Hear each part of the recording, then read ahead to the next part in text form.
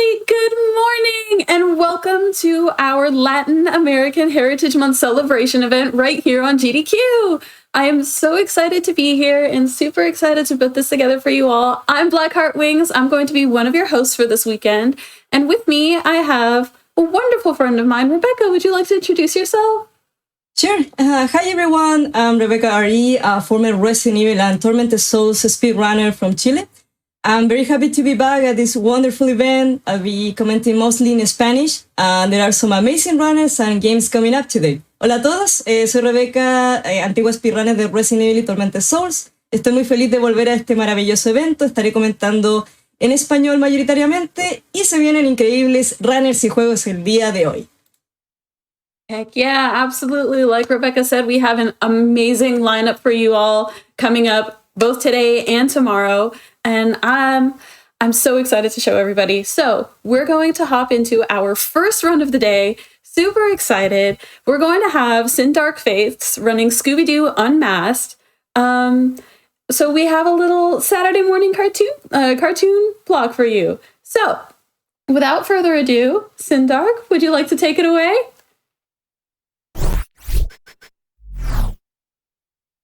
Dark Fates here, and I am going to be running Scooby-Doo Unmasked all levels for y'all. And joining me on the couch, I'll let him introduce himself. Thanks, Sid. My name is Coley. I also speedrun this game and other Scooby games, and it's an honor to be here at this Hotfix event. I'm super excited. Alrighty. We'll get started. We're already setting up a trick immediately. We're going to overwrite a specific save file that we set up. It will set up a trick further into the run. But as soon as we click A, time shall start. So the run shall begin in 3, 2, 1, go. Alrighty. While we're waiting for some loading screens and skipping some cutscenes, I'll basically explain the plot of this game so far. So Fred wants to visit his cousin Jed, who works for a company called Monsters, Fright, and Magic. And they invented this technology called Mubber that pretty much makes monsters a real thing. And so once we visit his workplace, the place is in ruins and Jed is missing. So we have to go figure out where he went. And that's pretty much the mystery that the gang has to solve. And the main movement of Unmasked is going to just be rolling, as you can cancel a roll into a jump and you can cancel a jump into a roll. We're going to be heading towards Velma, who is going to be our clue girl. So anytime we see a clue in any of the levels, we'll be turning any of our clues into her.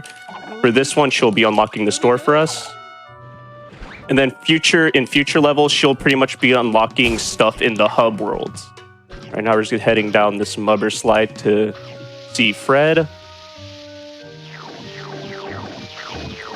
And then Fred just basically tells us to get on the zip line. You're intended to go on the spring, but we're just going to use the camera stand right here. Just do some more basic platforming before we head into the combat tutorial here. As soon as we go down this slide, we're going to find Daphne, who tells us, you should save Velma from these giant rats. So we will be doing that, obviously, because we are a hero. And I kind of lied already. We're actually be ignoring Velma straight off the bat. We're going to be skipping this whole combat tutorial by getting on this box. And we're going to refresh our jump on this wall here. Got it first try. That's called MFN jump. Shaggy's here, going down the second Mubber slide.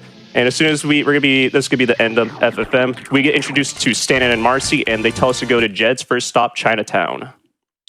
Yeah, and so right when we enter Chinatown, one of the first things we're going to do is get a clue, which will unlock the first level that we're going to enter, which is the Cookie Factory. But on the way to the Cookie Factory, my gosh, excuse me.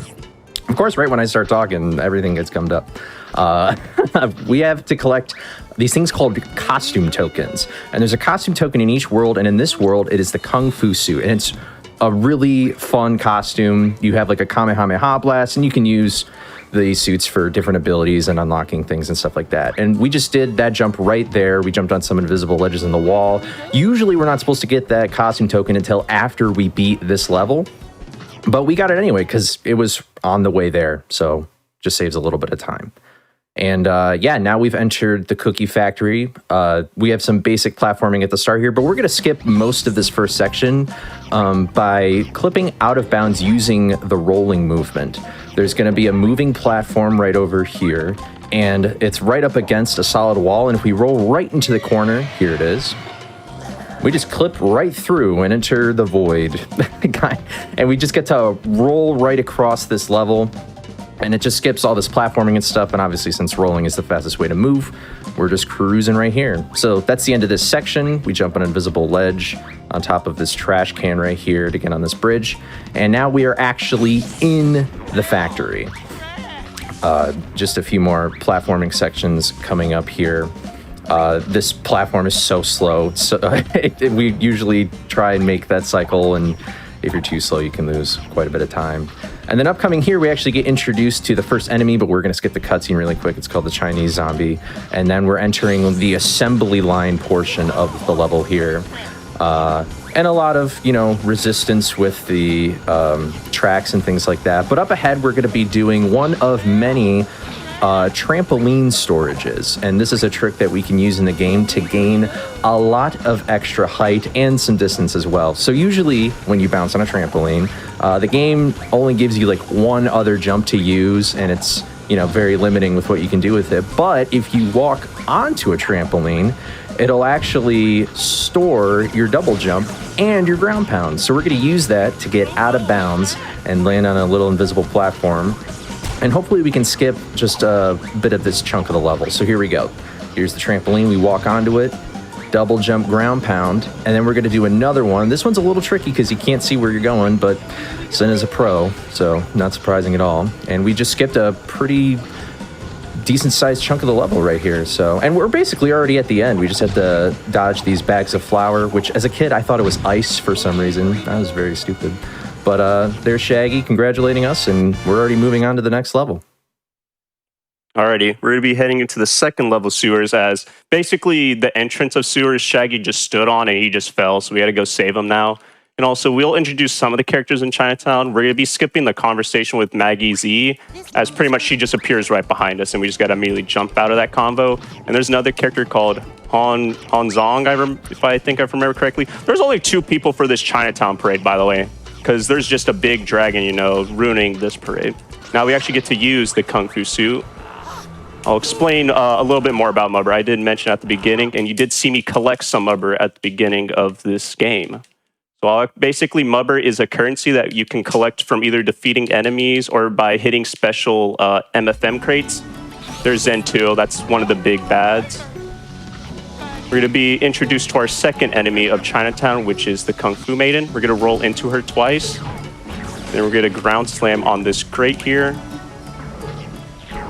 We're going to hit these 2 FF boxes, and we'll kill these 2 spiders, and we should get enough. I think I missed a yellow Mubber, which is fine.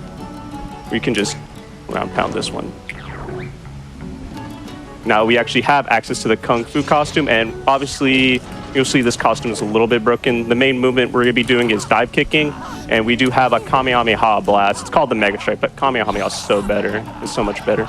We're going to be using the dive kicks. We're going to time a double jump, and then after a while when you dive kick, you actually regain your jump after a certain amount of time, so we can pretty much abuse that to cross that gap. We can also use dive kicking to give us extra height. And now I'm going to try to make a very tight cycle here in this next room. We're going to be hitting a button, which is going to cause a pillar to go up, and we're going to try to make it to an elevator. We'll see if I make the movement.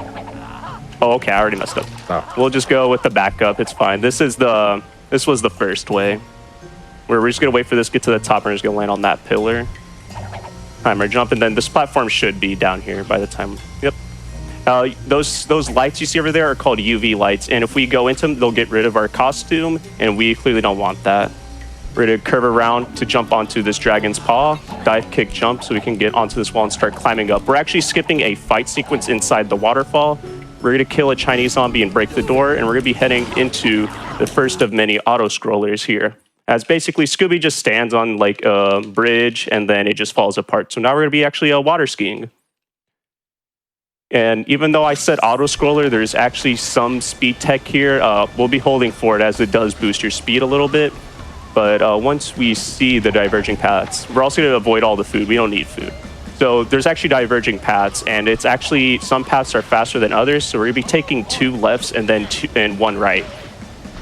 And I guess I did explain the ingredients. Basically, any ingredients that we collect, we can turn into Shaggy, as we saw with his Porta Kitchen. And we can gain extra hit points, or what the game calls them is medallions. We obviously won't be doing that. And also, we'll go a bit of a rant on that. Shaggy makes you a stew with all the ingredients you make. You know, we saw a cabbage first thing, but you saw a cabbage even in MFM, but we're gonna be passing by a pickle, we're gonna be passing marshmallows, meat, fish. Like, this is the worst stew ever. Popcorn. I know. I know Scooby and Shaggy just eat whatever they want, but like, come on, they have to have like some self-restraint. Like, you can't be eating everything like that. Right. Take some damage right there just to go a little bit faster. We're nearing the end here. We're going to be meeting up with Shaggy soon. And we will have to ditch our costume. But it's fine because we'll be doing another glitch. These UV lights will be here. And a little quirk of ground pounding is that you don't actually have to go to the intended green arrow of zip lines or ladders. You can just ground pound onto them. And anytime you see me spin on platforms, it's me trying to maintain my speed. And to basically explain this skip we're about to do, I'm going to double jump and ground pound into a gate so I can skip this entire fight sequence.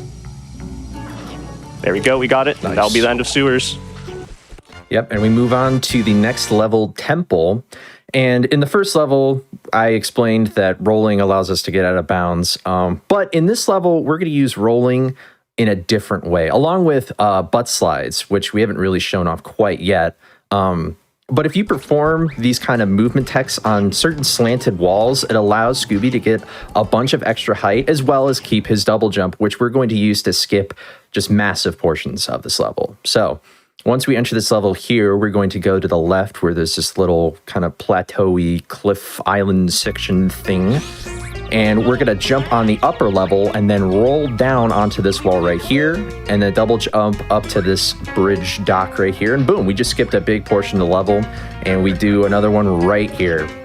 And so that brings us basically to the end of the level, but we also want to try and do what's called waterfall skip, where we jump on top of this machine right here and then do a butt slide, which gives us a ton of distance and allows us to keep our double jump to our coyote frames for the gamer jargon here. And that's waterfall skip. And we're about to do it again right here with a trick called Immuno skip, named after the runner Immuno. And that just brings us to the end of this section as well. And you saw Sin also hit some gongs right there. That activates like platforms and other things like that. And it said that we've hit 8, but obviously we have not. It just kind of catches up with you because that's the intended order. But yeah, now we're already here at the actual temple. And we get the Kung Fu suit back so we can do some beat 'em up sections. This level introduces this enemy, the ninja, but we completely skipped that part where it shows a cutscene and everything like that. And then it spawns the enemies from the sewers again, the maidens. And we try and hit them with the Kamehamehas, so we hit multiple enemies at a time. Great recovery from Sin. Sometimes they hit you, and it's just very, very annoying. But we just got to hit these gongs right here. And the tower will show its platforms, and we can climb up and save Daphne, which is kind of a reoccurring theme in the third levels of these worlds, is you need to save Daphne. So yeah, there we go. And we, some ninjas are appearing, get the clue, and we're already done with Temple. All right, I know I said I wouldn't have a that's never happened before moment, but I've never had a ninja like dodge that blast. That's just never happened. I also didn't know the Kung Fu maidens would spawn when that happened as well. I've actually never seen it. Yeah. All right, so we're actually be solving the mystery here since we collected the necessary clues. We'll be selecting the giant fortune cookie, dragon skill, and then the UV light bulbs. And now we have access to the first boss of World 1, which is the dragon himself. We're going to head up here, and Coley's actually be splaying this boss fight. Yeah, so this boss fight personally is my favorite, but basically the whole name of the game is precision. Like, this boss fight, to do it fast, is very precise, which I'll explain in a second. But right now we're just going to collect some numbers so that we can get the Kung Fu suit, which is the only way that we can actually damage this boss fight right here by shooting our Kamehamehas at it. So we need 35 number, or 30, and now we have the costume. And we need to make sure that we are standing at specific spots and hitting the dragon at specific times so that we can get the cycles that we want, so that we can deal multiple hits to the dragon when he's not flying in the air, because otherwise we can't hit him if he's not lower towards the ground. So one of our goals is to kind of trap the dragon in this corner right here to make it, keep circling around and around and around. and it's very, very annoying to learn, but you even learn like different kinds of cycles you can have if you mess up. It's and you can recover from it too. The technicalities of this boss fight is crazy. I mean, just look at how many hits we've done already, and it keeps staying on the ground. It's pretty incredible. In the final phase, it also has the UV lights in its nostrils, just like that. So we want to make sure that we don't get hit by those, because that'll lose us some time if we have to go back and get the costume again. So, like that. I had to speak it into existence. I'm sorry. But yeah, this boss fight, it looks cool, and when you learn it, it feels fantastic to do. Oh yeah, and once we beat the boss fight, we can just exit level, and it'll bring us right to the second world. Skip all the cutscene and all that nonsense. So yeah. Alrighty, so the twist for World 1, that mystery, pretty much, Maggie Z was actually a robot and who was also Zen 2.0. So we just follow her radio transmission, and we're brought here to Theme Park, which is being terrorized by Qatar Ghoul. And so we're going to be doing the same thing that we did in World 1 and grab this world's costume early, which is the Batsuit. And we're going to grab the Haunted House tickets so we can enter the first level, which is a Haunted House. We're going to try to skip waiting on a roller coaster by just jumping on a piece of this wood right here. That's okay. I think I can barely make it. No! And I missed the cycle as well. There we go. Whatever. And then now we're actually heading into Haunted House, which this is actually the fastest level in this game, because there's pretty much 2 skips that just break this level wide open, and they pretty much go back to back. So we'll get to it. Then as soon as we head over this bookcase, we're going to be skipping a cutscene, and then we're going to be doing pretty much the first skip of Haunted House. We're going to be using the chandelier to launch myself onto this railing here, and that's pretty much going to lead us pretty much to the outside portion of the level. This trick is very finicky. There's not really a consistent setup. We kind of just throw ourselves at the chandelier and just hope that it just launches us. There we go. Now we're going to be heading out to the outside portion. We're going to get on this railing here. And then this wall is just not solid, so we're able to go right through it. And we're just going to do one more double jump, and we're done with the outside section, and we're in the final part of the level already. This level does introduce the fire-breathing groupies, which you'll see more of them in the second level. Oh, I've never ledge grabbed that. Whatever. We're going to be just grabbing this clue and Shaggy's over there, and we're going to be done with Haunted House. Yep, and we're already moving on to the next level, which is the water park. So once we load in, we're going to talk with Velma to unlock the level. And then we're actually going to use the costume we unlock just to enter the level. For some reason, you don't keep it when you actually go into the level. It's only used for entering it. I guess that is a common theme throughout the game, so I don't know why I'm too surprised now that I've just had a realization in my brain. Anyway, but while we're doing this, I want to kind of explain a trick that we're going to be doing later in this level, because it's a little confusing and I don't have enough time to explain it when we get there. But we're dubbing this name, the trick, Cheese Please, or with the very limited Spanish that I know, Queso Por Favor. No hablo español. I don't even speak English really that well either. But you see these starry rings on the water slide right here? We are going on a different water slide, the next one after this. We're going to try and get on top of that and get to kind of the exit of this section to enter the basement / kind of back rooms or whatever of the level where all the mechanical stuff is. And the reason why it's called Cheese Please is because there's a piece of cheese that is just so happens to be sitting on the platform that we're trying to get to. So this is the water slide right here, and we're going to use a combination of those butt slides and the rolling up the wall technique that we used earlier in the other levels as well. So butt slide up to here, and then we're going to do a rolling jump right here on this invisible wall, and we're going to try and ground pound up there. Thankfully, Sin did not land into the ocean, the electrical ocean or whatever is below us, so we can try again. And then once he gets up there, we're going to try and do another butt slide and try and go around an invisible wall that's to the right of Scooby right now, but it's in between where Scooby's standing and where the cheese is. And then double jump and ground pound. There we go. That's Cheese Please. He makes it look so easy, but I honestly hate that trick. So now we're introduced to the enemy, the strongmen with their amazing khakis, and we're going to do some mubber farming here so that we can easily get the gliding costume that we're going to get just on the other side of this room. And we'll go into a little bit more detail about mobber farming later, but we're just bouncing on these guys' heads so that we can get the number that we need. Now, we didn't get enough mubber, but that's okay, because there's some boxes in here that can give us some mubber and things like that. And we did another rolling jump, as you can see right there. Thankfully, the guys who built this place, they didn't really make their glass very well. So we were able to just clip on and roll right through that. So we're just heading up to this machine right here so we can get a little extra mubber. And thankfully, you can kind of like pay it off in like 5 easy payments of 60 mubber or whatever. So you don't have to like collect it all at once. You can kind of like save it and all that stuff. So there we go.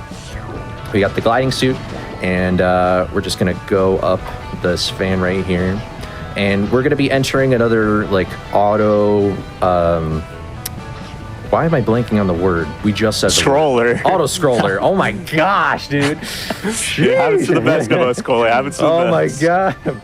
But, yeah, another auto scroller.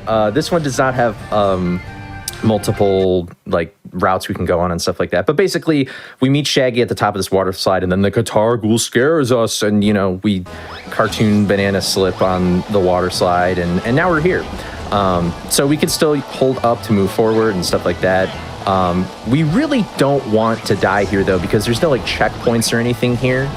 We would have to start all the way from the beginning, and as you will see as we go down the water slide, this takes quite a bit of time, so we don't want to go and trek back through it again. Kind of another rant here. I don't know. Thank God this park is closed, because this is probably the most dangerous water slide I have ever seen. There's lightning. It's not even finished. There's debris falling everywhere.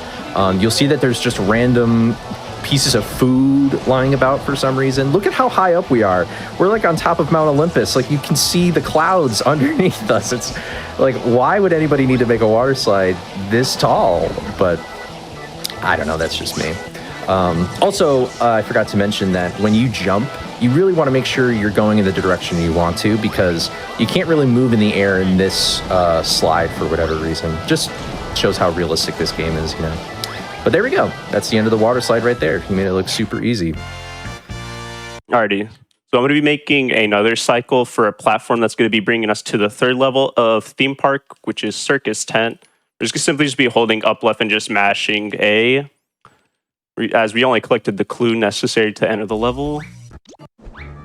There we go. And we're going to use these trapeze bars so we can actually enter Circus Tent itself. And we're going to be doing mubber farming right off the bat, because we do need the same amount of mubber that we needed in Water Park, which is 200 mubber. And the strongmen are going to be helping us yet again, but there's a little difference from them.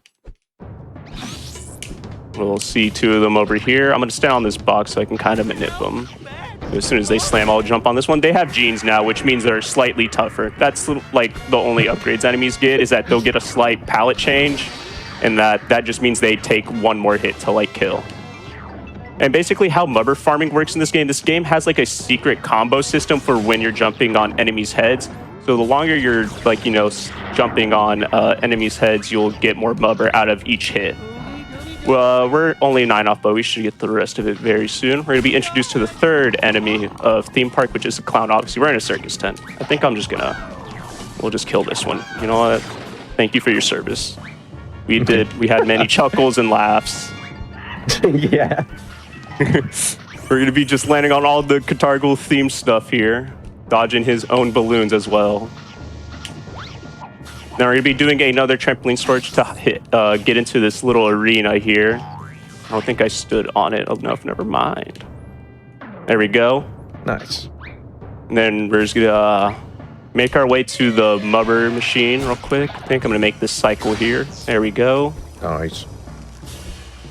And then basically this level does have a skip. It's very weird on how we're going to do it, but I'll explain it once we actually get the Batsuit costume. Here we go. We use our 200 mubber, and we're actually be heading back to the start of the level, as actually the end of the level is near the start of the level, so we're going to be abusing the fact that the game devs did that. Silly them. We have to first dodge these UV lights by just curving around them. Now we're going to start making our trek all the way back to the start of the level. And also, I can die during this trick, and if we do, we'd have to make this entire trip again, but surely that won't happen. Just making our way back. And we're actually going to be utilizing something you've been seeing a lot throughout this run secretly, and it's these TVs, which are the checkpoints with a capital P for whatever reason. And so we're going to be using that to our advantage. Simply need to just head over where Shaggy is. I missed my jump. No. We're going to use this enemy here that I left behind just so I can have a little bit more optimization. You know, Shaggy's going to greet us, but, you know, we're not here for him. We're here for the TV. So that's all we're really going to need while we're over here. And so we're going to activate this checkpoint. And basically, any checkpoint in the game, they have a secret invisible platform on top of them. So we're going to be abusing that fact and jumping on top of it so we can head over this wall. I'm going to try to get on this net a little bit higher. And then we're going to curve over here. And we're going to get onto this platform, which is going to lead us to the end of Circus Tent. We ledge grab, and that's going to be it. We're going to save Daphne up here. Simply wait. There we go. Nice. And since we didn't collect the necessary clues to solve the mystery, the game's going to just spit us out. We're not going to be in a cutscene or anything after this level since we didn't collect the clues necessary to solve the mystery. And so we're going to be entering Katargul, who is the boss for this world, in a slightly unconventional way. We are going to be using the bat suit. There's another quirk this suit has as well. So pretty much we're going to head over to these barrels, and I'm going to hold forward and then jump so I can glide. And then I'm pretty much going to just, keep on rolling my stick just so I can, gain height. And then we're just going to enter the load zone from out of bounds. Yeah, and we're already at the boss fight now, Katargul. And basically to beat this boss, we have to hit metal spiders at him, but there's these funhouse mirrors blocking the way. And so there's going to be 3 phases of spiders. And the first 2 phases, we know exactly where the spiders are going to be, and we can time everything out perfectly. But the third phase is RNG, which can be very frustrating. Now you saw it there, but just in case you missed it, once we complete this phase, you're going to see a spider being thrown at the mirrors here. That just breaks a ton of them, and that makes it a lot easier for us to go and hit the boss. The inner mirror layers are take 2 hits, and obviously when he's up there, that's not very helpful for us because we can't hit him, but and sometimes the spiders can just be called rubber spiders and not hit, but we destroyed this boss fight. Yeah. We completely took him out. So we're already on our way to the museum. Alrighty. So for the mystery of theme park, Katargul was Alvin Wiener, who was part of the not so successful band Death Potatoes. But he's actually impersonating Katargul. He's not the real Katargul. The real Katargul is Nikki, and she pretty much just tells us to go to museum for whatever reason. We're just kind of here now. And there's a caveman on the loose. We collected his photo right there. That's his mugshot. And we're going to go into the first level of museum, which is going to be dinosaur exhibit.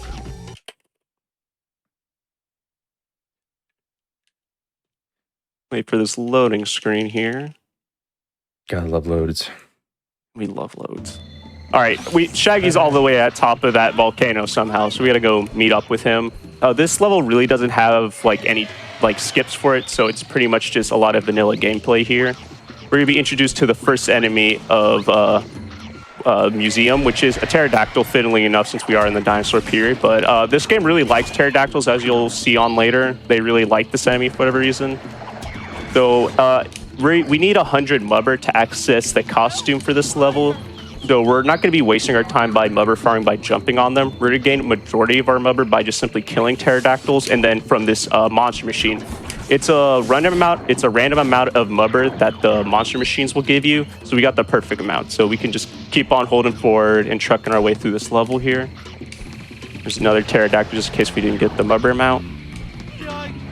Now we're just going to make our way towards the volcano by just doing some basic platforming, but we're going to optimize it by just rolling onto these platforms here.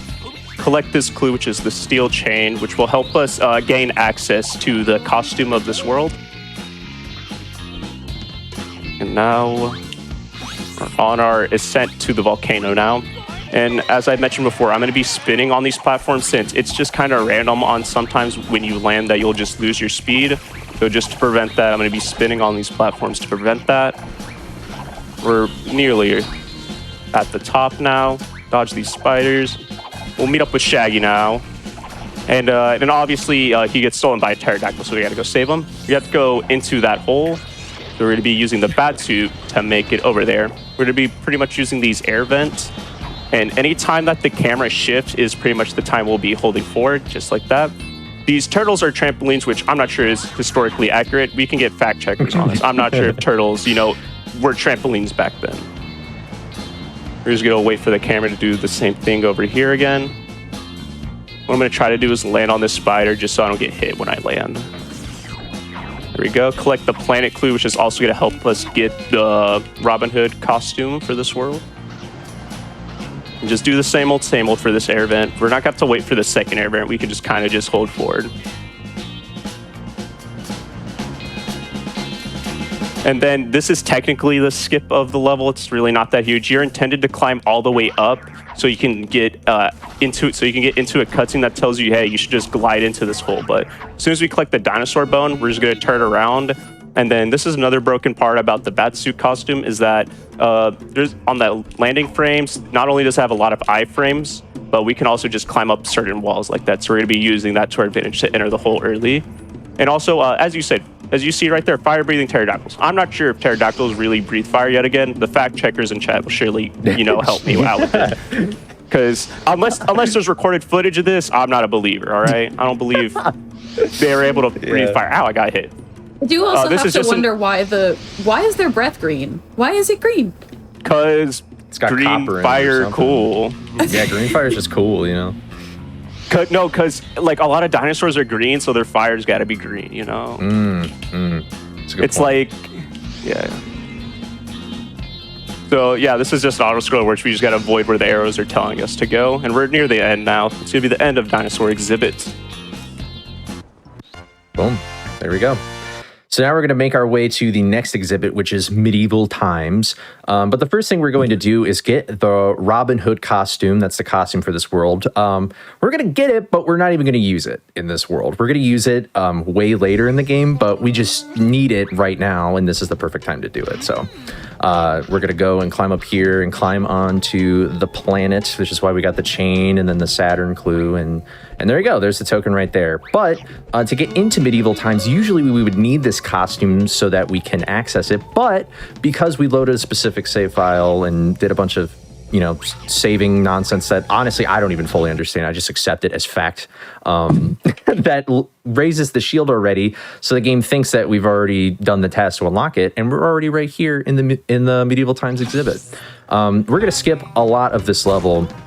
And especially this first room where, again, we would usually be using the costume. And we're going to try and ground pound at a specific moment to clip through that gate, but we didn't get it. That's a very tricky trick to do. So we're going to do this wall climb up here instead and activate this button, which unlocks, oh my goodness, a secret entrance to the other half of this level right here. So we just skipped like that entire part that required Robin Hood. And here we have some platforming sections, and we're going to try and avoid using all of the hooks in this level. They kind of look like the little sparklers and stuff that you see, like that you can light. They're kind of slow and pretty annoying, so we kind of want to just try and avoid them at all costs. We're going to see another trampoline storage right here as well, to skip some of those over on the left. There we go. And we're going to see the coolest one, in my opinion, where we double jump across this whole gap, and then boom, right there. It's so sick. Gonna do another butt slide here, so we don't have to wait for these platforms or climb across anything here. And then we're gonna bounce up here. And we've skipped a lot of these, but when you get the Kung Fu costume in these later levels, it's usually because there's like a beat 'em up section, and so there's one right here. But instead of having to defeat all these enemies, we can actually use our expert Kung Fu powers to just clip through the wall, just like that, and we can skip that whole section, and we're already done with Medieval. And there's Shaggy. Hello. Hello, Shaggy. All right, we'll be heading into the third level of Museum, which is going to be the Undersea exhibit. And we are going to be causing some property damage, but, solving the mystery is priceless. I think that will value more than, this little shark we're about to break so we can enter the level. Going to be just holding forward. And this level is intended for you to use the Robin Hood costume, but we're going to be, obviously skipping all that. The Robin Hood costume just sucks. It's the worst costume. It's just the woat.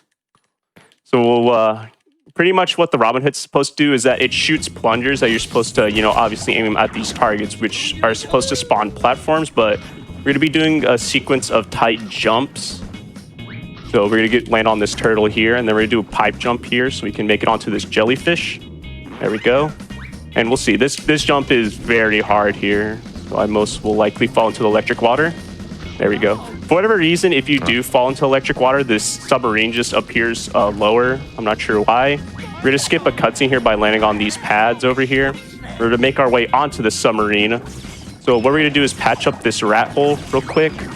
And pretty much what we're going to do is roll on a specific part of the submarine, which will refresh our roll, so we can just kind of keep on doing that so we can make our way up here. And we're going to go in here, which leads us to an airplay section.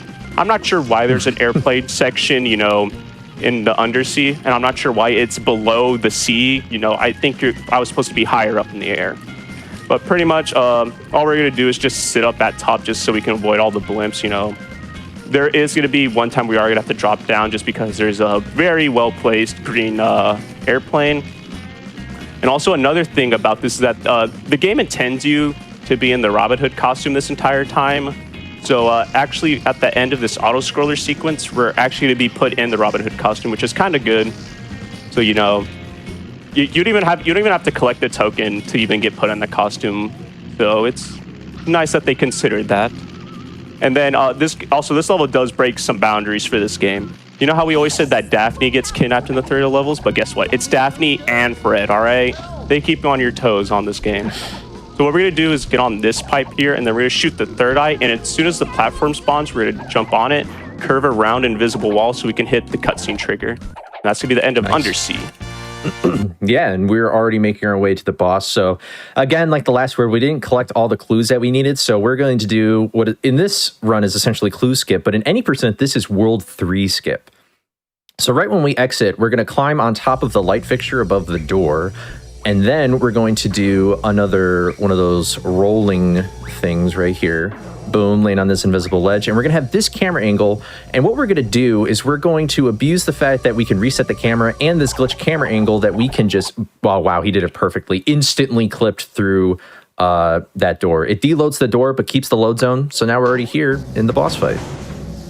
Alrighty, this is my favorite boss fight personally, which is K-Man, which is just glorified bumper carts. As you can see, we do have power-ups. Electro Mines are the worst thing to ever since unsliced bread, but Deep Freeze is pretty good.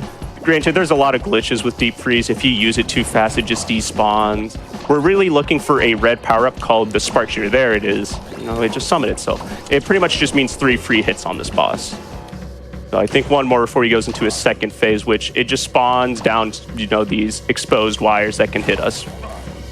The Deep Freeze just despawned. You see, that's just, what a good power-up. We got another Spark Shooter here. I think 2 more hits before he goes into his third phase. There we go. Let me just. Oh, no, come back. Oh well, I kind of want to. You might run into electrical. Okay. Oh, that might be bad. It was huge, guys. Shot the Spark Shooter during cuts. Also, he cheats. He realizes the Spark Shooter is like the best thing ever, so he just puts it on his UFO, which is a little bit unfair. I'm just going to keep on just running into him. We got one more Spark Shooter. This should nearly end the fight. You might need one more hit. There you go. Oh, and then on. There we go. That should be the end of Museum. Nice. I love how Scooby shouts out the attacks that he's using like he's an anime protagonist. It's amazing. Yeah. Yeah, and I guess just to briefly explain the story, we found out that the security guard was the caveman, and he was drilling oil by the museum. He set up the little decorations in front of the museum as oil rigs, and that led us back to here because, you know, this game is Shakespearean. It's poetic. The last level is the first level. It's very wonderful indeed. But now you're going to notice absolute cinema, peak fiction right here. But obviously, you know, it's a little bit different. There's a lot more property damage. There's enemies running around and things like that. And usually for that first part, we would use the Kung Fu costumes so we can easily take care of the enemies, since these enemies are pretty strong. But we just completely skipped that. And we're going to try and do a little zipping jump right here, just like that, using the sliding momentum from those ledges, and jumping at the right time allows us to just propel forward like that. So...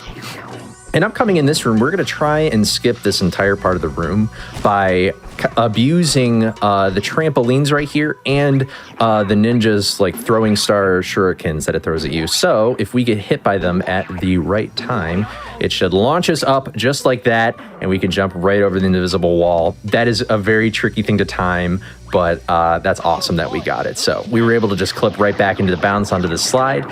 And we've made it already back to here, and we see some enemies that we got to beat up. We can just roll into them, but there's a weird fish guy back there. What is that all about, Sin?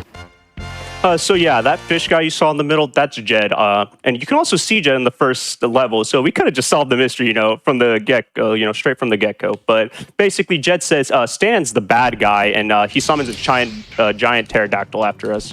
I told you, this game really likes the pterodactyl enemy. I'm not sure why. So we're going to be utilizing all 3 of the costumes we've collected throughout the world to defeat them. We're going to be first using the Robin Hood. I'm going to try to time these plungers at a specific time to where if you shoot them at a specific timing, they'll do double damage.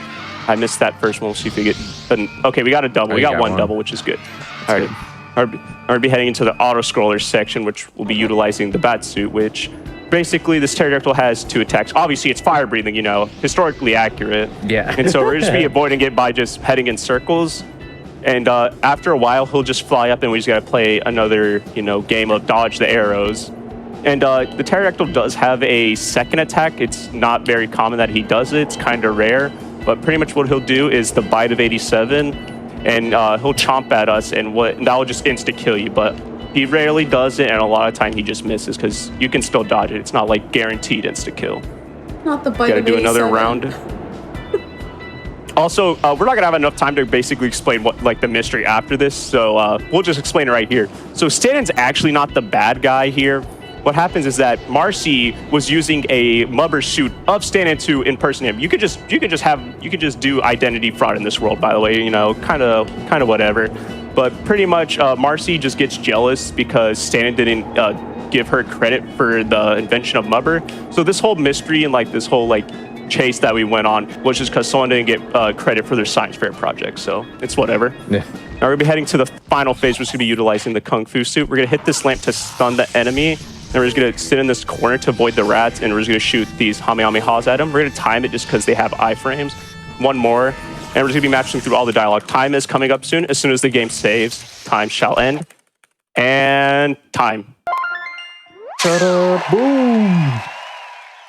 Alrighty. Jeez, absolutely amazing. Nothing could have prepared me for that plot. Oh my gosh. I told you it was crazy. I told you.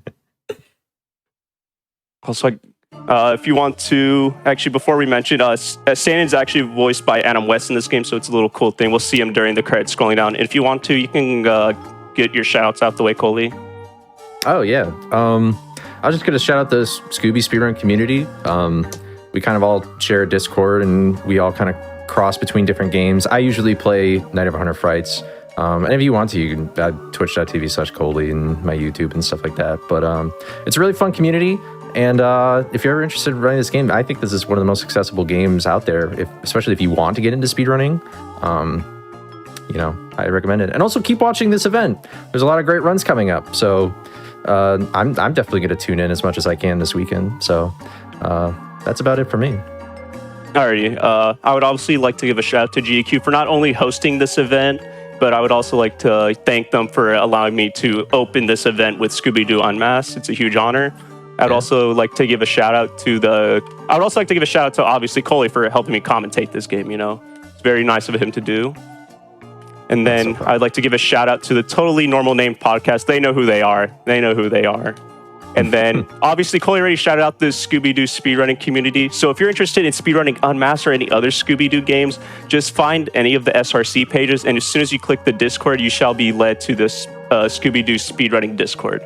So with that, that'll be the end.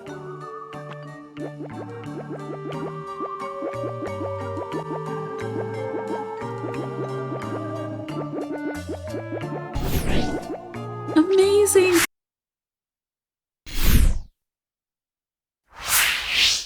Hello, everybody. Welcome back to our 3rd annual Latin American Heritage Month celebration here on GDQ. If you missed it, we are celebrating Latin American and Hispanic speedrunners all weekend long, and we're having an absolute blast.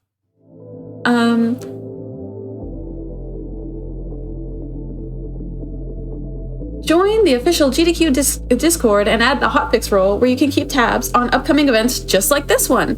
You can also talk with staff and more. Use !Discord in Twitch chat for more info if that is something that you're interested in. And without further ado, I am so excited to introduce our next run. We have Orbo's Odyssey coming up, run by Bystander Tim, all gears. It's going to be short, sweet, quick, and if you blink, you're going to miss it. So, without further ado, Tim, would you like to take it away? Hi, yeah, so I'm Bystander Tim. I actually ran this game at GDQ 2024, so it's making a GDQ Encore. But if you've never seen Orbo's Odyssey is a 3D collectathon platformer about a little guy with no arms who is locked inside his office. So he's going to have to figure out a way to solve that. Before we start the run, I'm going to need to do this because, as Gabby mentioned, this run is super duper quick. So I'm going to have to give you a little taste of the movement in Orbo's Odyssey. We're just going to load up one of the first levels right here, and I'm just going to give a brief overview of it.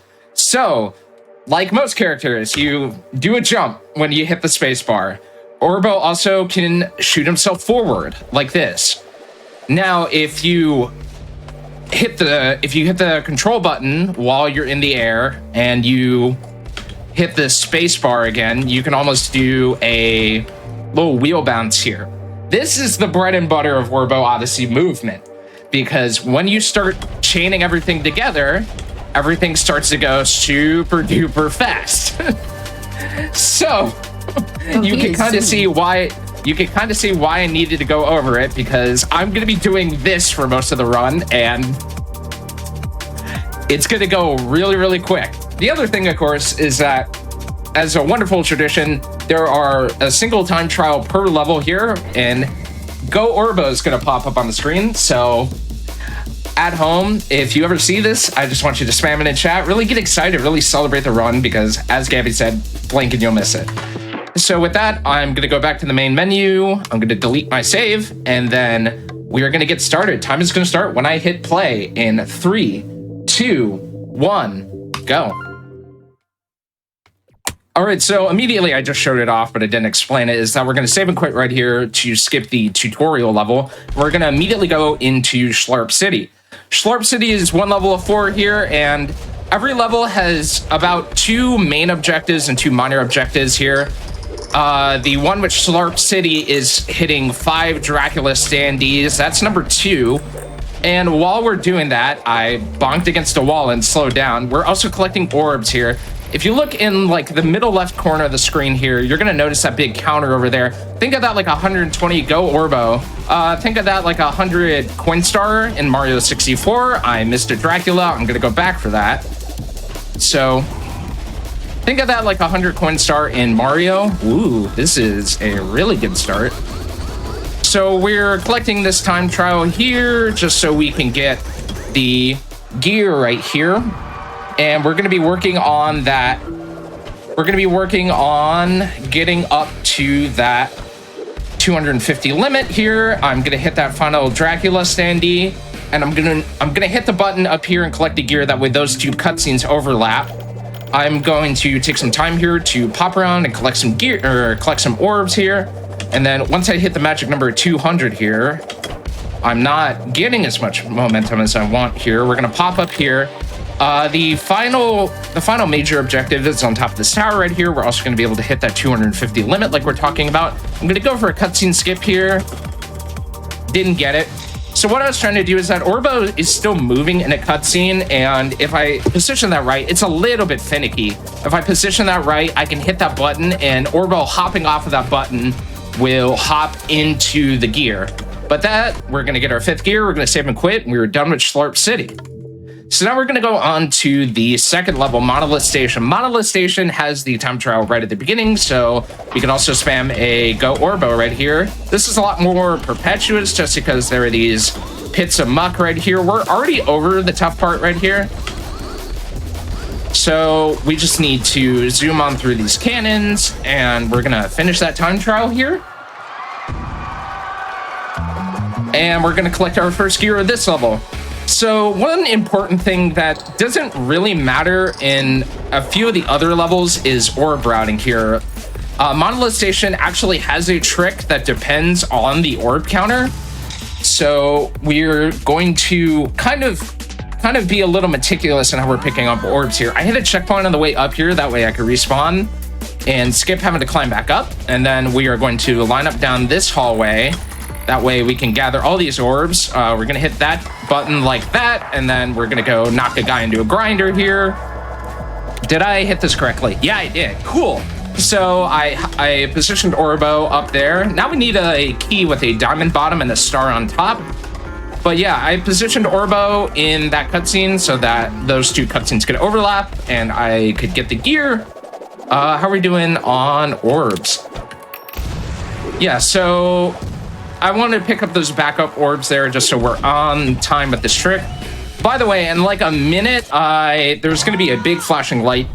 So I'm going to preempt with a flashing lights warning here. But we are going to take that orb we got at the top of that elevator and go through here. And we're working the entire time. Like I said, this game moves really fast commentary-wise. We're working to hit these three buttons, turn on these three things so that we can activate this big terminal right here. And then we're also going to try and line up a cutscene here where we finish the 325 orb count here. Didn't get it. Yeah, I needed to chain the bounces there. That's the flashing lights, by the way. I needed to chain the bounces there. That way I can hit that button right in time with the orbs finishing up. We're done with the level anyway, so no skin off our back, and we are done with Monolith Station. So now we are going to go over to Sleepy Time Manor. As I quoted at 5 in the morning during my GDQ run, this is the biggest level in the game, mainly due to its size.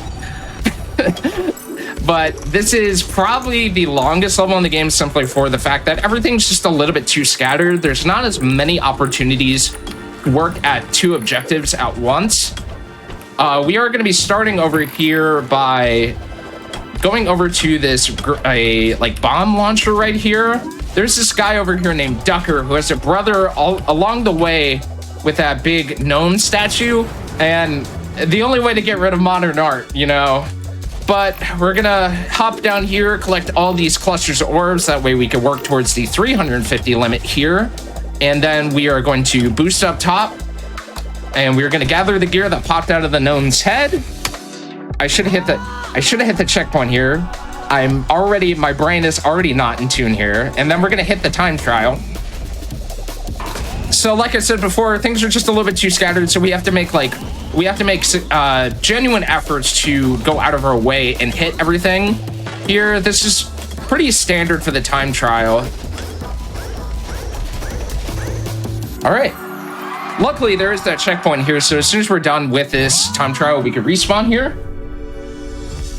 And then we have 3 more gears to pick up here. The first thing we're going to do is we're going to work on that 350 orb count here. We want to hit about 300 right here. That way we could go grave robbing and check out this crypt right here. That's going to complete that 350 gear. We could steal somebody's priceless treasure. There's more Draculas. We can hop into this crypt and grab the orb that is needed to open the house right at the end. And then we just go ahead and open that, and we are done with Sleepy Time Manor. So now we go from the longest level in the game to the shortest level in the game with Dunbarrow Mine. Dunbarrow Mine has another cutscene overlap that has been a little bit more tricky in practice. Oh, Orbo wanted to hang there. The story of this level is that Orbo's friend Peeb has an entire mine full of glowing paint, which is definitely no negative connotation whatsoever. But the main reason this level is so short is that, unlike every other level, there are 2 gears behind the main objective rather than like 1. So, by the way, final go Orbo right there. So the thing we're trying to do here is I have this special hat that this investor is going to eat. And like before, we're gonna try and line up this cutscene here. So I wasn't even thinking. I was just talking and going here. Like I said, this one's significantly harder. So this guy's gonna eat our hat. We are gonna grab the gear right here. And then we are gonna grab the orb. We are gonna open both orb doors right here. There are 2 gears like I'm talking about. Ignore this vibrating head. He's perfectly okay. This is very, very normal. And then we are done with all 4 main levels. So now that we've collected all these gears, we're going to be able to solve this door issue by using all of our collectibles in order to build an arm to open the door. Got to get that thumbs up. So we can finally break out. Retrieve your arm. Gotta retrieve your arm from your chest. Yeah. So our buddy Peeve is going to run on ahead. Unfortunately, for whatever reason, Orbo is getting called into human resources. And Orbo is going to get fined by the HR rep $3 million. So we're going to deal with this. So this is Surgeon. Unfortunately, for how fast-paced this run is, this boss is very much an auto-scroller. So he's going to do a pattern of firing a barrage of missiles, or firing a laser, firing a barrage of missiles, doing a big sweeping laser, and then shooting out a bomb that we can recoil back. So unfortunately, there are 6 hits here.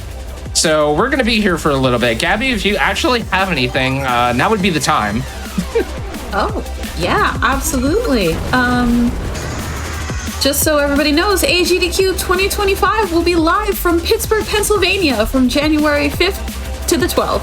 Registration and hotel booking are now open. Visit GamesDoneQuick.com and check the AGDQ 2025 important dates section to learn more. That's coming up soon. It's gonna be great. Definitely.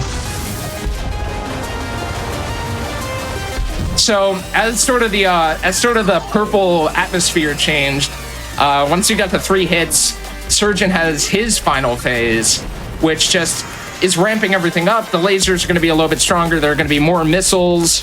And then the sweeping beam turns from one that's pointed directly at Orbo to one that circles the arena. Luckily, the way we bounce back our bombs is no different, so we can just do that. And time is coming up on the final hit here.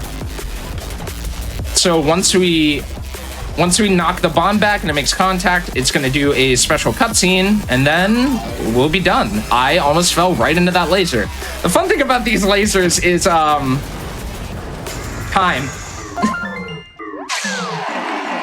GG. Oh my gosh.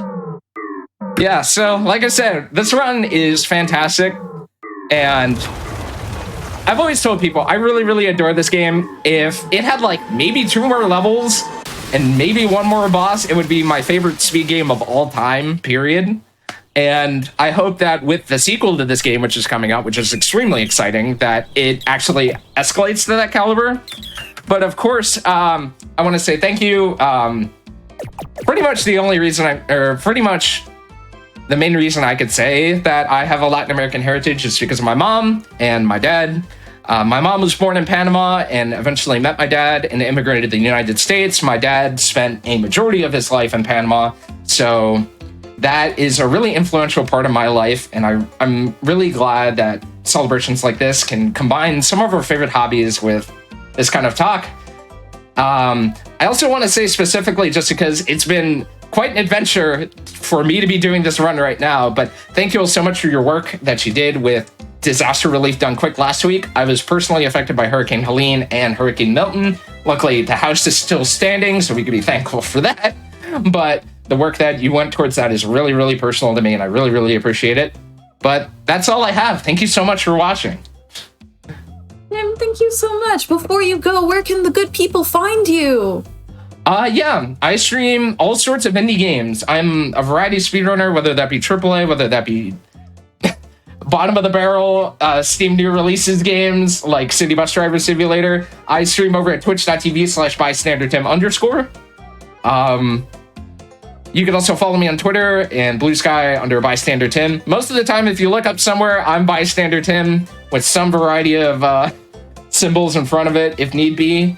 But yeah, once again, I'm so grateful and thankful to be here, and I really appreciate all of you who support changing the world using video games. Thank you so much. Thank you so much for showing off that game. Goodness gracious, go Orbo indeed. He was so fast. Before we go, I have one more announcement for you. If you have missed out on any of our shows or events, be sure to check out the VODs on youtube.com/gamesdonequick. The VODs for this event will also be up later on as well. So if you are unable to join us for the rest of the weekend, you can catch the VODs on youtube.com/gamesdonequick. And with that, we are going to take a little bit of a break, but don't go away. We will be back soon with another fantastic run by Astrid, the Horror Girl.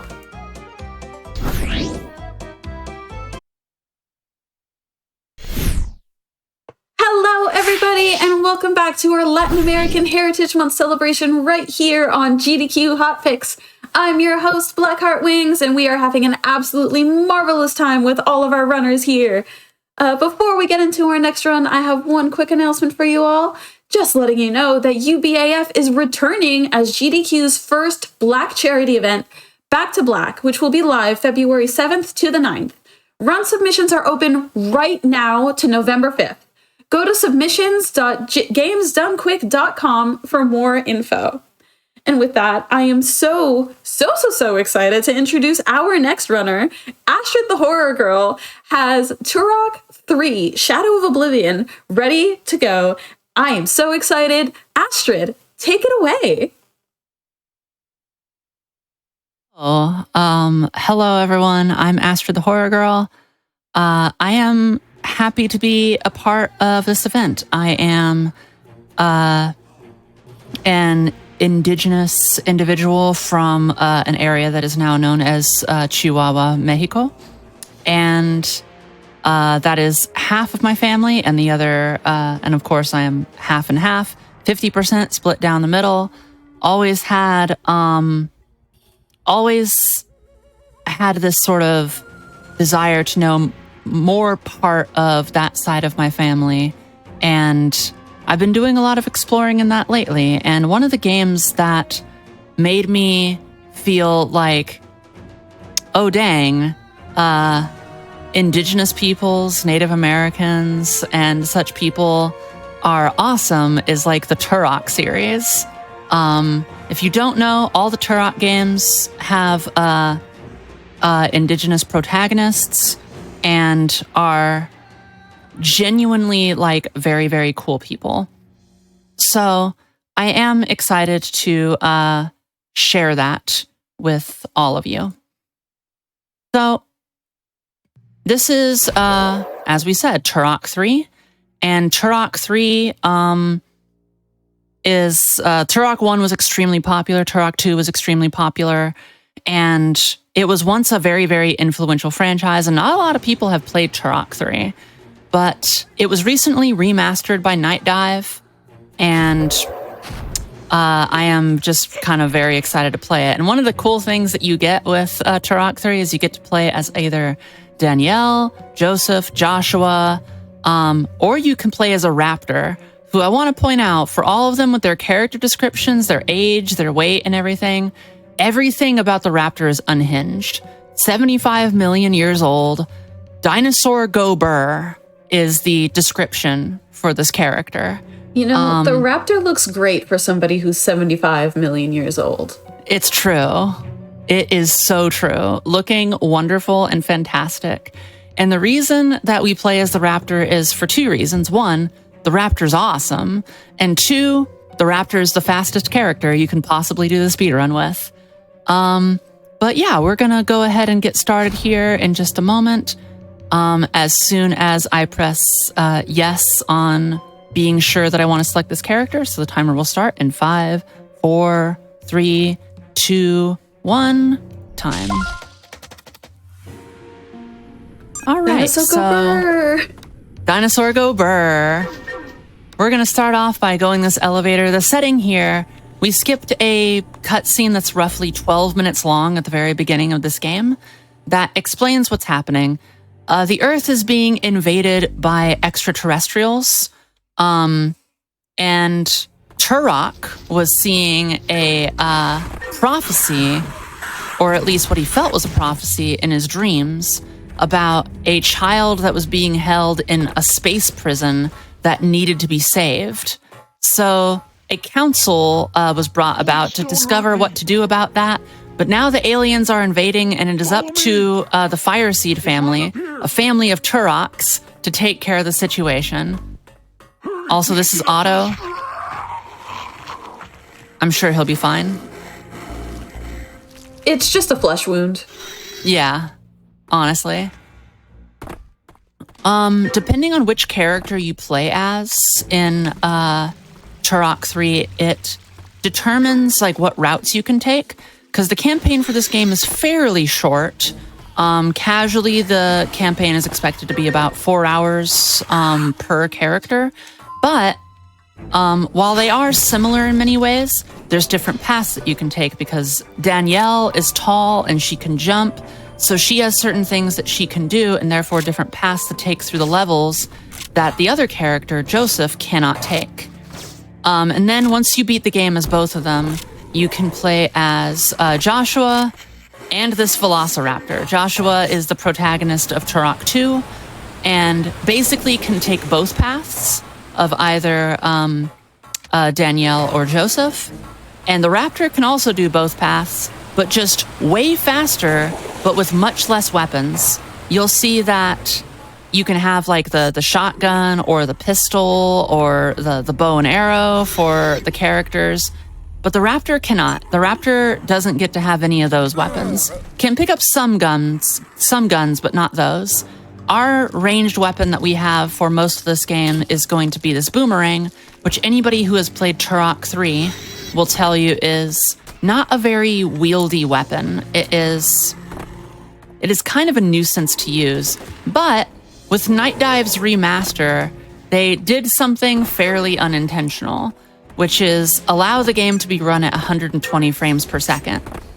At 120 frames per second, the game calculates every single spin that the boomerang makes, and because it does that, it calculates damage per spin, and that makes the damage just absolutely melt some of the bosses that we will come up against.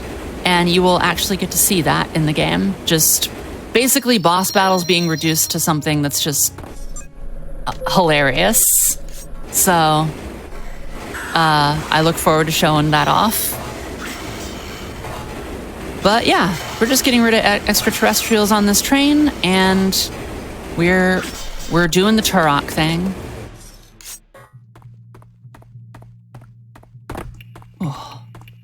Oh yeah, that water is dangerous. We have to jump over it. Is it like the water in Scooby-Doo where it's electrified, or is there some other weird nonsense going on with it? Oh no, yeah, it's electrified. A running theme, apparently. Yeah, very much. By the way, some people might note that we are running diagonal at a lot of things. That is because, much like you may be familiar in Doom with the strategy known as SR40, SR50, stuff like that, that is applicable here as well. Diagonal gives you a little bit more speed than just running straight forward. So we are utilizing that to our advantage. Here's the first boss fight. There's the first boss fight. Oh! Blink and you miss it. Goodness gracious. Yeah, the thing is that right on the back of that boss is the boss's weak zone. You're supposed to try to get to it.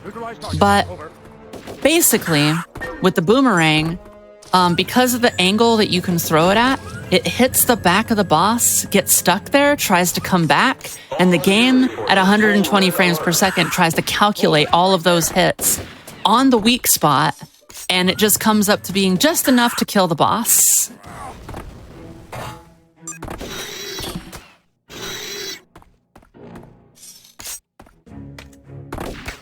I'm obsessed with this. I'm obsessed with this. It's absolutely amazing. Look at him go. It's very rip and tear until it's done, almost. Especially It's given that you're true. a raptor. Very much so. My good raptor friend, normally in Turok, the first Turok was called Dinosaur Hunter, but I always believed that dinosaurs could be good. And here we see Dinosaur Turok as things should be. It's a full circle moment. The warhead has been disarmed. Unauthorized personnel detected. See if we can get this skip. We got it.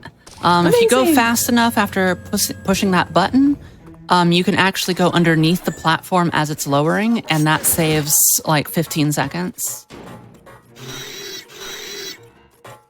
The warhead has been disarmed. Some kind of mutant. Let's see. We got this friend. The warhead has been disarmed. So if you're wondering why we're disarming warheads, I still don't know, actually. This one scientist just kind of explained to us that they're going to blow up the base, and it's like, oh, okay, can't have that happening. So we stopped that. This is a neat little trick. This is a cutscene that happens, but if we just restart the level, it just restarts that part without having to watch the cutscene. So that's all that happens there. Now we see what level this chooses. It chose the longer one. This is the Danielle version of this level, which is slightly longer than the Joseph version of this level, but that's okay. You never know what you're going to get whenever you start this route out. We're going to wait for this person so we can jump on their head to get over that. Save us plenty of time. Normally there's an explosive barrel there for us to shoot and then make that hole in the wall so that we can get through this area. But since we only have a boomerang and nothing with like explosive ammo, we can't actually blow up the barrel. So the game just kind of goes, all right, it'll just be pre-blown up for you, Velociraptor. Just for the Velociraptor, as a little treat.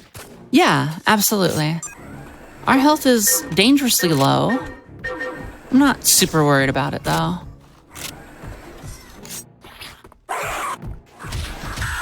Ooh, very low now. This is fine. You've got this. Thank you. Good news is that if we die, we don't lose that much time, and we restart with 50 health at the last checkpoint. It's a very generous game. We will probably die right here. Yep, that's okay. We just gotta go up to that door again, now with a little bit more health.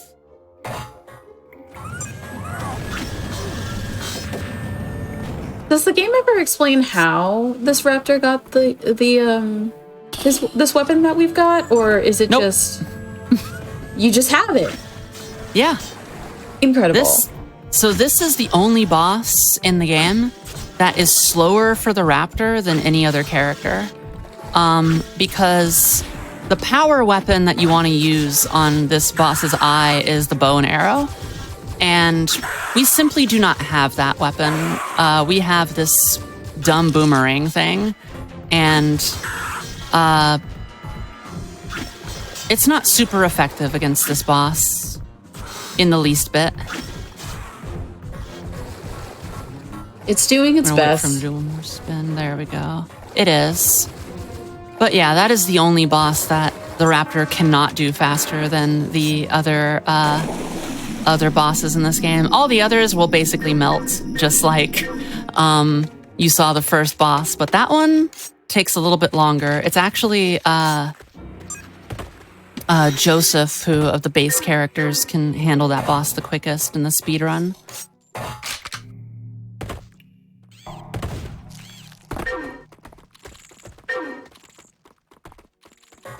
All right.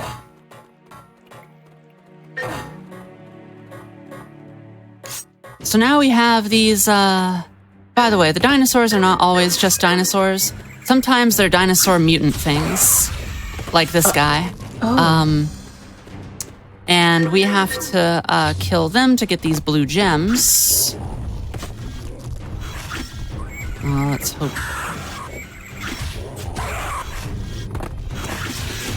There we go. Boomerang was being a little naughty, but we got it. Now we just grab these gems, plug them into the wall, and for a moment amongst these velociraptors, I'm gonna get lost in the crowd. Which one was me? It's a mystery. So, coming up is the hardest skip in the game, but it also is the skip that saves the most time. This is a little bit of a wall clip coming up here. First, we have to make sure that guy is dead so that this one dude that we need to spawn actually ends up spawning. We need to pick that up and stare this direction to make sure that a certain enemy spawns. There he is. And we need to try to convince him to stand in the appropriate spot.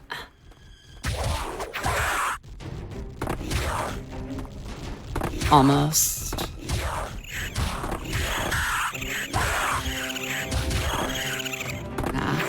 He's being a little troublesome. That's okay. There we go. There we go. All right. Amazing. That trick, just clipping through the wall like that, clipping through that door saves literally about 2 minutes. So it's a huge skip in the game. Was that an airplane just then? It was. It crashed into the wall there.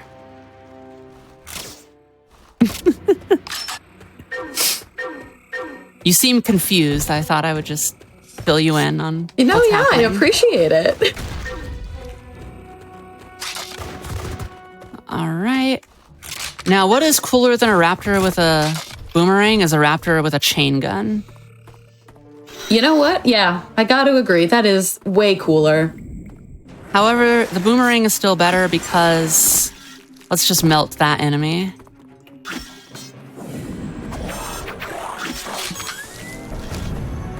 All right, so this boss comes up in these little tubs, but the boomerang just absolutely makes their health bar laughable as it just kind of chops through them. And we just got to close those doors up right behind it. Being careful to avoid the projectile, because the projectile that they shoot at you is a really dangerous one. So we want to be careful on that end. Well, I don't know if that killed it.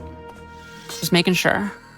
And now we have to actually do the boss fight, which is slightly tougher than what we were just doing, but not really because we still have the boomerang.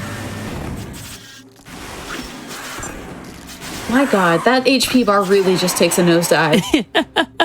It really does. And like these are supposed to be like fairly tanky bosses, but as you can see, the boomerang doesn't care about such things. It just absolutely threads these bosses up. It's a raptor with a boomerang. This defies all logic and reason. It's true. All right, now we're gonna go and do some chain gun stuff just because it makes the most practical sense to get through this area. Just to make sure nothing gets in our way, really. There is a bridge keeper here who's kind of tough, except he's not because I obliterated him just now. I need his key so that we can get through this gate. And now this is going to be a series of inputs here that... Oh, the practice that I've put in to make sure that everything works according to plan with all these jumps and all these different sections. This is a deceivingly difficult part. Okay.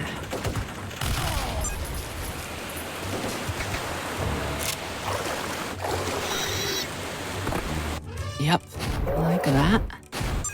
Serious time. Okay. Now that we've made that jump, we just head on up there. And actually up here, we're going to grab a rocket launcher. the explosion that can happen from the rocket launcher can clip through walls. So we're going to kill this one enemy by shooting through the wall like that. You shall not pass. That brings this boss up here. He's going to slash at us a bit, but we're not here, actually. Nothing to worry And we're about. just going to kill this boss in the best way possible. There we go. Nothing to see here. Yep.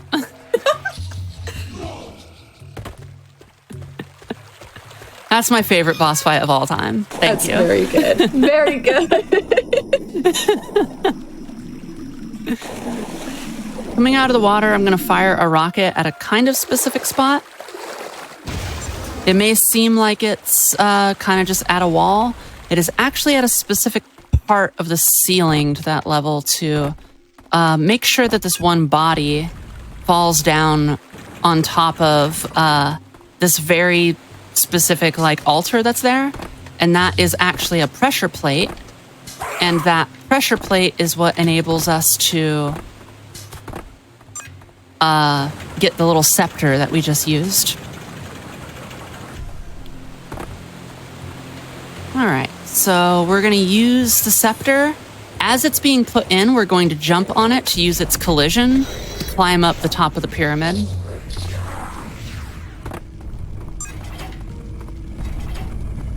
And from there, we just need this fire gem. And now comes the second hardest skip in the game.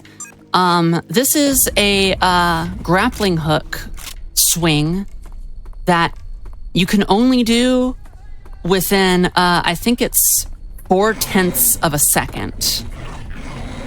Oh, that is very tight. There it is. Heck yeah. Amazing. Oh, now that the worst is behind me, I feel much more confident. You are doing amazing, Astrid. Thank you. Absolutely killing All right. it. Another boss that we are going to melt. Like that. All right. Wow.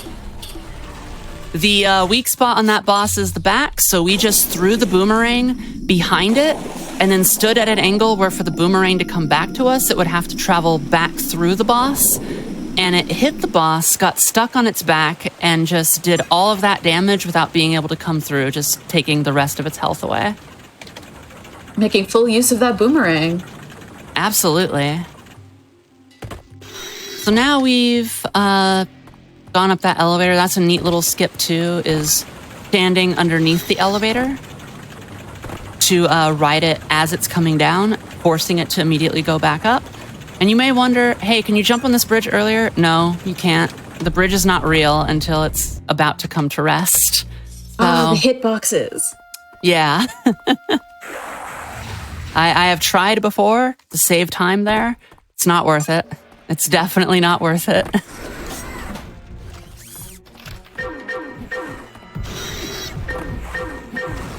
So now we are in this plot. Where are Sorry? we right now? Where are we right now? We are in the Oblivion headquarters. Oblivion. So I should explain.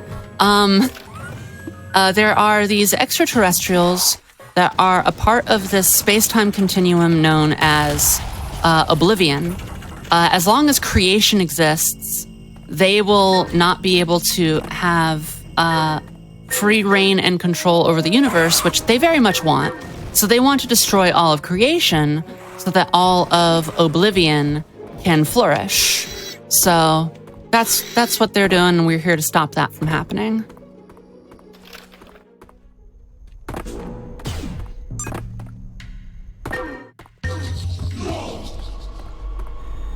So much There's is several riding on paths. this one.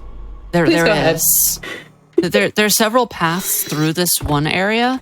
If you are Danielle, the fastest way through is to actually out of bounds.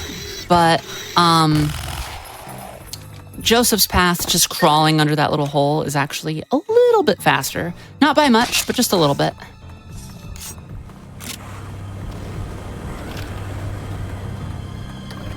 Okay, we're gonna now proceed to this one lift. And just riding the lift all the way to the end is actually the fastest thing to do. Because the thing is, they want you to take the lift and stop at all the different various stops on the way. Because they want you to destroy these generators to play the game the normal way. But because we don't have to do that because we're speedrunning, we're just going to take this all the way to the end. And that gives me and Blackheart Wings plenty of time to talk. How are you, by the way? Hope you're doing well. I'm doing great. You know, this event has been going fantastically. Your run has been going fantastically. We're having a great time. I'm really glad to hear that. I was really happy to be a part of this event. I am thankful that I got the opportunity to not only show off Turok 3, but to be a part of it, because being 50% like Latin American indigenous and 50% not has always been like a very conflicting feel to me. But I've been taking more and more apart to be like, no, I belong in this community just as much as anyone else does, and trying to be a part of it. And it's meant a lot to me to have opportunities like this. So I'm appreciative for being able to do this. And we are so appreciative to have you here. I know that navigating these intersections can be really difficult, but I'm glad that this is a great space to be able to express that. I'm glad that you're here, Astrid. Well, thank you. Thank you again very much for having me. Of course. All right, we just gotta ride this elevator up. By the way, this jump off to here is hard for every single character except for the raptor. You're just too fast. And now here comes the one of the hardest skips ever, and I hope that I do it on the first try, but it is a jump that you are not intended to be able to make. Nah, we'll get it. Even if I come close to like missing it, it'll look like I'm gonna miss it, but nope. You can grab that little invisible wall. Amazing.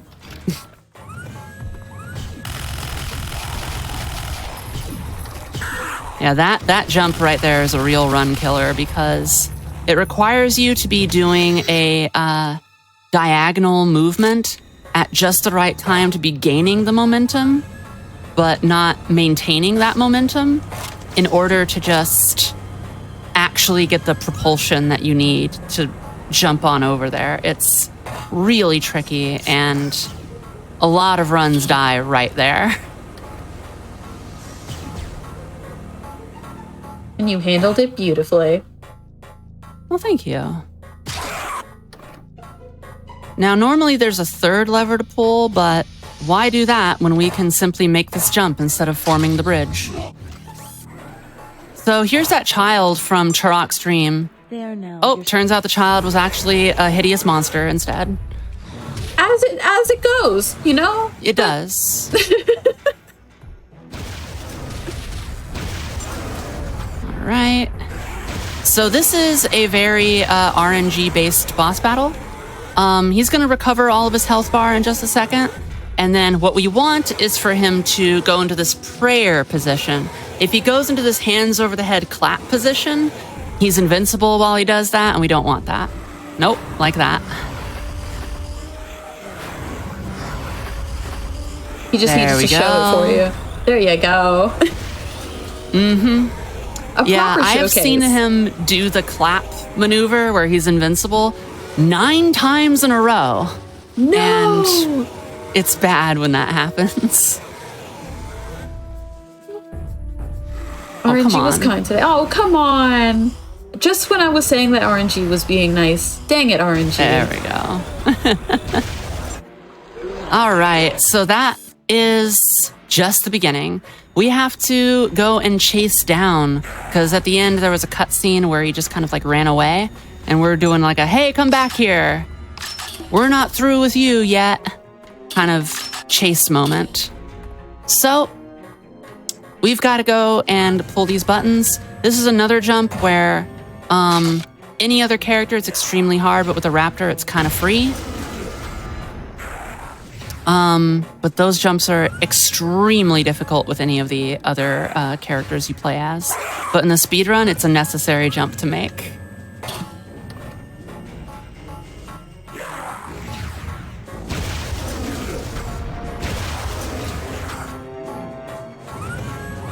All right, final boss is coming up, so time is coming up. We're just gonna try to get the one headshot thing. If we just aim this rocket launcher just over Joshua's left shoulder, gets the headshot, and that is time. GG's. Oh my gosh, amazing. Whew. Real quick, I want you all to hear the incredible explosion that is about to happen. We do this amazing little speech at the Oblivion worm guy there. We're gonna finish it. And it's Just great. a little guy. You took our brother. Now you go to hell.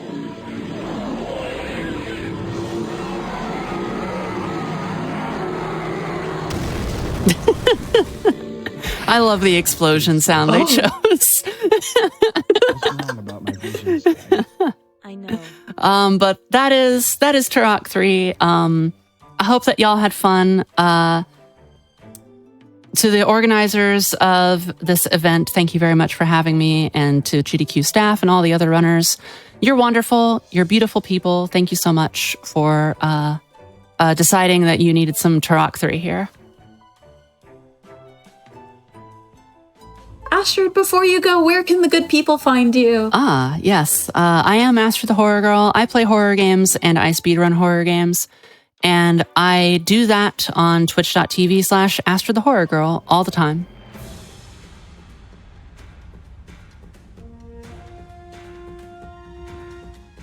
Awesome. Astrid, thank you again so much for showing off that run.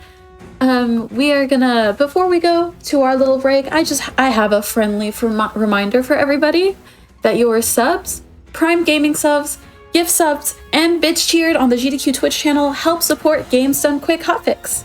If you enjoy watching speedruns, consider subscribing to the channel to get access to our emotes and chat with other subscribers during our replays.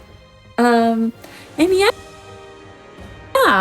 we're going to be taking a little break, and when we go, I will also be taking a little break, but I will leave you in the very capable hands of Rebecca RE and our next runner. So don't you go wandering away now, because we have so many awesome games coming up next. You won't want to miss it.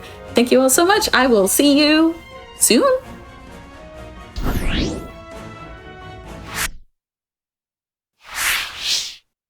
Ok, bienvenidos de vuelta a todos. Estás viendo nuestra tercera celebración anual del mes de la herencia latinoamericana. Habrán grandes exhibiciones y speedruns realizadas por speedrunners latinoamericanos e hispanos durante todo el fin de semana. Hoy seguiremos teniendo maravillosas runs, donde estaré acompañando en español en Ghost of Tsushima y en Silent Hill 4. Ahora comenzaremos con Ghost of Tsushima con Charlie. ¿Cómo está, Charlie? Hola, Rebe, ¿cómo estás? Estamos contentísimos de estar aquí en este evento de la GDQ. Mi nombre es Charlatán, pero ya evolucionó a Charlie y estamos con Elk, preparadísimos para poder seguir con esta maratón en la celebración del mes de la herencia latinoamericana.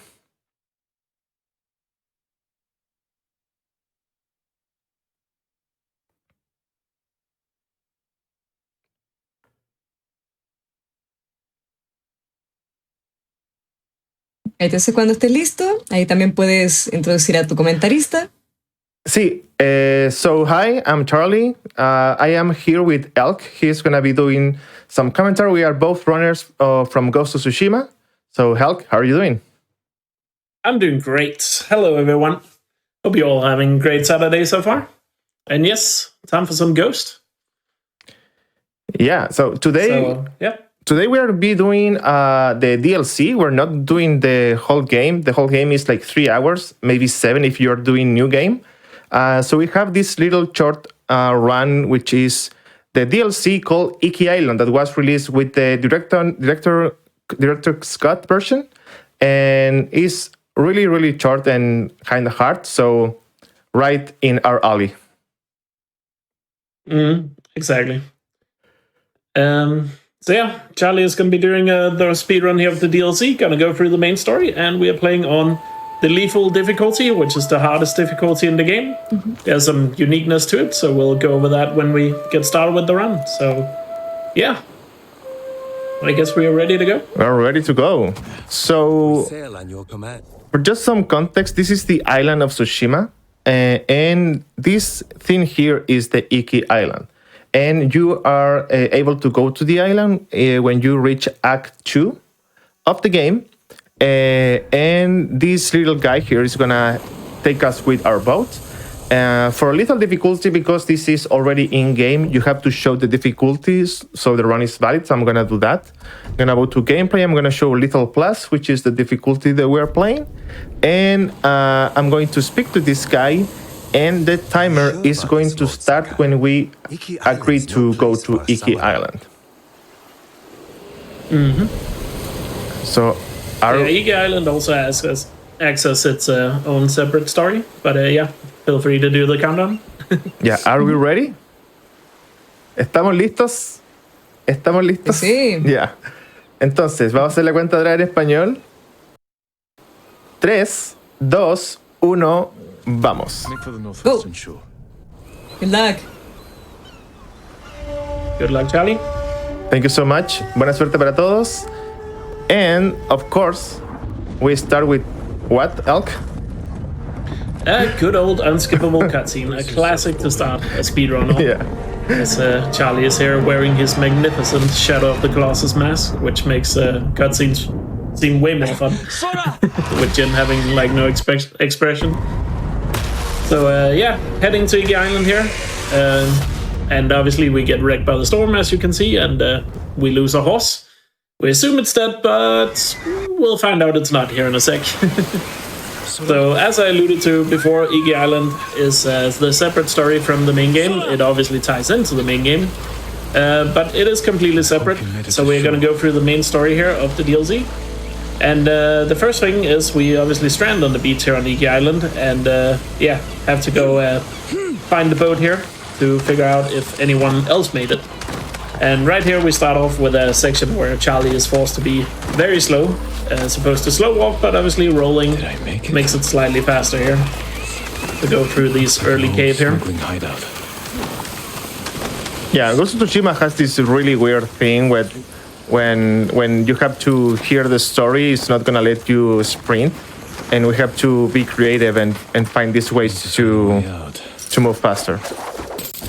Yeah, there's a bunch of different ways here. It's like rolling happens to be fast. Other places it's you can jump and it's slightly faster because you can't roll. And then there's other places where you can't do anything, where you have to use like special attacks to move faster.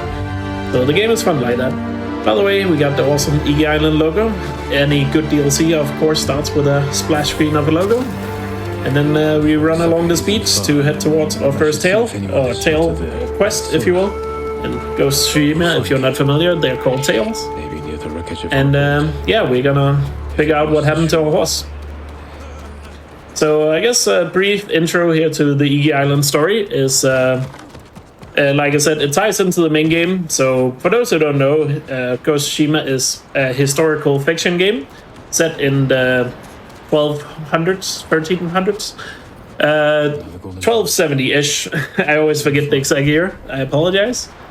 But during the first Mongol invasion of Japan, and if you don't know the history of it, basically the way the Mongols tried to invade Japan was they went from Korea to... Oh, Charlie is getting screwed by some animals here. It happens. Good old marathon luck. Yeah. It is random what spawns along this route, and sometimes it's a little unfortunate. But yeah, it takes place during the Mongol invasion of Japan, the first one to be specific, because they tried it twice. And where are you, boy? And their plan was to invade Japan through Korea using Iki Island, or excuse me, Tsushima Island and Iki Island as like supply routes to get across the sea to Japan. And they did, in the first invasion, actually take over both Tsushima and Iki Island, but they never made it onto the mainland due to storms and stuff. But obviously here in this game, it is explained that they ran into, well, a ghost, where the fiction part comes into it, and Jin obviously being the ghost. Yep. And yeah. Our first quest here is to... I mean, it's not our first quest. You can do this quest later.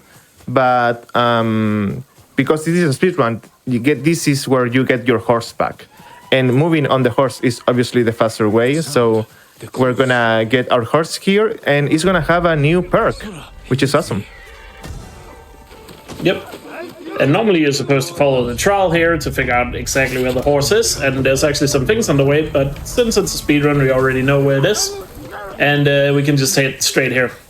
You'll also notice in this fight here, Charlie used his poison dart to kill the shaman right there, and that terrified the other guy. Terrifying mechanic, we'll probably talk more about it later in the run, but it's a really effective way of dealing with enemies in this game. And now we get the horse, where we unlock a new ability.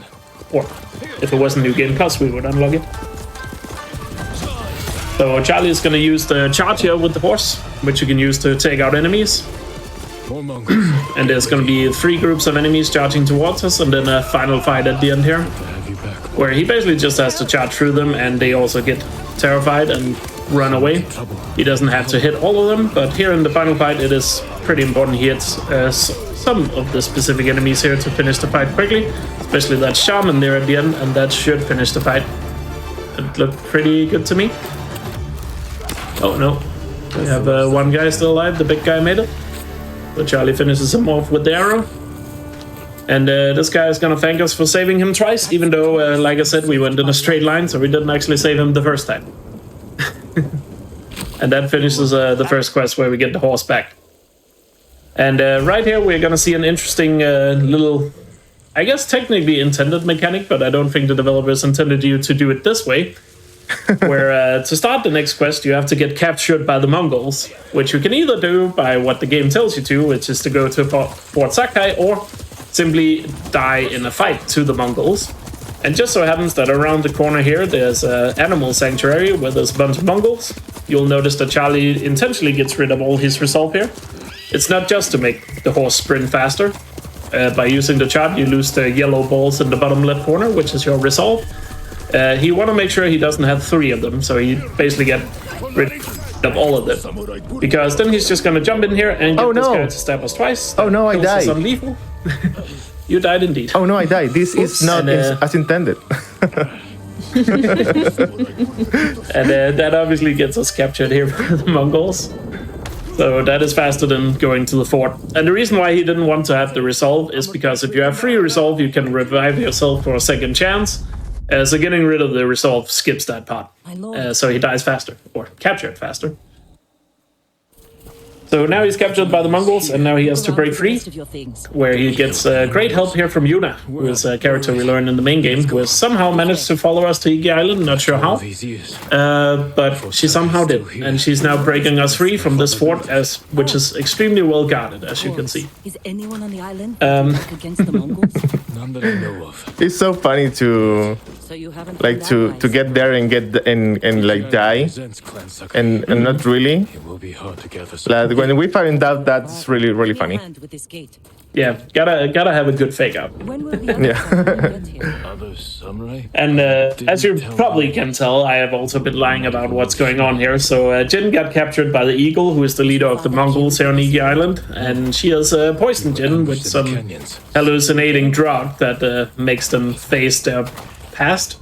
I'm probably not gonna dive into that can of worms, but essentially Jin is hallucinating now. It's not actually Yuna he's following along. He's been interrogated by the Eagle, but he still manages here to get to the end where the Eagle wants him to jump off, and we do, but Jin survives it, and he gets a chance to run away. With even more trippy hallucinations coming up right here. Because this is where the story kind of gets set up here for Iki Island, that Jin has actually been to Iki Island before when he was very young with his father, who was the leader of the samurai clan Sakai. And they were taking down a rebellion on the island, and it turns out Jin's dad was pretty brutal about taking that rebellion, and Jin is now facing that past of realizing that his father was not exactly the greatest guy in the world, but also Jin facing the troubles because he actually had a chance to potentially save his dad, but he didn't. So he's going through the trauma of having let his father down. And that's what he's experiencing here in this trippy section. I'm coming, father. Yeah, and here we are going to, well, you see me jumping and jumping. It might be slower if you see it, but as you can see, the dialogue overlap there, which means we are getting a little bit of speed. But yeah, we're gonna keep seeing over and over these weird jumps from Jin because it's the only way we have to move a little bit faster. And also, I think I like to point out story-wise, if you haven't played the DLC before, but you might have played through the main game a lot, you will probably notice that in the main game, it was actually set up quite nicely, the whole background of Jin's father. They don't tell you outright that he was, a bit of a tyrant, but there's a lot of things that very much allude to Jin's father not being the greatest person ever. So, and you really notice that once you replay the game after having played the DLC. There's a lot of dialogues where you think to yourself, oh. Yeah, really gruesome cutscenes, actually. Yeah, just Jin's father getting his throat slit. We managed to skip that. But that finishes our second quest here, the Eagle's Cry. Because Jin escaped with one of the rebels that are still around on this island, because the Mongols hasn't completely taken over the place yet. Clear my head. Then meet Tenzo. So now he's back in the free open world again here. And what Charlie is going to do here is immediately get on his horse and then start riding towards, I guess, the western part of the map here. And there will be these hallucinations when you travel in the open world here, Vigi, that will play. And as you can see, one is playing right now. It actually overrides another one that's supposed to take place on that bridge. So Charlie going fast enough there gets the hallucinations play while going over the bridge, so he doesn't see two of them. Still happening. Because the second one would actually slow him down. And they're supposed to play throughout your playthrough of Vigi. You get random hallucinations. And you see Charlie here, he just rides along until he gets close enough to that haiku point there. Because that also activates a fast travel point that we're going to be using for later. He was just so close to it now that he might as well get it. And then he fast traveled back towards the middle of the island again, using the animal sanctuary where we quote-unquote died. And now he's gonna go back here to meet up with Tenzo, the rebel that helped him escape from the eagle. Because in order to take down the Mongols, Jin needs some backup. Because there's not actually any samurai on the Iki Island, because after what Jin's father did, the samurais got expelled. And they don't look too fondly on samurais anymore on this island. So they've kind of gone independent, if you will, from the Shogun law. Yeah, and actually Jin is not Jin Sakai right now. He's not telling them he's a samurai.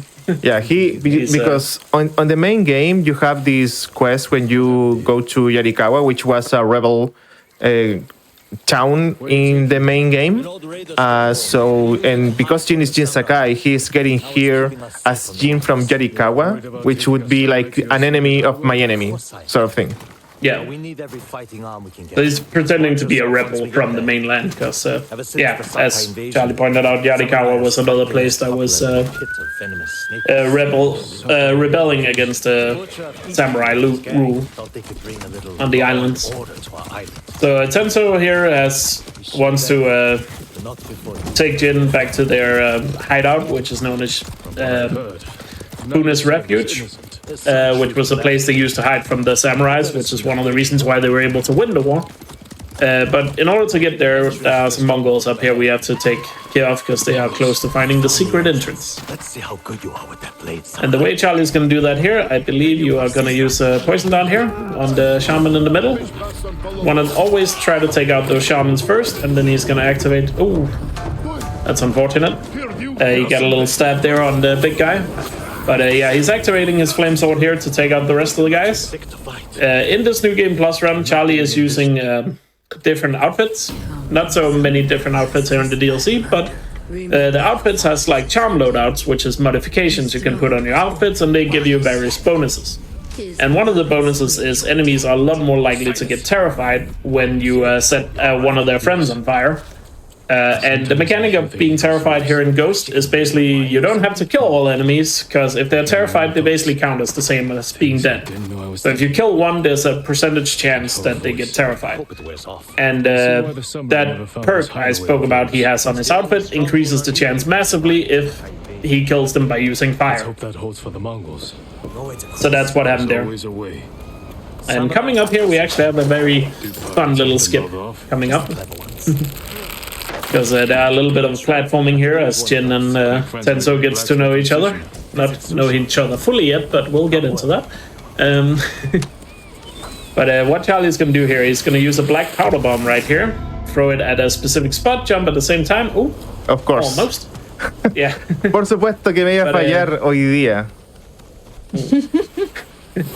He's going to use the black powder bomb here to do a little bit of a bomb jump to make it across the gap, just like that. The explosion keeps him in the air for just long enough to make it across.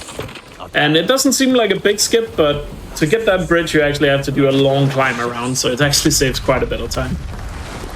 Sí, la verdad es que nice little bomb jump there. Sí, Ghost of Tsushima es uno de esos juegos que tiene muy pocos glitches y skips, así que cualquier cosita que te ayude a ganar un poquito de tiempo es bienvenida. And right here, Charlie continues towards Fune's refuge, but obviously, I forgot, has he told Tenso now that he's a samurai? Oh yes, I think Tenso has figured it out. He's actually a samurai, but he still goes under the secret name because everybody else here is not going to be too hot about a samurai. But obviously these guys always also needs help from, you know, to defeat the Mongols because they have a common enemy.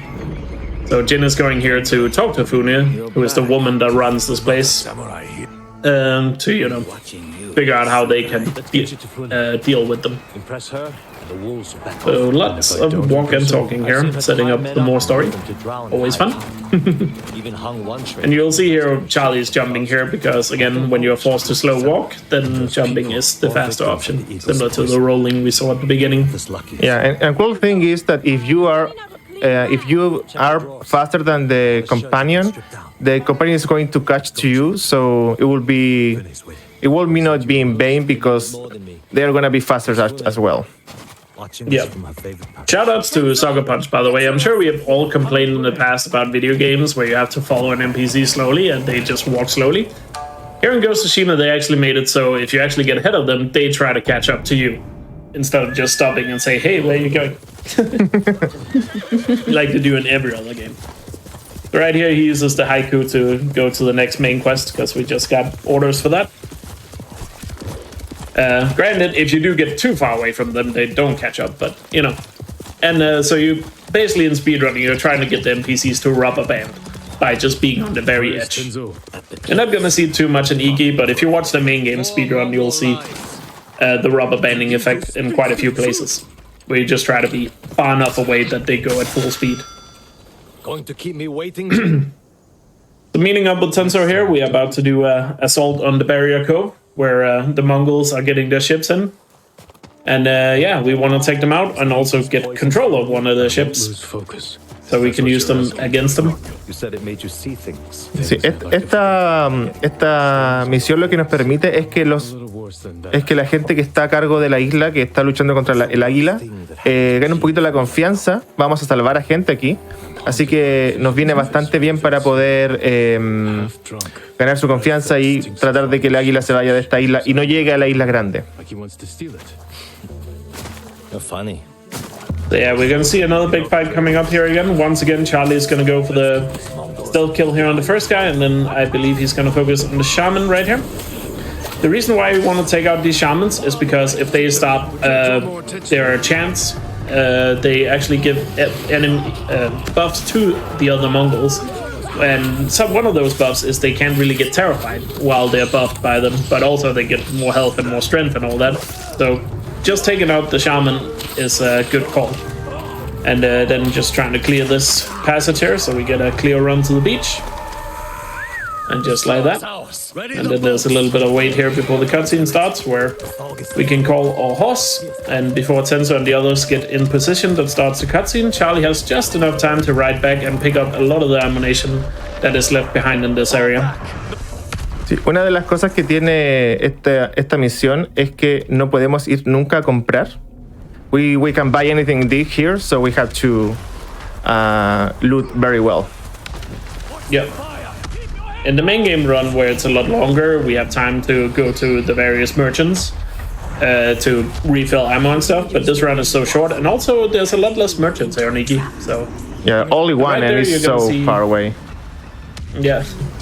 And normally the game here wants you to go the long way around the right-hand side here to sneak up on these boats. But what you saw Charlie there is get to the far left of the water, and then he uses the Dance of Wrath, which is a weapon technique that basically when it interacts with the water, when you're doing on the edge of like shallow water, it boosts you through the water like you just saw there.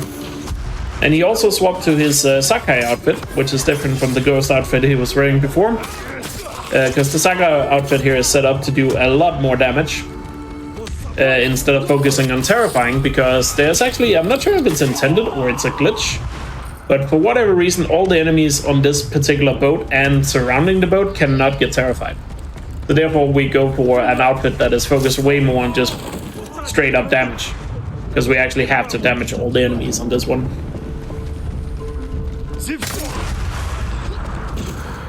And you can see Charlie just running around cleaning them up, and then once all of them are dead, there should be another hallucination here. Yeah, they didn't went here. Yeah, it's hard to keep track of all of them because they somewhat wander around randomly. But you usually know you killed them all when you get another hallucination from the eagle. When the boat is clear. Here you go. There you go. And then he knows he can run up and take out the guys on the cliffs above. That the game normally intends you to kill first, or kind of pushes you towards that direction if we hadn't done the water skip. But we have to clear out all the enemies before we can get the boat. And here Charlie's just gonna climb up and then initiate the fight here with these guys. Once again, another shaman he wants to deal with first, so none of the buffs become active. And then cleaning up the rest here. Oh. So you see Charlie die there, but this time he does have the result to just get back up. The enemies are really quick here, especially on lethal difficulty, so having those quick deaths are just a thing that happens. Obviously you still want to try to avoid it, but lethal difficulty is kind of brutal because everything basically can one-shot you. You also actually kill enemies faster on lethal difficulty. It's actually kind of interesting in this game. Because there's easy, normal, hard, which works the way you would probably expect. Enemies get more health, slightly more aggressive, do more damage, yada yada. But on lethal difficulty, which is supposedly harder than hard, enemies actually has less health, because it's... The best way I usually describe it is... Oh, Charlie's struggling here. You got this. There we go. And now he's gonna go to the boat section. Sure took your time. I'll get back to the lethal explanation here in a sec, because we are... heading to the boat section now, because we are now taking the boat out to the water to attack another boat. And once again, another situation here where he has to deal with all these enemies. Obviously, this time he's got a bit more support from Tenso and his men, but they're not the most useful people in the world, NPCs in this game. I think it's fair to say. So, there we go. Then we got the shaman right there. Trying to break his pose so he can get that last blow in.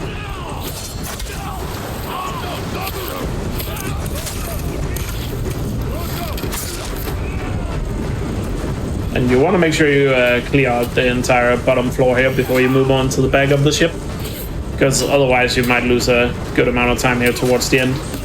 You'll also, if you pay attention, you'll notice that Charlie picks up a lot of the ammo left on the ground. Your ammo is very limited in this run, so picking up whatever scattered around the ground is important to keep resupplied throughout the run, because again, there's not going to be any merchants he's going to have access to. And also generally in Ghost runs, even especially here in New Game Plus, managing like the amount of ammo you have for the various Ghost weapons is super important. No. Because you only get a limited... Oops. That was real. Yeah, that's yeah. It's a really brutal boat section. This is one of the most annoying places in the speedrun, because again, there's that thing of enemies not getting terrified and such. There we go again. Take two. So yeah, keeping tabs of all the ghost ammo you have and all that throughout runs is really important, and knowing exactly when you want to use that stuff, because you only get so much of it. It looks very overpowered when you really manage this successfully. By the way, here's a fun thing you can do. If you throw down a smoke bomb, you got just enough time to set off the bomb without needing to kill the rest of them. And yes, he had to kill all the enemies before to get access to that bomb to destroy the ship. Just want to point that out in case you're wondering. And that finishes another quest here. Es uno de los lugares más peligrosos de la isla porque, como dijo él en inglés, no tienes la mecánica de asustar a los enemigos, lo cual es bastante malo.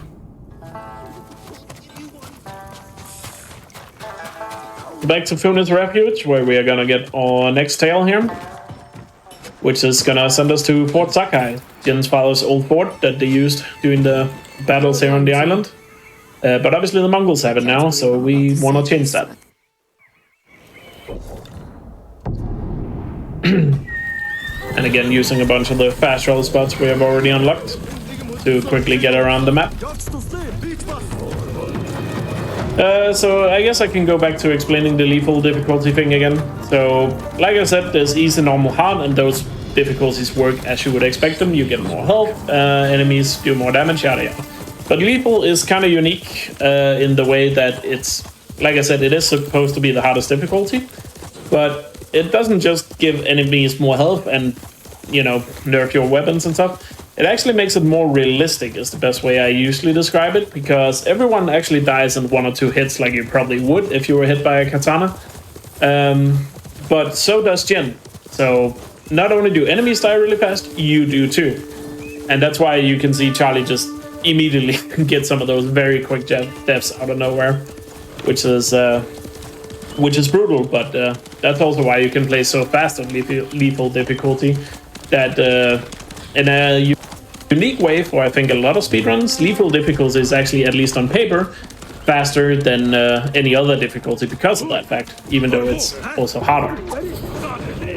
So now we're gonna take the fort here. First we're gonna free some of these guys just outside the fort. So Charlie, once again, using his flame sword here, first dealing with the 2 shamans that are here. And you will really start noticing here in these upcoming battles, the focus there is going to be on the shamans here. And you can see there, 1 arrow does so much damage to Jin here on lethal. So getting those shots off is important. But once everyone is dead, you saw the last guy running away there because he was terrified. We can move into the actual fort. So the fort is kind of split into like 3 sections, and the first section here is another one where we just have to kill all the Mongols and free, the rebels that are locked up in the cages.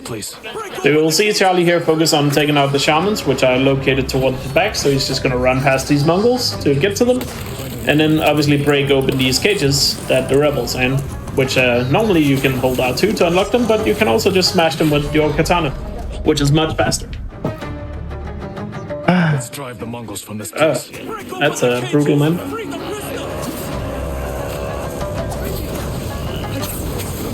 Yeah, and one interesting thing is that those shamans, when they sing, the chance of terrifying enemies are lower, because the chanting, what it does is that it gives them like more passion or like thirst for killing enemies. Yeah. Which I'm pretty sure Cyberpun's added to the DLC just because of how much you can abuse terrifying in the main game. So they definitely gave that a buff, and I'm sure when we get the sequel, which got announced earlier this year, Ghost of Yotai, I'd imagine the terrifying mechanic is probably also going to be quite a bit nerfed. Because trust me, if you haven't seen the main game run, we abuse it quite heavily there. But yeah, breaking open all the cages. Once all the cages open, we move on here to the cage. And you saw he cleared out that area really quickly because enemies got terrified. So you can kind of see how abusive it can be. So Charlie is swarming to the Mongol outfit, which has a skill where if he gets a perfect landing here, he can fully rebuild his resolve. Because after this section that he's in now, there's going to be a duel with one of the Eagle's men, Kunbish. And in duels, you really want to have full resolve going into it. So a perfect landing there with this outfit has a perk that gives you a bunch of resolve back. He's still missing 1 ball resolve, but he's easily going to get that from cleaning out the rest of the enemies here. Once again, going towards the back of all the Mongols, because that's where the shamans are. So taking those out. And while he's doing that, obviously all the other rebels that are here helping, fighting, will help a bit as well. And then it's time to use some fire arrows to set enemies on fire and hopefully terrify their friends. And that looked like it went pretty well. Oh, there's 1 Mongol there. There we go, and once again swapping outfits. You'll see outfits swapping happening a lot in these ghost runs, because again each outfit is set up to have different perks on them. And now he's in the Ronin attire, which is really good for this upcoming duel with Kunbisher. Nos cambiamos ropita bien seguido porque cada ropita tiene lo suyo. ¿Qué sería lo suyo? Este en particular lo que tiene es que tiene posibilidad de hacer doble daño. Oh, tiene habilidades cada uno. Sí, tiene como un setup diferente cada uno, lo cual en este caso me permite hacer, o sea, que las posibilidades de que un golpe sea de doble muy alta. There we go, perfect Kunbish duel right there. So using the full resolve to land those strike blows that just cleans up duels so fast in this, and makes them almost trivial. All of them, not all of them, but it helps a lot. And then he's just chaining Kunbish here to the top of the tower, and that finishes off the quest. And now the rebels have control of Sakai. If you have played this and you go to Iki Island, you might think that you can go back to the island, but you can actually go back after liberating Fort Sakai. You can go back to the island and fast travel back. You're not trapped here until you finish. Yeah, liberating the fort unlocks fast travel back to the main island, so you don't have to do all of Iki in one go if you do not wish to. And now we're back to Pune to set up another assault on the Mongols, because they are now down in... we're setting up an ambush for them down in the Kitafura village, which is an old village people haven't lived in since the Sakai invasion from Jin's father, because he destroyed this village. Your father put the entire village to But we're setting up an ambush here for the Mongols, who is obviously upset we took the fort, so now they're planning to, strike back, but we're gonna strike them while they're on the way here. Yeah, and the more we are close to the end of the game, the more hallucinations you get. Yes, you're gonna get some of them here, and they are gonna be more often at the end. Where should we position the men? Place them among Right here, we just have a little scouting here just to set up a plan of attack. And doing those, there's the hallucinations from the war that Jin's father fought here against, the rebels of the island. Hide people in those houses and granaries. And if you do a lot of the side content, there's actually a ton of side content in Iki Island. The main quest might be short, but there's probably just as much, if not more, side content to do. Which also dives more into the history of Iki Island and what Jin's father did and all that. So, highly recommend playing it if you haven't given it a go. Yeah, and if you like animals, play it, because they add animal sanctuaries. They are not in the main game, and every time you free one, you have the opportunity to pet some animals. In the main game, we just had the foxes, but in the DLC here, they expanded it to deer, cats, and monkeys as well. Yeah. Y nosotros sabemos que la comunidad en español ama a los monitos. Así que si no han jugado el DLC y les gustan los monitos, que sabemos que los monos son populares en la comunidad hispana, así que vengan a jugar. So right here, we are riding into battle against the Mongols. We have set up these fireworks so we can alert where the Mongols are attacking from. And this entire quest is just one long battle with multiple different sections. that we're gonna go through. And the first section here, again, enemies coming through these, I guess, rice fields, I guess there. And you can see Charlie here just using the horse to do the charge attacks. And then going to the spots where the enemies spawn here, especially those two shamans that are going to be back here. Want to take them out as quickly as possible. Because the shamans, like I said, they keep wanting to be at the very back of the pack and just doing their little chant, but we want to take them out because it makes it so much easier to kill the rest of the Mongols. Just trying to clean up the rest here, and that should be it. Yeah. The first phase. And then there's more fireworks going off, so we're right towards that for the next fight. Quickly.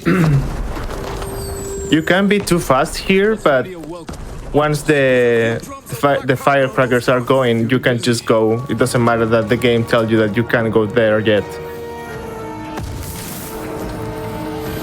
So in this location, there's normally a bunch of traps set up. You can see the carts with all the explosives that you're supposed to use against these enemies coming in waves. But Charlie obviously knows where they spawn, so he wants to kill them as soon as they spawn instead of having that wait time for them to get close.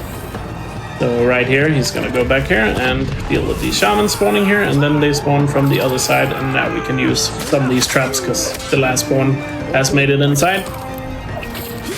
And here's another section where it's like, once we see the hallucination, you know you've cleared them all.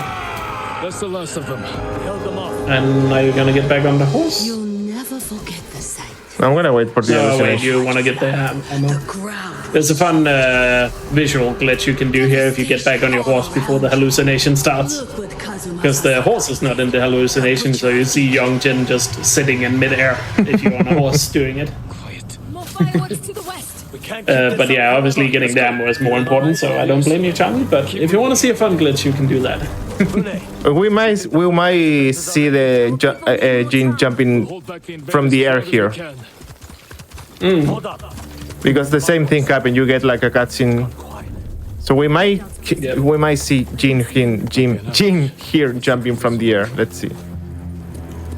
And here is the third phase, which is a bit of a stealth section because some of the rebels have been captured while we were fighting elsewhere. So now we have to, yeah. There you go, nice little visual bug. So this is just the stealth section. Charlie's going to use his poison darts to snipe the enemies here from a distance, specifically going for some of the bigger guys, so the smaller guys get terrified. Basically, the different type of Mongols are more or less likely to get terrified. Some can't be terrified, like shamans, for example. I believe can get terrified, or at least the chances is extremely low. And then once all the enemies are dealt with here, he can free the guys, and then that clears that section. Which normally you would, if you play casually, you would probably spend a lot of time going around from rooftop to rooftop, stealthily taking out each Mongol, but with the poison darts and terrifies, you can do it rather quickly if you know where all the enemies are. So now for the big final battle here of the village, gonna ride back to where the fireworks are going off, where we initially planned them to lure them into this ambush here. Sí, en esta parte lo que vamos a hacer es ir hacia el lugar, esperar que cargue y reiniciar desde guardado para así que los enemigos que vienen todos en camino estén aquí de un viaje.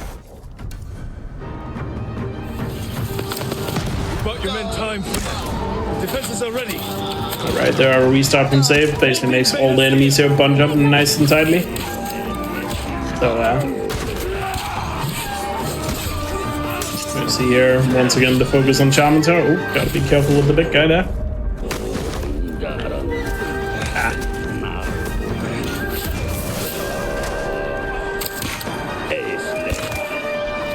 Just gonna use the revive there. It is costing 3 resolve, but resolve is not too much of a problem at this point in the run because you get quite a lot here towards the end.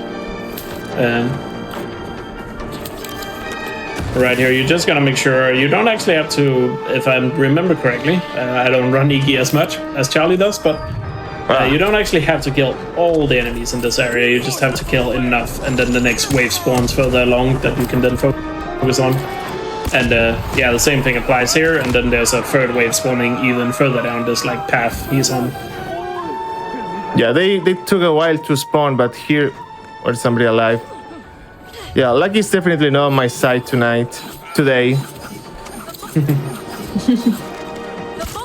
Yeah, I mean, I've done a few these Eagle Island runs. I mainly focus on main game, but from what I've tried, I would definitely say this fight here in Kitafura Village is pretty hard to get down consistently because of the way it works with all the enemies and knowing exactly if you killed enough and all that. Yeah, every type of run when luck or chances are a big part, you know that you might get very lucky or you might get like not so much. And here we kind of rely too much, I'll say, in Purifying. So instead of killing 10 enemies, you only kill one and hope that all the other 9 are scared, basically. Yeah, and I would say it's definitely a lot more of a factor here in the DLC, in some of these end fights here, to where you have a bit more luck to rely on. Luckily, it's a shorter run, so it's not that brutal if it messes up. And to be fair, that is also luck in the main game, don't get me wrong, but I would definitely say the DLC amplifies it for sure. Yeah, as any good DLC, they put like more difficult enemies on the DLC. Yep, as a DLC should, if you ask me. You're obviously playing it after completing the main quest, so it should be more difficult. But I know not everyone agrees with that take, but that is my take. I wasn't sure. But yeah, we're about to start the final main quest because we're already here, but it's a bit of a longer one. So yeah, getting towards the end because we now know where the eagle is hiding. And yeah, we're gonna take her on. And she happens to be hiding in what is known as the Santo Gorge, which in the story is also the place where Jin Fowler's died, where Jin could have saved him, but since he was just... I forgot how old Jin was at that point. He's 10, 12 or something? I think it was 14. Not exactly what this... Was it 14? Okay. But yeah, Jin was very young, so he, instead of saving his father, he decided to stay hidden.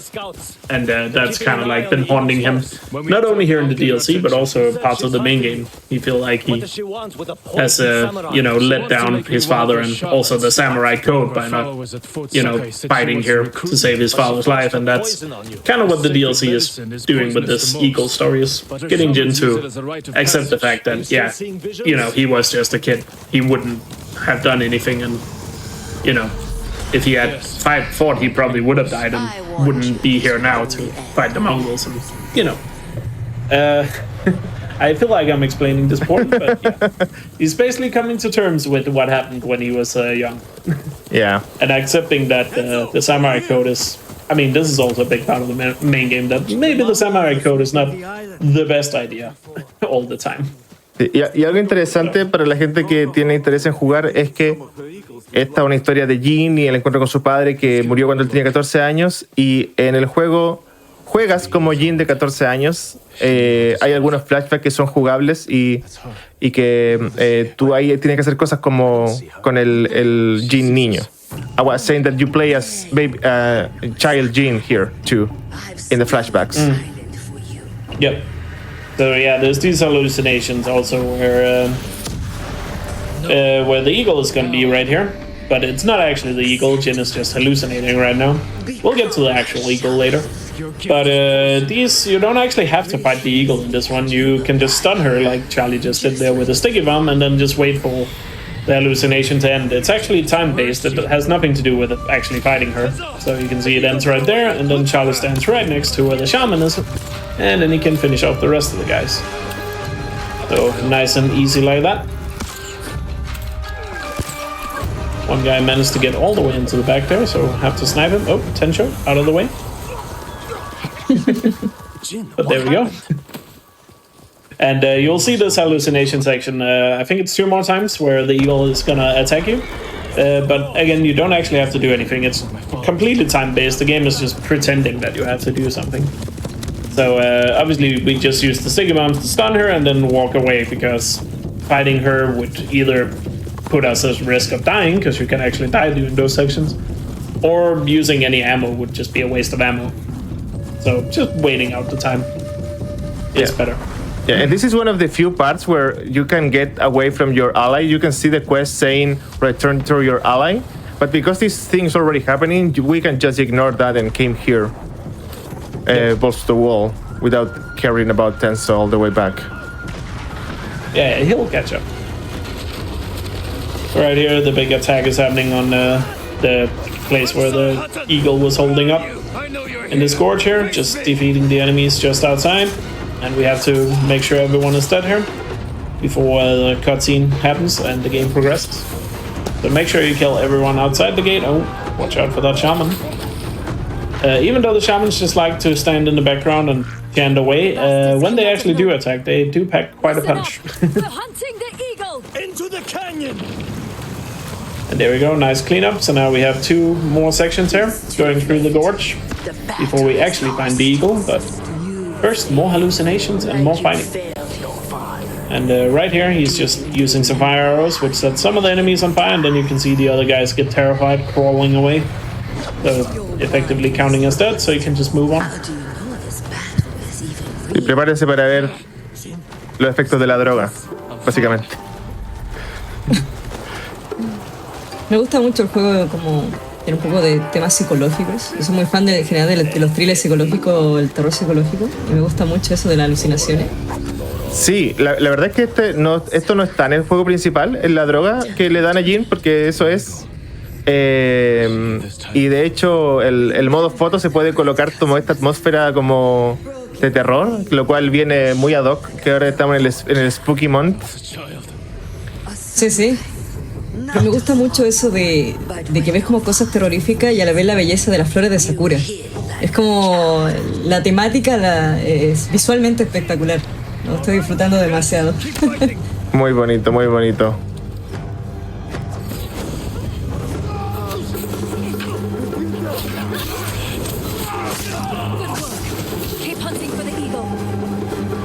Okay, we have the last pack of enemies before the big finale.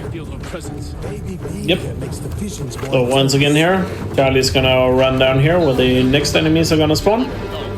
And one of them is gonna turn into the eagle, and then another long hallucination where once again just stun her and wait the time out.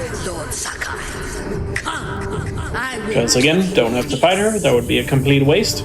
And I will give you cold steel. Which is probably where a lot of casual players get caught up in the DLC, where it's like, oh, I fought the eagle like 6 times and now I have no ammo, or I died 3 times to her. But as you can see, it's a complete waste. Just, stun her and then, just wait. And there we go. And it's gonna turn back into normal. Oh, el chamán, ¿dónde? Qué raro que haya estado ya tan lejos.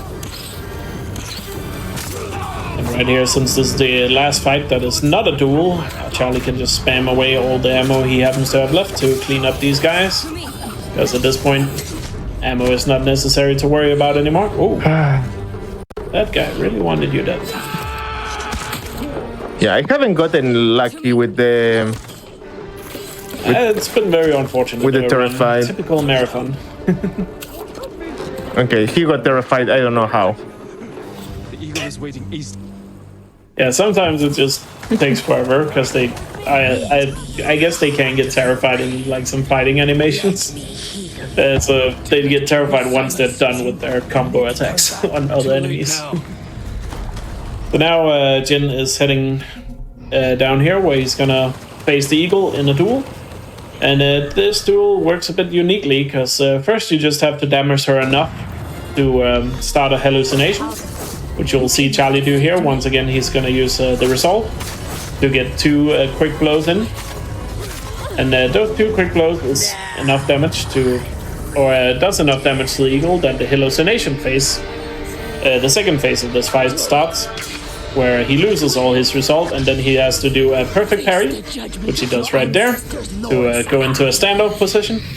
And that's going to start another cutscene, and that takes us into the 3rd phase. So he basically blitzed through phase 1 and 2. And then he's also, once again, going to use all his resolve, because he gets it back right here, to finish off in the final phase. Because now the poison has been broken, which happened in that cutscene, so the eagle doesn't really have control over Jin's mind anymore. And there we go. Nice clean fight with the eagle. That was super well done. That fight can quickly go badly, And as any good speedrun should, we finish on a nice little speedrun haiku right here. Yeah, and this time doesn't end until after the haiku. And by the way, the eagle is an old lady. She's una abuelita que da el veneno. Es un chamán muy poderoso. Un brujo, una bruja poderosa. Y claro, ahora ya estamos listos. Y tiempo. Perdón por no avisar, pero cuando sale el... Cuando estaba como pegado en lo que estaba pasando, pero cuando sale la misión en pantalla es que el juego ya está listo. Muchas felicidades, Charlie. Ha sido una run maravillosa. E incluso para las personas que a lo mejor no conocen el juego, visualmente es algo espectacular. Aprovechando, como habías comentado, el tema de que es Halloween y esto de la alucinación, la verdad es que fue un viaje maravilloso. Muchas gracias por haber mostrado esta maravillosa run. ¿Cómo te sentiste? Sí, bueno, tuve mala suerte. Estuvimos hablando durante la run. Tsushima es un juego que tiene este tema de las probabilidades, de cuánto vas a hacer que un enemigo se arranque o no, porque le da miedo lo que está pasando, básicamente. Aún así, bajo el estimado, lo cual me tiene bastante contento porque ese era mi mayor miedo. Y bueno, no me queda nada más que agradecer. La comunidad de Ghost of Tsushima es una comunidad bastante pequeña, pero bastante amorosa. Me dio mucho gusto que este juego haya sido seleccionado para la maratón, porque son comunidades que por lo general la parte latino o la parte latina o la parte de habla hispana es bastante pequeña. De hecho, soy el único corredor de habla hispana en el juego. Así que contentísimo de haber podido mostrarlo para que la gente se motive, para que la gente quiera jugarlo. Estábamos hablando el otro día con él que los juegos de PlayStation son juegos que son muy fáciles como que la barrera de entrada es muy chica, porque como puedes transmitir directamente a YouTube, puedes transmitir directamente a Twitch, después el VOD, cortarlo y mandarlo a speedrun.com a la leaderboard. Entonces, si tienen el juego, si pueden hacerlo, los invito a que lo prueben. Si no hablan inglés, voy a estar yo que los va a poder ayudar en las traducciones si que tienen problemas. Así que contentísimo de haber podido mostrar en este gran evento este maravilloso juego. Y como dijiste, Rebe, justamente como en el mes del terror, que hayamos jugado sobre el fantasma, estuvo muy bueno. Y también, como dijo él, contento porque viene la segunda entrega de Sucker Punch con Ghost of Yotei, que sabemos que va a estar muy muy bueno. Estamos mordiéndonos las uñas para poder ya empezar a correrlo de inmediato apenas salga. Así que de a uno, apenas salga vamos a estar ahí. Así que también, si juegan Ghost of Yotei y les gusta, sepan que tienen alguien que de habla hispana en la comunidad para que los pueda acompañar si es que tienen problemas con el inglés. And a huge thanks to Elk. We know each other from Horizon Zero Dawn, and he joined the community as well. So thank you so much, Elk, for doing the commentary. I don't know if you want to say something. I assume you covered a lot of it when you spoke Spanish. I don't speak Spanish, so I'm not sure what you said. You could have insulted me, but I don't think you did. I didn't hear my name, at least. Except a few times, but yeah, I think you mentioned Ghost of Yotei, which is coming out next year. We're super excited for that, and I think the whole community is excited for it, so really looking forward to it. And yeah, we got a super awesome friendly community, so if you're interested in Ghost, check us out. Like every other speedrun community, we have a Discord server, and yeah, you can join, or maybe just join to be in on the hype for Yotei, maybe, because yeah, it's gonna be a ton of fun, and looking forward to it. And yeah, definitely check out Charlie and his runs. He does a ton of Ghost, and I do Ghost myself, although I haven't done it in some time. But yeah, definitely check it out.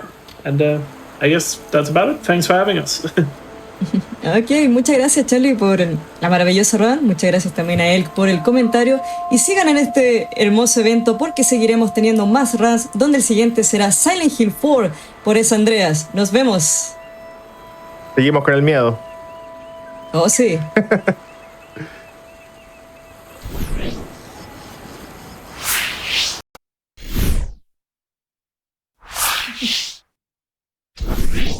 Ok, bienvenidos de vuelta a todos. Están viendo nuestra tercera celebración anual del mes de la herencia latinoamericana. Habrán grandes exhibiciones y speedruns realizados por speedrunners latinoamericanos e hispanos durante todo el fin de semana. Hace poco estuvimos en Tsushima y ahora, ya que estamos en el mes de Halloween, ya que estoy con un nuevo outfit, tenemos Silent Hill 4 por Es Andreas. ¿Cómo estás? ¿Qué tal, Rebe? ¿Cómo están todos? Saludos. Aquí muy bien, gracias. Un cacho nervioso, pero por el hecho de que no tengo idea de qué va a pasar con el RNG de este juego, que es muy, muy pesadito, ya sabes vos. Pero feliz, ahí agradecido con la GDQ que me dio la oportunidad de participar acá, agradecido con vos ahí que también vas a estar participando con el comentario. Así es. Y pues nada más que presentarles el juego que vamos a estar jugando, Silent Hill 4. Juego con mucho RNG, sobre todo en el penúltimo jefe y en el hospital. Ya les iré contando cómo va la cosa. Y vamos a estar jugando la categoría de Any Percent, que es la más concurrida. Por cierto, un detalle, soy de Guatemala y actualmente soy el que tiene el world record de este juego. Entonces, maravilloso. Esperemos sacar un sub 46, que eso sería excelente. Y les tengo ahí una sorpresa para después del hospital, que es algo que nadie hace en las speedruns de la GDQ de Silent Hill 4. Ya les voy a contar también. Así que entonces tendremos grandes sorpresas. ¿Quieres que te ayude con la cuenta regresiva? Sí, está bien, tú decime. Ok. Voy a empezar la cuenta. I'm gonna start the count in 3, 2, 1, go. Vamos. Mucha suerte, Andrés. Muchas gracias por la suerte. Aquí voy a estar mashando como loco clic derecho y el botón de escape, porque esos me sirven para saltarme todas las escenas. Porque algo que tiene este juego es que no detiene el tiempo cuando estás en las escenas. Solo detiene el tiempo cuando estás en el menú de pausa y cuando estás en diálogos. O también el menú, digamos acá, cuando estás revisando el baúl. Todo eso lo tenemos que hacer para poder salir del apartamento. Esto es extra porque necesitamos más adelante la chocolatadita. Saltamos escenas aquí mientras todo está oscuro. Y nos vamos de vuelta a la habitación a ver por la ventana.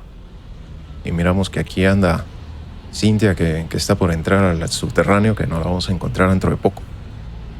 La historia empieza con la persona con menos suerte de todo el mundo, que es Henry Townsend, que de repente alquiló un apartamento aquí en South Asheville y de repente pareció que no podía salir de su apartamento porque habían unas cadenas que le andaban bloqueando la puerta, ¿sabes? Entonces resulta ser que hay una historia medio siniestra detrás del apartamento que había alquilado y ahora tiene que resolver todo para poder salir con vida de acá. Así es, por eso el personaje cuando está durante todo el juego lo ves como medio cansado porque llevaba días sin comer, sin dormir y de hecho cada vez que se iba a dormir soñaba con la última persona que estuvo en ese apartamento.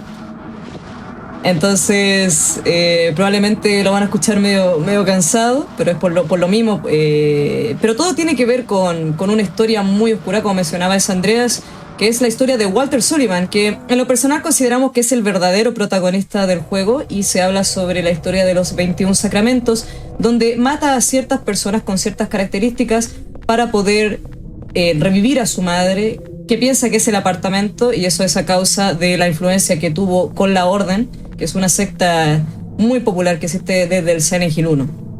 Uy, spoilers. Sí. Así que todo lo que usted ve en el juego está relacionado al antagonista.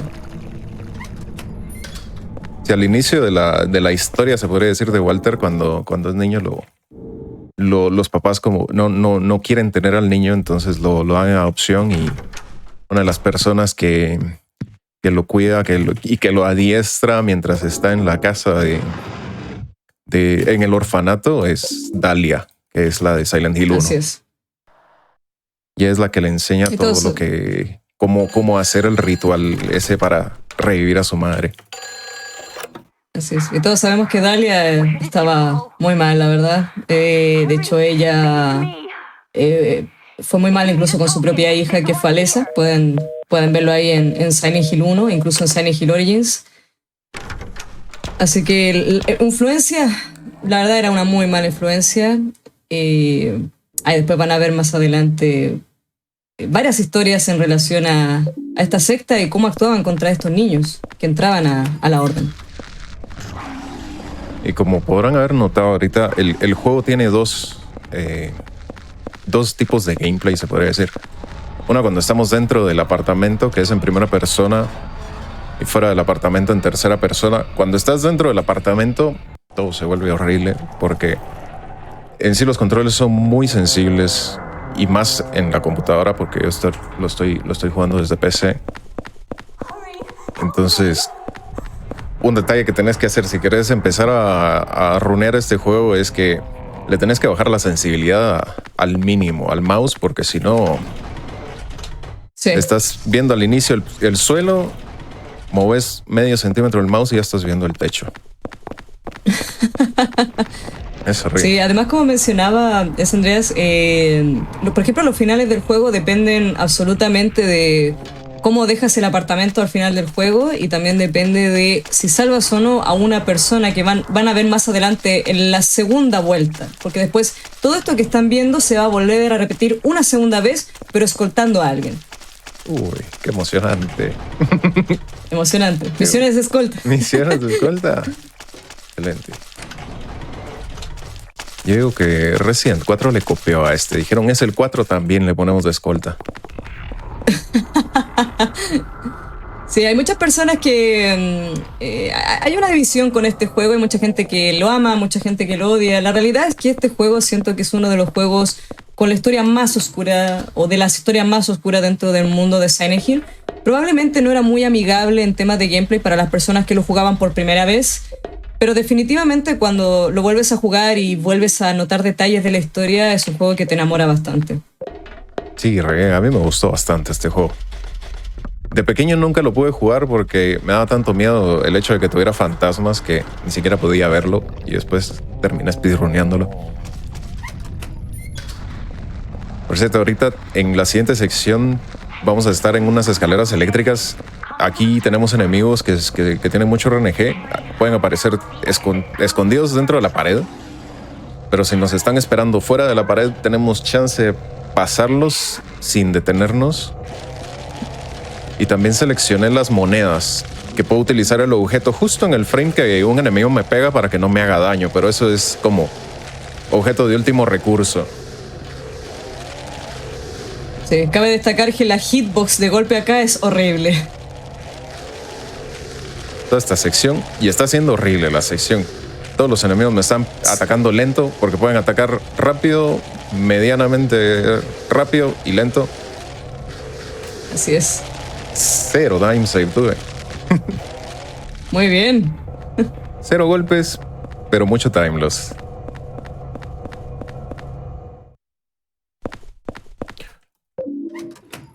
Otra cosa que van a estar viendo dentro del juego ustedes es que cuando estoy fuera del apartamento, la cámara se va a ir para los lados, izquierda, derecha, porque se pueden hacer como que micro ajustes de la cámara, y eso me ayuda para que Henry no se mueva tan toscamente hacia los lados y me haga perder tiempo. Cada vez que hago así es porque quiero que la cámara se vaya para un lado y haga que Henry camine para otro lado.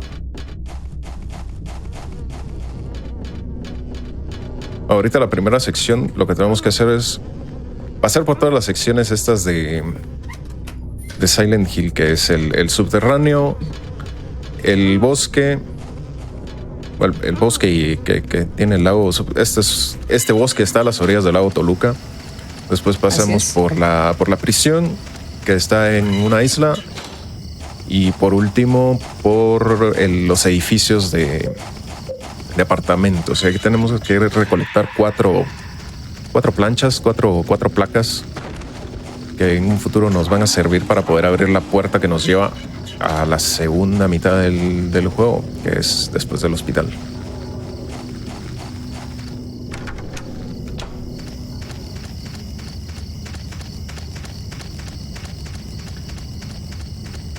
Por cierto, de paso quería saludar ahí a mi comunidad, a la comunidad de la charca. Un abrazote a todos, que se les quiere mucho.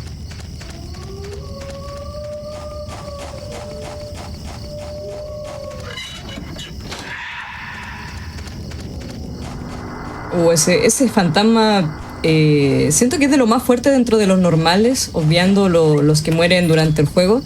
Pega muy fuerte, la verdad. Es muy peligroso. Si no estoy mal, te puede agarrar a botellazos después, ¿no? Sí, así es, te pega botellazo y no pega muy poquito, la verdad. Sí.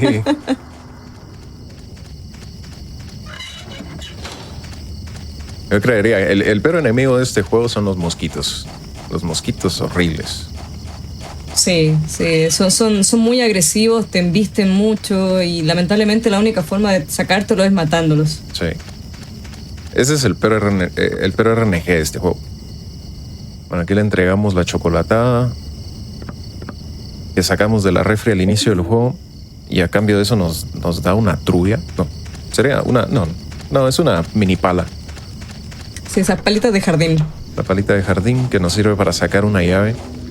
Una llave que está cuidando un árbol con manos.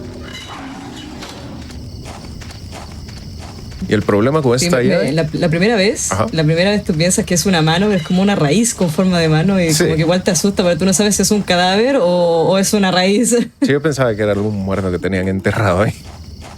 Sí. O le quitamos la llave, que es la llave para poder abrir el orfanato. Pero tenemos que regresar primero a nuestro apartamento para poder dejar la llave dentro del baúl. Si no lo hacemos, pues tiene una leyenda la llave que dice que el que esté en posesión de la llave va a estar destinado a vagar por siempre. Y el problema es que cuando tratamos de regresar al orfanato, pues no nos deja. Nos ponen un bucle así infinito que no podemos pasar un cuarto y tenemos que guardarla, si no nos quedamos ahí. Alguien que sepa cómo romper un juego y que averigüe cómo hacer ese skip va a cambiar totalmente la speedrun de este juego. Vamos a agregarle como 20 segundos de time save.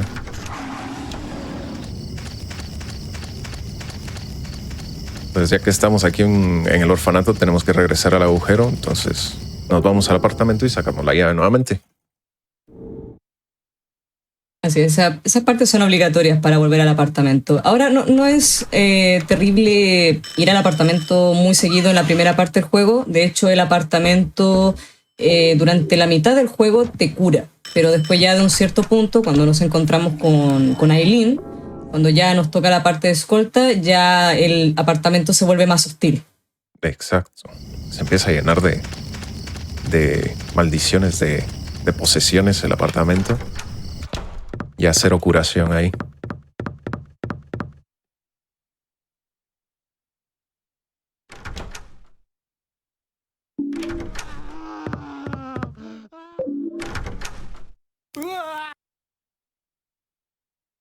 Bueno, esa escena la tenemos que saltar porque si no perdemos tiempo, pero ahí nos encontramos a Gaspar que se tomó la chocolatada y por alguna razón, no sé, intolerante a la lactosa, pero prendió en llamas.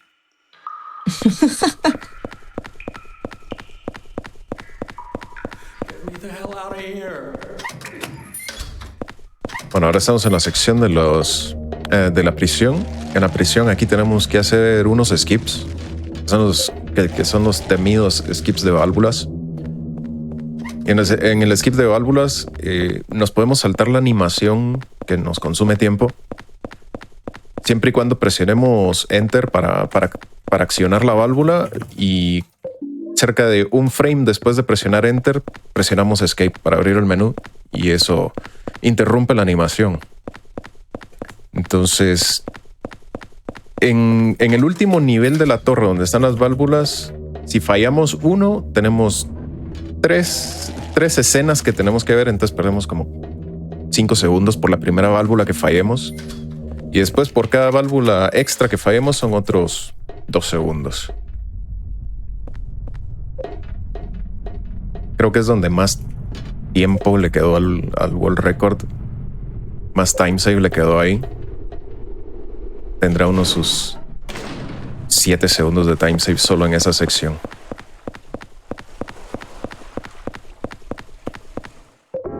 Bueno, ahorita pasamos a la torre, hasta arriba de la torre. Aquí abrimos las compuertas del agua para que le permite el movimiento a la torre, porque el hecho de que movamos las válvulas sirve para que se mueva la torre,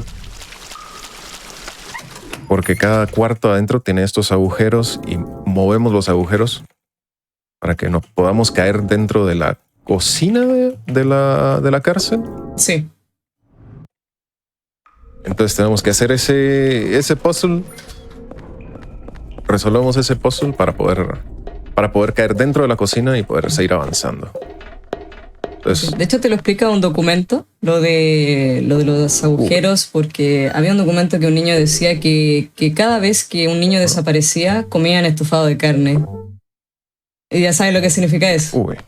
Sí, la parte de la prisión tiene una historia muy, muy fuerte, en general, el tema de los niños ahí. Y por eso justo ese agujero cae en la cocina. 2. Aquí tengo que hacer 4 válvulas. Fallé la primera, estuve bien en la segunda. 3, 4. Me salió lo mismo que tuvo en el PB.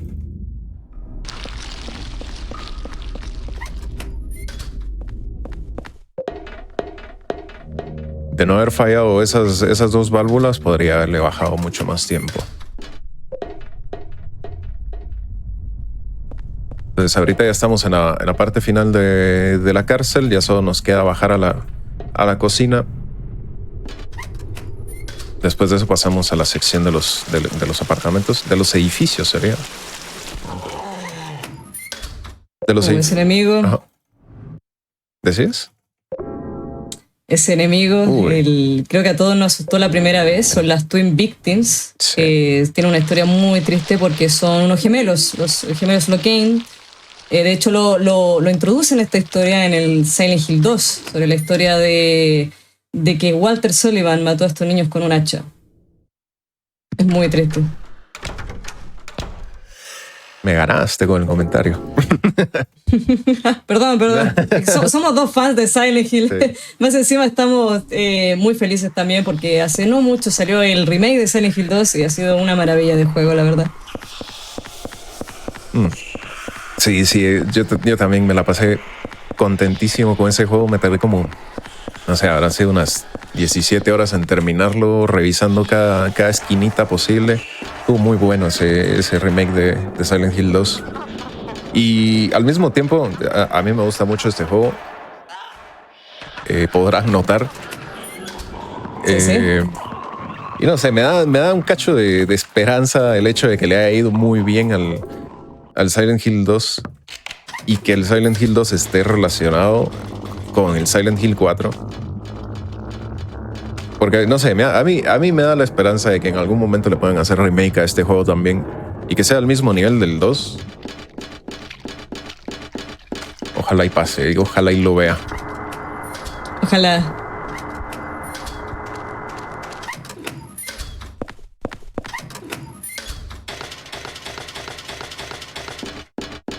Por cierto, gente, también si ahorita que tenemos tiempo no hay mucha cosa que decir sobre lo que está pasando. Si a alguien le interesa también hacerle speedrun a este juego, pues tiene muy buenos tutoriales en español y en inglés en YouTube y la comunidad pues también siempre está apoyando. Tiene bastante RNG el juego. Yo en vez de decir que sea algo para alejar a la gente, es más como que para atraer a la gente, en vez de ser un juego que solo sea de pura precisión, sino que también tenga que ver con la suerte. yo siento que no aburre.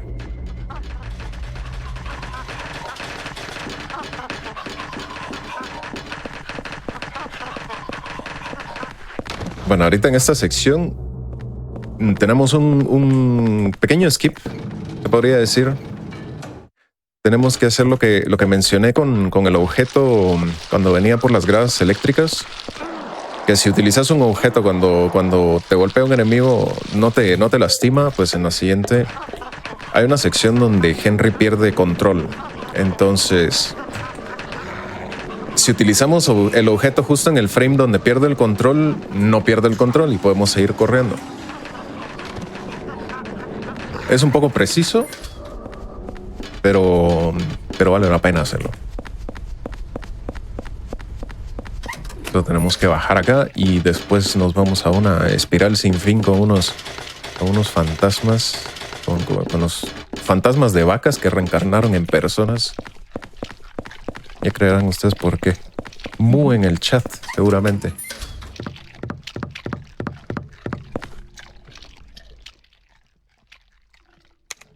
$50. Aquí pauso el juego porque cada vez que se pone oscura la pantalla sigue corriendo el reloj.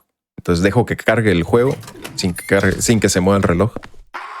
Y ahí estamos. Ahí está el grito. Use el objeto. Si usamos el objeto al mismo tiempo que el grito, podemos seguir caminando.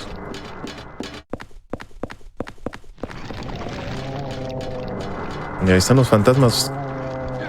Me bloqueó, no puede ser. Uy, qué terrible. Qué mal RNG. Y son rápidos además. Sí. Demasiado rápido. O sea, mientras estás subiendo te siguen haciendo daño. Sí.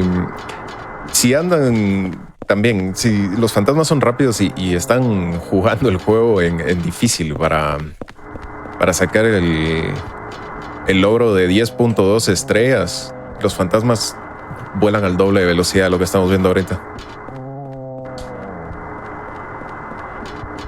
Y cada vez que la pantalla se distorsiona cuando un fantasma se acerca, así se pone roja como ahorita, te baja la vida casi que instantáneamente. Así es. La única forma de cuidarte de estos fantasmas es con un medallón santo. Exacto. Ahora sí, llegamos a la sección del apartamento. Ahorita estamos en los apartamentos donde vive Henry, pero en la parte de afuera. Y en el mundo destrozado, se podría decir. Ay. Mundo de pesadilla.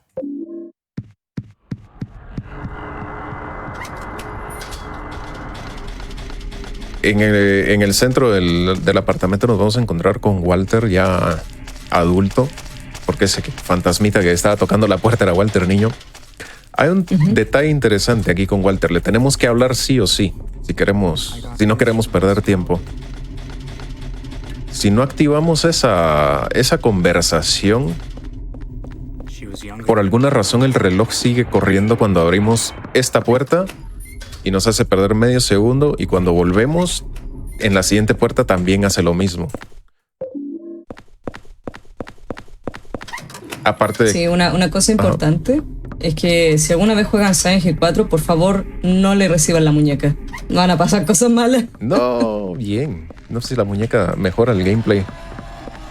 ¿Mejora el gameplay, dice Mejora el gameplay. Para mejor experiencia. Mejor experiencia. Si lo empiezan a jugar en hard, mejor.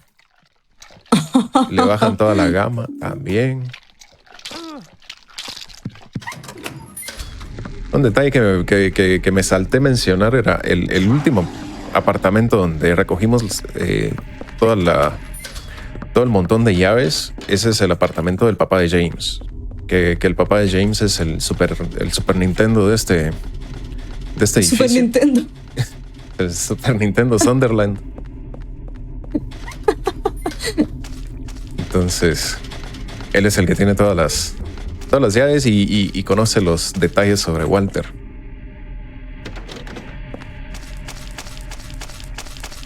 Y es igual a James. Es igual. O sea, uno lo ve en la puerta y es James, pero un poco más viejo. James Canoso. James Canoso. Ahora un detalle que no me recuerdo tú, no sé si me podrías iluminar, ¿qué era el contenido de esta carta que recojo ahorita? ¿Qué es la que nos... Hace tiempo que no veo recuerdo que te deja una... Te refieres al de Frank, ¿cierto? El que deja ahí debajo de la puerta. Ajá, exacto. Trata de dejarte una nota, pero al momento en que tú lo lees está todo distorsionado. Eso era, sí. Sí.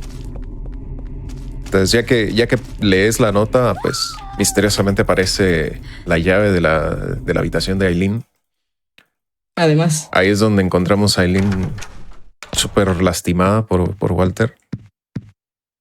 Pero como que perdemos la conciencia, aparecemos otra vez aquí en nuestro apartamento, pero descubrimos el talismán que ahora nos permite abrir la entrada al hospital con todas las placas que conseguimos en el camino.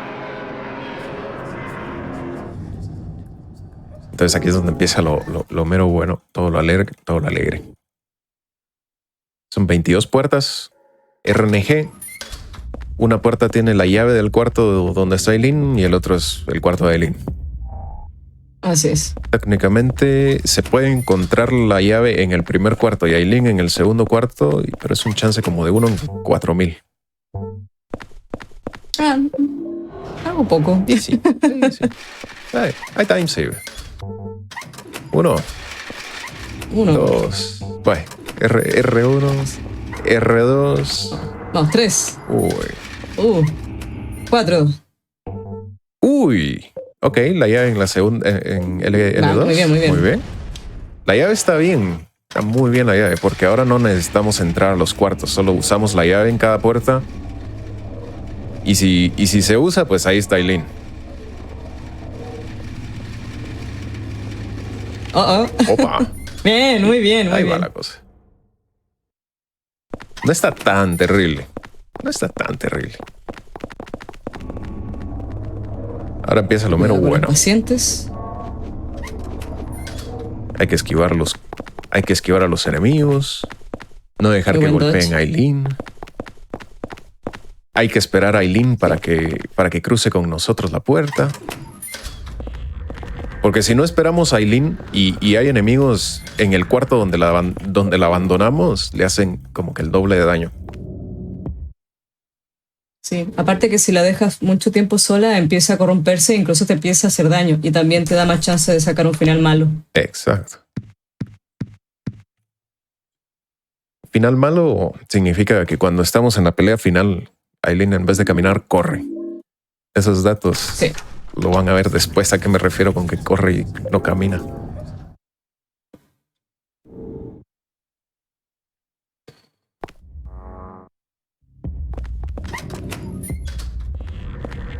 Uy, cuidado.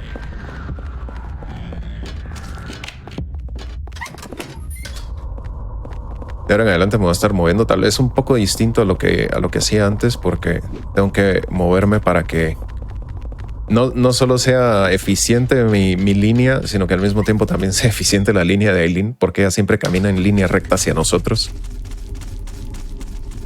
Eso se puede topar en las paredes o se puede quedar trabada en los enemigos.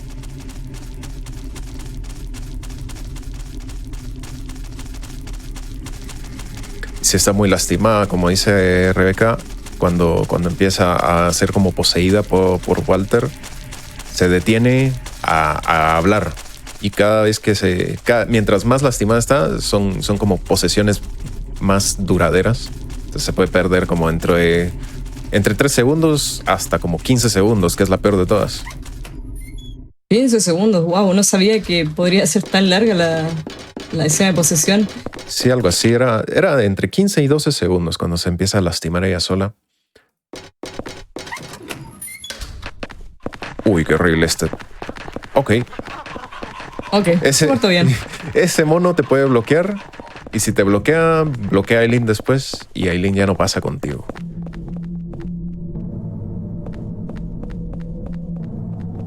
y se desajusta la siguiente. Ahorita me quedé callado porque estaba escuchando, esperando los pasos de Aileen.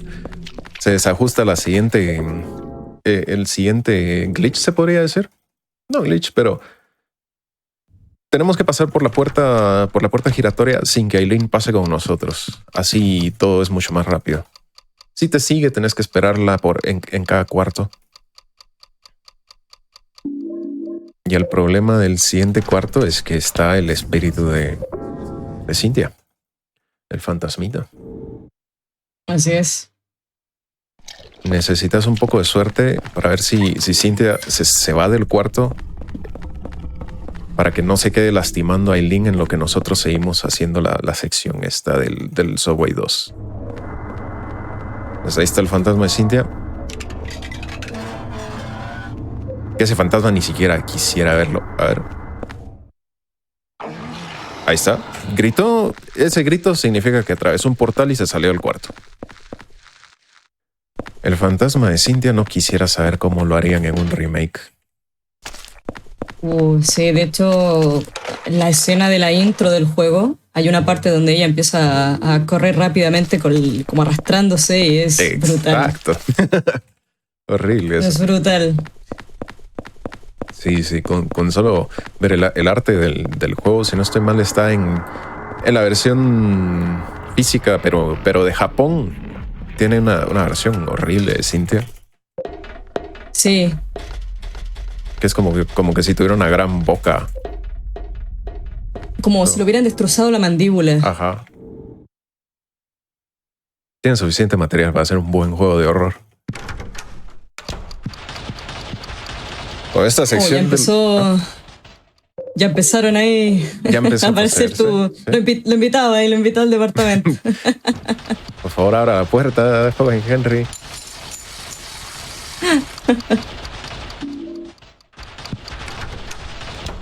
Aquí ya el apartamento se vuelve completamente hostil. De hecho, hay que tratar de alejarse de esos haunting porque si no te empiezan a hacer daño. Y la única forma de limpiar el apartamento es con unas velas.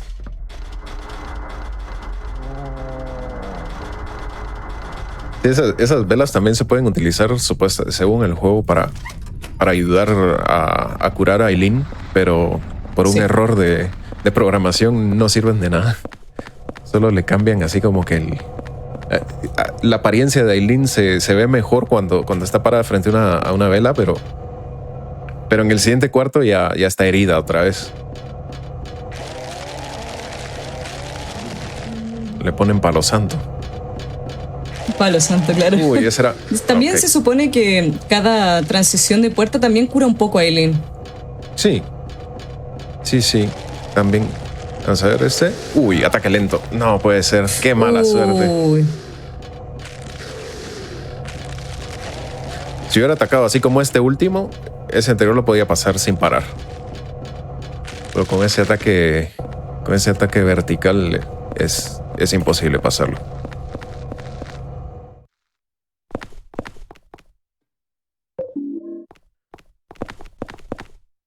Ahorita cuando fui al apartamento tuve que limpiar una llave, pero dejé al mismo tiempo todos los objetos que tenía en el baúl porque ahora que vayamos para el bosque, que es la siguiente sección, necesitamos el inventario limpio. Que necesitamos recoger 6 piezas de maniquí, 5 piezas de maniquí. Y si no tenés limpio el inventario, pues tenés que regresar a poner las piezas y perder un montón de tiempo. Es mejor ir sin nada. Y se viene lo que les contaba yo que no se hace regularmente, pues nadie lo ha hecho que yo sepa. En una GDQ de Silent Hill 4 voy a hacer un YOLO, el YOLO de las escaleras. Es YOLO porque cuando vamos por las escaleras del lado derecho bajamos mucho más rápido de lo normal, pero es más fácil que te peguen.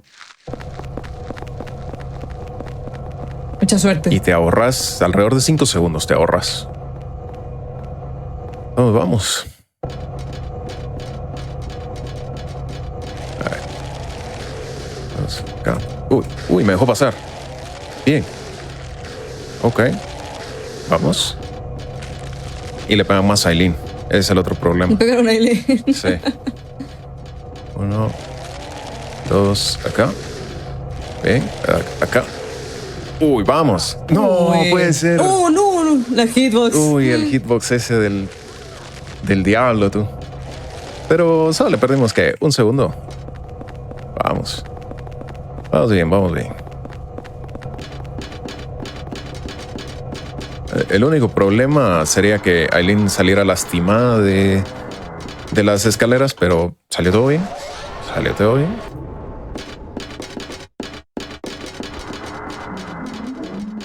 Y el otro problema sería que Cynthia nos hubiera bloqueado el paso ahí, pero no nos bloqueó. También.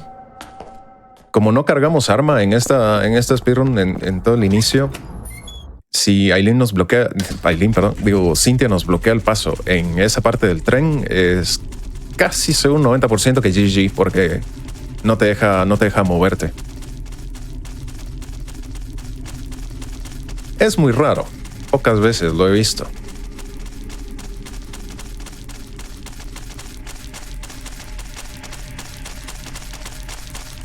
Pero por lo demás, contento de que salió el YOLO.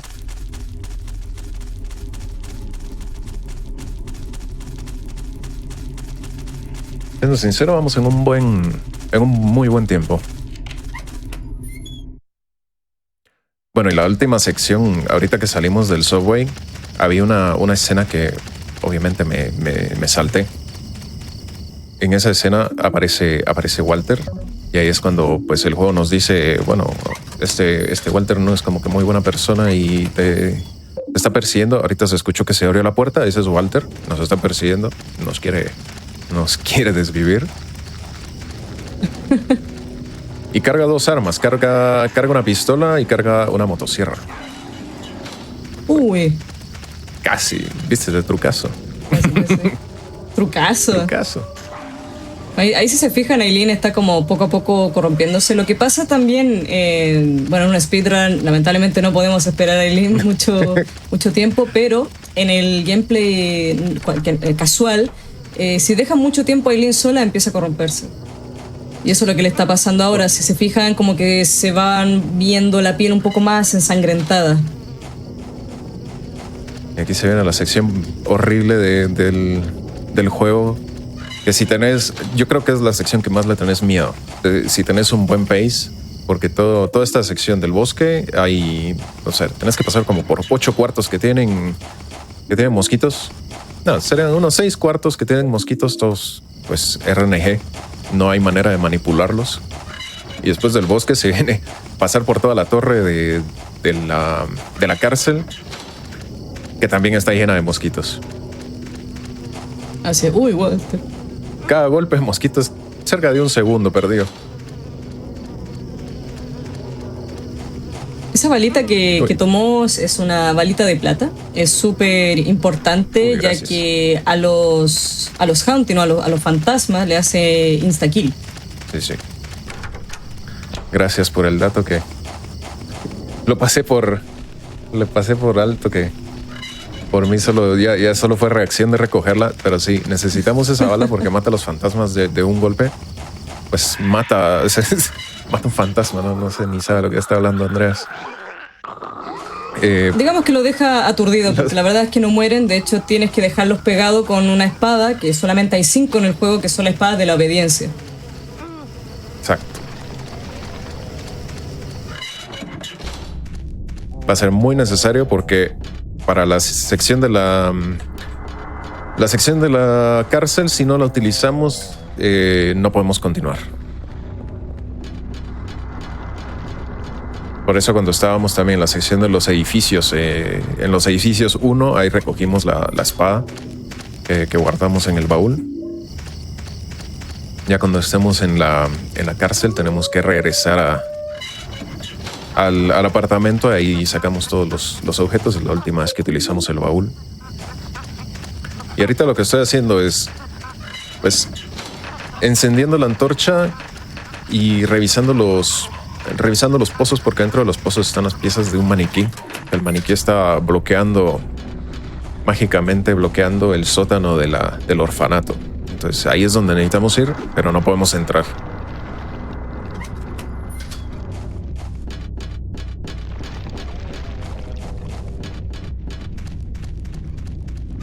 Ahorita me faltan 2 piezas.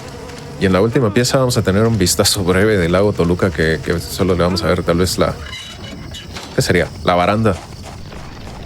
Le vamos a ver la baranda y nos vamos.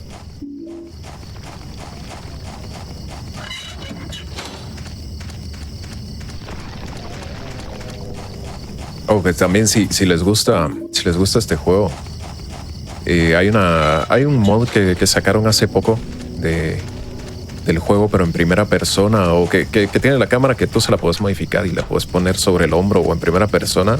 Recomendadísimo. Totalmente, muy bueno. Al igual que lo hicieron con el de Silent Hill 3, también es muy, muy buen mod. Ese me hace falta probarlo, el 3. Y al parecer estaban sacando del 2. Sí, próximamente el del 2. Aquí hay un pequeño problema, creo yo. Pues no es problema para el speedrun, sino para el time save. Me voy a curar. Me lastimaron mucho los enemigos. Mejor aprovecho a curarme. Ahí está el lago Toluca.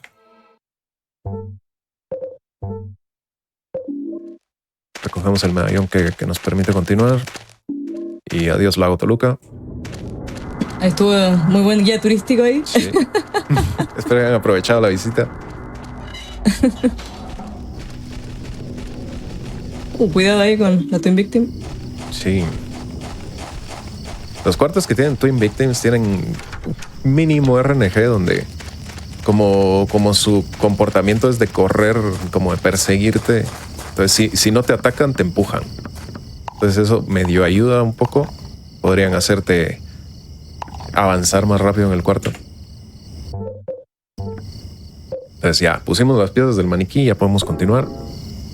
Y acá tenemos que hacer esta línea específica para que Aileen no se quede trabada en una esquina. Y con el medallón abrir la puerta. Y ahora sí, vamos para la prisión.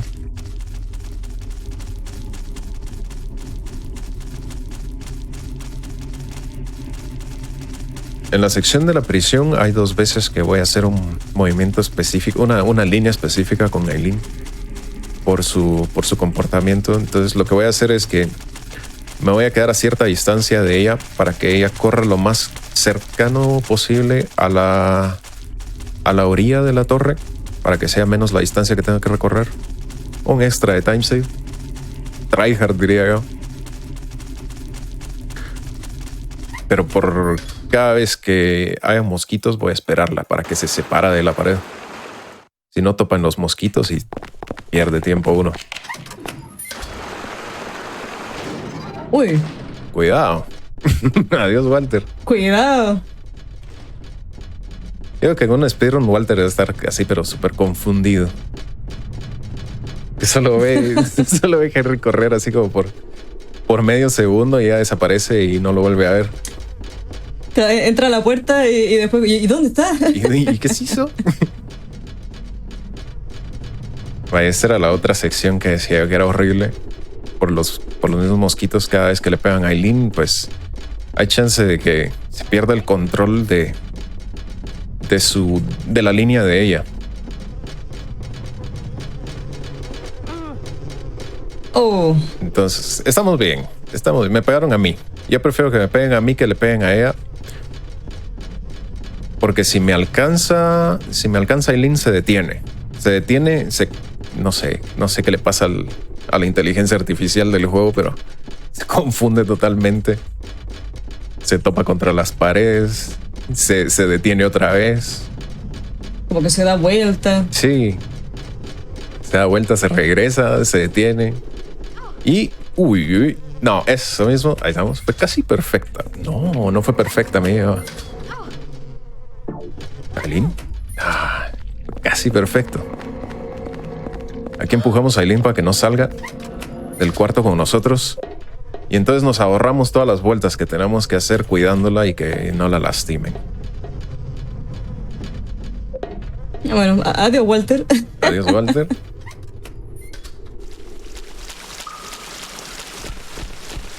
Y aquí vamos de regreso. Pues aquí solo es ruta que tenemos que hacer de vuelta a la cocina. Y ahora en la cocina vamos a encontrar la camisa de uno de los prisioneros, que era Andrew, que es el fantasma con el que tenemos que lidiar aquí en la prisión.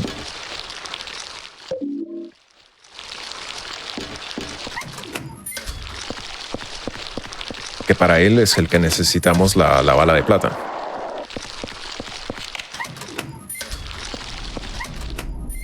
¿Y será que tendrán los fantasmas relación con los hombres lobo en este juego? Porque ¿por qué de plata la bala? Sí, también muchos se preguntan, ¿serán como Lycans así? Sí. Bueno. Aquí tenemos que ir al apartamento. Utilizamos la camisa en la sangre que está en la bañera y ahí nos tira toda la historia, que es lo que permite que se active la pelea contra Andrew. Entonces ya esta es la última vez en el baúl. Sacamos todo lo necesario para la pelea con el One Truth y Andrew. Aquí nos quedamos seleccionando la pistola. Que necesitamos equiparla fuera del apartamento. Y esta strat, si no estoy mal, la descubrió Enigma. Que te equipas la pistola y abrís la puerta al mismo tiempo. Entonces te saltas toda la animación de equiparte la pistola. Y se puede hacer con cualquier arma. Y ahí estoy aprovechando el daño de los tentáculos estos para poder equiparme la bala de plata sin tener que esperar toda la animación también. El golpe me interrumpe la animación, pero al mismo tiempo carga la bala. Y aquí hago lo mismo con el tubo. Y aquí en la siguiente parte hay una sección un poco precisa. Me tengo que ir por el centro y golpear a 2 tentáculos al mismo tiempo. ¿Así? Muy bien.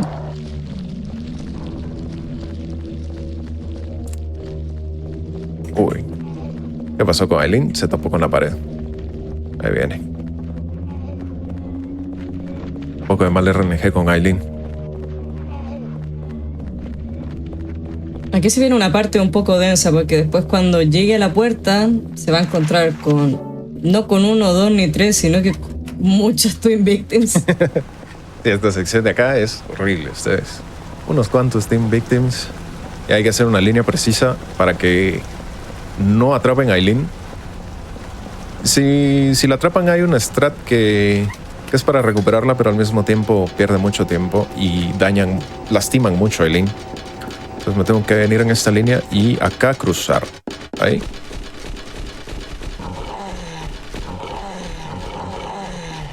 Y parece ser que no la dejaron pasar. Terrible. Bueno. Uy, uy, uy, uy.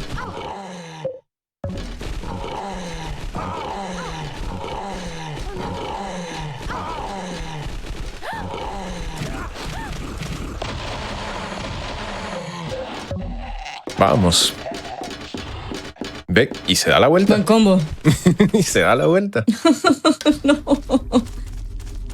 Es el problema de las líneas en este juego. No la hiciste bien, Aileen se da la vuelta. Te alcanza Aileen, se da la vuelta. Pero esta línea era la que más me preocupaba de todo el juego. Sí. Yo creo que fue mucho time loss. ¿Será que reiniciamos?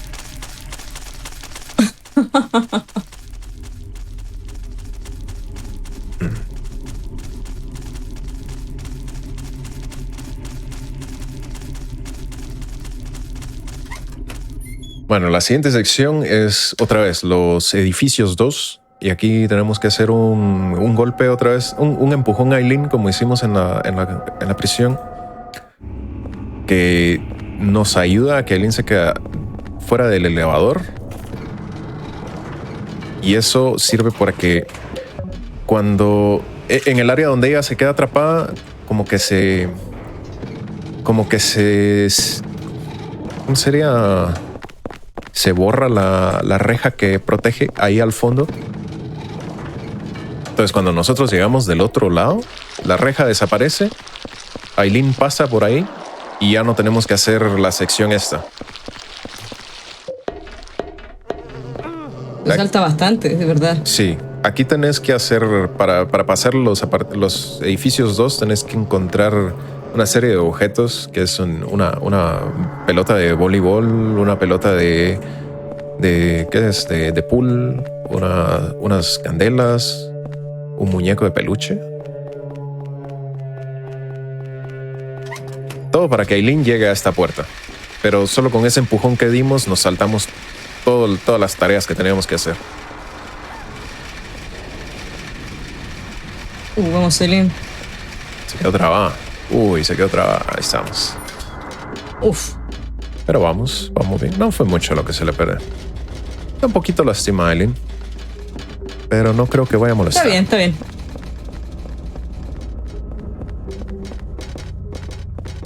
Y la espero.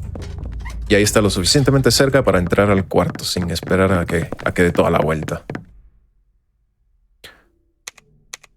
Y llegamos a la misma parte donde están los fantasmas.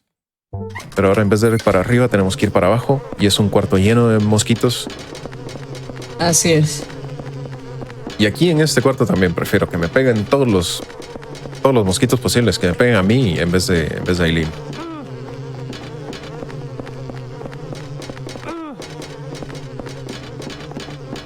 Ya si se juntan parece que huele mal el Henry, ¿eh? Huele, no se bañó. No se bañó. ¿Cuántos días tiene encerrado?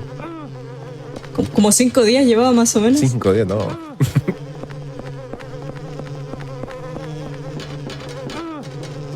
Capaz si se estaba, ya a esas alturas se andaba bañando como gato.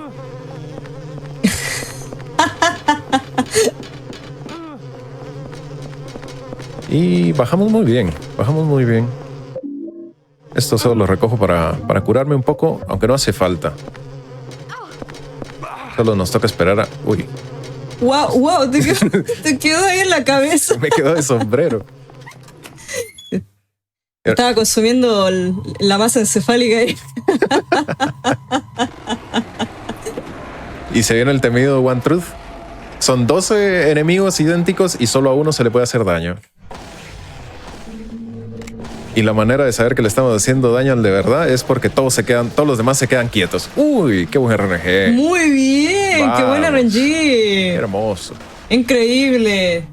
Esto sí es GDQ, tú.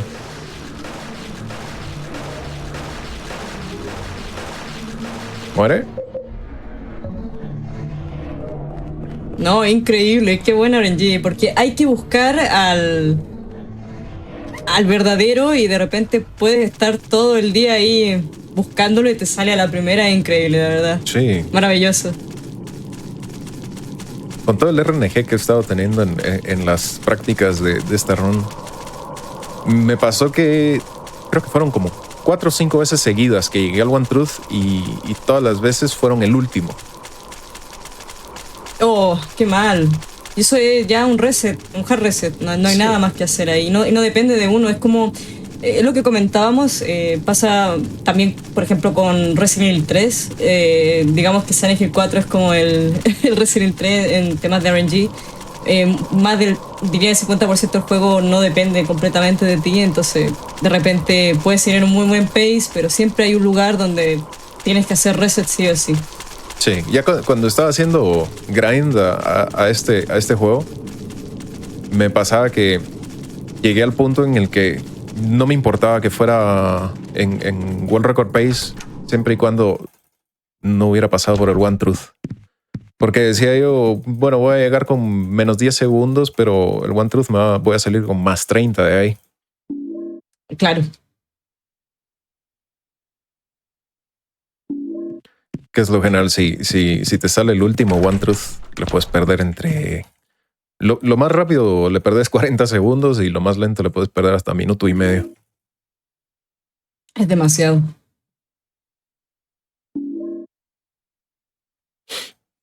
Y un detalle ahí que de la pelea del One Truth te puedes salir del cuarto. Y si volvés a entrar, ese RNG también cambia de posición, el One Truth. Wow.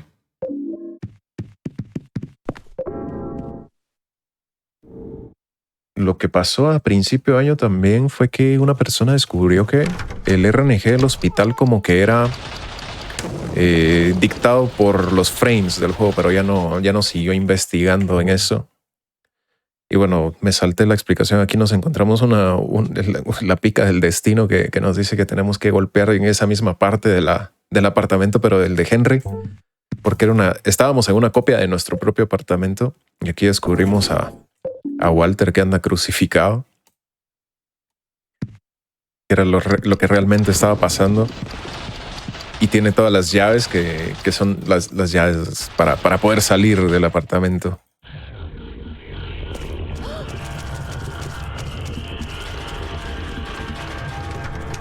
Entonces regresamos a los apartamentos, pero los apartamentos 2, aquí ya no tenemos que lidiar con Aileen.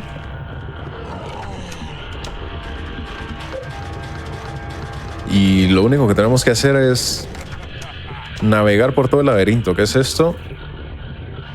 Pasamos por los cuartos de todos los fantasmas. Y tenemos que llegar hasta al apartamento del papá de James, que por alguna razón se quedó guardando el cordón umbilical de Walter, que es algo muy raro del juego. Parece que es de familia que tomen cosas raras, la verdad. Porque, por ejemplo, James en el Silent Hill 2 mete la mano al inodoro. Y sí, ¿verdad? Lo con manga y todo. Se lo aprendió del padre, probablemente. Lo aprendió del padre. Y lo que vemos es que el apartamento del papá de James está cerrado con cadenas, y lo que pasa es que tenemos que pasar por toda esta sección que tenemos, inspeccionar los cuerpos de Walter que están colgados, encadenados, y todos tienen como que memorias de él cuando era niño.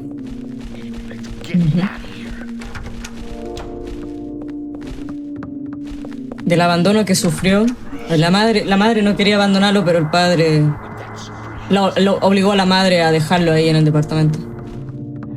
Es muy triste la historia de Walter, la verdad. Es muy trágico. Es una víctima que se transformó posteriormente en victimario, pero fue a causa de la influencia de la orden.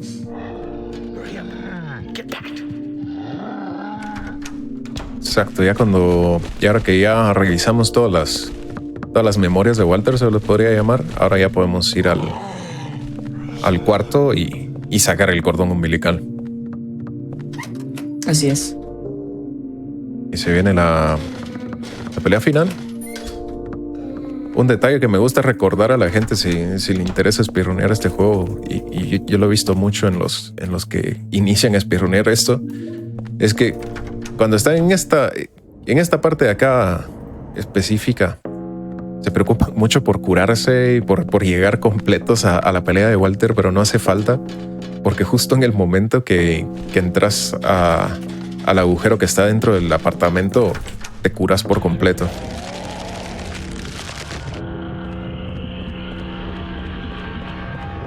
Es un buen dato, la verdad.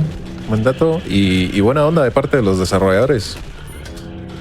Sí, totalmente. Es que igual el Silent Hill 4 yo creo que es de los más difíciles de jugar cuando lo juegas casual.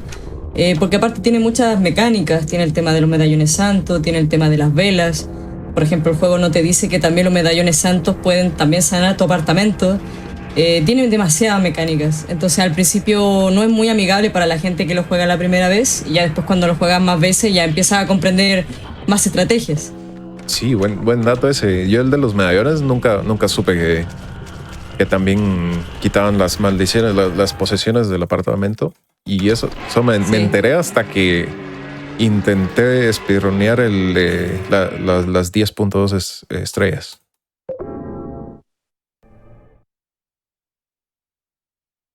Muy bien, ya nos estamos acercando al jefe final. Al final, una pequeña pausa ahí. Y aquí lo que tenemos que hacer, todo lo del cordón umbilical es para echárselo al... Es que esta es la verdadera forma de Walter, ¿no? Y para poder hacerle daño a Walter, tenemos que darle el cordón umbilical. Qué genial ese slide al estilo Sub-Zero. Sí, hay que utilizar un objeto al mismo tiempo que agarras la lanza, entonces pierde colisión. Wow. Y puedes seguir moviéndote. Uy, salió perfecto. Increíble. Ahora cuidado con esto. Ensartarle las 8 lanzas. Y una vez que le hayamos si no ensartado... lo haces... Sí, ya no se le puede hacer daño hasta que... Así es.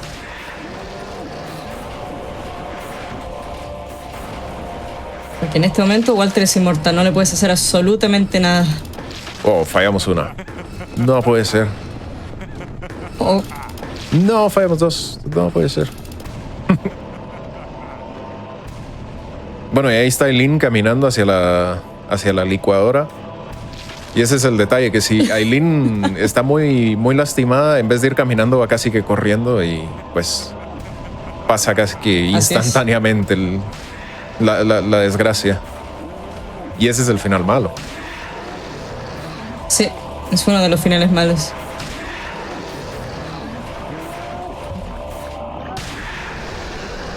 Bueno. Uy, qué buen dato. Qué buen dato. ¿Y la pica? Aquí hay que posicionar bien a Walter. Ahorita va a saltar para atrás seguramente. Sí. Un disparo. Ouch. Y ahora son RNG 4 golpes normales o 5 golpes normales más uno fuerte. 3 4. Ya mero se acerca tiempo. Ya mero se acerca tiempo. Yo les digo cuándo. Todavía no. ¿Todavía no? Y vamos a ver cuando se ponga oscura la pantalla. Tiempo. Vamos. Time. GG. ¿Y salvaste a Aileen? Y salvamos a Aileen, sí, sobrevivió. Sí. Increíblemente. Porque iba muy rápido. O sea, ahí también se puede demostrar que incluso estando mal Aileen igual se puede salvar. Increíble lo que hizo. Y se logró. Y terminamos con un tiempo de GG. Gente, aquí jugamos con IGT. El tiempo oficial sería de 46:33. No está mal. Muy buen tiempo. Increíble. Espero se la haya pasado bien todos. Muy bien. Y si quieres puedes comentar tu canal de Twitch, ahí donde te pueden seguir. Sí. Muchas gracias. Ahí, gente, si quieren seguir viendo contenido de Silent Hill, yo estoy ahorita empezando a speedrunear el Silent Hill 2 Remake. Y de vez en cuando speedruneo y jueguitos indies de terror. Pásense por mi canal. Es Andreas. También estoy así en YouTube. Aunque a YouTube solo subo videos de cosas casuales, también de indies de terror. Muchas gracias a todos por habérsela pasado acá. Que se la sigan pasando bien y a seguir celebrando el mes de la herencia latina. Gracias por la invitación y se cuidan. Chaito, gente. Gracias, muchas gracias a todos. Muchas gracias, Andreas, por esta maravillosa run. Y sigan en este maravilloso evento porque seguiremos teniendo más runs, donde el siguiente será Conker Back for Day. Nos vemos, chicos. Un abrazo.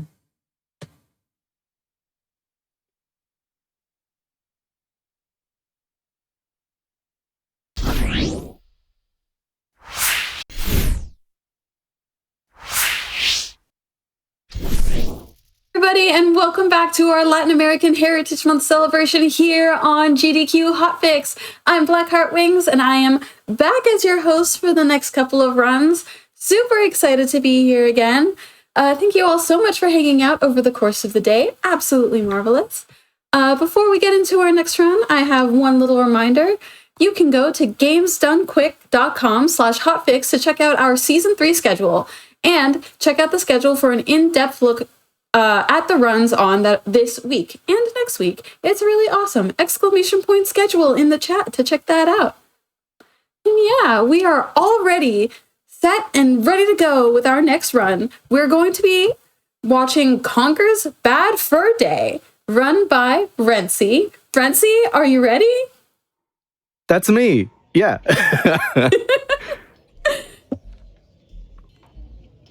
All right. Okay. So, I'm going to start now with Scaredy Birdie. So the time starts, and let's pray for some good RNG. Yeah, we definitely will need that. Do you all want to introduce yourselves? Say hello. Yeah, Yeah, hi. Renzi, you want to start? Of course. Yeah, hi, I'm Renzi. I play a lot of retro survival horror and a lot of Conker 2 as well. You can find Wow, there's a Conker 2? There's a Conker 2. Yeah. Sadly, there isn't. I wish. Go ahead, Brandino. Yeah, I'm Brandino. I have been running this game for a little bit now. This is one of my favorite speed games, one of my first speed games, and I'm always very excited to share it, talk about it with people, and I'm here to commentate for Renzi. Let's talk about what the run is. This is called Chapters 100%. So you might wonder what that means, and you might be wondering why we're not going to be watching some cutscenes here. It's because this game contains a chapters menu where you can select different gameplay scenarios based on like where you are in the story, because this game's a pretty linear story mode for the most part. And by selecting chapters, you can skip cutscenes of stuff you've already seen. And if you've played the whole game, then you have all the chapters. You can skip all the cutscenes. That's what we're going to be doing today. Porque en español? Go ahead, sorry. No, I was replying to some of these, to the comments about like, why in English? This game does not have like international versions, really. There is a PAL version, but I don't know. Like this game is a big feature of this game was the voice acting, and I don't believe there's like voice acting in other languages.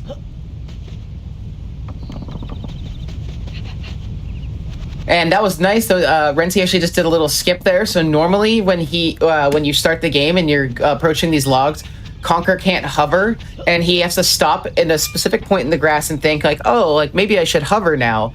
But what happens is Renzi does a little bit of movement where they jump into the trigger that starts that cutscene, jump out of it, and then run around and hover over it, and it just kind of works. It's kind of cool. Now for the early game reset point, the key, man. This little key can be very annoying.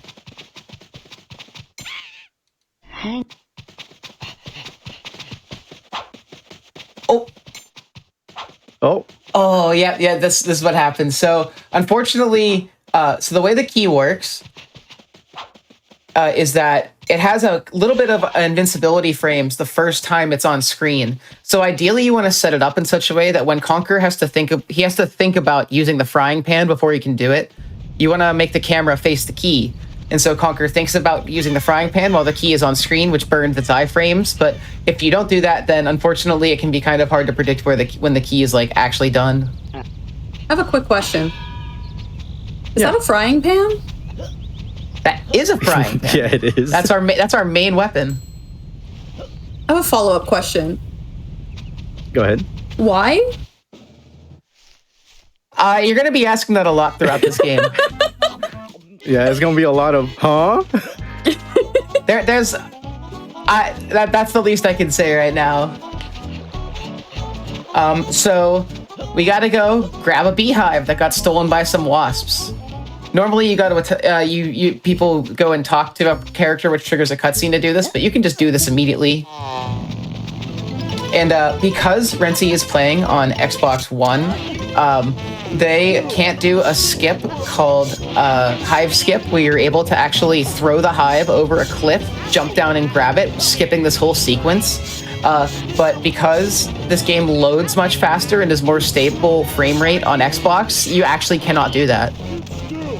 It's only about a 12-second time save, especially early in a game full of RNG, so it really honestly doesn't matter that much. All right, so this game has first-person shooting mechanics without a reticle. Have fun. It's beautiful. You have no idea how many times I've butchered this section, only because I'm thinking, oh man, the chocolate's definitely gonna land. No. Yeah. Also, this slingshot actually returns from Conker's first game, which was called Conker's Pocket Tales on the Game Boy Color, where it's his main weapon. But that game was made more for kids. And one thing about this game is that it initially started as a more kid-friendly like collectathon, you know, in the style of Banjo-Kazooie or Donkey Kong 64, made by the same developers, Rareware. But somewhere through development, they were like, what if we just made an extremely raunchy squirrel game where he likes to get drunk? And so that's what happened. That's now what we have. I love getting squished. That was way more graphic than I thought it was going to be. That was blood. That was blood. Yeah, this game is a little bit more violent than you might expect for the cutesy squirrel game, which is kind of like the fun of it. It's very, very like era irreverent. Mm-hmm. We've got some interesting requests in chat. I'm so sorry to cut in, but we've got some interesting requests in chat for the Mighty Pooh cutscene. Oh, brother! out of context, I think that's like the greatest question. Yeah. We'll get there. We'll talk about it when we get there. Don't worry, everybody. To start, so this game loves the number 3. We're going to be doing a lot of things in 3s. It's almost exclusively how we do things in this game. And to start, we need 3 pieces of cheese to feed to this mouse who's bothering some blocks. There's like these people that are made of blocks. And that's just what's happening here on the farm. Don't you just love cheese? Why is the cheese sentient? It's got eyeballs. There's a lot of sentient beings in this game. Yes. Man, it's kind of in the same vein again as like Banjo-Kazooie, where a lot of that's great cheese RNG. Very, very beautiful. Yeah, the cheese can be like anywhere in that pen, and ideally you want them to be like right near the gate so that you can smack them and grab them, but sometimes they love to be super far away from you. One thing we're going to experience in this game is that there's many NPCs that we're fighting their RNG. Definitely.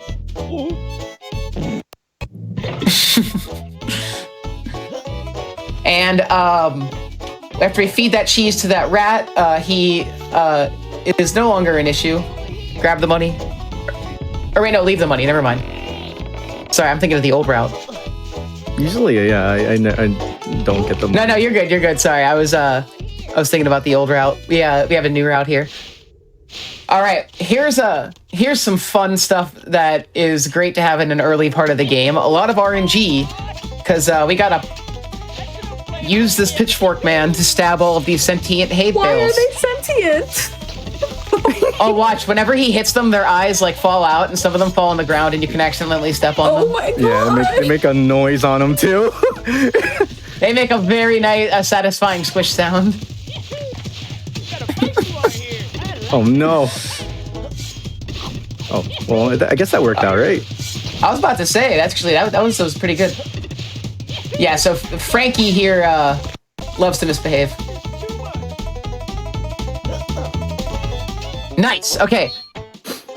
Because Renzi waited a few seconds and jumped onto that lever right when the cutscene started, he's then warped to the lever when the cutscene ends. The cutscenes will store your state, typically. So another thing, a tiny little optimization that Renzi just did right there was to hop on a ledge so that Conker starts the cutscene, or enters the cutscene in like a state where he's like kind of gets some speed from walking on a ledge. And then when the cutscene ends, he's already walking. So Renzi's immediately able to start running. And we got to cut our boy Frankie down here. And then we're going for a fun skip. Got to throw 5 knives to cut him down. It's my favorite skip in the entire game. Is that your health bar? Is the chocolate bar your health bar? Yes. Yeah, you get 6 chocolate. Oh, no. Oh, no. Oh, that's okay. That's okay. Just go ahead and activate the boss here. So Renzi was attempting to go for Haybot skip there. So we got to fight this giant hay bale man in 2 phases. And we can actually skip this first phase by jumping and falling out of bounds into a trigger that's right under the ground to trigger the next part of the fight. Because the next part of the fight involves you falling down. And there's a big loading zone right there. But another thing we're going to learn about this game is that it's actually quite... It's not as broken as some of its contemporaries, like, say, DK64 or maybe Banjo-Tooie. Conker is actually pretty well programmed in such a way where it's very hard for us to do a lot of skips because the game knows when you're not doing something that you're doing something ahead of time that you shouldn't be doing. And another thing that they do is that a lot of the walls and out-of-boundses will push you out constantly. So some of the out-of-boundses are a little bit harder because the game is fighting you out of bounds. But as we're going to learn later, that also makes us some skips possible that previously were not possible. And we can't, this is one cutscene we can't skip. Yeah. This is a Terminator Hey Man. Ball fuel. Great questions. What? This is another big thing about this game is that it incorporates a lot of movie parodies and was made in the early 2000s, so it's a very specific period of time. Oh, so this is a Terminator reference, is what you're telling me? Yes. Yes. Yes. The music that plays here is like identical to Terminator 1 opening cut. I was gonna say opening cutscene. I'm so video game pilled. Opening. Scene. Just the opening. You know, like the credits.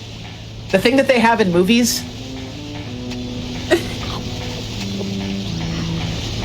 So, Haybot, in order to fight Haybot here, we need to do very specific movement manipulation because he'll fire 2 missiles at us, and we want 1 missile to hit this pipe.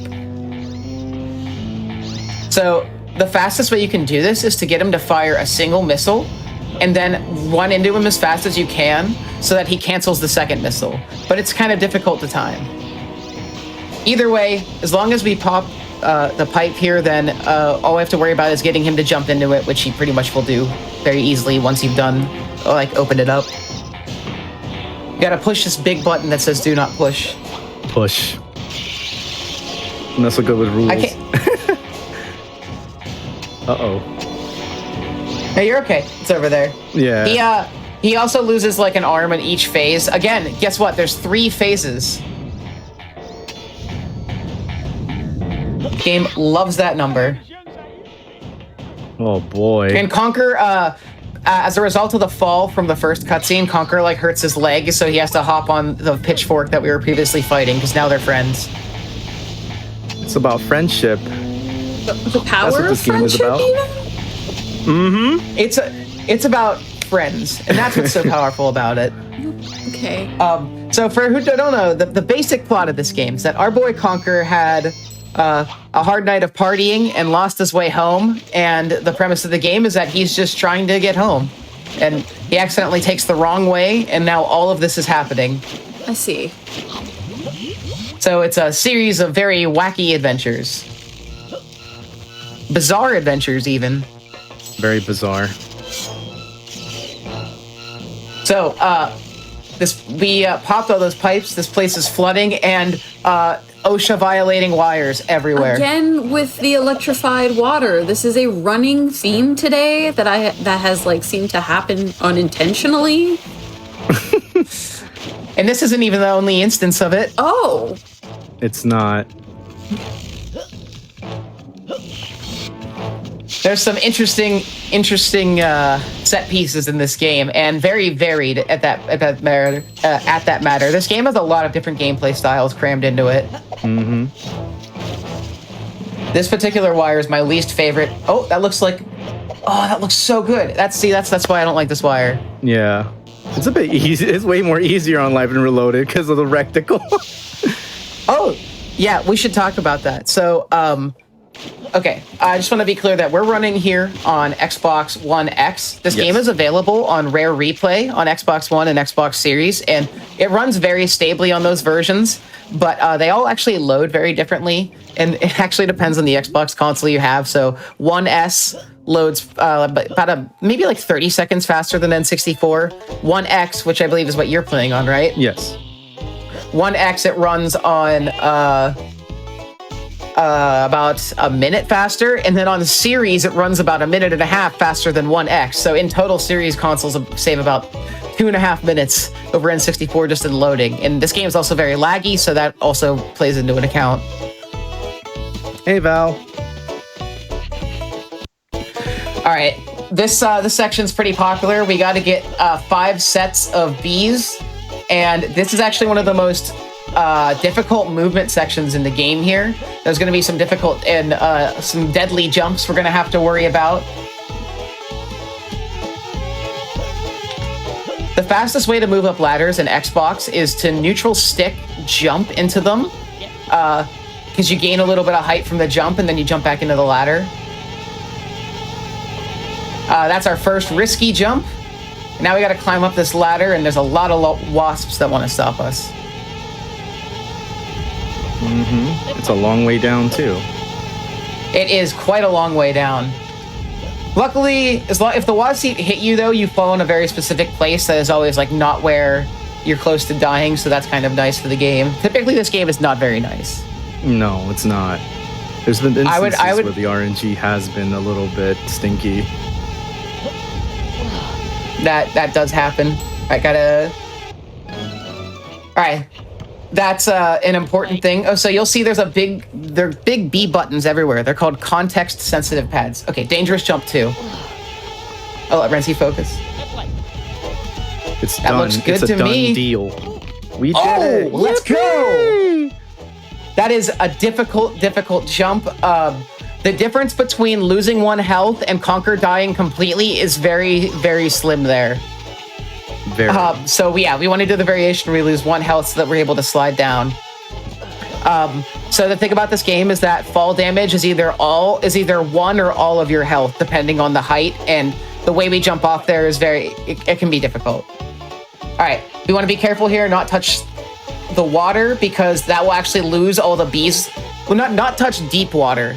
We can go into shallow water, like we're gonna do right here. But the bees will actually leave us. Nice. Okay. We've got all the bees. And we needed them. You know, we just needed them for a purpose. I'm afraid. Sorry. You're afraid? All right, we gotta jump up here to grab the money. And so that actually finishes out the barn chapter of this game, this is such a difficult early game part, so we're out. This always feels like you're escaping to me, because it's like it can be really difficult to escape this in like if you're doing like PB attempts. Oh, definitely. It is a lot of reset for me here early on in the game. All right, so this mountain kind of smells for some reason. Stinky like me. Okay. So small tech difference I want to talk about. On N64, you can actually climb up ladders and ropes faster, because on N64, you can recalibrate an N64 controller by holding L, R, and start in a direction. The opposite of the direction that you recalibrate to becomes your new neutral position. So if you were to hold LR start and down, your new neutral position becomes up. And then if you hold up while your neutral position is up, some games kind of react to that really weirdly. Conker's is one of them. We're actually able to climb things faster by recalibrating our up position to what I like to call the super up position.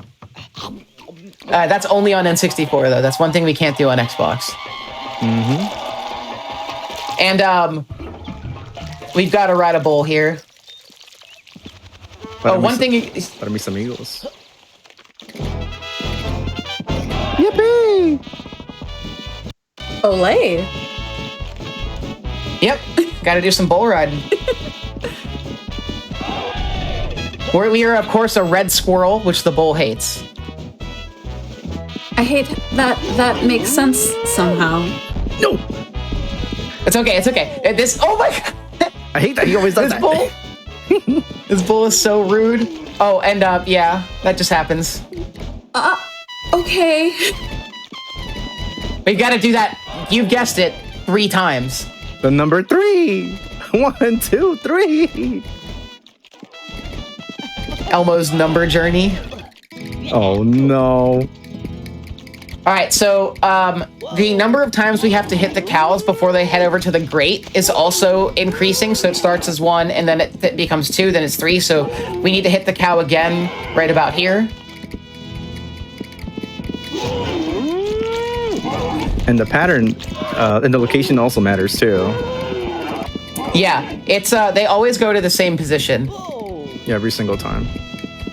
All right, now we need to wait for the cow to drink the prune juice before they head over to the gate, which is a sentence that you can say while playing Conker's Bad Fur Day. We're gonna say a lot of brand new sentences today. It's been 20 minutes. This is only the early game. Yeah, early game is ruthless. There's a lot of like the bowl section, the barn. Very difficult. Very punishing. But very fun.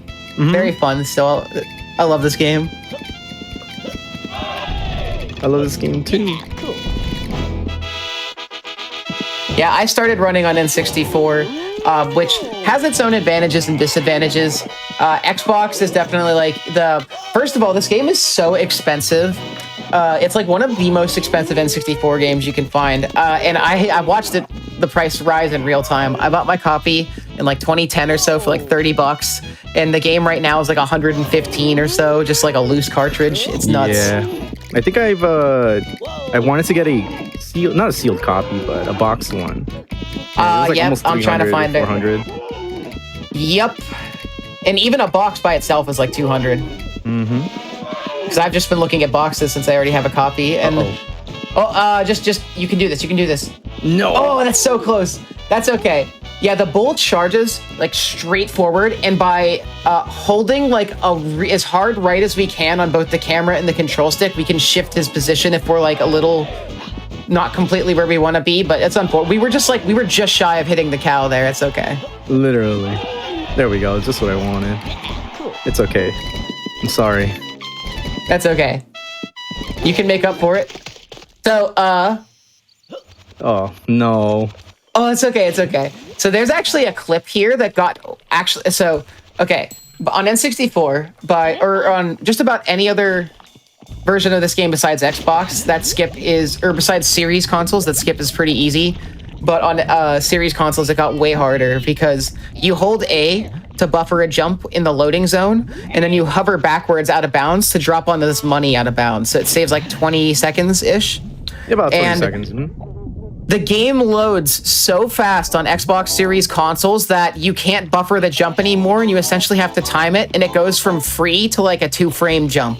So that's like one drawback, is like you can't do that skip anymore on Xbox Series consoles. But I highly recommend playing this game on Xbox One or Xbox Series because the N64 version is just so expensive, and you can get Rare Replay so cheap. Mm-hmm. Very cheap. And we've got to roll this ball of poo up the mountain, which is also, of course, made of poo. Got to watch out for the dung beetles. They will smack into us. Every part of that sentence gave me psychic damage. And it will continue to do so. The music also plays a variety of different fart noises here. No. It's okay. It's okay. You're good. He shouldn't hit it off the ledge. What is that melody? The melody is so beautiful here. All right, we have to actually do this. You'll never guess how many times. 3. Count with me, please, chat. So the first one we roll, has the purpose of we use it to blow up a larger dung beetle because Conker throws a stick of dynamite in it. And then the second one we're going to need is going to open up a door down here for the Great Mighty Pooh, which we're not going to do after this. Don't worry, that's coming. Coming later. Yeah. And the last one we're going to need is going to open up the next area. So yeah, we got to roll at least 3 poo balls. 1, a 2, a 3, a 3.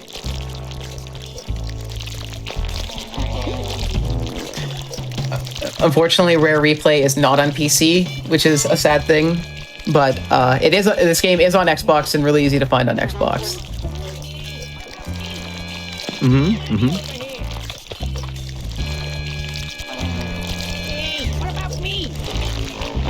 And there's some money we need to grab here. You might have noticed that we've been grabbing money most of the time. That's because this game's story triggers are actually the money. And it's not really a collectible in like the traditional sense of a collectible. And also we don't take any fall damage from the poo or other surfaces that when Conker like falls from a large height, his head gets stuck in them, which is really nice. Mm-hmm. It's very refreshing. But yeah, the money in this game is not like a big collectible. They're mainly like story triggers. Like you basically can't beat the game without getting all the money. And that's kind of how the game is well programmed too, because like if you haven't grabbed certain money stacks, the game knows. Mm-hmm. It always knows. All right. We're done with that section. It was a little stinky, but we're done now. Woo. Finally, I can breathe. Conker wears a gas mask for much of that section. All right, welcome to Bat's Tower. We got a fun skip coming on here. I love the skip so much, I made the tutorial for it.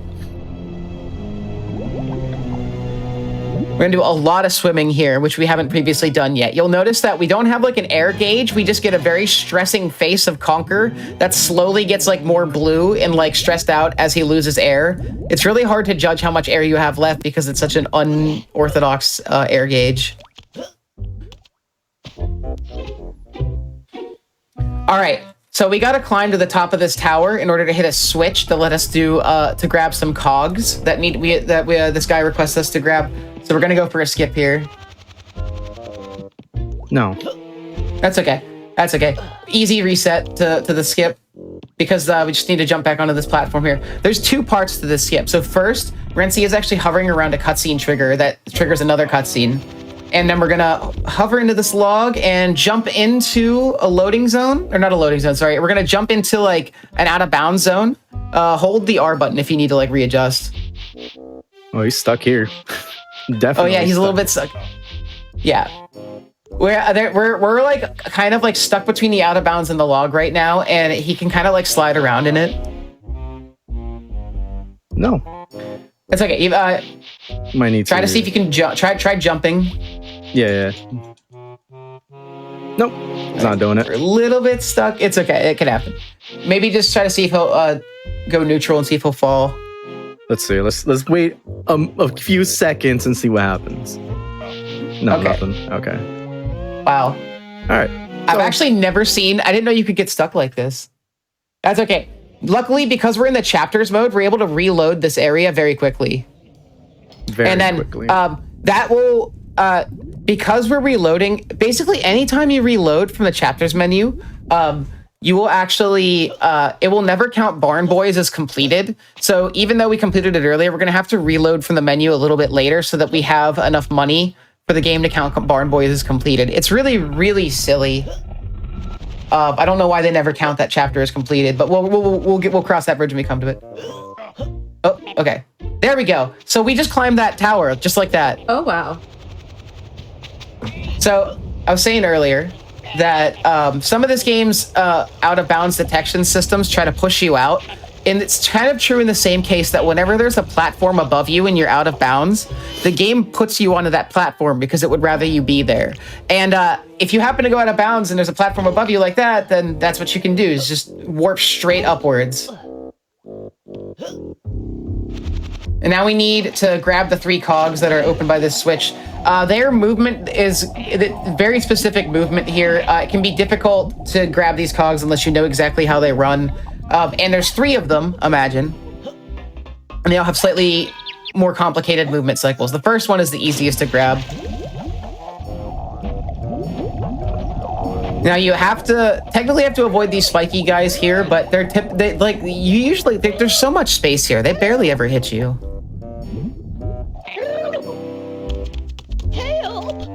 And this walkway is very thin. It's just easier than it looks to just slide right off of it while you have the cog, because you can't jump. And I don't know, the controls just feel like slightly different when you're walking with one.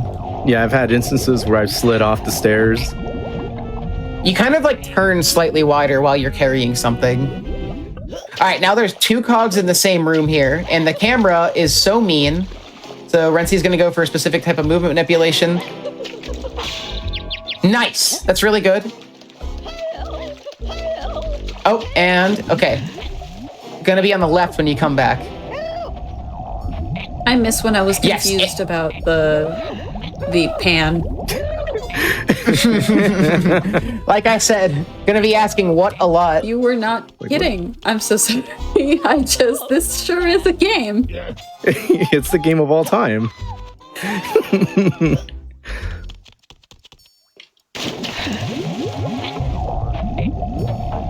And one thing you're going to notice here too is that to move faster, Conker on certain surfaces where it's like kind of like slick or squishy, or Conker's in like slightly deeper water. Nice, right by the entrance too. All right, Swick, that's the third cog.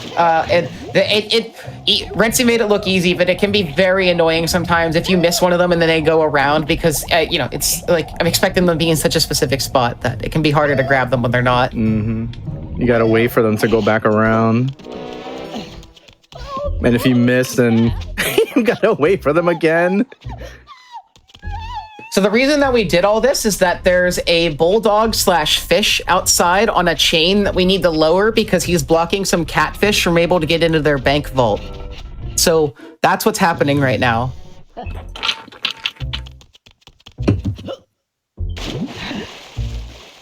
They've offered Conker money if he can get the bulldog on like a shorter leash so they can get into their bank vault.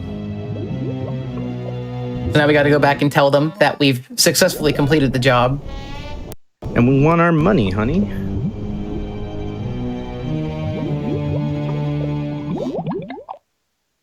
Yep. Wow, I actually thought you were going to start losing health from that. I can never tell because the drowning meter is so spooky anyway.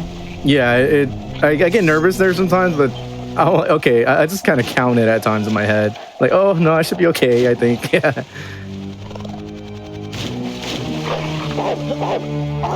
All right. We got to do some more first-person shooting. My favorite.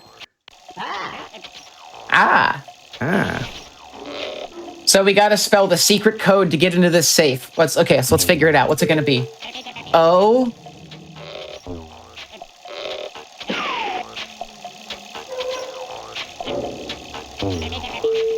P. Okay, O-P. Okay, O-P-E. Okay, O-P-E-N. Open sesame. Wow. That's a secure password if I've heard of one.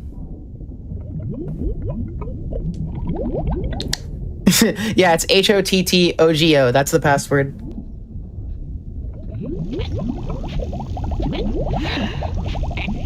All right, so welcome to Klang's Lair. This is the section, your movement, it has to be very specific here. You can't lose a lot of time because these little metal fish that you see swimming around are on extremely specific cycles. And if they catch you in one of these little corridors, they bite you, which not only loses you some health, but it also knocks Conker backwards and can kind of disorient you for a second. So you really need to, the movement here is all very specific. Rentsy is avoiding them at all costs. Do or die.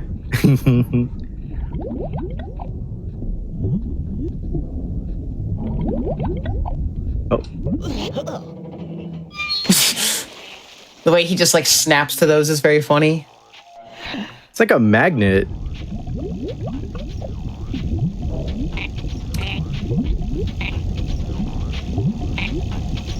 If your health is full here, you can do what I call the risky swim.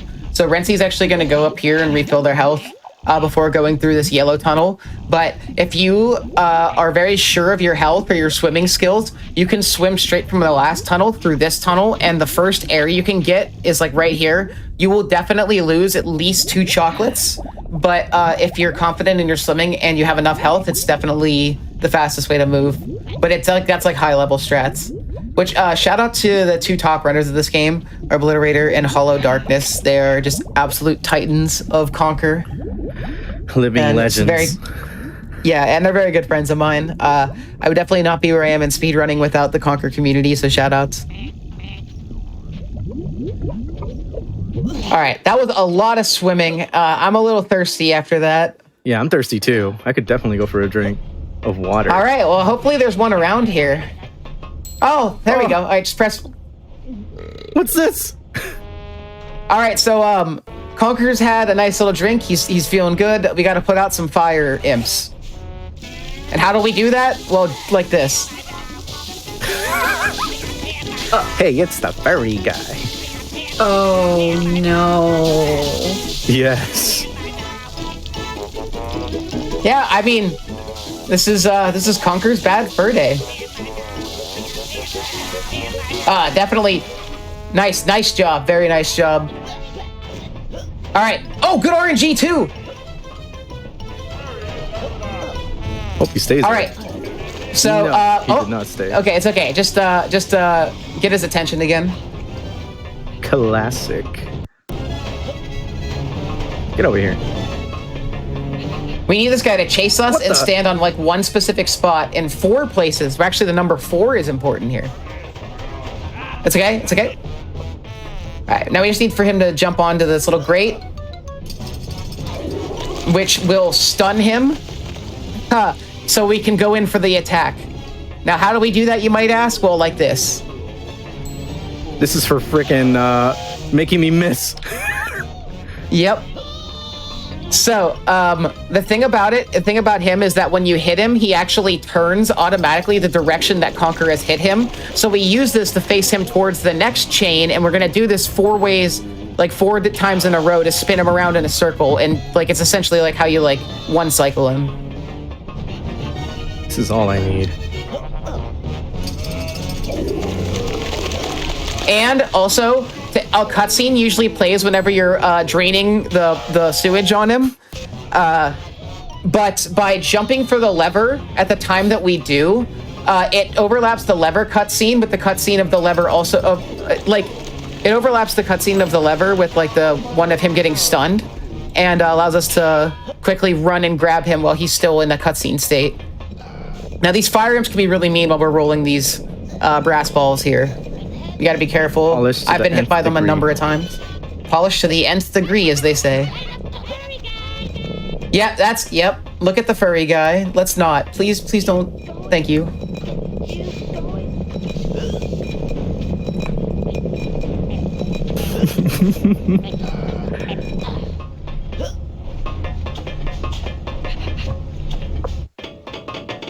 All right. We've got the boiler down. We've got our money. Let's go talk to the catfish.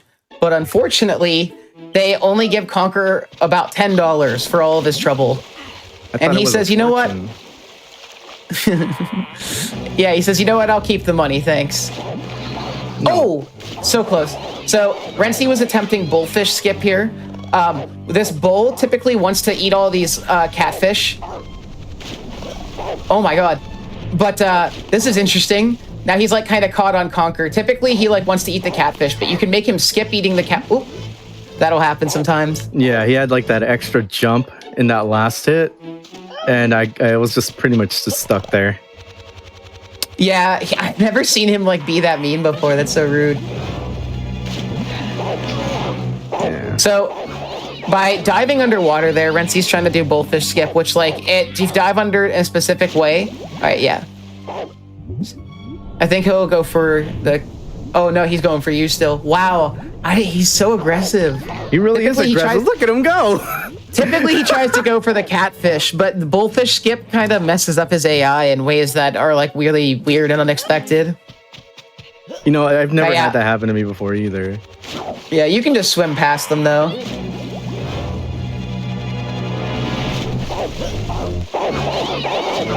Yeah, so we're just gonna outpace them now. So one big thing about this game and why it's so much fun is that there's a lot of thought put in like the animation and the cutscenes and stuff. And this game is actually, the cartridge is one of the heaviest N64 cartridges because it has an extra 64 megabit sound chip, or megabyte sound chip. I'm sorry, I might have said the wrong thing, but it has an extra 64 megabyte sound chip because of all the voice acting that this game has. So yeah, I'm gonna have to go back to chapters because yeah. So because we reloaded Bat's Tower earlier, like I said, Barn Boys is now not counted as complete. So we're gonna have to reload into Great Mighty Pooh here once we get to this, just because that's how it goes. It can happen sometimes, but thank God for the chapters menu because it makes stuff like this easy. Yeah. So Renzi's just gonna reload here from the next chapter.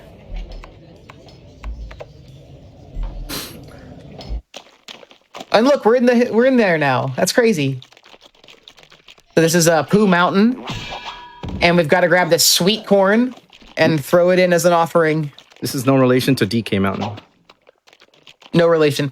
And there's this giant hand that's also a giant Pooh hand that tries to smack Conker, and also will smack the corn.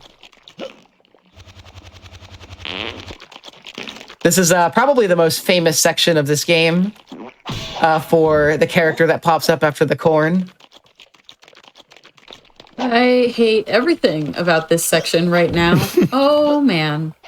Would you believe that this game? I would, if I said this is one of the most graphically impressive games on the console, because it was released right at the end of the N64's lifespan and has a lot of like Rare's most advanced graphics techniques that they had used up to that point in time, and it was all for this.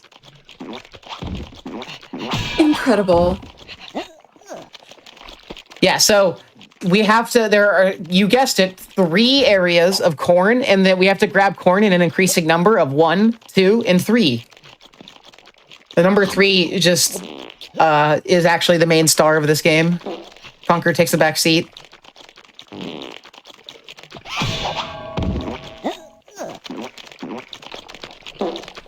All right, gotta watch here. This is like the worst because of the 3. Oh, the poo hand is so nice there. Thank you.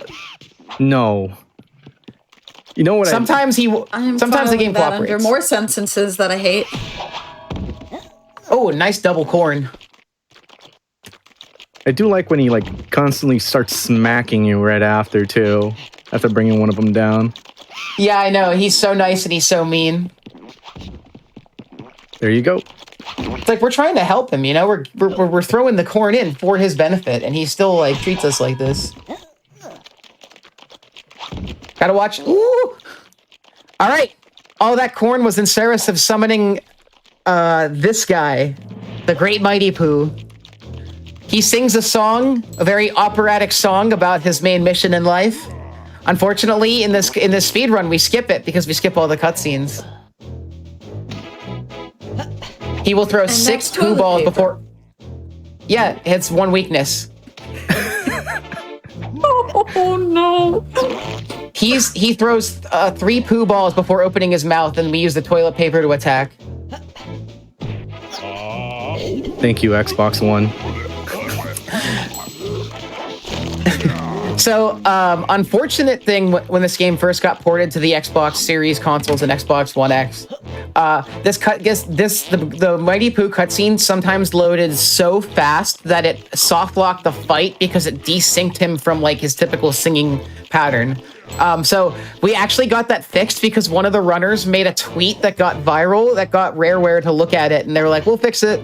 So that's just a funny how we made our mark on this game moment. Porque sí.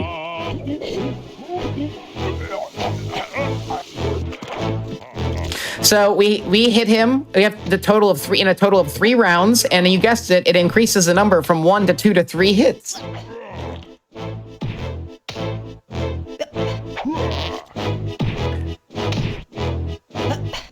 Also, throwing the toilet paper with no reticle is very annoying.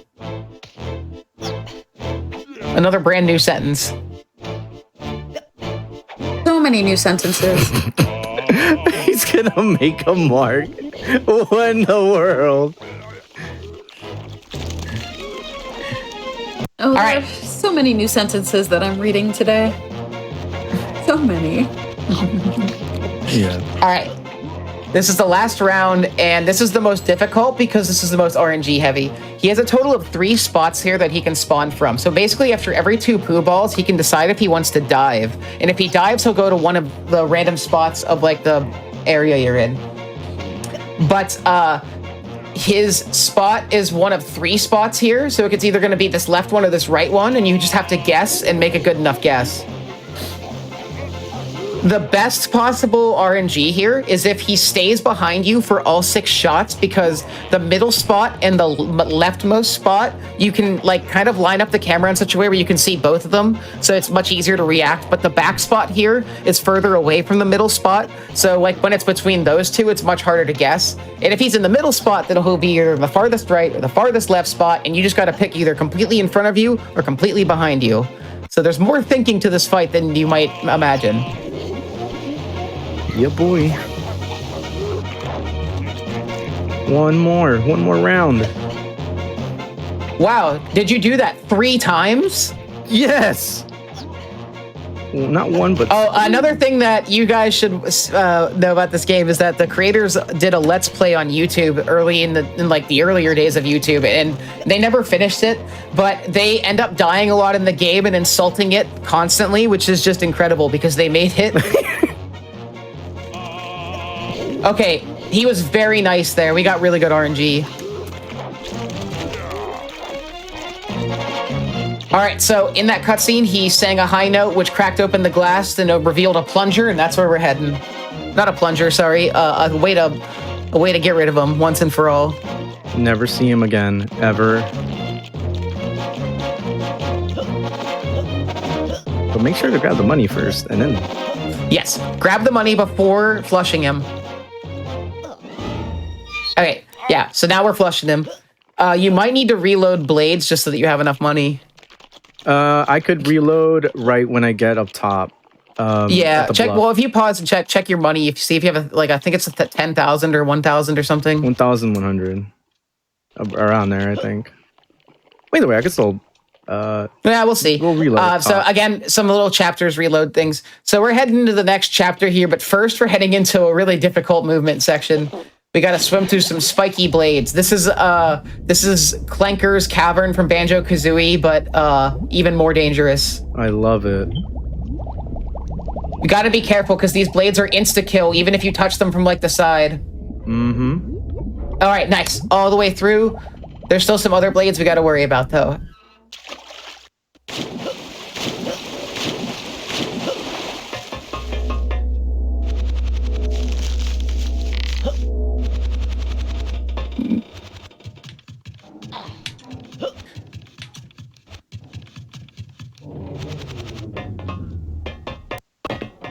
Fun fact, one runner once fell through this bridge while walking on it. I've also nice, fallen okay, there. never mind, we're good. We're good. I was wondering why that happened to me too, early on when I was learning to run. I was like, what is going on here? All right, this is, we're heading into the next chapter, which is based on some dinosaurs, which Rareware loved Dino theme in the N64 days. You got this, you got Dino Domain and Diddy Kong Racing, you've got Pterodactyl Land and Banjo-Tooie. They loved dinosaurs. Mm-hmm. This is also the hardest chapter in the game. There's a lot of RNG here, and there's a number of follower missions we're gonna have to participate in. Oh, nice statue slide. Minor time save, but by hitting the statue in the bottom of the eyes, Conker will slide off the statue and land on the ground before the cutscene plays. Now we got some RNG to contend with. These rock men are intoxicated and very aggressive. We want to watch out because they'll try to approach Conker and squish him while we're rolling this other rock man like that. They can sometimes push you forward too. It just depends. This section is so crazy. Sometimes they won't come near you at all, and other times, like 3 of them will come over and start bullying you. Oh yeah, most definitely. All right, really, really great theme coming up. One of my favorites in the game. Can't even go to a dinosaur-themed world. Oh yeah, I love this. I love this theme. All right, so there's this giant dinosaur head that we need to open, and how we open it is very interesting. I bet you guys can imagine. Oh no. Yes. Well, maybe yes. Oh, definitely yes. All right, so there's a giant egg in here. I think that looks pretty interesting. Can you go there? Yeah, I'm definitely gonna go over there. What's going on here? Hello. And these little guys will flip you up on their stone tablet after standing on it for a second. All right, this is our good friend Loopy. Loopy. Hi, Loopy. So Loopy is pretty hungry. He likes eating these cavemen in a very bloody mess. And optimally, we actually want to starve Loopy by making him avoid these cavemen. So we have what we call starve stretch, which Renzi's attempting to do. But by being at Loopy's max distance, he will ignore the cavemen and walk straight by them. The thing is that, like, sometimes when you go too far, he does end up stopping for some, reason, just because he can't see you. Yeah, it's kind of difficult. You have to walk. His like you can see here, he has trouble seeing Conker, so you need to know where the exact edge of his movement is, so that he'll ignore the cavemen. Because Conker has priority the more further away he is. It's really difficult too, because you need the cavemen to stand still, which they don't want to do sometimes. There we go. Yeah, and then it's funny, like they get stuck like that too, just doing that same freaking animation. If you skip enough of the cavemen, their screams get so messed up. They're like, like really fast. Like it's so funny. Oh my gosh! All right, so we gotta lead Loopy to a place. Well, isn't he cute? Look at those big eyes. I love Loopy. I love Loopy. He is just a baby. I have a feeling I'm going to regret saying this sentence. No. We just need him to walk up here. Oh yeah, first we got to open it up for him. We got a buffet for him. He gets to stand in a really cool spot. Yeah, this is where the buffet's going. Oh no. All right, he loves to go run for the cavemen here. You have to stand at like the back of this to get him to avoid eating the cavemen. And sometimes he just won't, like he'll come onto this platform but won't completely stand on it. He's so rude. Yeah, it's just like he's doing right now. He's lost me so much time in my speedruns, it's nuts. I've had instances where like, listen to the caveman yelling. All right. Well, we just hit that button, and the dinosaur's mouth is open now. Don't worry about it. Don't worry about it. You don't need to ask about Loopy anymore. Loopy, no! All right, we gotta, this guy's having a sinus problem. We're gonna help him out with an instant classic, pepper in the nostril. Oh, you got pepper skip. That's so rare. That's so sick. Yeah, you can actually move Conker if he slides off the nostril while using the pepper, which is a sentence. All right, there's our money. We can head out of here. So normally the game actually like wants to take you back into the room where Loopy was, but through the mouth of the dinosaur, which leads to a different path. But if you just go through the regular door where you met Loopy, it just takes you straight to the path. So we can skip going through the dinosaur's mouth completely. We can skip anything where basically money is not involved in this game, because we can't skip money at all. All right, follower mission number 2, these guys, and I hate them so much. They never want to cooperate. I like to call them my mods. No, I'm just kidding. Yeah, so these guys, Conker puts on a dead caveman's hat, and all the cavemen start worshiping him. So now they're going to do us some favors because they think we're like a squirrel god. Squafetchi. Yeah, that's what they call them. But they have like a made-up language. They just like speak nonsense.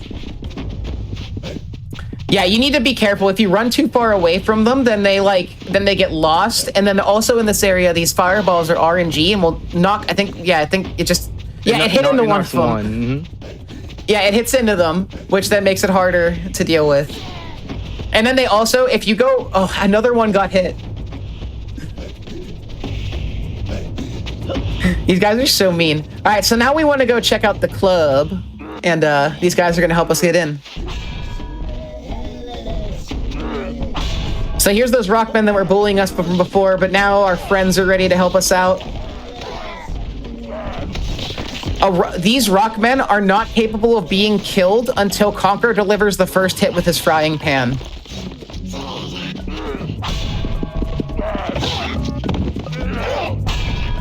Kind of what you want to do is if you have to fight them from the front, you jump in the back and start slamming them with the frying pan so that the cavemen are capable of killing them faster. All right, get your favorite dance and jam emotes ready because we're going to the club. It's time, chat. Welcome. This club is called Rock Solid. It's my favorite segment in the game. It's certainly a segment in the game. Definitely one of the most difficult and run killer parts of the whole game. I definitely call this one the run killer on my splits. I love this theme though.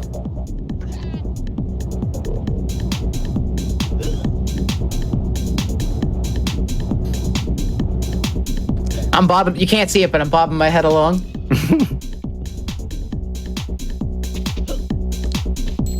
All right, let's go have a nice drink. It's been a while. We've been working hard.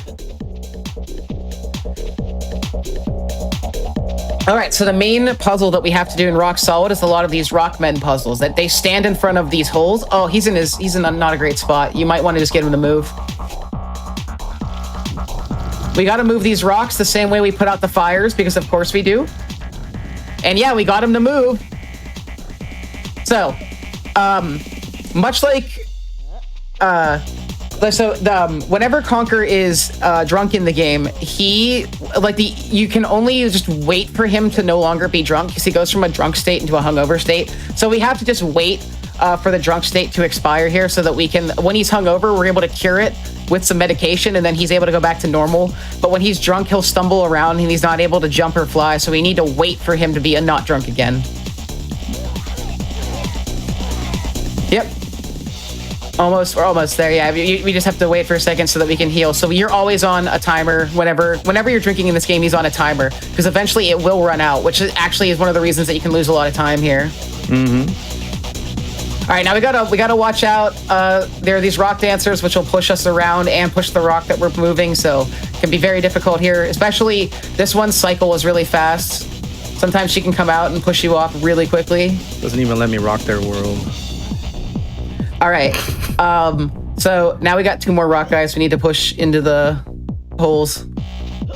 So Conker's gonna grab another drink here. We need to be careful though, because if you lose a lot of time pushing one guy into the hole, then the other one, you might end up having to get sober before, and then getting drunk again before pushing him into the hole.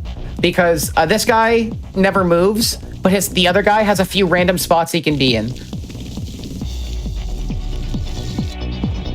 It's harder than it looks to rule these, by the way. I just want to say, it's actually really difficult. Oh, he's in a good spot. It definitely Stay is there, really please. hard. I want him to stay right there. Okay, he's moving. Oh my god. Yo, Sisyphus would love this club. Pushing rocks all day. So true. It's real.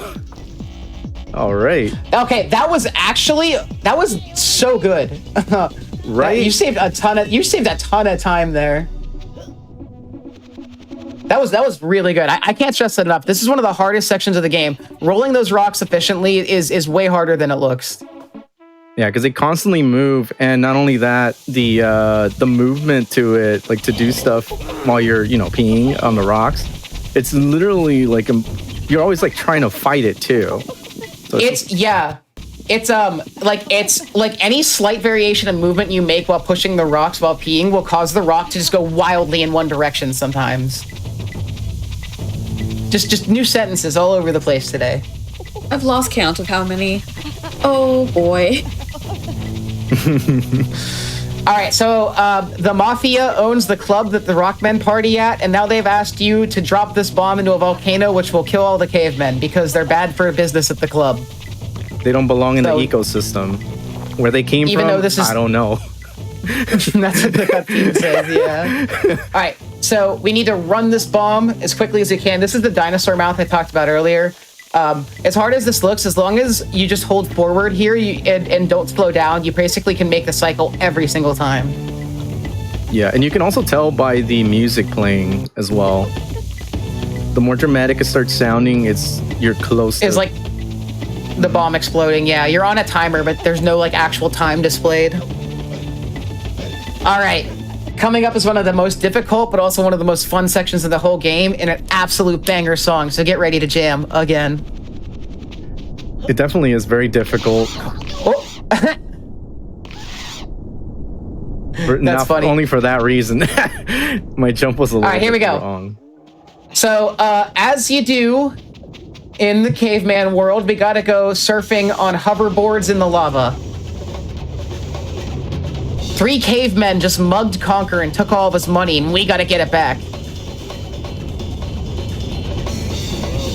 This section is really difficult. Colliding with almost any wall will either slow you down a ton and make you late on the cycles, or will cause Conker to explode. I definitely have terrible RNG here all the time because of that damn leg every single time. Yeah, you gotta watch the dinosaurs are like the hardest part about this. If you slam into them, and that tail, even yeah. That's great. If you, what might help is if you reload the area from the chapters menu, because then you'll actually get the cycles that you're used to for starting. Not gonna lie, usually it's always this cycle. Oh, okay. Well, that does happen. This is another section that casual players will remember with anger. This is extremely difficult casually. This whole game is so hard casually. I know a lot of people aren't a fan. Definitely. Try slowing down a little bit before that one. That you might be able to let it pass for a second, and you can go off to the right. Yeah, something like I'm like timing it in my head, and I'm thinking to myself, "Oh, you know what? I'm gonna make it." But it's always something different every single time.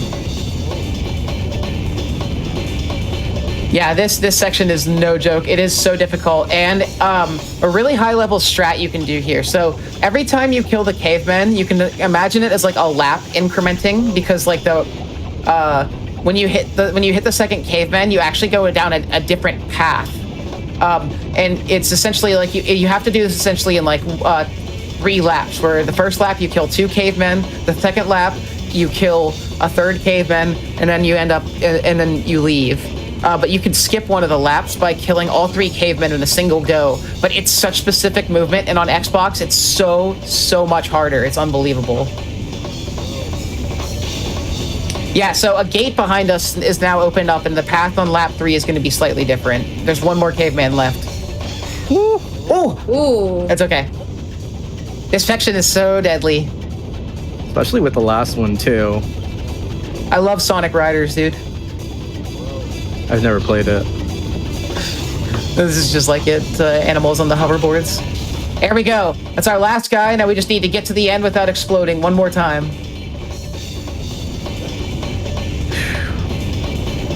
Phew. Gulp. Gulp. Gulp. There have been instances where I've messed up right there and had to do it again. Yep. Oh yeah, there's a multiplayer mode where you can race people. Shout out to the multiplayer in the N64 version of this game. It the multiplayer is so fun. Amazing. It's so much fun. There's so many fun modes, especially Heist. Oh, Anybody Heist who's is played this definitely game, anybody who's played this game knows what I'm talking about. Heist is such a fun multiplayer mode. All right, this is our boy Fangy. He's like Yoshi, but with more teeth. Ooh. So Fangy really wants to eat these cavemen. So we usually want to keep a caveman in his mouth so that we're able to headbutt the rest of the cavemen off of a cliff and die, because it takes longer to eat the cavemen than to just headbutt them off of a cliff. But now we're in a Roman Colosseum filled with cavemen, and we're eating them. I love the background. As one does.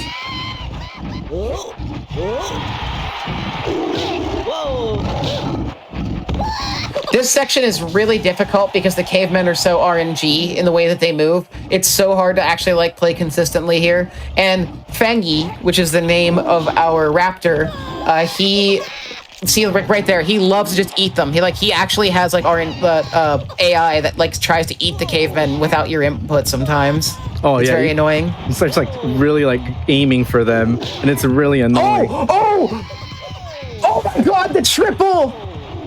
That was so good! It would have been nice to get the 4.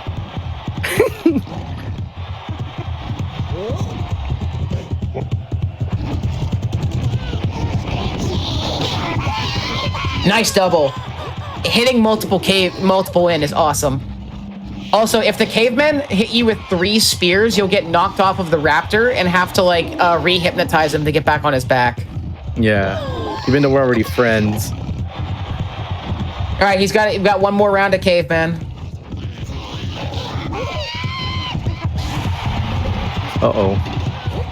Shoutouts to Hollow Darkness, who is so good at this section that it's like I don't understand.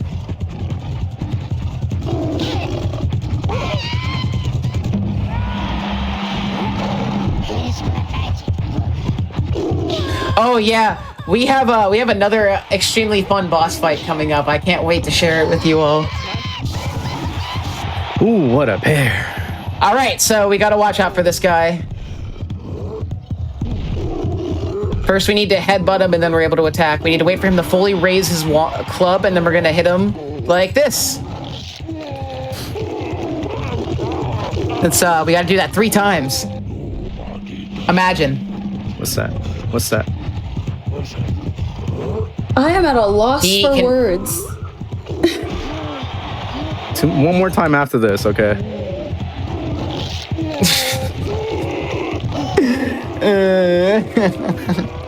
All right, we got one more to go. Now, ideally, you if you hit him, if you're standing in just the right way when you first hit him, after biting him, you'll get thrown around to the front where you can like immediately go into headbutting him again. But you have to be like just in just the right place for him to get thrown around. There we go, and he's dead, or more likely he gets embarrassed and runs away. And we're almost done with this chapter, thankfully, because this is like such a long, difficult chapter. It always feels nice to get out of it. Definitely. The next one coming up is much, much shorter. And it's way more fun. We've got a lot of cool tech coming up.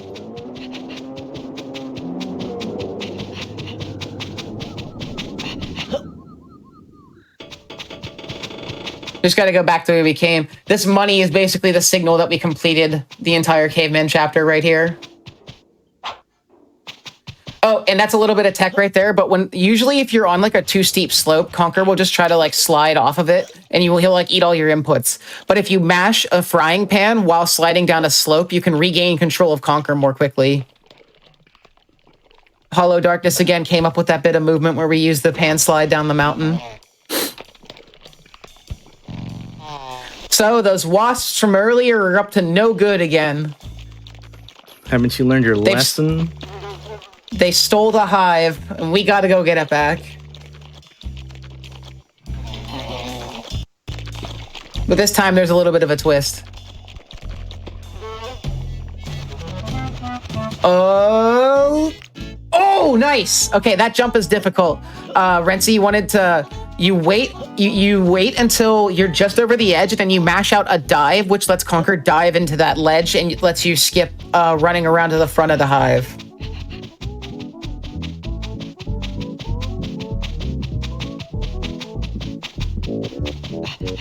All right, here we go. This is another really difficult section to contend with. It's technically 100%. My least favorite section. You want to know what I call this one on my splits?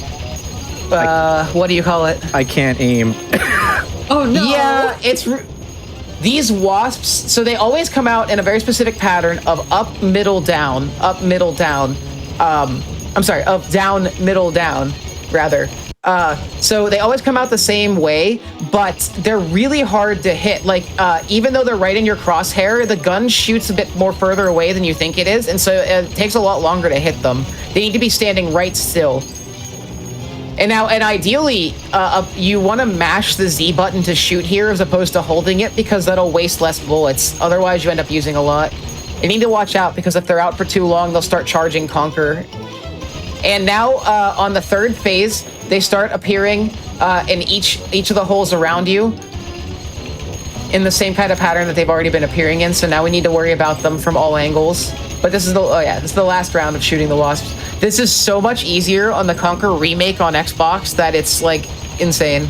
Oh, definitely. And we didn't really mention that, so I'll mention that right now. This game was actually remade on the original Xbox back in the early 2000s when Microsoft first acquired Rareware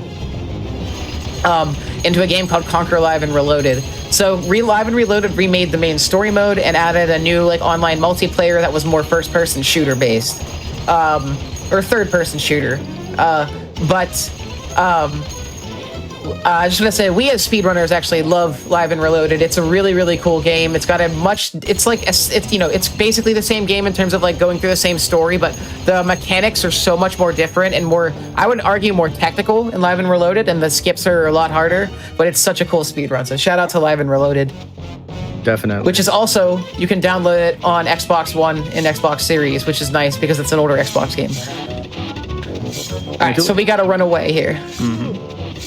I was gonna mention, I do like the skip that you can do on Live and Reloaded here. Yeah, on Live and Reloaded, you're capable of jumping. You like drop the hive down or whatever, right? I can't remember exactly. You basically throw yourself off, and you'll spawn back in by the entrance. Oh, that's right. Yeah.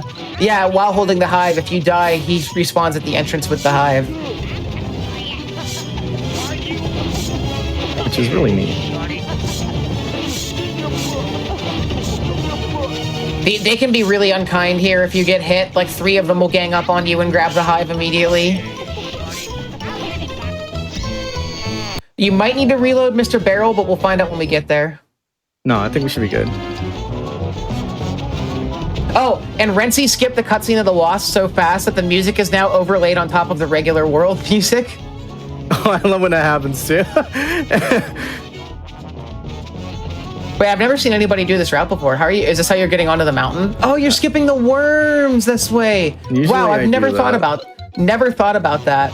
There are these worms that throw you off this mountain, but Renzi chose to go around them. I think it's more so we need to reload here. You did the way that you were. This is in Windy. This is in Windy. Yeah, Windy. It's Windy and it's Mr. Barrel. Mr. Barrel. Because we reloaded from menu a few times, we don't have the right amount of money here, so that's fine. We're just gonna reload and do it again here, and now we have the money capable of doing this. That's some of the danger of the chapters menu. Mm-hmm. Shout out to that damn skip. Yeah, unfortunate, but it happens. It's fine. You get to hear the song one more time, which is nice. Okay, Mr. Barrel here, we give him the money. Now we're gonna take a trip down the mountain. Head to our next chapter. The barrel controls in this game are a little funky. You kind of have to neutral stick it and control with left and right. And the longer he's on a declining slope, the more speed he'll get. So Conker falls off Mr. Barrel, bonks his head, falls asleep until nighttime, and Mr. Barrel opens the way to our next chapter.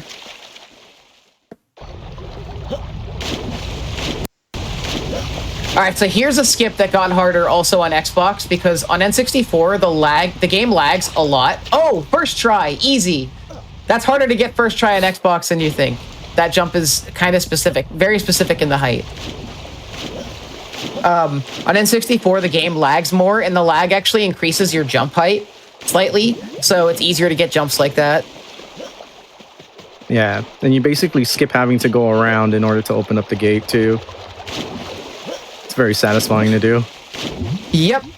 And this is Greg the Grim Reaper. Normally in a story mode run of the game, the first time you die, you experience a 3-minute cutscene where the Grim Reaper explains what death is to you, and then he gives you squirrel tails that you can collect for extra lives. But in this version, we won't see him because chapters menu, that doesn't happen. All right, now we're in a horror game. We got to kill some zombies. That seems appropriate given that it's October. Yeah, this part's really cool. And what Renzi is doing here is that we want to mostly go for headshots for insta kills, because if you shoot them in the stomach, their legs will blow off, and then they kind of start crawling around trying to kill you instead, which is no bueno. We want to. I thought we had a slingshot. When did he get a gun? No. Oh, he's got a gun now. He upgraded. Nice headshot. That was good. And something Renzi wants to do here is double tap the shotgun button, which actually skips the reloading animation. Oh, you're stuck over there.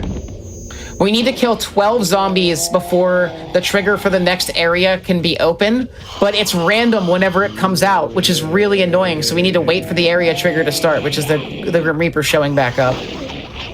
And, it's a random amount of zombies that start to spawn, and Greg takes a random amount of time to get there. It's really just very annoying to get through this section optimally. There he is. All right.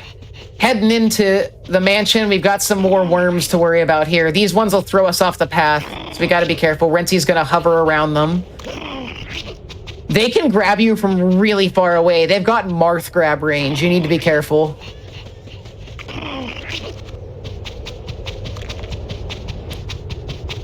But Renzi making it look easy, just hovering around them and into the mansion. My favorite. Oh, this song is so good.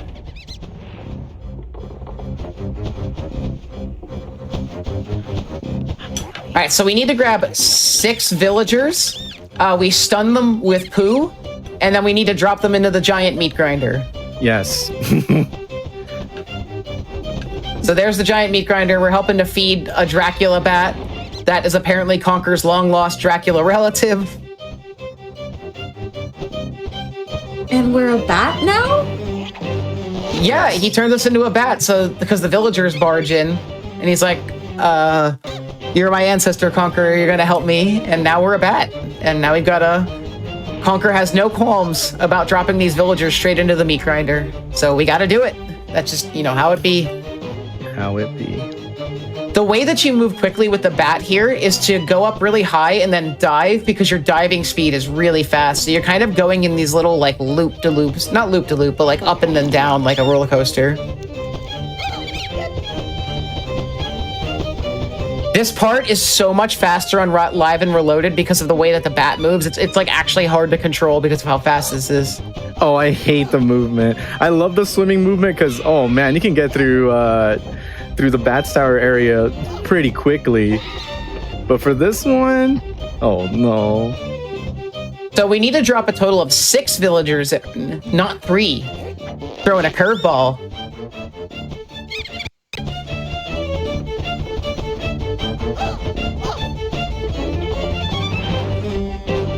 And these villagers kind of move the same way every time, as long as you kind of take the same path every time. We got a few more left here in the front hall, and these are the most ruthless villagers. These guys have John Wick aim. They throw little stakes at you. Yeah, like that. Oh, wow. And they combo too. They do combo. They will gang up on you like very easily. One of them is secretly Isn't it 7? Okay. Conker, actually, speaking of Van Helsing, in the Live and Reloaded version of this game, they do put Conker in a little Van Helsing outfit. They definitely do, and it's really neat.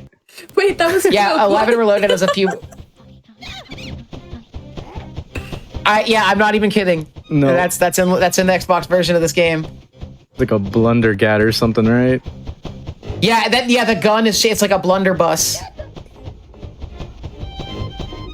I think we need one more villager after this. Or no, 2 more. 2 more, yeah.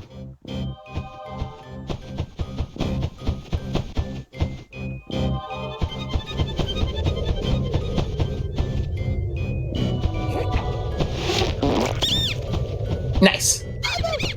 Easy. In Live and Reloaded, it like you do these crazy like no-look shots in the villagers with the poo to knock them out. It's extremely impressive. All right, one more villager left, and then we have a really, really cool skip. Also, the biggest skip in the game coming up, and a difficult one. It's very difficult. Oh, very big question mark and runs if you're ever going to get it first try.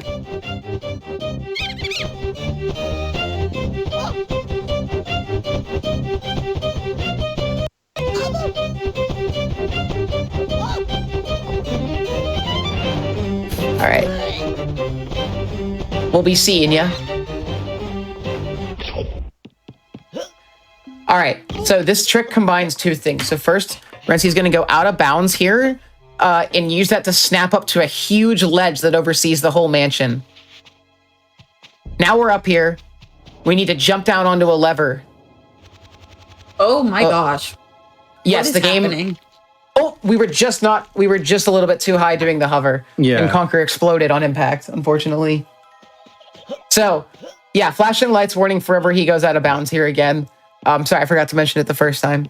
But at what we want to do there is do a jump hover at like the very peak of our jump as we're getting closer to seeing the lever, and then we want to drop on the lever for 1 health damage. There are no tricks that are Xbox only. There are N64 tricks. Only tricks though. Too high again. Oh, yeah. Also, just barely to the left. Yeah, it's a little hard to do. No, this is a really difficult skip because it's really hard to like orient yourself out of bounds because the game just paints a million pictures of itself while it's out of bounds. It's crazy. That not only that, it's just like the camera too as well. You can't really tell where you're landing up until I guess you're there, basically. But this saves a ton of time. This saves like 5 minutes because what we're gonna do. There we go. Should be it right That here. looks good. That looks good. That looks good. Oh! There it is. Third try. Excellent job. That is so hard.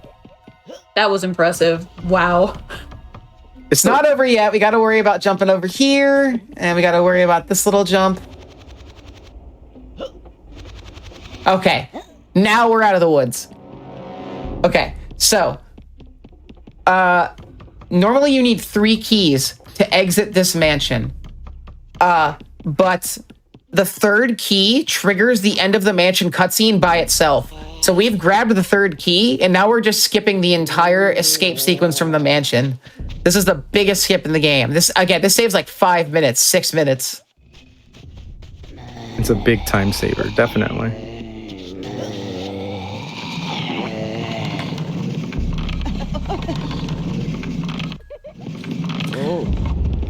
And now we just need to roll our way out of Spooky.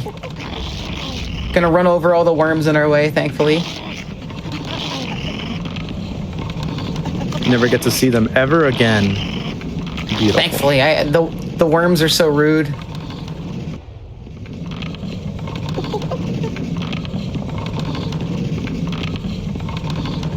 So we have a little bit of an extended sequence here to get back to our next area, but the next area is also our biggest one in the game, the longest chapter, and the penultimate chapter. It's also, I would say, probably the hardest. I don't know what's much harder than the war.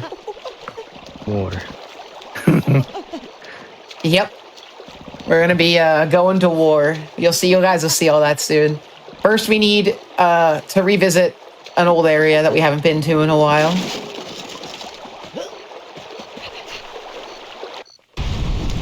So, if you guys remember at the beginning of the game, we hit a gargoyle with our frying pan. He fell over and died later. That was his body. Oh, rest in peace. Now we gotta, if this looks familiar, this is the actual starting area of the game right here. We've come all the way back. It's been so long, and so many wacky things have happened. I am a changed person from the last time we were in this area of the game. I am profoundly different now. Despite everything, it's still you. Despite everything, he's still Conker the squirrel. Cute and cuddly. All right, so a cutscene happens and we enter here. Talks about a war broke out between squirrels and demonic teddy bears called the Teddies. And now we got to go join the fight.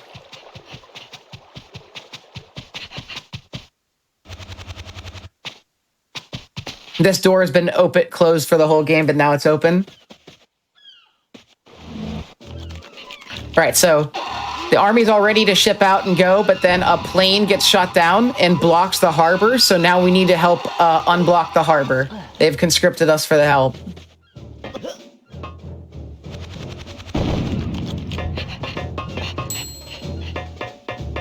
So, there are these guys that got a big TNT strapped to their chests, and they don't even see it. If in the cutscene where it introduces them, Conker's like, "What's that on your back?" And they're like, "What?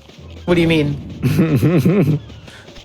All they just want is toiletries. So, you might think we need to we need 3 of these guys, but we only need 2. As long as we don't kill one. This can be difficult, so we have to take them to 2 specific spots, and each way to get there is extremely dangerous. This first one is full of these spider mines that if you get too close, they'll explode. But they're always in the same place every time. Except you just don't see them until you're close enough, so it can be difficult to, like, time this.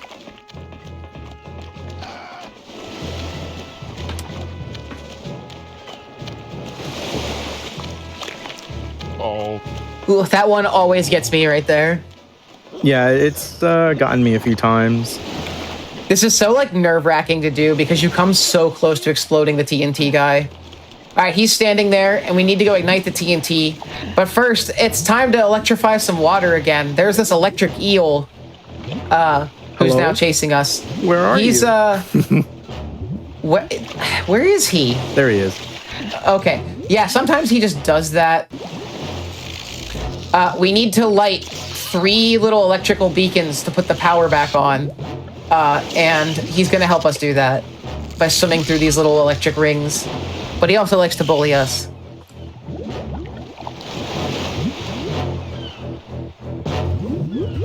Sure hope he turned it on.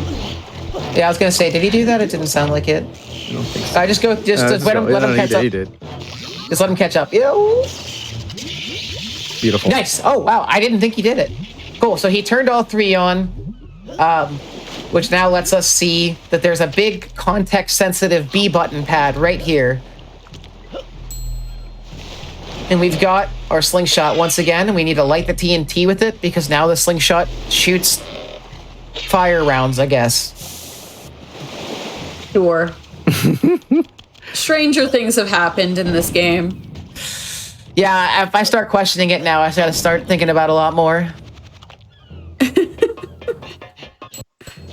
Alright, so we're gonna get our second TNT guy. There's always gonna be a cutscene on the first 2, and there won't be a cutscene after this. Yeah. But you always need to get at least 2 guys. Oh, I like how he flew out. he fell over and exploded. He was a little bit too close to the ledge. That can happen. No cutscene. Yippee! Yippee! So, instead of the spider mines, the second path we have to worry about cycles. There are a lot of these things that can crush us and the TNT guy. So we just need to make sure we avoid being crushed at all times.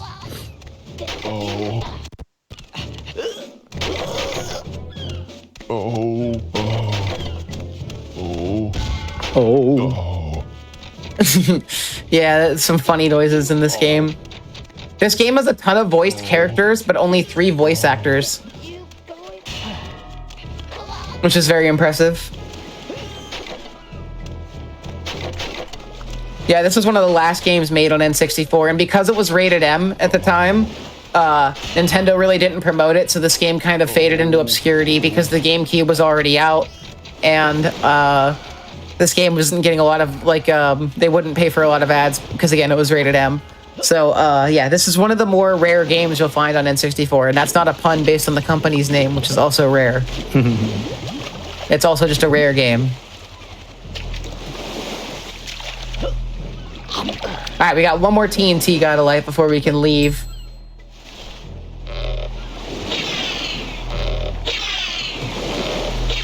Is that the plane from earlier? Yeah. Or is this a different plane? That's a plane from earlier, the one that crashed. We had to blow it up with the TNT guys because there was no other way we could do it.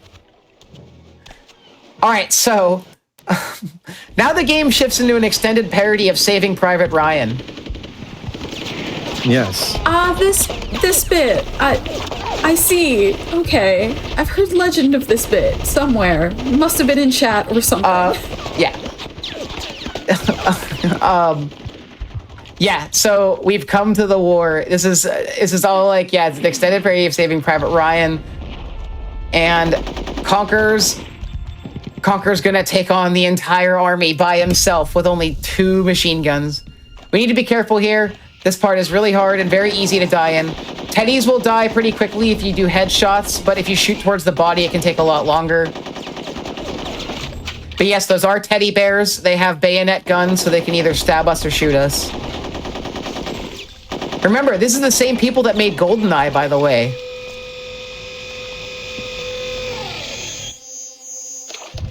Need to be careful. These will blow us up and do 2 damage, which is a lot. And if they hit us into another one, it does like 4 damage. And there's a couple places where it can do that. Like right here. Uh-oh. It's okay. So we need to be careful here. Sometimes, so you see, we're running away from all the teddies, and a lot of them follow us. Luckily, we only need to kill 1 teddy to go forward, and it's the teddy that spawns behind this crate. Oh, you're doing some no-look shots. Okay. All right. Now we need to be a little bit worried here. So the way that we tackle this hallway can actually crash the game. So we'll be able to fix it really quickly if it does, but it's just annoying for runs. So that's the safety guy. If you kill him, it might save the game from being crashed. But you see, we're running away from a lot of teddies, and Conker also gets lit on fire.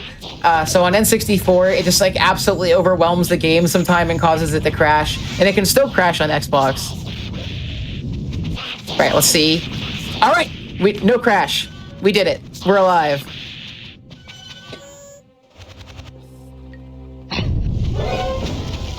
All right, now we got to worry about these teddy. These are like doctor teddies that are like throwing like syringes at us, and there's a bunch of them are gonna spawn in this room.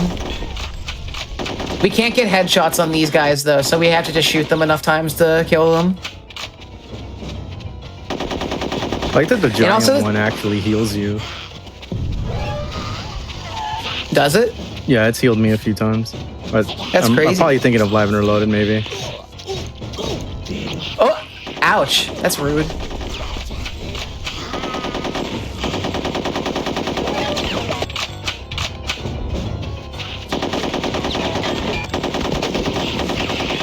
Uh-oh. Nice. Nice shot. He was coming straight for you. I'm more worried about the big one. Yeah, so after you kill enough of them, a really big one spawns. In Live and Reloaded, they add more of a cutscene for it. And in this one, it's just like, yeah, that he just decides to spawn after that. There he is right there. That's the big one. Oh no. I'll take cover before he freaking beats me up. Yeah, yeah, okay, it's okay. We got this. There we go. Okay. All right, he's good. That's the last teddy. So now we find out that they've got a squirrel strapped to an electric chair, and he tells you that one of these switches will free him, and the other one will not. And I just need you guys to know that it doesn't matter which switch you grab; they both electrocute him. Yeah, the placement does not matter. All right, now that for some reason they've got this giant gun indoors, and we need to be very careful because it's super dangerous, has extremely accurate aim, and for whatever reason, Conker now has a rocket launcher, which we're using to kill the guy who operates the turret, because now we're going to use the turret. Where does Conker fit all of these weapons? Yeah, it just does in his pocket. Where is he putting them? Okay.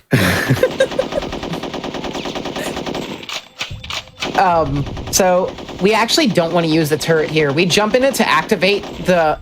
So now this is like a big shooting gallery of teddies that are going to come at us.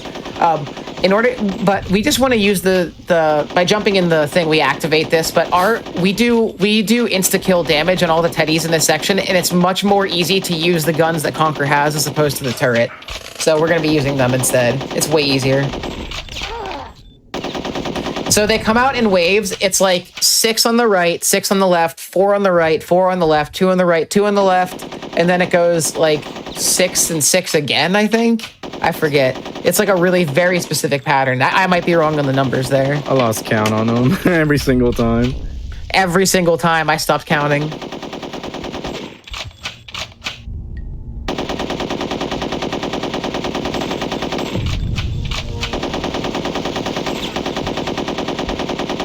I think you have to use the...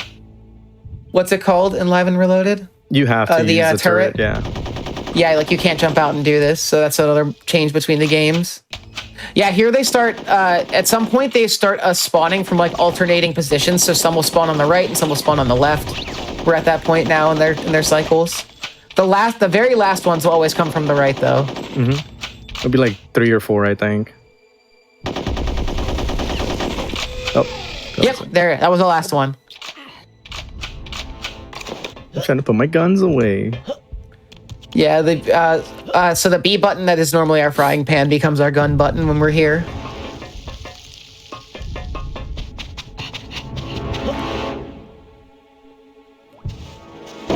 So now there's a friend of ours, another squirrel whose name is Rodent, who apparently Conker and him know each other, but we've never actually seen it on screen in the game. Rodent has this experimental armor that is like a super shield, and we're going to need to use that to our advantage. Rodent is really... Speedrunners don't like Rodent. This is a follower mission.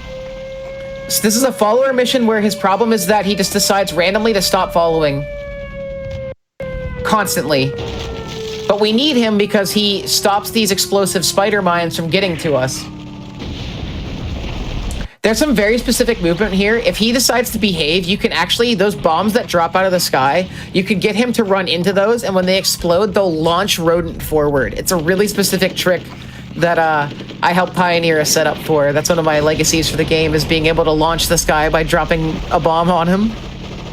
Don't follow me back here. Go forward. He decides to follow you in the worst possible ways every single time, without fail. Yeah, I love that you can just leave Rodent behind in Live and Reloaded. Yeah, you need to move in a very specific way here to keep Rodent from getting too far behind or getting too far ahead, because then he won't follow you. And the thing is, like, he'll get stuck on that corner also. He's got these big glasses on, and yet you are somehow still like he's imperceptible. It's like, come on, man.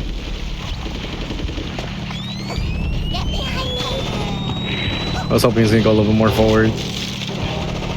Nah, it's okay. You got this. All right, yeah. So that's the last spider bot we need to worry about. We need Rodent to shield us from those spider bots. Otherwise, they hit Conker no matter where you are. They make a beeline straight for you. All right, we need to open this door. So we've got our trusty bazooka once again. We need to be careful though, because the teddies in this section have like John Wick aim once they land. You see them paratrooping here, but they can shoot you. Like, they are so good at shooting you that, like, if they catch on to you, they're going to kill you almost every single time. They will. Right, they always do. Yeah, they will kill us here. It's almost a given. Are they being nice today? Wow. Surprisingly. Excellent. But now we have low amount of health going into, so make sure you refill your health before going in the chemical plant. Oh yeah, most definitely. And now we got to drive a tank. But first we got to do some chemical plant stuff. So we're going to run into this room that's filled with this strange green goo, and there's a bunch of spider robots we need to worry about here. All of these words are so concerning. All right, so intentional damage here so that we can explode the third spider bot.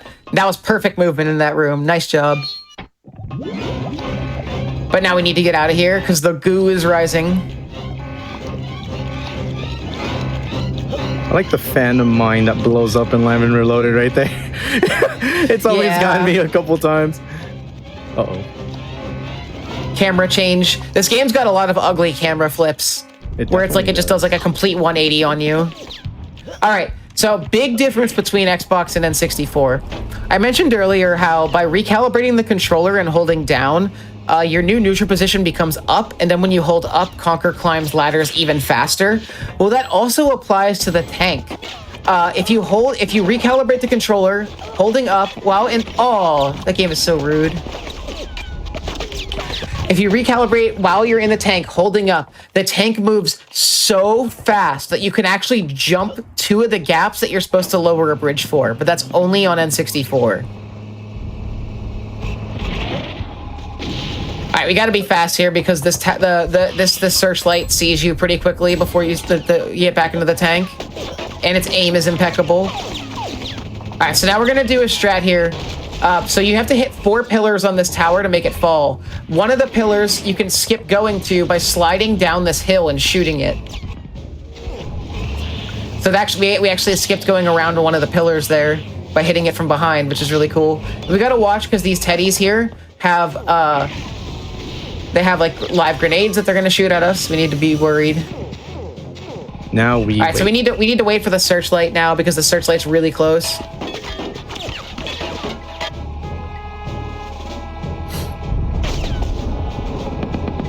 I think should be good. Yeah.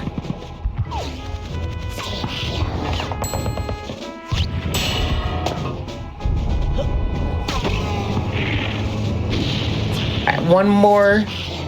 What? One more like leg left on this thing. That knocks the tower over, and now we can jump on into the next part. The next part is another frustrating part for speedrunners. We've got some submarines that are very hard to shoot. Oh, I hate them. You're like deadlocked on them, and for some reason, no. It just won't impact them. You're going to see here. So there happens to be this little girl who's like lost here for some reason, which is, that's weird. So we're going to help her out because there are submarines that have started shooting missiles towards her. These missiles will shoot wherever Conker is standing at the time. Okay, so yeah, here you're gonna see here. Okay, well, maybe you won't if you can aim well enough. These subs, their hitbox is so specific, and the water will eat like 90% of your shots. Definitely will. Oh. You see? You need to listen. You actually need to listen for their sonar because it'll ping into the left or right of you. So we have to hit these in a total of 3, 5, and 7, or 3, 6, and 6, depending on how they spawn. The record for this game is a 121 on Xbox and a 126 on N64. Let me check. What do you mean? Or yeah, once 2 subs start spawning next to each other, it gets much more annoying to deal with. You can occasionally get 2 of them at the same time as well. As long as they spawn close enough together. Alright. Okay, I wasn't counting that round. I was gonna say you looked good, but I was just gonna wait and see. Alright, yep, they're already shooting at us, and even though we're nowhere near them, and then they start disappearing much quicker here. This is where they get annoying. Nice. Oh, nice double. Okay, that sets us up really well. You're honestly you're making these shots look much easier than they are right now. I really wish that would have gotten that one too. What? I know they look so. Look, yeah, okay, now you can see. Yep, look. Are you hitting it? The game says no. And now we need to shoot these missiles before they hit us. Wow. Oh my God! I've never actually done that. That's crazy. Wow. It robbed me. It's the last one too. Nice. Okay, that's the last one. Yep. All right. So we're gonna go back to talk to that girl now. Let her know that the submarines are exploded and we can get out of here. But it turns out she's actually been sewn to a giant robotic teddy bear spider with a chainsaw. Because of course she was. I don't know what else I expected. All right, so now he's gonna fire weapons at us that we just... Oh yeah, we need to knock her off his hand and then hit this giant button in the back. We actually skip a cutscene there by hitting him fast enough because he's got a huge hitbox.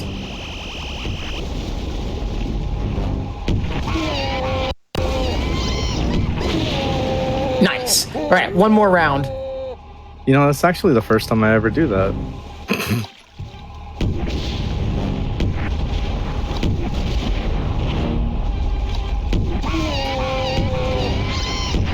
Oh, that's okay. Whoa! All right. Okay, now this is some really difficult movement here. There are explosive tripwires everywhere, and they do 2 damage, and a lot of them are stacked on top of each other, so that if you hit one, you'll hit like 3 and then explode. So, Renzi needs to be very careful here. Especially in ones that you need to weave through like that. I am sure casual players hate this section. I am sure of it.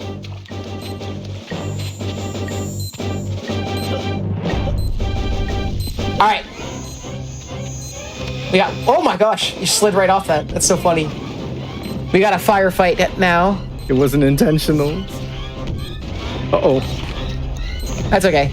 Oh, they pushed me all the way back. Did you see his head fall to the ground? All right, unfortunately we died there. So we're gonna have to run back through this hallway, but luckily, okay, that didn't happen. You didn't see anything? No, Everything nothing. is going according to plan. Yeah, this is what you're supposed to do.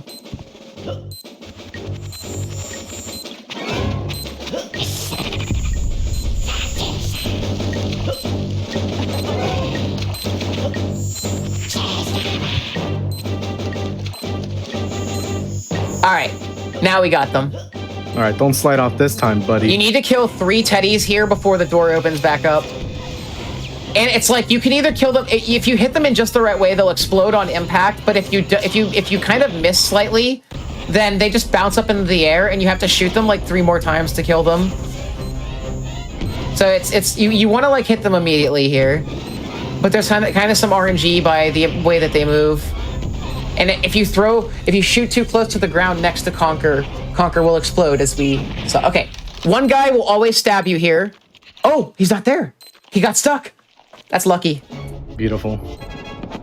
All right, now this is a part that casual players surely hate that we're gonna make look super simple. Normally a bunch of guys pop out of the ground with bazookas here, but you can slide under this fence in just the right way. There we go. And none of them will ever see you. And we hit the trigger. Oh, go to the left more. Oh, what? What? Oh my god, I didn't know the trigger was there. And we're actually heading into the last chapter of the game now. It's been a very long and wacky journey, hasn't it? It definitely doesn't feel that long, but I know it is. Now, how do you think this game ends? Like, what do you think the final section is like? You know, I feel I'm like so curious. anything I say would be just so profoundly incorrect. I got nothing. Your guess is, well, you know, but your guess is as good as mine. All right. Well, there's actually this really big bank here that we can now get to. And we've been recruited to rob the bank in a Matrix-style parody. So I hope you guys...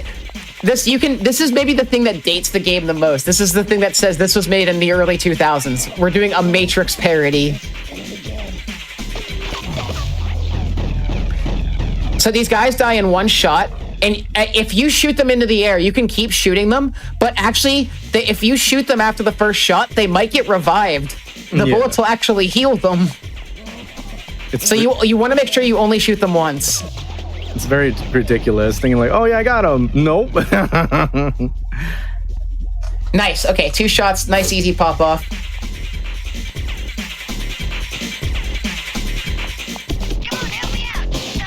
This game is just a massive amount of strange movie parodies and other nonsense all taped together into a funny drunk squirrel game.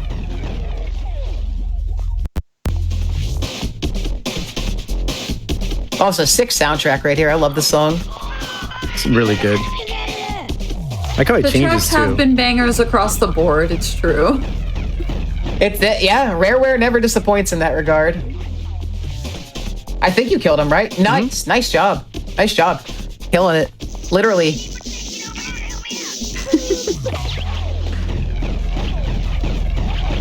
We need to be careful here because as the rounds go on, sometimes they can just like RNG decide to hit you when they don't normally hit you. I don't know what determines it. You see that Renzi is waiting a little bit because their hitboxes aren't active until they're close to us after running beyond the pillars. Like that guy in the background is still not active until like right about now. So that's why we hit them in a very specific way as well. All right, the 4th round is the hardest and the easiest to get shot at in. Okay, so what we wanted to do there was Renzi was shooting one of the guys so that he would stand still immediately because if he's allowed to get into his normal spot, he's like John Wick. Which is another Keanu Reeves rule, which is also the Matrix.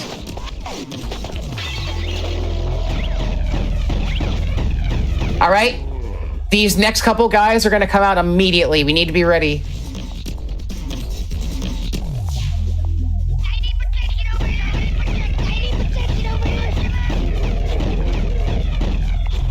Nice, nice job. All right. Now, remember when I said the game ends with a Matrix parody? Well, I lied. It actually ends with a different parody. So here we go. We're heading towards it. The final boss. The final boss. The fun is almost over. Yeah, Conker's adventure is almost coming to a close. While we're here, I just want to real quick shout out again the Conker's Bad Fur Day speedrun community. Some of my best friends online. And I've absolutely loved the chance to get to know everybody and everything. And we don't get a ton of runners. This isn't the most popular. If anything, this is like probably the least popular of the Rareware N64 games. But we have some very dedicated runners, very cool people, and I'm very happy to be able to share our community with them. Please run this game. All right, so now we're gonna fight the Xenomorph from Alien, and that's how we're gonna end the run.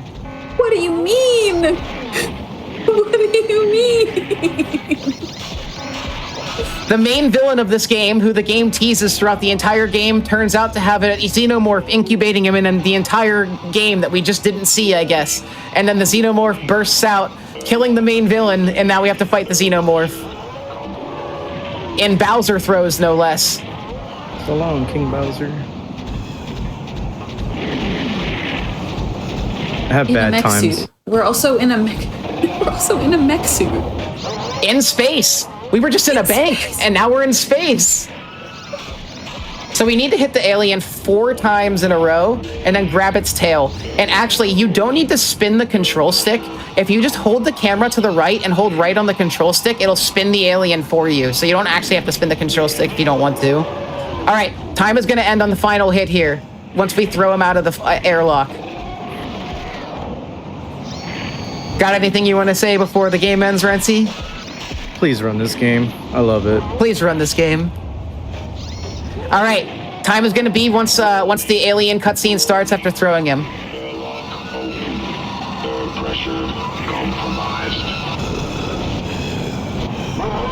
And that's it. GG time. That is game. And that is Conker's Bad Fur Day. What a lovely game, huh? Any thoughts about seeing it for the first time ever? You know, I feel like I'm a different person now than I was an hour and 50 minutes ago. I don't know what I expected, like, I don't believe it. but none of this was it. Yeah. The game starts with some simple, like, a little fantasy world with the magic cheese, and it ends with an alien. Oh, and so the alien does not die. The game freezes in the cutscene, and then Conker gets out and asks the software engineers to help. That's what's happening in this cutscene. Here's the plan. So instead of actually beating the final boss, Conker just makes a deal with the devs to get rid of him. Left in the game. If you will. Okay, I'm a broken person now. You can just say anything to me, and I will accept it. That's where I'm at right now. That's where we are. Get rid of this background. It's really grimy. This was a journey. Wow. I'm so glad we were all able to go on it together. See now.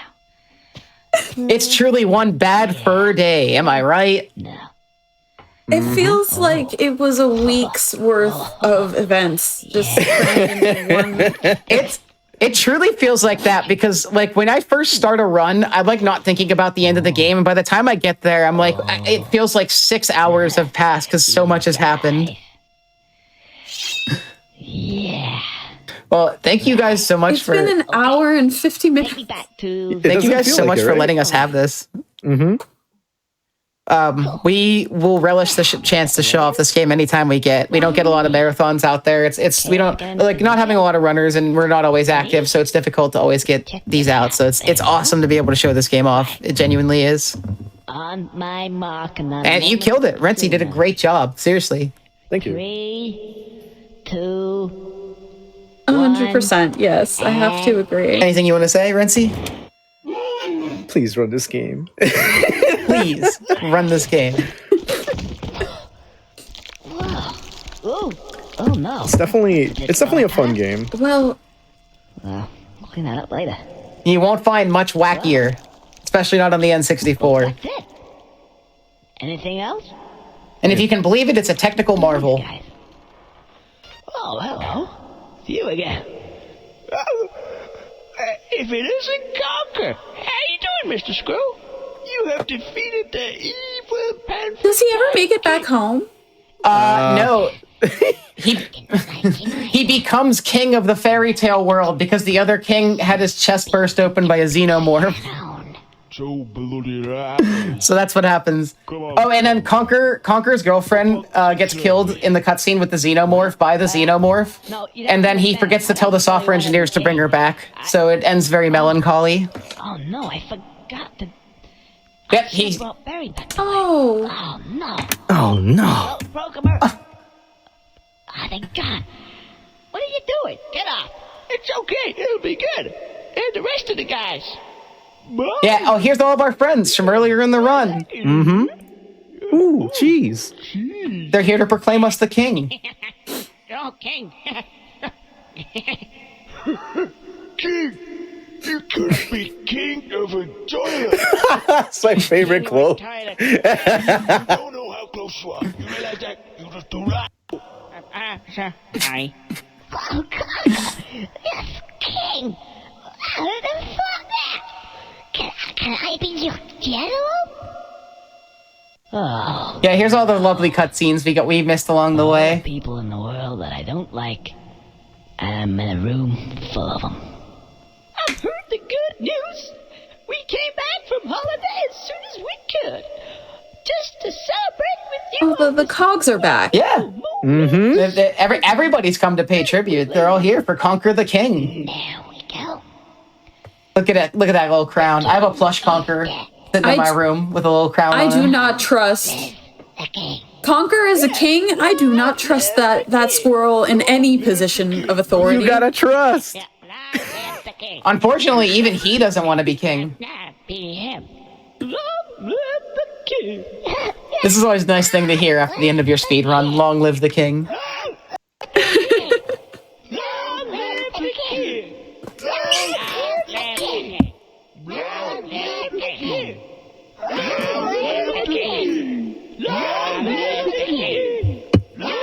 And the ending parodies of the famous Kubrick shot on Conker's face. Oh, definitely. There I am. Which is another sentence that you can say. King of all the land. We love a Kubrick stare in a video game. Yeah, this parody's a Clockwork Truly Orange. one of the shots of all time. Amazing. Down to the score, even.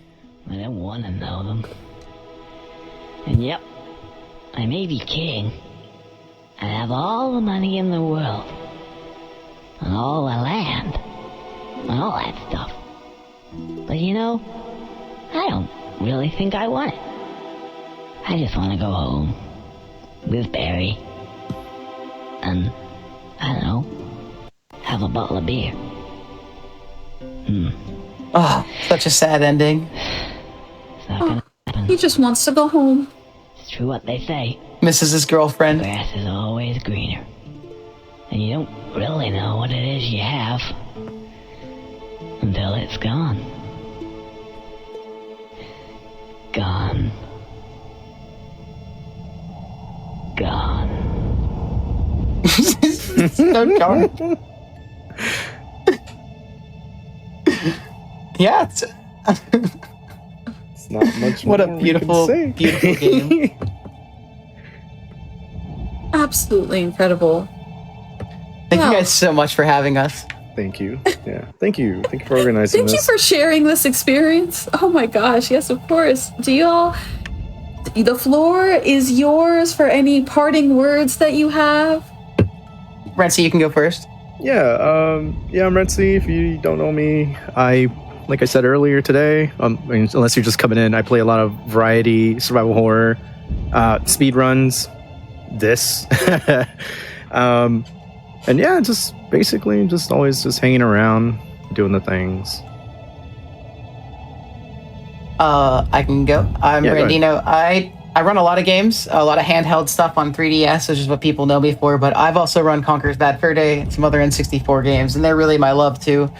And if you want to follow me, my name is Brandino59 on Twitch and on YouTube and on Twitter and Blue Sky. So yeah, thank you guys so much. I really can't tell you how excited I was to hear that this game got into a marathon and that we got to go ahead and share it with the world. It's always a treat. Oh yeah, you can find me on Twitch at Renzi. Oh man. All right. Well, Wowie, thank you both so much.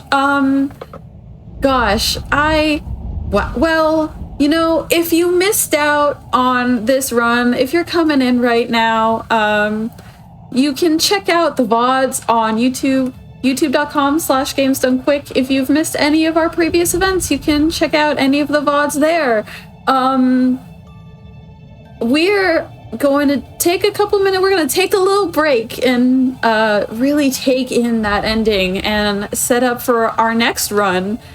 So stick around for Ghostrunner 2 and all of the fun that entails. Thank you all so much. We will see you as soon as we get back. Bye-bye. Bye.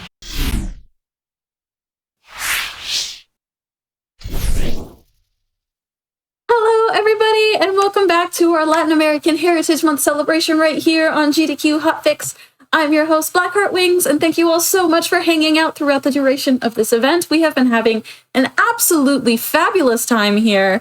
Up next, we have Alnak with Ghostrunner 2, but before, Ghostrunner, yes, it is Ghostrunner 2, silly me. Anyway, before we get into that, I do have one little announcement for you all. Games Done Quick is hiring.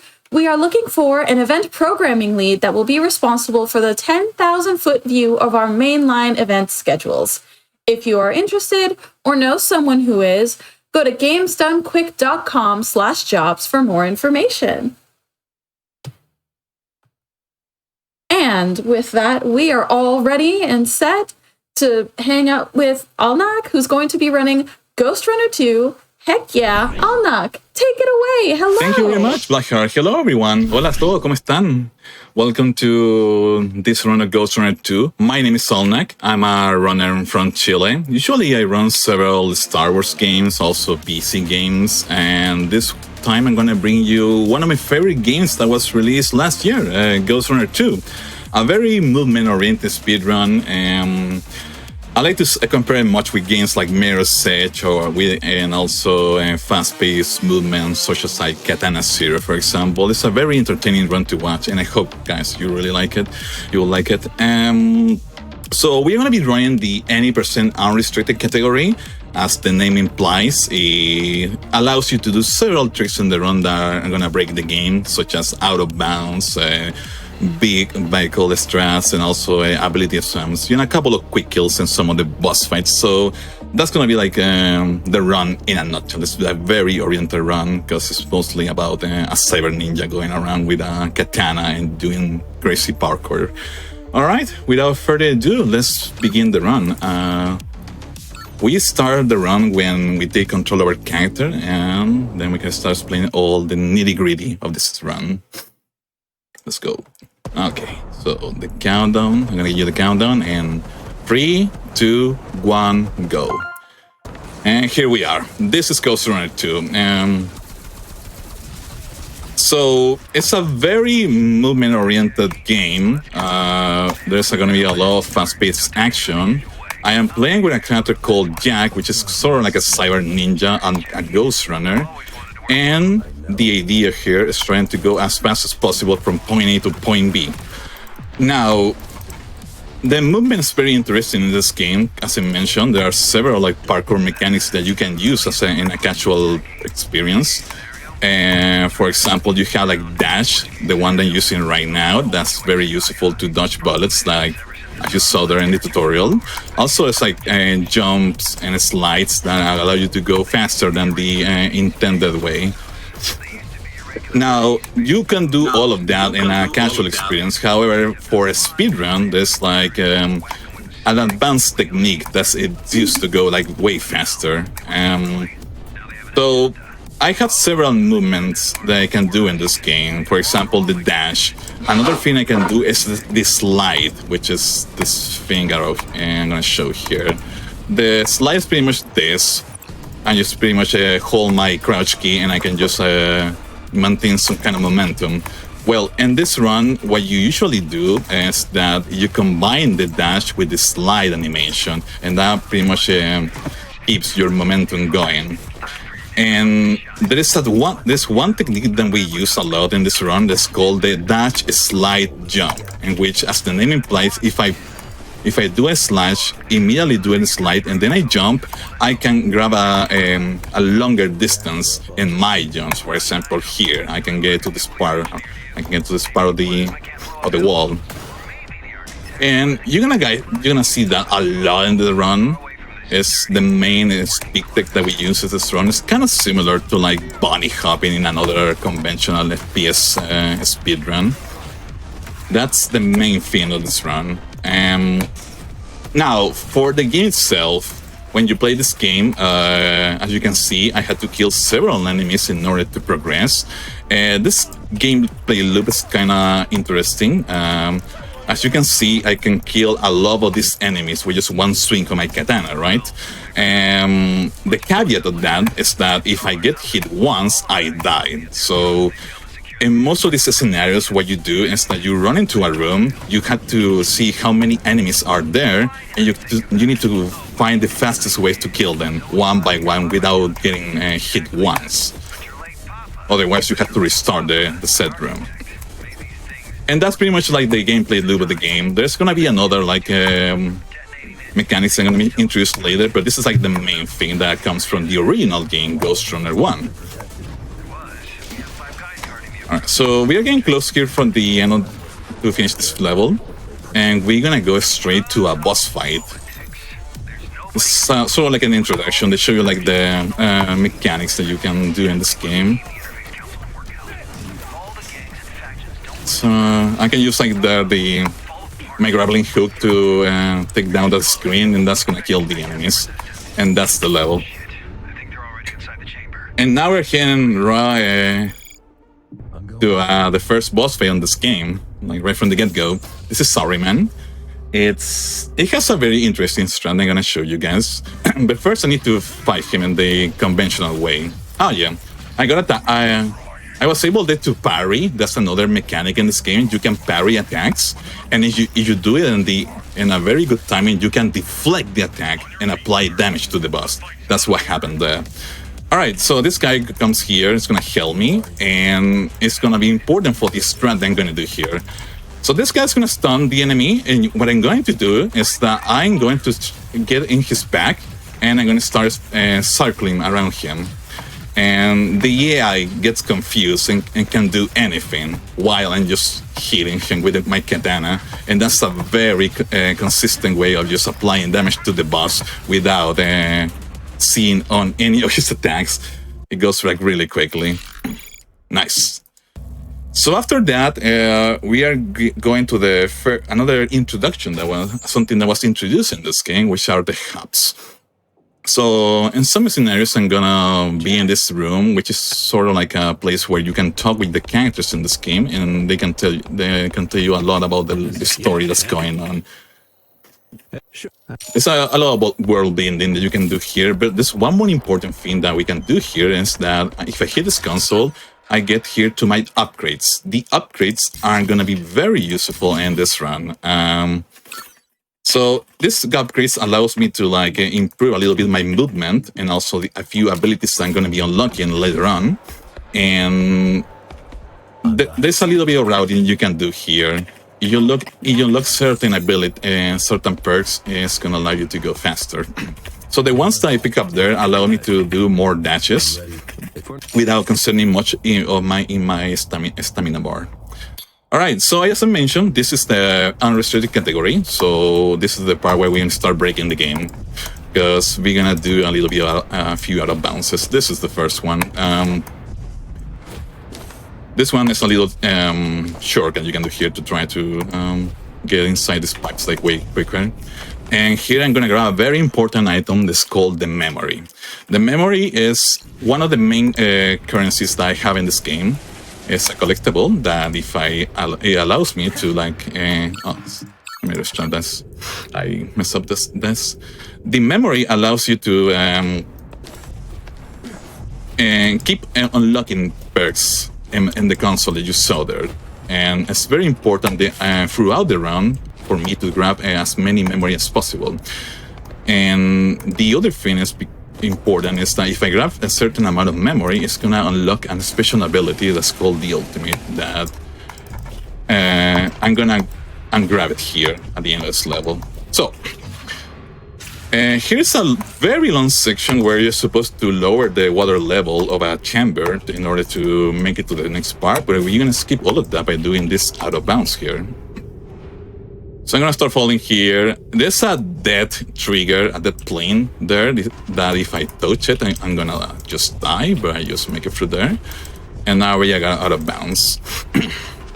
So that's gonna be like something that you guys are gonna see very often in this run. And just as I go out of bounds, I also need to get in set again by doing this. Nice. So that skips a huge section of the level, and you can see here like the map the game just realized, I'm here, so now I'm gonna start loading you the textures of the level, so I can continue doing this. All right. So another main thing about this game is that, as I mentioned, I'm doing a lot of dash slide jump, which is the main mechanic of the run. There's another cool thing, and it's the fact that if you do it on a ledge, I can grab more distance like this, and that's called the super dash slide jump. So this game has something called like the coyote timing, which is pretty much a mechanic in where if you fall off into a ledge, you have a very short time where you can jump and trying to save you from dying. And I can actually abuse that in order to get more distance out of my jumps, and that's called the super dash slide jump. So here I'm doing a little bit of climbing. This is another shortcut, and one thing you guys can notice here is that I have a bar in my cursor.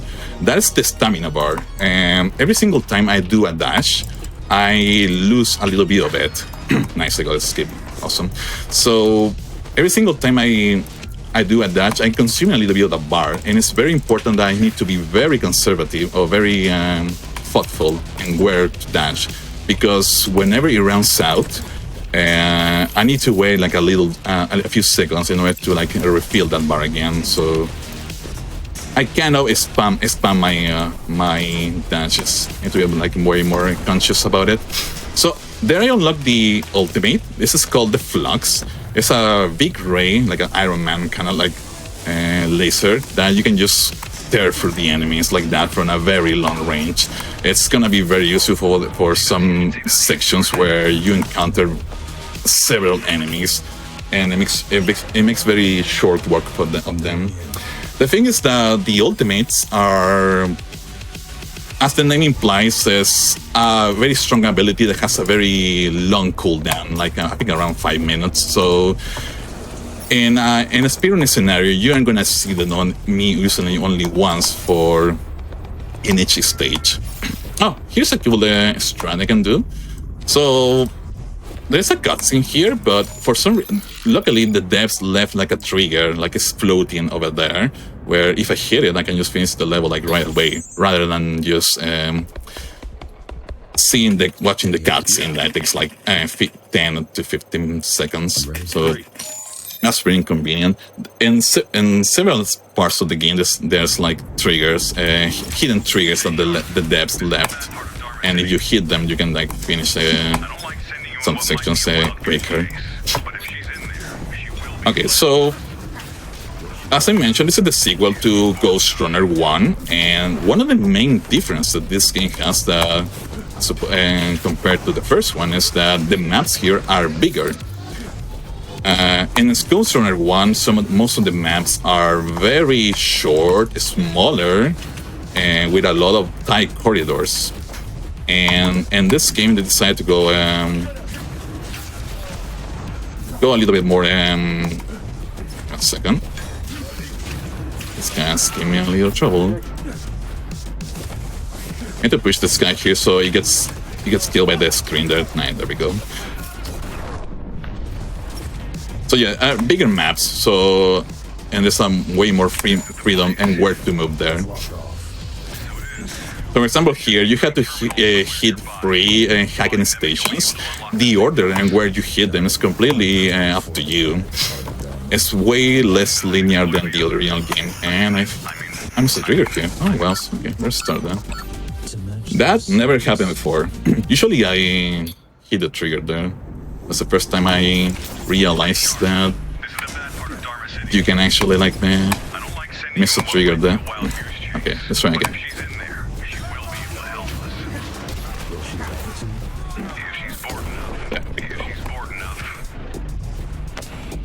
So here, let's see if I can actually do this again. There we go. I need to hit a checkpoint. Awesome. So now I'm out of bounds. And I need to try to get up here. Okay.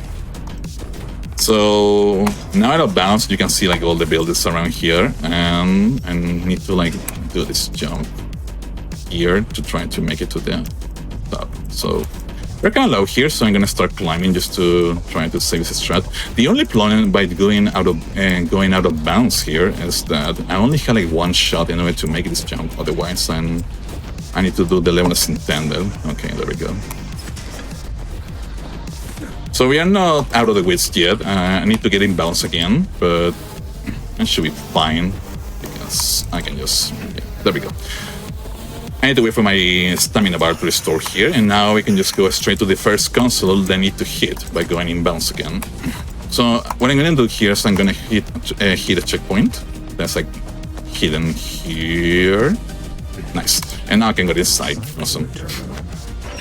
Actually, that was kind of fortunate that I had to reset the level there, so I can actually show you the out of bounds there. Because you only had like one shot to do it, otherwise the map loads and you are not able to do it, so that's nice. Alright, so now we're inside the Cyberboy, and this is kind of like a Matrix-like scenario, where every single time I need to do some kind of hacking. I'm gonna enter these areas, which there's a few fights you have to do, but mostly are like puzzle-oriented. And this one I need to like grab these balls in order to like progress to the next area. So I need to kill the one here, and I'm done with this section. Cool. Alright, so that's the first console. For the next two as well, I need to like go across the map and try to reach them as quickly as possible. As I mentioned before, it's very important, and I need to grab the memory throughout these levels, so I can keep unlocking like way more perks, and also my the other ultimates. This game, you can unlock 4 ultimates. There are 2 of them that are very usable for the run. The first one you saw them in the previous level, and we're gonna see a few of them. The other one later on. So I'm gonna add the memory here, and we're gonna heal like in the next area here. So yeah, that's pretty much the game. Oh yeah, I also forgot to mention I had shurikens. So there's the ultimates. There's also another basic abilities that my character has. One of them is the shuriken. I can throw shurikens to the enemies. That's like the only one of the few like range attacks I have in this game, aside from the ultimate. And it's also very usable because it really makes short work of the enemies here, clear them like way quicker. Another cool thing that this game introduced, as opposed to Ghostrunner 1, is that whenever you are out of combat, you are allowed to like spam these abilities, which is gonna come really handy later on for a very crazy strat.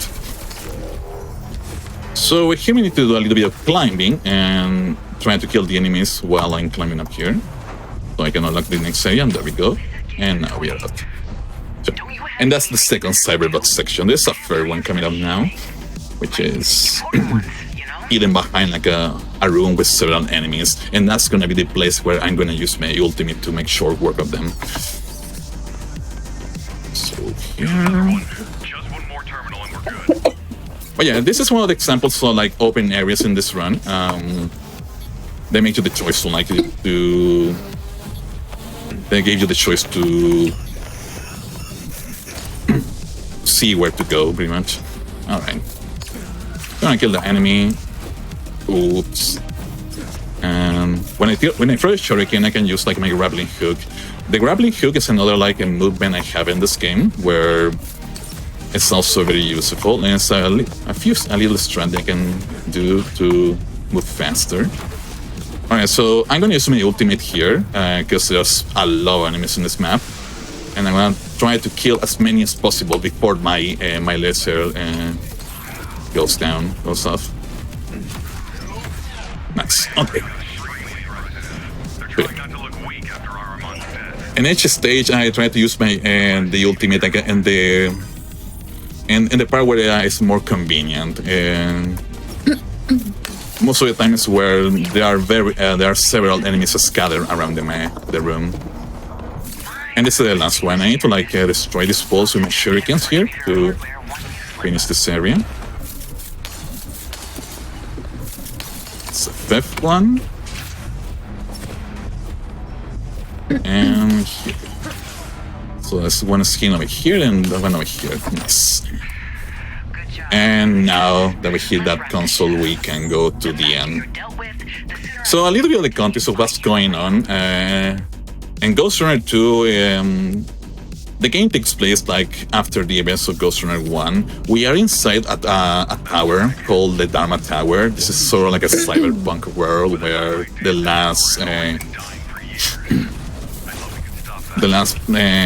it's one of the last bastions of humanity in this like post-apocalyptic world. And in the previous game, we threw down like the tyrant of this tower. So in this game, we are kind of like the rebel faction is trying to put order in this tower after the events of the first game. But what happens is that there's some entities outside from the towers who wants to take over the said tower, and they are the Asura, which are like the lore pretty much is that they are related to the origins of the Ghostrunner. So the Ghostrunners are pretty much like the Jedis of this universe. They were created as sort of like keepers of the peace, kind of like a police force as well. And in the previous game, they were all eliminated outside from me. I'm the last of the Ghostrunners. Alright, so this is one of my favorite levels in the run, and this is gonna be one of the levels where we are introduced to the second ability of the game. So we are again in another like cyberbot section, and we need to finish it in order to go back to the real world. But yeah, aside from like the combat, there's also several like platforming sections where you use like your parkour mechanics to like make it to the other side, or make it to the end. Like here, for example. And here I'm using like the hacking. The hacking works to make some words like to make some walls solid, so I can actually land on them or do wall run on them. And okay. So this was fairly long. If you play casually, there's several like puzzle-like elements on it, but we're gonna skip all of them by doing a couple of out of bounces. So that's the thing about Ghostrunner Dawn. Since the maps are bigger, that means that there are more options in order to like try to take shortcuts and not go from the intended path. Here's one example. There's a little gap here, and I can just walk through here, and that skips like a climbing section. Another thing about this game is the music. It's like really good music. Most of the music of this game, and also from the first one, is like it's music from the synthwave genre. For this game, they hire like 4 or 5 synthwave producers and musicians in order to like compose the music. Okay, nice. So now I clear that room. And I'm going to the first mirror escape in this level. So as I mentioned, you're introduced to the first ability, and the second ability of my character, which is called the Shadow. And however, that ability is hidden behind a puzzle that forced me to like take a route. But I ain't not gonna do any of them because I can just climb over here and walk through a wall, and that skips like the puzzle.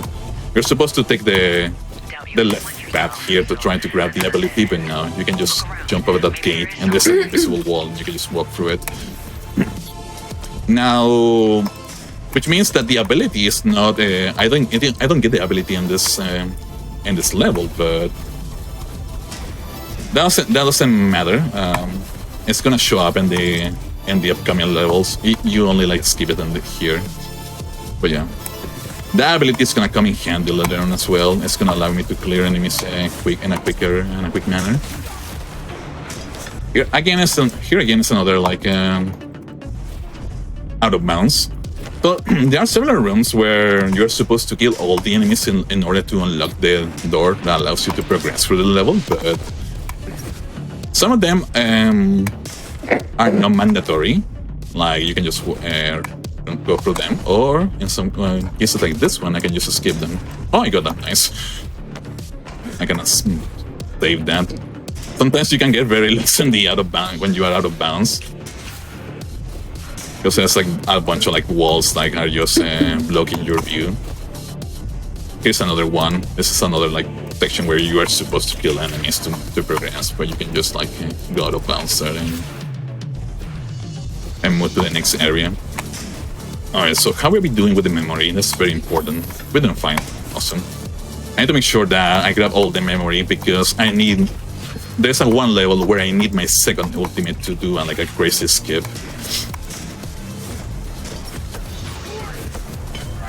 Alright. So we are almost to the end here, and once again, before the final section is at the end of the levels is locked behind a huge area like this one where you need to clear like enemies. And once again, I'm gonna use my ultimate to kill this enemy from afar. So that ultimate is very convenient to kill enemies from afar, and so you don't have to go like one by one, kill all the enemies one by one. And now we are heading towards the second boss fight, and it's my favorite boss fight in the game. So this one is another thing about Ghostrunner 2 compared to the first one. The first one and the first Ghostrunner, most of the boss fights were like very simple fights, and this one they follow a little bit outside the box, and this is one example of them. So, I call this a boss fight, but at the same time, there's not going to be much fight involved because it's not your conventional boss fight. There's going to be a few things different from other boss fights. So first up, I had to kill a couple of enemies here, like these kind of like angels that are surrounding the map. I need to be fast here, reach them as fast as quick as possible, otherwise they're gonna run away. And here the dash slide jump is very convenient for that, because I can reach these enemies before they start like flying away. Now this enemy is over here as well. This is a little RNG, like the enemies sometimes if I get close, they start like moving around. And if you get lucky, you can get like a very good pattern, and sometimes you have to like retry the section. Okay, so now we are in a big platforming section, and there's a few skips you can do here. For example, this one. This is a very long jump that I need to like do here. The tricky part here is that beneath me there is a death trigger, a death plane, that if I touch it, I'm gonna die. So the idea there is try to do a very long jump, but also at the same time don't lose any height. Otherwise, I'm gonna die. I got it the second try, which is pretty cool. That's that's the bane of my existence. One of like the hardest like jumps to hit when you're actually doing an attempt. And that's like the first skip. Now for this part is as intended. So here on is just mostly platforming until you reach like the main boss here, Avatar. This is another shortcut. This one is a very tight climbing section I need to do. Like this. First try, let's go. Nice. I'm gonna wait for my stamina to refill there, and there we go. So by doing the climbing there, I skill like a huge portion of this platforming section. It's a very tight climb because, as I mentioned before, I have a stamina bar. So if I waste one of my dashes there, or my dash animations, I ran out of stamina and I cannot finish the climb. So I'm really excited I got the first try. Awesome. And that's the second boss fight. Alright, so this is going well so far. So coming up next is another skip. It's probably the second biggest skip in the run. One thing that this game has going for it is the fact that in this speed run, you can skip most of the filler and sections in the run, and this is one of them. So this is a very long level. You are supposed to run through a kind of like a gauntlet section where you need to kill several enemies in order to finish, several waves of enemies in order to like finish the level. But fortunately for us, we don't have to do that because first off, the end of the level is like right here, right next to the place where you actually spawn. So what you do here is like you just jump. There's a little gap here where you can just go out of bounds, and I do like a dash. Okay, let me sure I don't fall there. And what we're gonna do is that we're gonna hit the end level from the inside like this, or from the outside like that, and that finishes the one of the longest levels the run in just a few in a amount of seconds. All right. So here we're against the hub. Here I unlock my third ability, which is called Tempest. This ability is gonna come in handy in the very last levels of the run. It's by far the best ability in the game. And now we're heading into another very cool level. This is what we call the demo level, because when the demo of this game was released, this is the level that I actually like showcase. So there I use my ability Shadow. It pretty much functions like a cloaking device and allows you for enemies to not get spotted by enemies. So I can move freely without getting concerned of getting hit by these guys. Okay, I'm gonna use it here again. Oh yeah, another thing I haven't mentioned is that every single time I kill an enemy, I get granted data points. The data points are like the main currency that you have in this run. It allows you to unlock more perks for your abilities or your movement. And in case of this route that I'm taking right now, killing the enemies that I'm killing is actually really cool because it's gonna allow me to like unlock more perks later on that are gonna like really useful in order to do a few skips.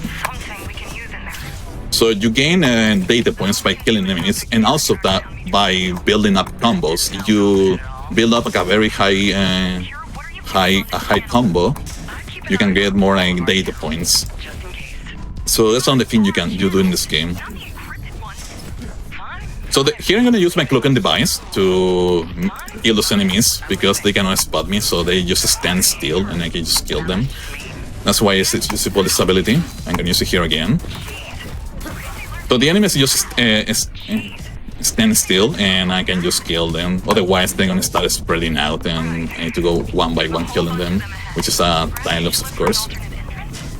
Here's another like out of bounds I can do here to skip this fight section, which otherwise is mandatory. You need to kill like all of them in order to progress, but by doing out of bounds there, you can just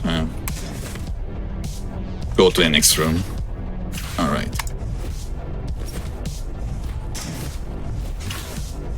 So we are almost to the end here, and here is gonna be we're gonna get introduced to one of the new features of this game. Okay, let's a little jump. This jump's kind of tired. There we go. So it's very important in this game that you actually land your dash slide jumps. It's because if you like mistime them, you don't get the whole like the distance that you require in order to make it in order to make a few jumps. And it's timing. It's a hard thing to do, to teach to someone else. It's kind of like a feeling. It's something you have to feel. It's one of those like mechanics in a speed game. So here we are almost to the end, the final. Oh, we are almost to the end here, the final like room. I kill this guy. You're gonna use my parry here to deflect the shot of that guy, so I can kill him from afar, right? And just going towards him. Okay, there are two more enemies remaining. This one is a guy here that's always like hiding. There we go. Ooh. Okay, I missed my shuriken, but I killed him with my katana. And now we're gonna get introduced to the main one of the main selling points of this game, like literally the first trailer show the main character Jack riding a bike. So it's like the bike sections, which personally I like them, both casually and as a experience as well. So the bike sections there are two types of bike sections in this game. The first one is this one where I cannot, it's only a bike-only sections. Like you had this very long track where you had to go from point A to point A to point B as fast as possible. And so this is what we're doing right now and trying to not to die. So one of the main things you can do here in order to go fast is spamming your boost ability, or the boost of your bike here. Let me make okay, I grab the memory. It's important that I grab the memory. I need it for the next level. So what I'm doing right now is like boost spamming here, and like boosting in, boosting out here, in order to like go fast. That's a technique you can do here to go fast. And the reason why I'm doing this as opposed to like holding the button is because by doing a quick tap or a span animation, it makes better use of my boost pool. The meter that's in the lower left corner of your screens. If I just hold the button, it's gonna deplete way quicker. So it's better to just do this quick taps that I'm doing right now. And it's one of the things to go slightly faster in this stage. Aside from that, it's very important to boost when you are in ramps. That's every single time you are in the air and you are boosting, it gets you a little bit more speed. And aside on that, it's just try not to die. That's like the main thing. Like none of those things matter if you die here, because the time losses are really punishing. Some checkpoints are very generous, because there are some of them where they make you go back a lot further. All right, we're good in memory. Awesome. I need one more memory slot in order to unlock the second ultimate. And I need that ultimate for the next level, because there's a few skips coming up that are really cool. But before that, we still need to finish this section. So we skipped the tower, and we are following the antagonist of this game, who infiltrated in the tower and stole a very important thing for us. So that forced us to like go outside the tower, and now we are in the outside world, which is kind of like this post-apocalyptic world that kind of contrasts with the cyberpunk world that you saw in the previous levels. So here and on, we're gonna see more like barons, like destroyed cities, which is like this to give you like this post-apocalyptic feel. It's very important to kill those enemies. Even if these like little bugs hit you and they explode and I die, so I need to make sure to kill them with my turret. Ah yeah, I have a turret with my bike as well. A very convenient thing. And cool, we are almost to the end. So there's a few lasers there. I need to like use my katana there to destroy like the kind of like the beacon that's standing there, you know, to like turn up the lasers. Ooh, that's very sketchy. That's a very bad cycle of the lasers. There we go. Now it gave me, because I respawn, it gave me a better cycle, so I can just sneak my way in there easier. Right, we're almost close to the end of this section, and we can just keep going with the game. This level is pretty cool to try to like finish in a quick manner, try to not do it deathless. And awesome. And by finishing the level, we are done with the first half of the run. Now it comes like the second half of the run, which introduces another cool strats on new skips on the run. Awesome.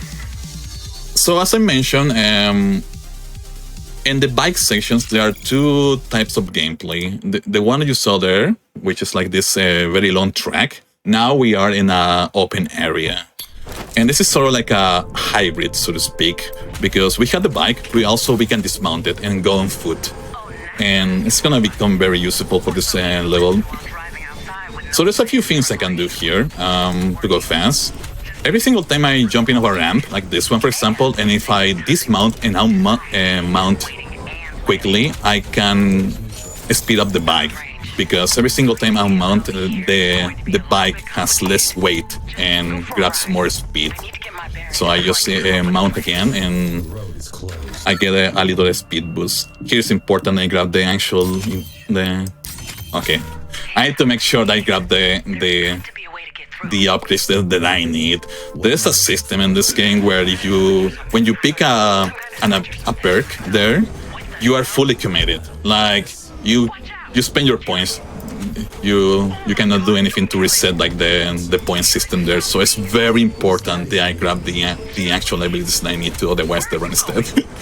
Okay, but so I need to make sure of that, which is kind of a weird like feature that they don't give you like a reset points kind of like option in order if you mess up.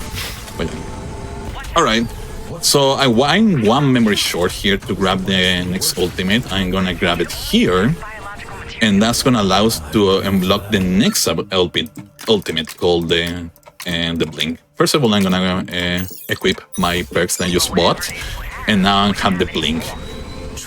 All right, so in this level, it's very annoying and casual because you're gonna run into several gates that are completely locked, and the game forces you to go on foot to unlock these gates. So for the first one,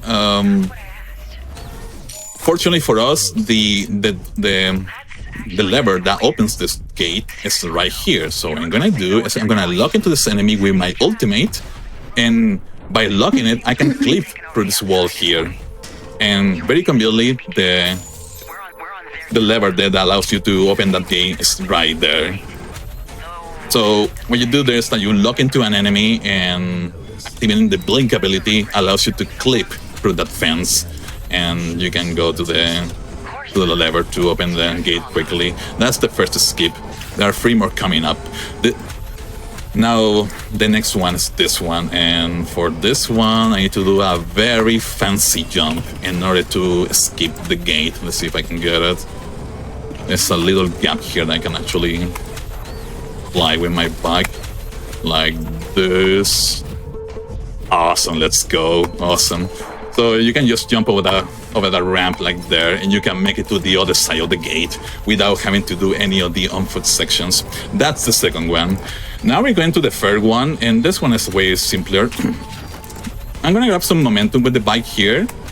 I'm gonna just launch myself, and I can make it to the second floor here, and I'm gonna kill the guy just in case. And luckily for us, the walls over the gate are not solid, so I can just jump over them, and ta-da! That's the skip.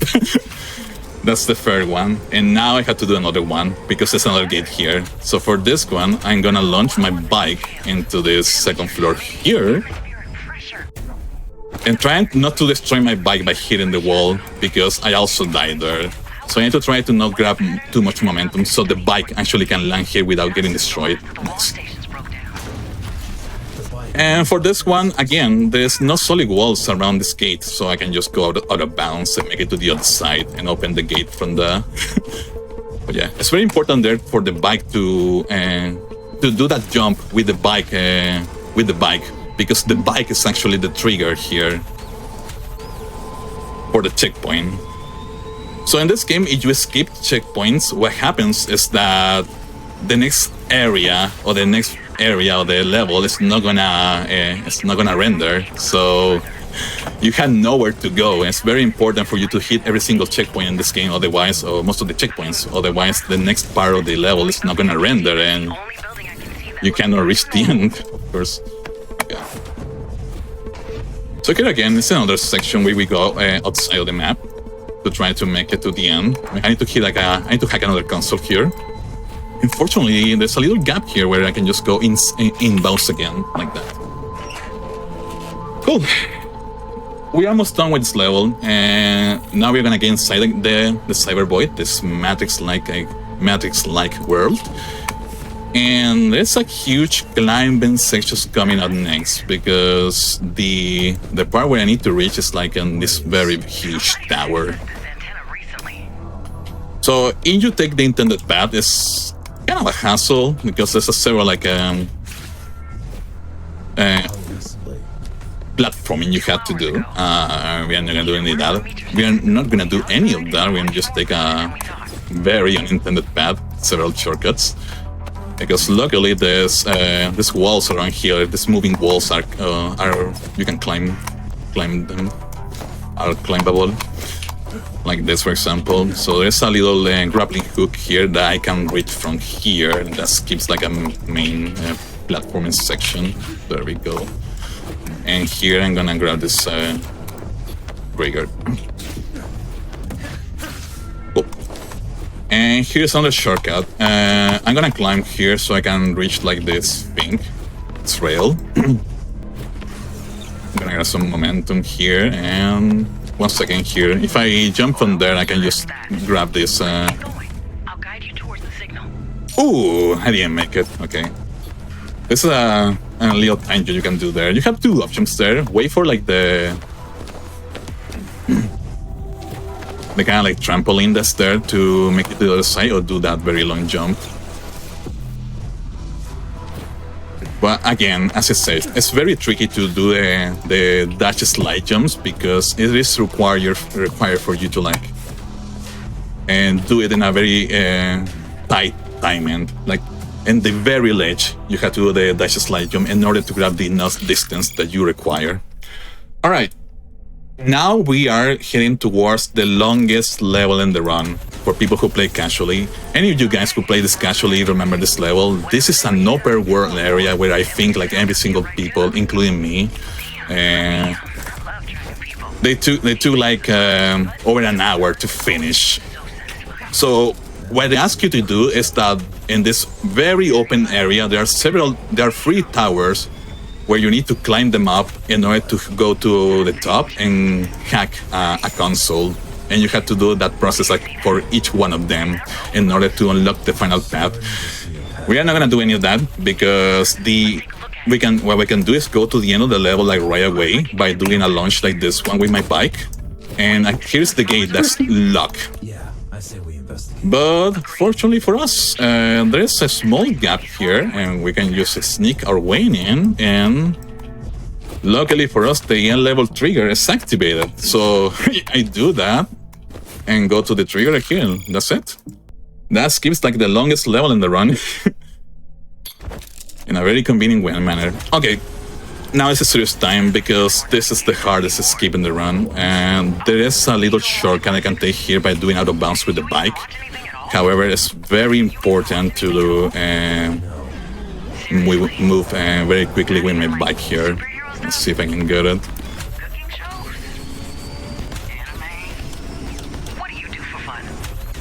So I need to land this. Nice, let's go. It's very important there to try to go through that area without losing any momentum. Like if I hit any rock there, I'm not able to do the trick. So that's the first jump. The second one is right here. Ooh, let's go. Okay, we are not at the worst yet. Now I need to get back in bounds, and I can just continue this level.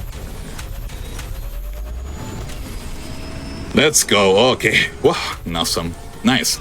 That's a major skip in this level where it's a huge track that you need to like ride the bike with, but if you do that little shortcut going out of bounds, you can just save a little bit of time, good chunk of time there.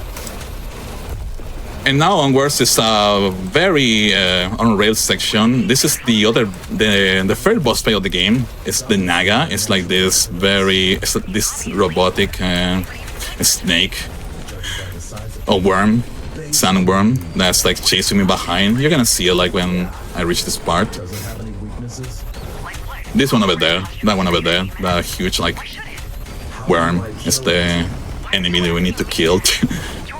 So this part is completely like scripted. I need to ride the bike until a certain area without dying. The enemies are spitting some acid there. I need to like dodge those acids in order to like not die there. But from here on it's like a very on-rail section. And once again, like the main thing you got to do here is just spam your boost. in a very thoughtful way, like doing it on ramps like that one in order to like grab more momentum.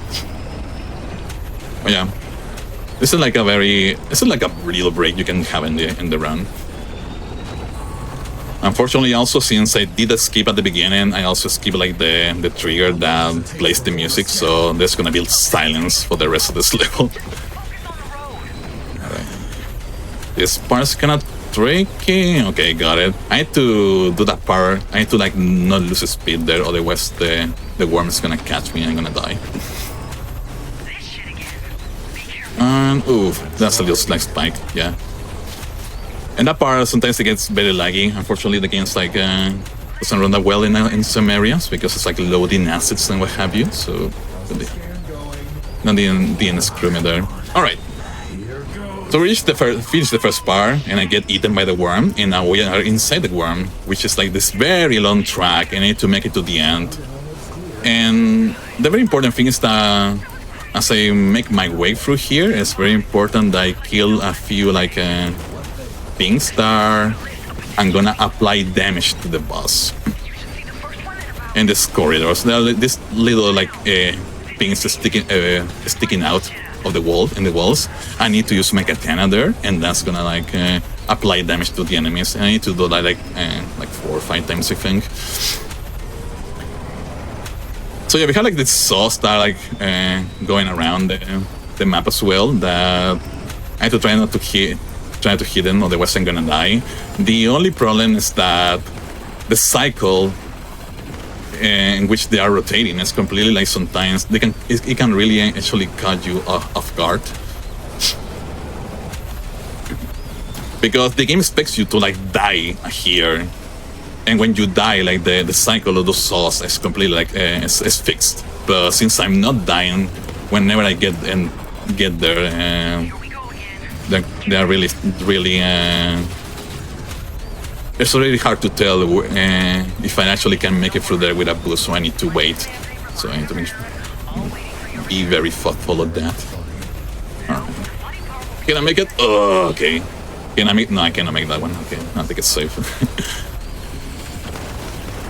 My boost meter was really low there, otherwise I would have gone for that. But yeah, I was like super low, so probably I was gonna boost there. I was gonna stop in the middle of the. I was gonna stop in the middle and I was gonna get hit by the sauce. Alright, we're almost close to the end here.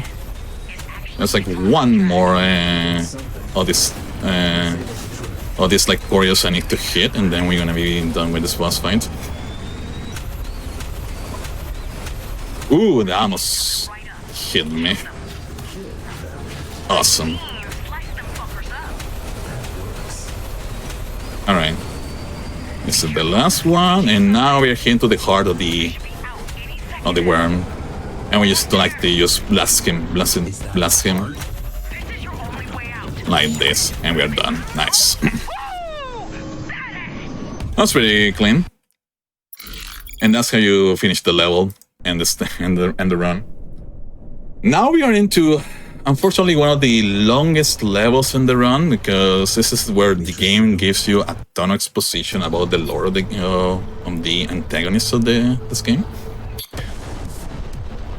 So we hack a system. We are inside this cybervoid here, and we are kind of like trapped here, and we need to like find a way to like to escape and go back to the real world. So this is the part of the game where it gives you like a bunch of exposition, a little bit of lore about the main antagonist of this game, which is called Mitra. Mitra is like it's sort of like a prototype, or like the first early versions of the Ghostrunners. It's like the very first Ghostrunner, and he has like a vendetta with his creators. That's why it's like trying to invade the tower and take control of it. Alright. So we need to go through these scripted areas as quick as possible. That's the main thing. And after I'm done with this little section, I'm gonna encounter a few like arena sort of areas. Oh, my game's lagging a little bit, yeah. There we go. Okay. Is everything prepared? So from here on, I'm gonna enter this kind of like arenas that I need to like complete. So I'm asked here to like destroy these orbs in a certain order, as you see in the upper part of the screen. And this is gonna hit a conversation that pretty much explains the origin of Mitra, which is the main antagonist of the game. Alright, so it's kind of like an unescapable dialogue. There's one thing though I can do here, and let's see if I get it.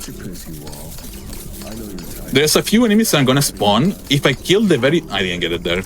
If I kill the very first one, as soon as he spawns, I can hit the trigger way earlier.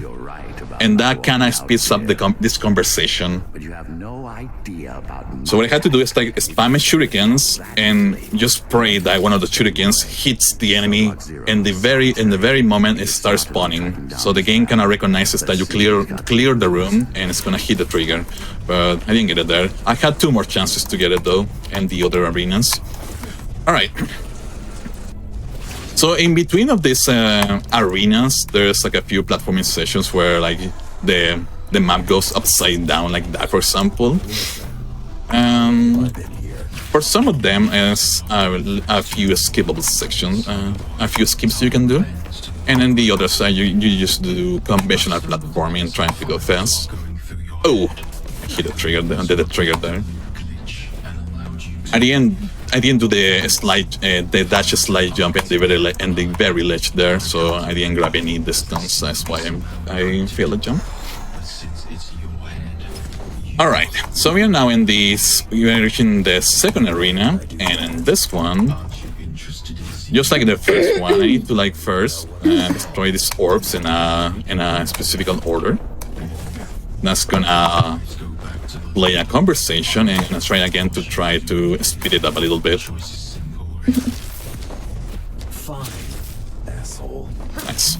So now we have this conversation. I'm gonna position myself here. This is the place where the first enemy of this way is gonna spawn.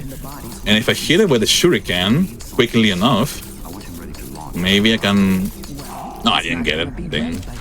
So I need to kill this enemy in the conventional way. I'm gonna use my ultimate here, so I don't have to go to the other side to kill them with my katana. You don't have time, love. But yeah, we need to now see this cutscene. If I was able to hit the checkpoint there, the portal that's gonna show up here show us up way earlier, rather than waiting for like this conversation to end. That's what's very important to do. Those skips. So that's the second one. Now there's another platforming session here. This one is like very self-explanatory. There's several like moving platforms you need to get across. And there's shortcuts you can do here, like this one. You can reach this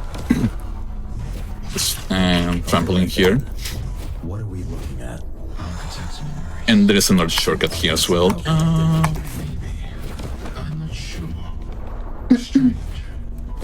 I need to land here. Awesome, nice. The jump's a little bit tight to try to do the correct landing. Oh my goodness! I was sure that's gonna land there, but yeah, I forget that the platform is moving away from you rather than towards you. Yeah, it's a very bad cycle from the platforms. I'm sure I just waited for the next one to pop up. And nice. So we're now in the third arena, and once again I had to hit these orbs. Yeah, this section is like very long in the run.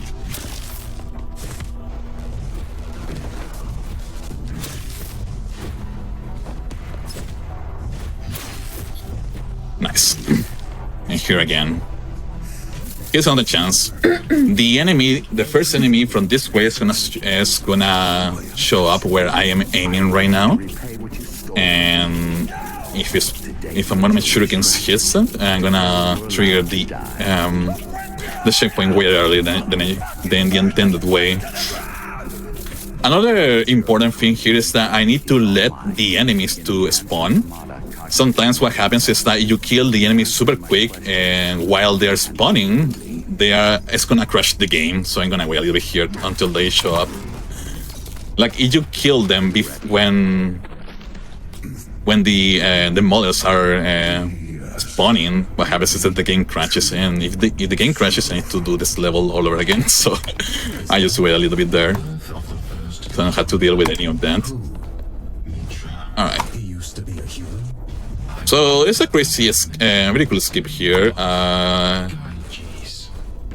You're supposed to hit like this, these force fields, in order to for the map to go upside down or to rotate the map. And the next one we're gonna skip and go straight to the next area. Because even when the map is it's upside down, you can still do a platforming, and I can reach the next arena. So I'm gonna try to land this jump over here. Awesome, and it's a very long jump. Oh, I barely made it. Okay, I had just enough range to use my grappling hook there. Yeah. Again, that's because I'm doing my dash slide jump super early. I need to walk off the ledge a little bit more, and then I can grab more distance. Alright, so this is the final one, and once I'm done with this one, we are good to go to the next level. So again, I got a random bounce with the orb there, so by doing that bounce, my dash doesn't recharge, so I just fall there. There we go. Okay. So the checkpoint thing that I was mentioning doesn't work in this arena. Here, it's not gonna trigger the checkpoint earlier. It only happens in this one, for some reason. So this part I need to do it as intended. Your body will die, and you will have all the time in purgatory to think about. So yeah, a lot of exposition going on. Explains the lore of the game. Okay, there we go. And this godforsaken place will finally get what it deserves. Are you done already? Oh, I've seen through you, sweet. So after we're done with that, we had to do one more vehicle section, and then we go back to the tower to defeat these enemies who invaded the tower while we were away. Alright, so let's do a shortcut here. Rather than doing the wall jump there, I can just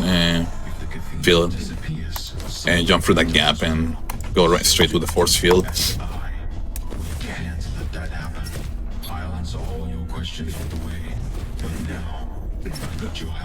And we are done with the longest level on the run. Can I even trust you after all this? Awesome. Alright, so now we are... So pretty much what happens in the story is that we were in that trap in the cyberweb for a very long time, and while I was away, the enemies or the Shura, these guys who were trying to invade the tower, they actually invaded it because they haven't just enough time to do it because I was trapped inside the cyber void. So now we had to go back to the tower to try to save our friends, and that's exactly what we are doing here. This is another hybrid bike section. I can just dismount from my bike. So yeah, as you can see here, I'm dismounting whenever I'm jumping off a ramp, as I mentioned before. By jumping off, dismounting the bike, it gains a little bit of speed. So you can build up momentum like that. Oh, here's another cool strat that I can do. There's this enemy that's gonna show up. It has a cutscene. Well, if I kill him from afar with my laser like this, I skip the cutscene, so we don't see any of the enemy doing this very cool entrance. And that kind of wastes time, so I can just snipe it with with the flux there. That's what the ability is called. So the flux, it has unlimited range, but of course, the farthest you wanna shoot down an enemy with the flux, you have to be way more precise with your mouse movement. That's the trade-off that you have to deal with in this game. Alright. So now we have to make our way back to the tower. From here on, there are many escapes. There's a few small shortcuts, but nothing like major. So, again, it's very important not to die here. And some of the checkpoints are not very generous. If you die in a very inconvenient part, you can lose like up to 20 seconds redoing an area or redoing a checkpoint.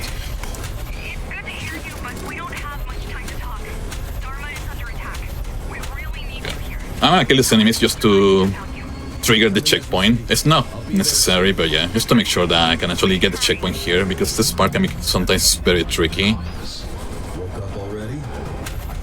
Like, collision is kinda iffy in this game, so even parts when you think you're not gonna hit anything, you still hit something, and the game considers that as a death because you destroy your bike. Like, the bike movement's kinda odd and like very uneven floor. Sometimes you can get stuck and like in very random stuff. Okay, so this is the long checkpoint, and this one, if I die at the very end, I need to redo all this section, and this is where I lose like 20 seconds.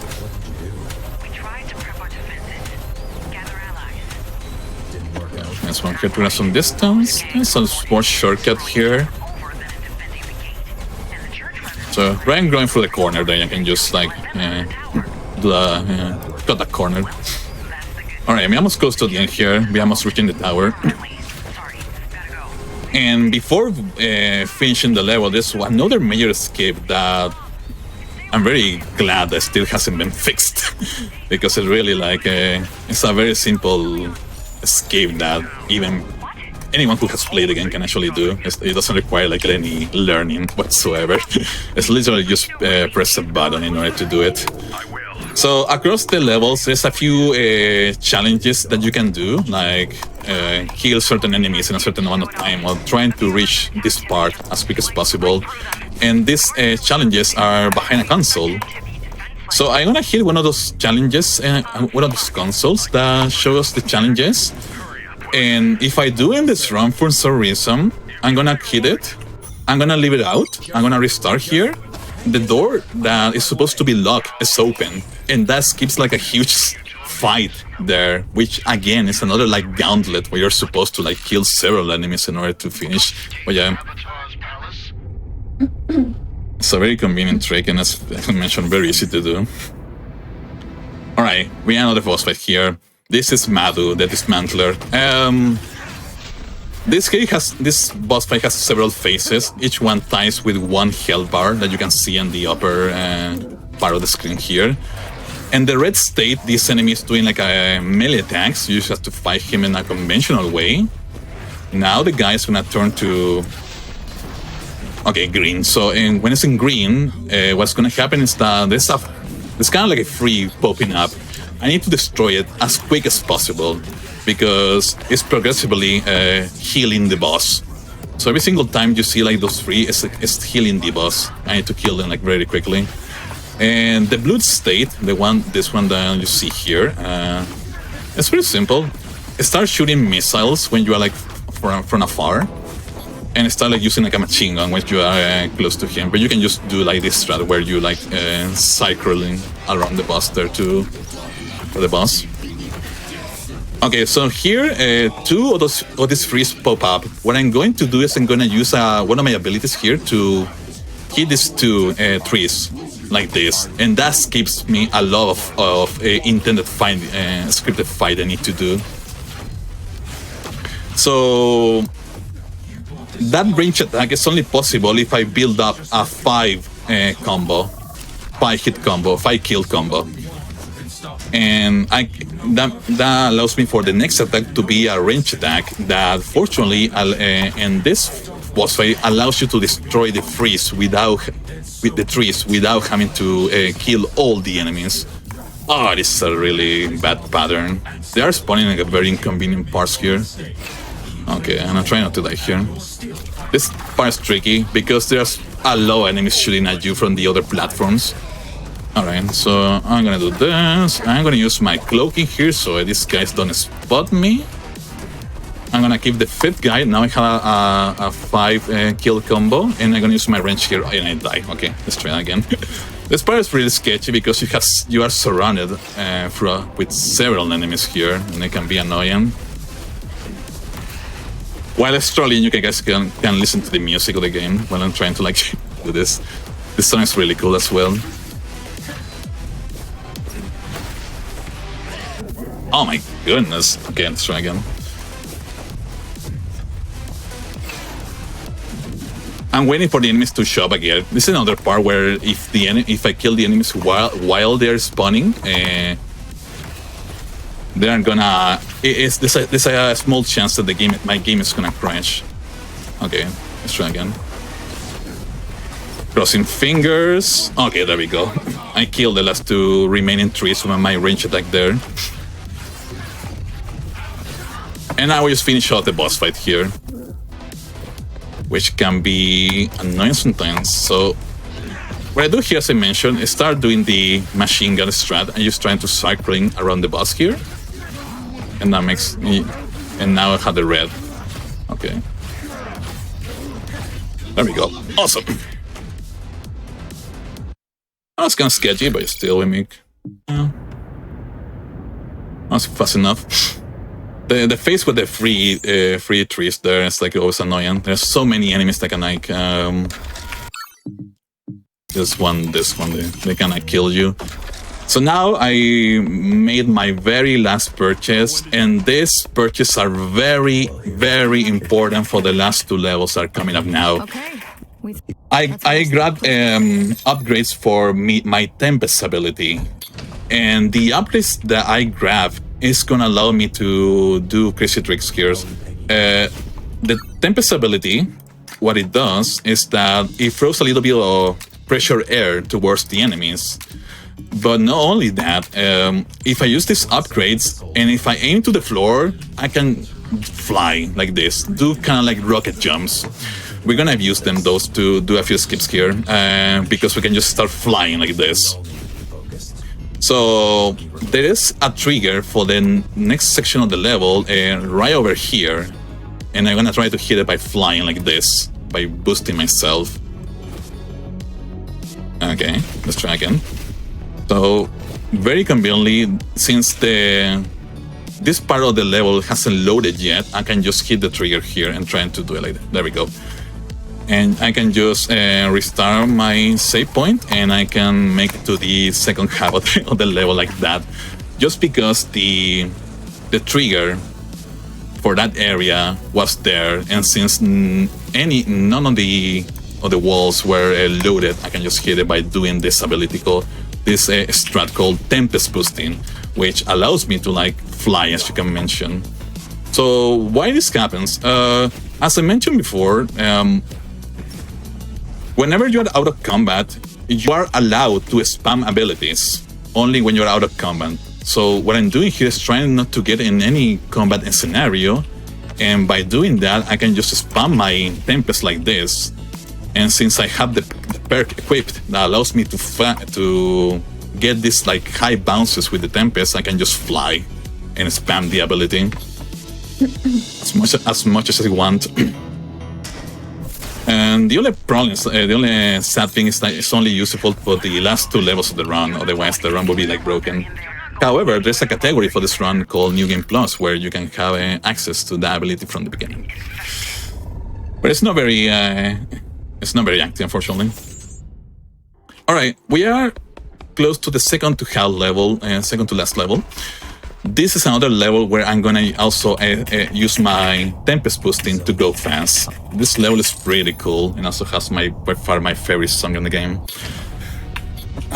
So this level is huge, because you are introduced to one thing called the jumpsuit. The jumpsuit allows you to pretty much fly. It works like you can start flying through the stages. And because of that, the design of this map is like, it has a lot of verticality in it, as you can see, which means that I can just start boosting my way through the end here. And since this level is like really large, they didn't even bother to like put solid walls everywhere. So there's gonna be a lot of like out of bounds here, clips that you can clip through walls, like here for example. So, and I can just start flying with the Tempest. Nice. So it's very important, as I mentioned, that I don't enter in combat. I need to be out of combat throughout this whole area, so I can actually keep spamming my ability and not be concerned like trying to do mandatory fights. So that's the main thing here. Yeah, this is a cool level because you can just fly. Even though there's still like a few mandatory fights you have to do, this is one of them. So I'm gonna build up again a one fight a combo, and then I can use my range attack to kill the enemy instead of like going towards him. I don't know. And again, here we are rather than going through the intended path, we're gonna go up to the next area.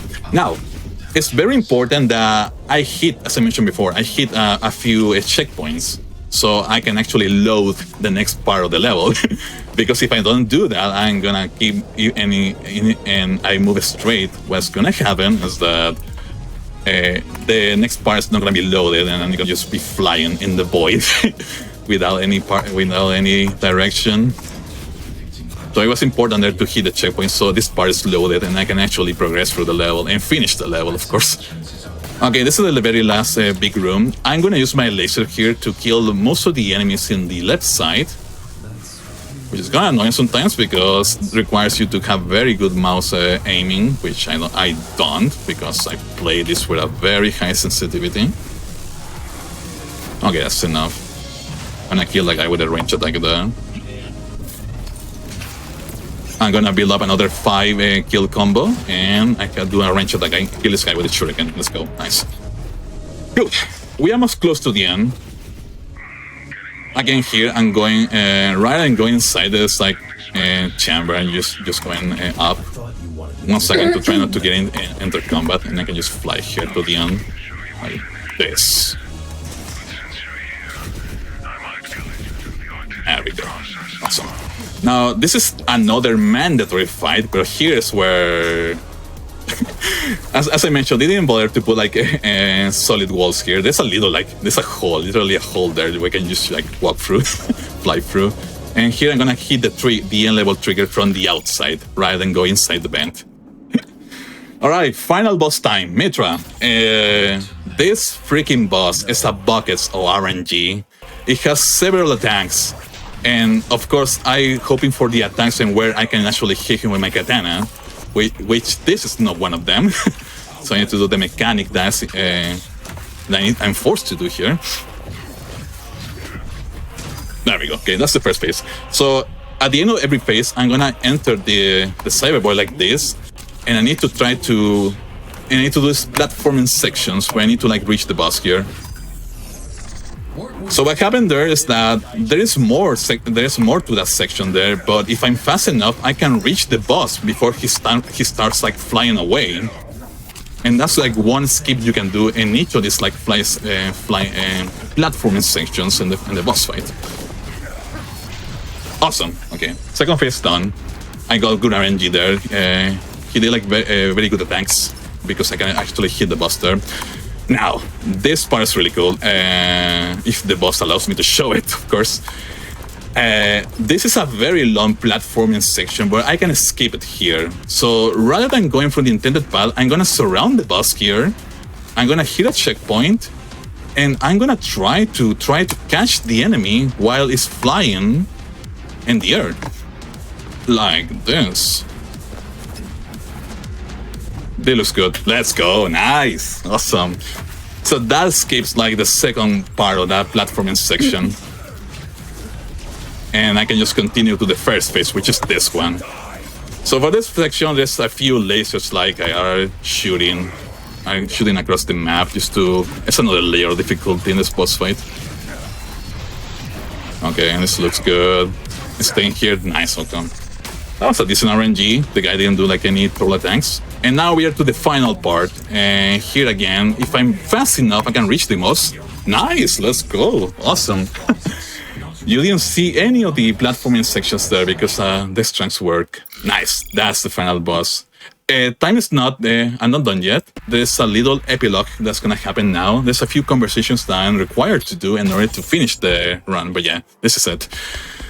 Okay, so I guess I'm gonna take the time here to thanks everyone for watching. I hope you enjoyed the run, and thank you for the opportunity. Thank you to GameStop Wait for the opportunity not only to accept this run, to also to give us the chance to all the Latin American runners to showcase our games here.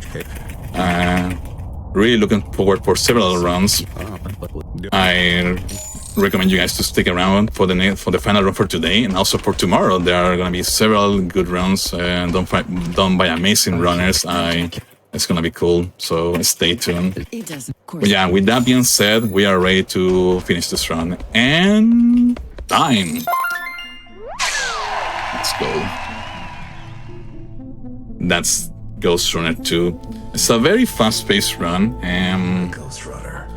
The route is very well developed, and this game, long story short, during the first couple of weeks of this game, after this game came out, there were like several resources, and where a bunch of like people found several strats for this game, and everything is like well documented. So yeah, shout outs to the people who like actually run this game, especially in the very first weeks of this run. They found like very crazy strats that most of them I was able to show you here in this showcase. So I hope you guys like really like the run. Yeah, that's it. I considered my options. Oh, thank you so much. That gameplay and commentary was absolutely incredible. So clean. Before you go, where can the good people find you? Yeah, sure. Twitch.tv/Allneck. I stream really regularly. I'm currently running another game which is called Star Wars Jedi Knight Jedi Academy. That's going to be the game that I'm going to be speedrunning for several months. And aside from that, I do like a very several casual playthroughs and runs and other things from between. Like I always like to try new runs. Trying to get out of my comfort zone, like for example Super Nintendo games and that stuff like that. So yeah, but yeah, from now on I'm gonna be speedrunning Jedi Academy. I'm really looking forward to like get better at the game. So yeah, that's gonna be what I'm gonna be doing in my stream. That's so exciting. Thank you so much for this showcase. It was absolutely amazing. Everybody, thank you all so much for hanging out with us today. I will be dipping right after this run, and I will be leaving you in the capable hands of Rebecca R.E. as host for our last run of the night. But before I go, friendly reminder that your subs, Prime Gaming subs, gift subs, and bits cheered on the GDQ channel help support Games Done Quick Hotfix. If you enjoy watching speedruns, consider subscribing to the channel to get access to our emotes and chat with other subscribers during our replays. Everybody.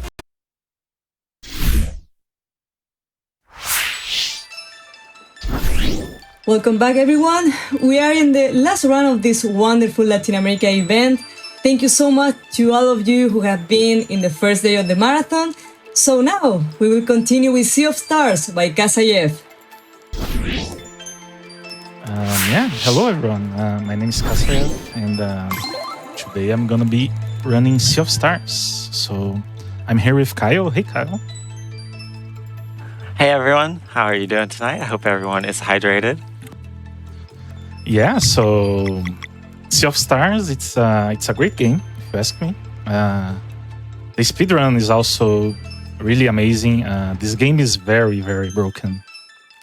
And yeah, I think we should just get going. I will do some setup here first. So we'll be playing simplified Chinese because that's a little bit faster. Oh, I hit the wrong button. Wait.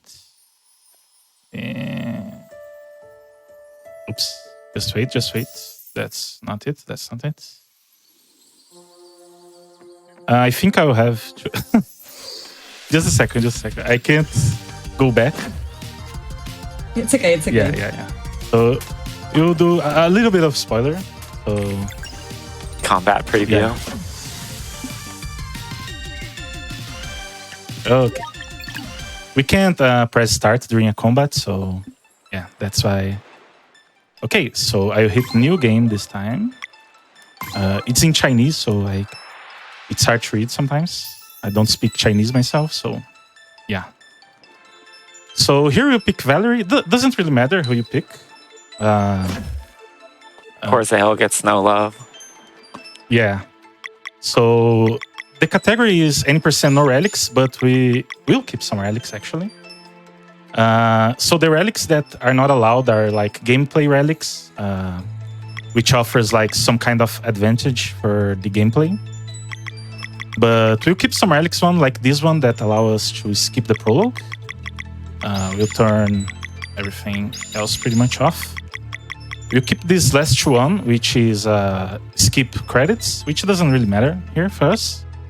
And this one, it's kind of a speedrun mode because the devs actually made a speedrun mode for this game. So the devs are amazing for this game. Shoutouts to Sabotage. They actually brought back some of the glitches in the speedrun mode, so we could use them. So we have a great relationship with the devs. So that's really awesome. So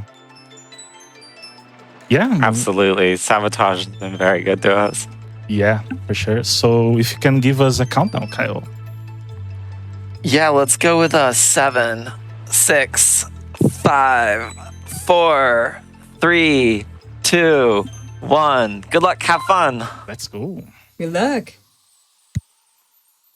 Yeah, so starting off here, we can skip cutscenes, which is great.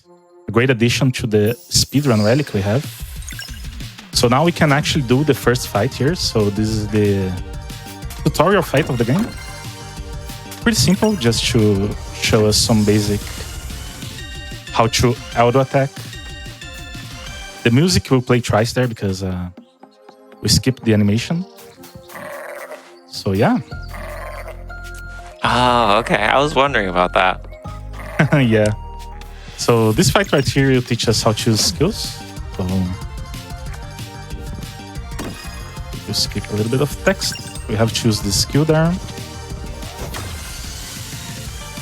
And yeah. So this game is very, very broken. As you all will see later on. But the main glitch of this game is what we call pop jumping.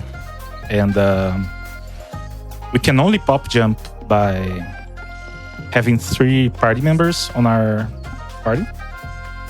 So we can start breaking the game really when we get Garl to the party. But for now, it's very chill, very dodging some encounters. There we go. Since we are skipping the prologue because we have the relic on, we'll get to Garl pretty quickly. We wanna hit yes on that. Yeah, those relics really make a huge difference in getting right into kind of the meat of the run as soon as possible, which I definitely appreciate. Yeah, for sure. So this is a dungeon that I forgot the name, but it's our first one. And we'll wait here a little bit so we'll try to dodge this encounter here. Let them all go back. There we go. Very nice. Yeah. So we are gonna run into some optional encounters actually because we want to grind out some EXP. We will be very underleveled throughout all the run, but because we skip a lot of stuff in the game. So we grab this fight here. We're gonna do this one. This one will make it so we can get to level 2. Unfortunately, we'll have to take one attack here, but it's fine. We'll rain some spike on us. Okay, there we go. Good blocks. Yeah. So yeah, we're gonna level up. Hopefully we can get mana for Valerie here. That would be nice. There we go. Nice. Nice. You get to pick stat points. Sorry?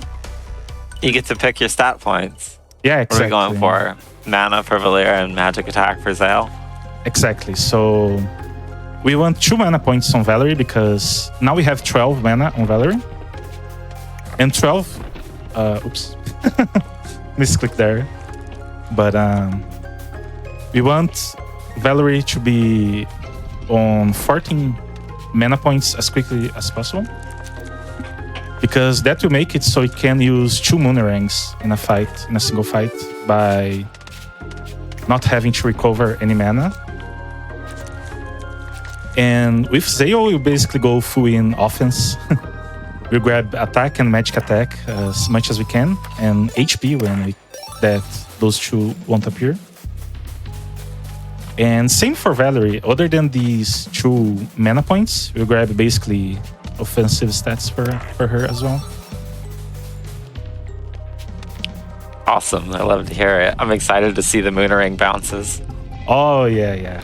It's I'm not the best in those Moonerangs, but yeah. We'll definitely go try our best here. For those that didn't catch on yet, there's definitely the active fight scene kind of combat like Super Mario RPG, right? Which pressing good timing on attacks and blocks will either amplify or nullify damage. Yeah, exactly. It's pretty heavy inspired by those games for sure. So this is the first boss here. We start with a Moonerang already. So speaking of boss games, this one rocks. So this is...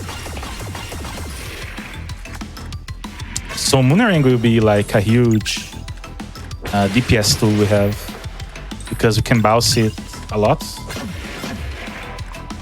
I'm not gonna use Zale's skill just yet because he may spawn some enemies, so we're gonna Moonerang here again. Oh, perfect. Yeah. So we can break those locks.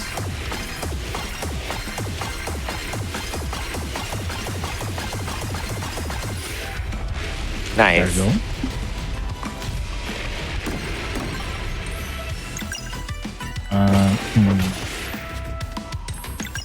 Okay. I'm gonna use this skill now. Hopefully he won't spawn anything.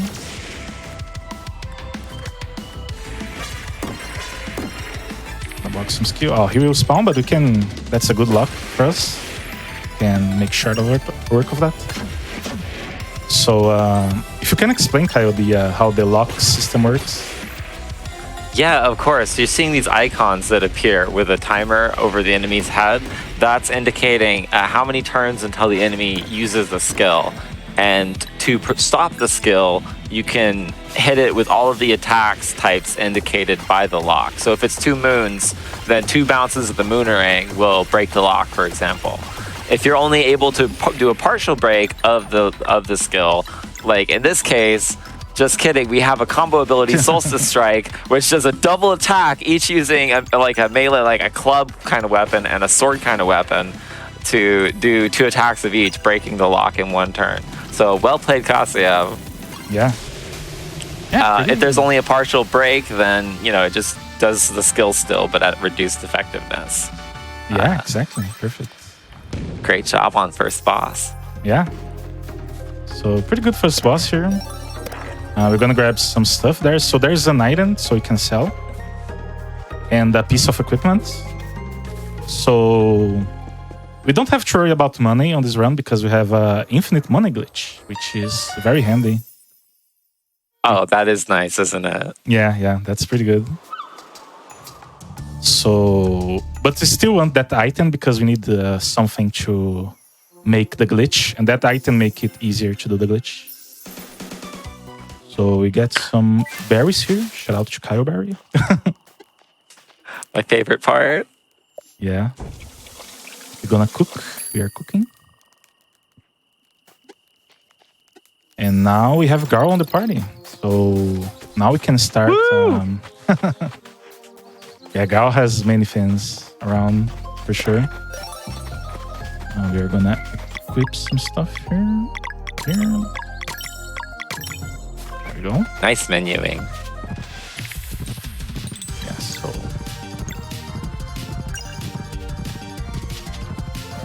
we can stop one of the locks there, which is great. So actually we can't. We'll take the hits anyways. So they'll charge at us. But it's fine.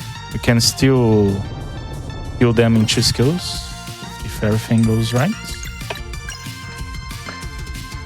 That was a really good example of the partial lock break. The same attack did 20 to Garl and 16 to Zale, just because the locks had different levels of breakage. Yeah, exactly. And yeah, we're gonna climb up this mountain as fast as we can. And we have Garl on party now, so we can start doing some really cool glitches. So we can skip stuff. But for now, we're gonna just keep climbing. So satisfying to move around, just running around like Chrono Trigger, Golden Sun kind of feeling. Yeah, it's very refreshing. For sure, for sure. Now we're gonna enter this mountain here. And here we're gonna do the first instance of the money glitch. So I'll focus here a little bit.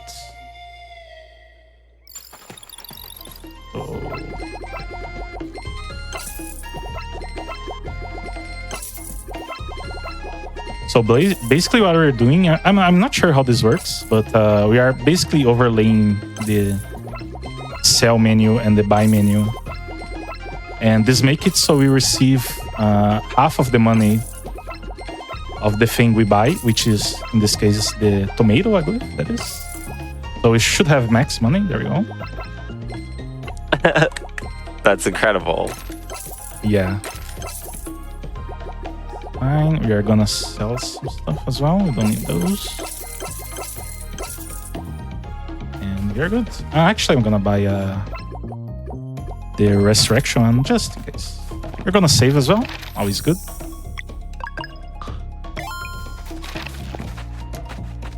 Save early, save often. Yeah, we gotta save often. So this is a hard dodge. Let's see if I can make it. Ooh, nice. Okay. Clean. Yeah. I'm gonna wait this enemy here to not look at us. Okay. There we go. So this next one is... it's an optional fight, but we are gonna take it anyways.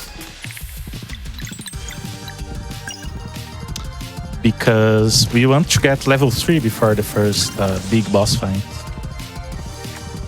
And this fight will help us in that.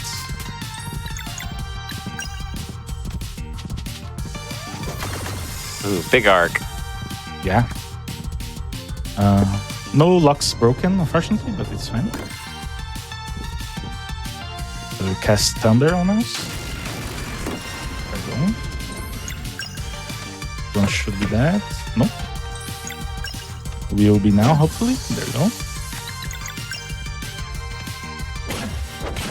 Okay, nice.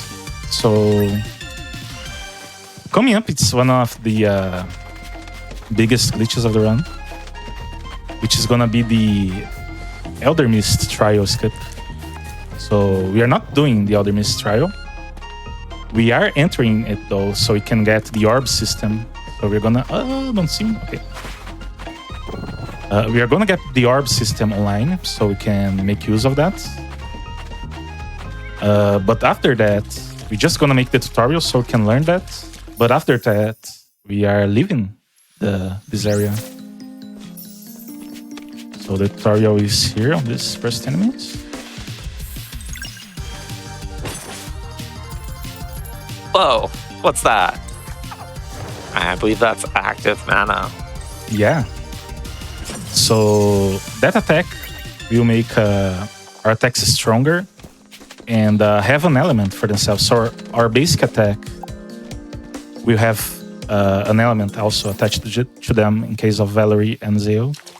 So I'm gonna focus here kind of in some pop jumping. So I'll do it first and I'll explain it afterwards. Let's see if I can get this right. Okay, that looks good. So if you don't like this menu swapping thing, I'm sorry, but we are going to be hearing that a lot here today. Welcome to the run. Yeah. I hope you enjoy the pop jump. So here we are supposed to do the Elder Trial so we can get the ability to change between day and night. But we're not doing that. We're skipping all of that and just pop jumping our way through these bridges here. Which there's no bridges, actually, but we can still make the jumps. Oops, that was a little bit low. One more should be good. There we go. Nice. Good. Nice timing. All right. Yeah, so... That's incredible. Yeah. So that's going to be our main glitch of the run. We're going to use that to skip a lot of stuff. We're going to skip huge portions of the game. And yeah, we're coming up to Moorlands, I believe. It's the name of this area. It's one of my favorite OSTs in the game. Oh, it's not Moorlands quite yet, but it's just before it. We are going to grab a piece of equipment for Zayo there. Secret goodies. Yeah.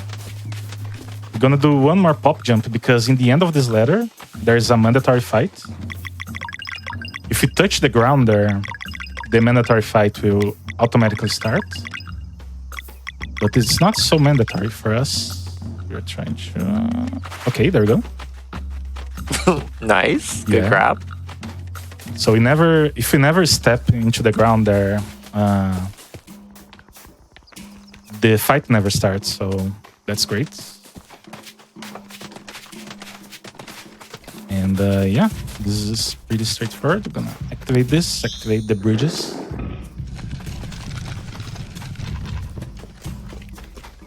We're gonna see someone there in the corner of our eyes.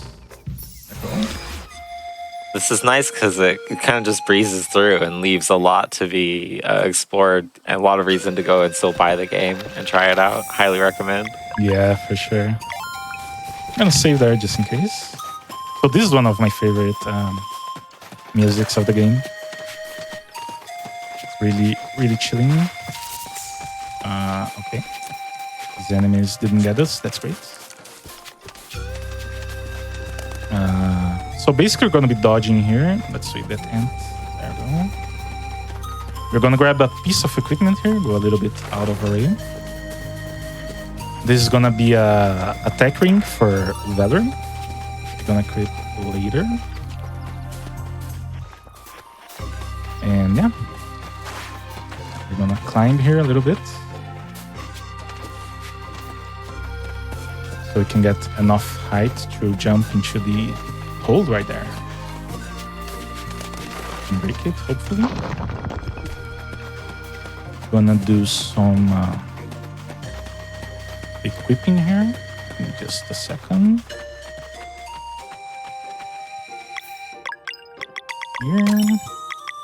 There we go.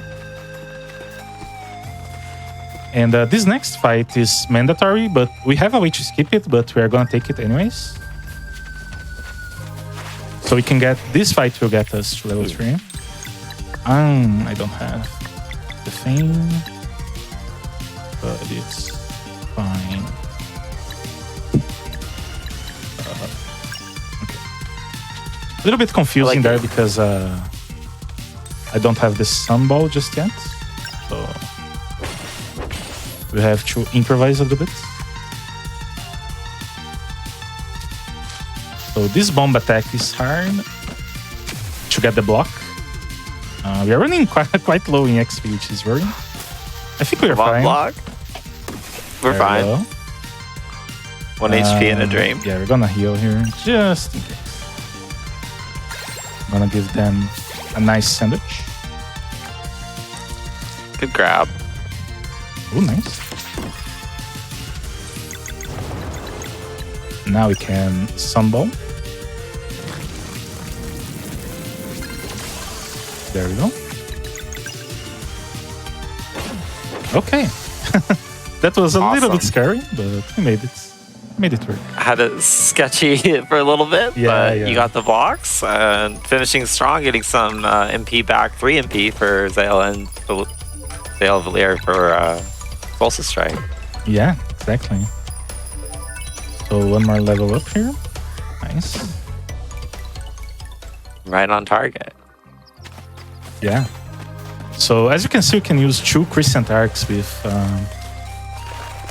Valerie now, because we got a 1 mana point with her, and that's okay.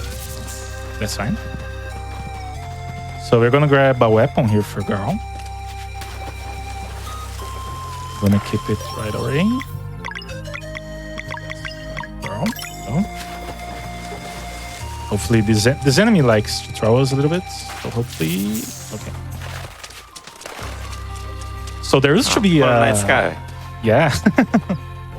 There used to be a cutscene skip here. A glitch we would do to skip this cutscene, but since they added cutscene skip to the game, we don't have to do that anymore.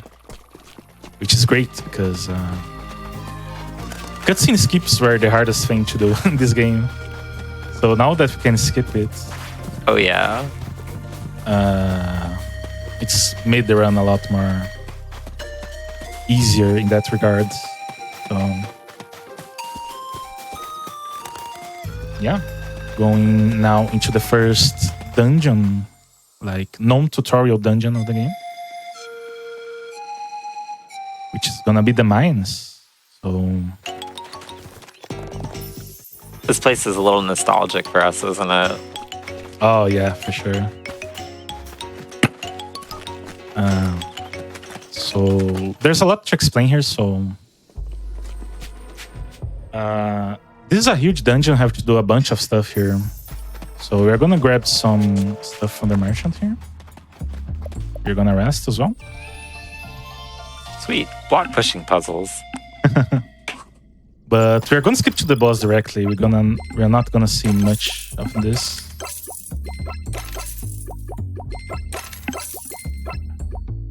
We're also gonna buy some food here. There we go. We're gonna save because this is a big one, big glitch. We can mess it up. So what I'm gonna do, I'm gonna store a pop jump here, so I can use it in the next room, hopefully.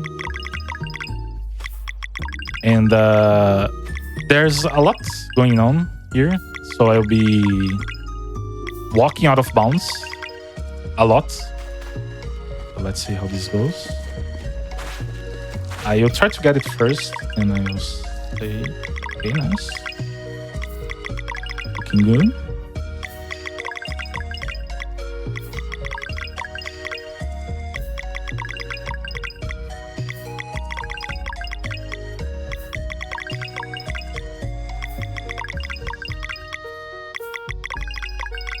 Some really nice music to clip to.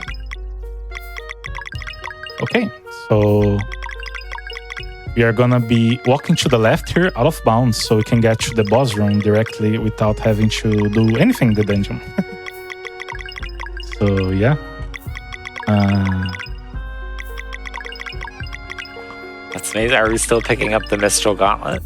Or bracelet? We are not gonna grab that actually, so...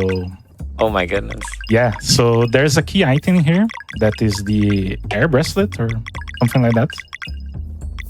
And we are not grabbing that just yet. So there will be places that we have to pop jump our way around because we don't have that. So it's, if you want to explain what that is, Io? Yeah, the Mistral Bracelet's one of the key functionalities that, like, eventually you can do puzzles by pushing blocks around. One of the key ways you achieve the momentum to push a block is by blasting it with a high pressure of air from this cool bracelet that you wear around your main character's wrist. Yeah, so I should be very close now. The camera will go down a little bit when I get to the boss room, so there I will know I'm there. We're just cycling characters because each time the character is cycled, the characters kind of shift and on the overworld to achieve a different position. And every time that Kasiyev does this, their position gets a little bit closer to the goal. In this case, out of bounds and to the boss room. Yeah. Okay, nice. That was pretty fast. Sweet. So yeah. So wow, this was pretty good. So right here with Rocky. Yeah. So this special attack. Let's see. 1, 2, 3. So yeah, the idea there is to get oops, not this one. You wanna break that lock. There you go. So the idea there is to blindly walk to the boss room and then hit him, so we can generate some orbs, so we can start the fight in an advantage. If we didn't get that, we could walk to the room, to the door, and then start the boss cutscene. Would make the same thing, but we did find the boss pretty quickly, which is great. So it's pretty clean. Here we are fighting Malcolmud the Mud Wizard. Yeah, so Malcolmud is the Geomancer right there. And that's right, Geomancer. I apologize. No problem, no problem. It's one of the few things I know about the lore, actually. So they'll come up together now. Hopefully we can break this lock. That looks good, nice. That's good RNG. I love the tempo change. Yeah. So he always does an area attack here. Ooh, didn't block that. A little bit low on HP, but it's fine. We are gonna heal up with Garon. Do some damage here with a triple stacked Moonring. There you go. Very strong. Yeah, for sure. I'm gonna heal here. There's no way I cannot go on without.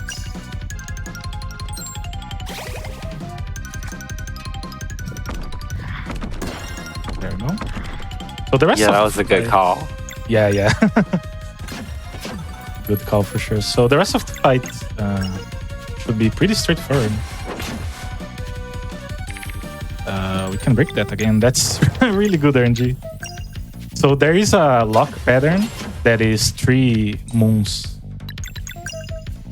and 1 sword, I believe. And that one is we can't break because we need two turns to break that. And Malcolmud only gives us 1 turn, so that's pretty good RNG for sure. And his special Definitely. attack... Love to see it. Yeah. His special attack always kills someone, so we want to avoid that. Wow, this was pretty good. Ooh. Love to finish with the kill with Zale Sunball. Oh yeah, feels pretty good. Or knockout, rather. We're friends with Rocky and Malcolmud, but that's, that's all we can say. Yeah, that's all we can say for now. Yeah, pretty good fight.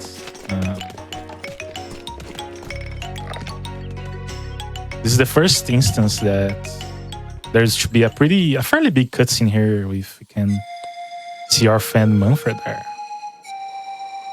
or I believe his name is Manfred. Already? No, not already. That would be after. Yeah, not so good with the lore, but yeah. We're gonna grab a piece of equipment here. Gonna save once again. What was it? It wasn't Wilford. Yeah. So, oops. We're gonna skip this section Wentworth. as well. Wentworth. Oh, yeah. Right. So, okay, that looks good. Okay, so we can skip this whole section here by going out of bounds on the right side here. Such a peaceful zone. Yeah. Shit. This is the first music edition we heard from Mr. Mitsuda of Chrono Trigger soundtrack fame. Oh, yeah. And that was very good pop. Well done. Thank you. So you can skip that whole waterfall section, which is pretty nice. So this used to be another cutscene we could skip using menu swapping, but we don't have anymore. Don't have to do it anymore because we have cutscene skips. So that was a hard one for me, especially. So I'm glad that's gone now. So we are going out of array here to grab some equipment because in the glitched run we lack a lot of equipment, mainly the rings and stuff, because we skip so much areas that we don't have many options. So we have to go out of the array to grab some stuff here so we can get equipment for everyone. Ooh, good idea. Yeah. Garl's getting some tips on cooking. Yeah.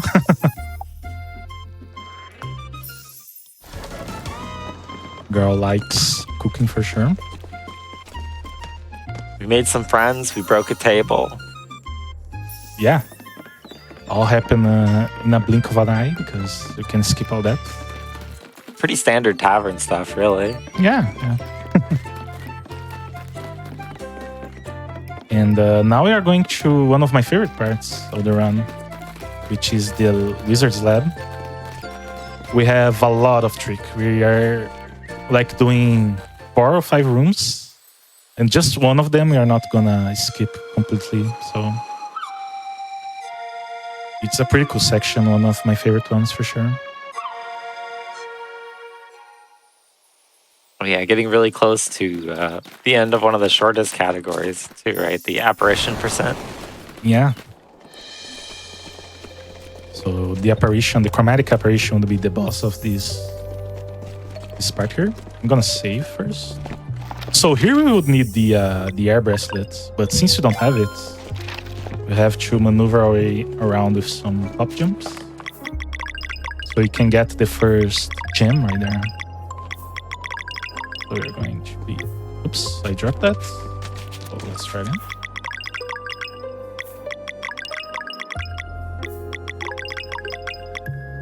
There we go.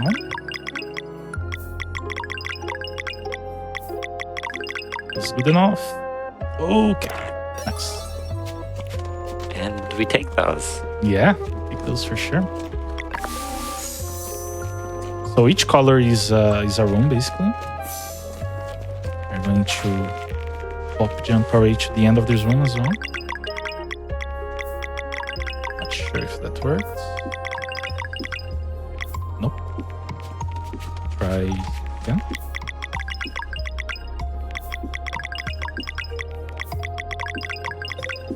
Okay, this looks better. And go directly. Green crystals, green door. What happens if you add the red crystal? Yeah, let's see what happens. So we're gonna mix here the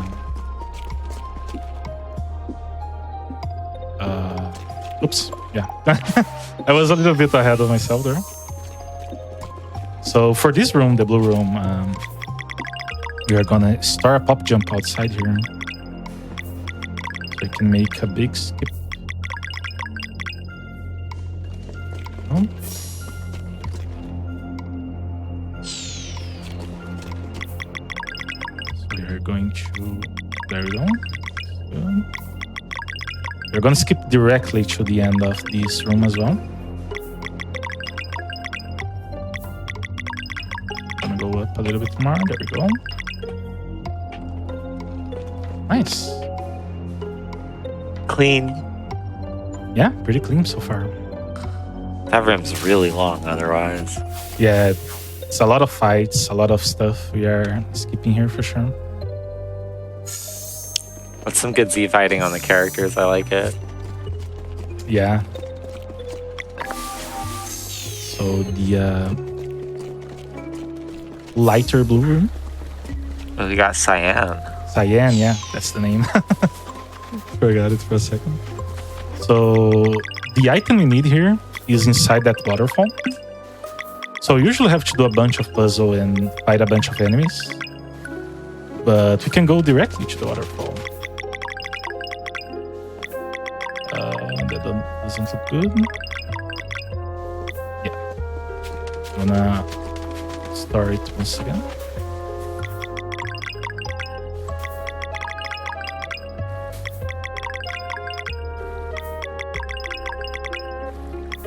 Okay.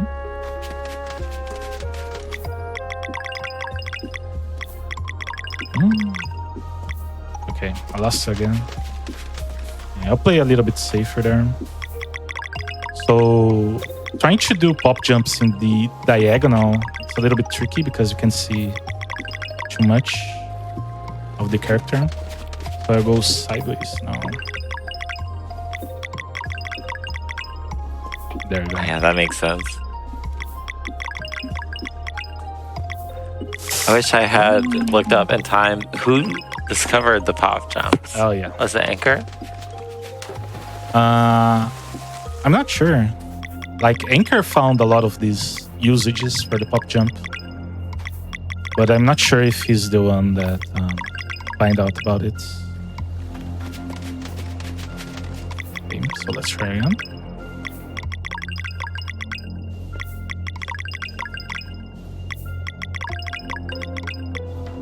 Okay, looks good. There we go. And this one gave us a little bit more trouble, but we are fine. So when you have to start a pop jump, it's usually a bit harder. No encounters, no problem. Yeah. So this is the only room we are not skipping anything because it's a pretty fast room. And you're gonna do some fishing. It's the only time you're gonna do fishing this round, so.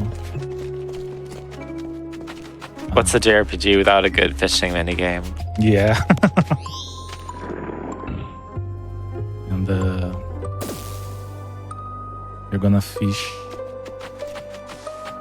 I believe it's a gold watch for our friend there in the well. Oh! Okay. It tricked me a little bit there. First try. You have some control over where the bobber lands, of course, how far out you cast and where it's going to fall. And then, you just try to keep the fish in the channel while you reel it in. Yeah. That's all there is to it. Exactly. So we are going to the final boss of the area here. I'm going to put the gem there and save afterwards. Also, have to equip some stuff that I forgot. So this, equip this, and this. Okay. Oh wait, there's one more. There we go. Okay, now we're good. So yeah, this is the chromatic apparition. So this first phase, it's not first phase. So he'll be switching between phases, or forms rather. Relatable. And this one is weak to magic. So we want to waste our MP here on this farm.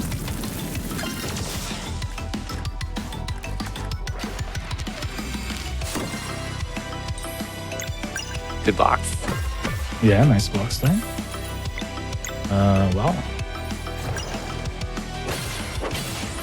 So he didn't switch farms just yet, so we can do some more magic damage here. This farm is not so worrying. It doesn't do too much damage. Wow, that's okay. That's generous. Yeah. Okay. Pretty good stuff. So this is good because we get to keep all our party members alive. So this farm attack will kill everyone except Girl, and still we have to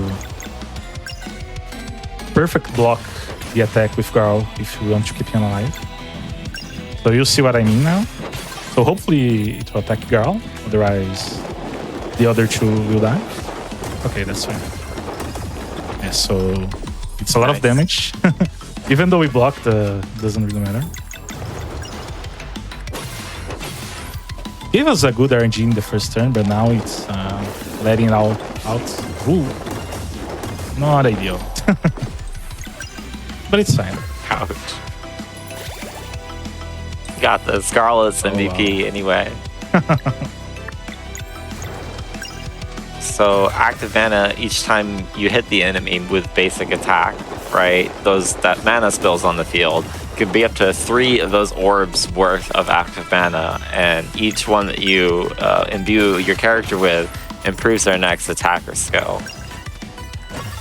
Yeah, exactly.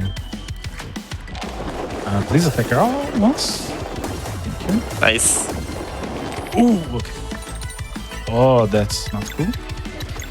So heal Girl here. Only gave us 1 turn, which is very mean. I think Zeus survives this if I block, right? So let's try to block this. Probably. Definitely. Okay, nice. Nice block. Okay, switch farms. That's nice. Ooh, I love this attack. Yeah. Do some magic damage here.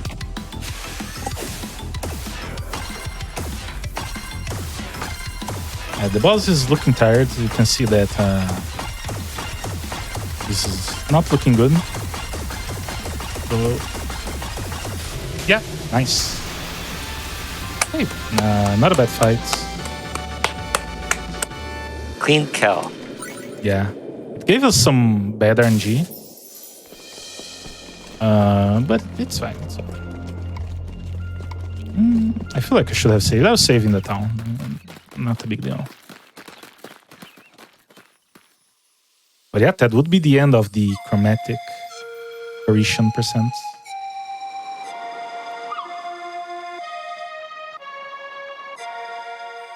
So yeah, now we are going now to we're going to the island, right? Yeah, the island. Yeah. So we're gonna talk here with the captain.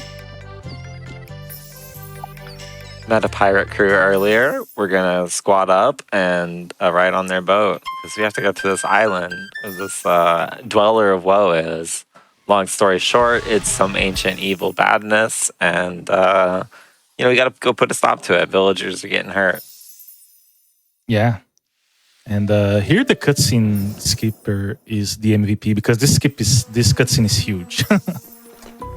It's like 7 minutes long or something. So I'm glad we can skip that now. So yeah, let's try skipping some encounters here. Please don't teleport into me. Okay.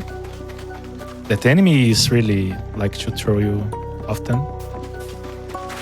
Or this guy here. Nice.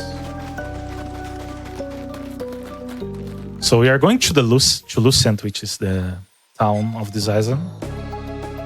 And we are not staying there for too much time. We are gonna grab some equipment and leave right away by using a glitch to skip everything we have to do here, really. Gonna grab some equipment. We're not grabbing that weapon, because we're gonna grab a better weapon for Zero. So we have to... I'll focus on the skip right here. I have to open the menu in a specific time.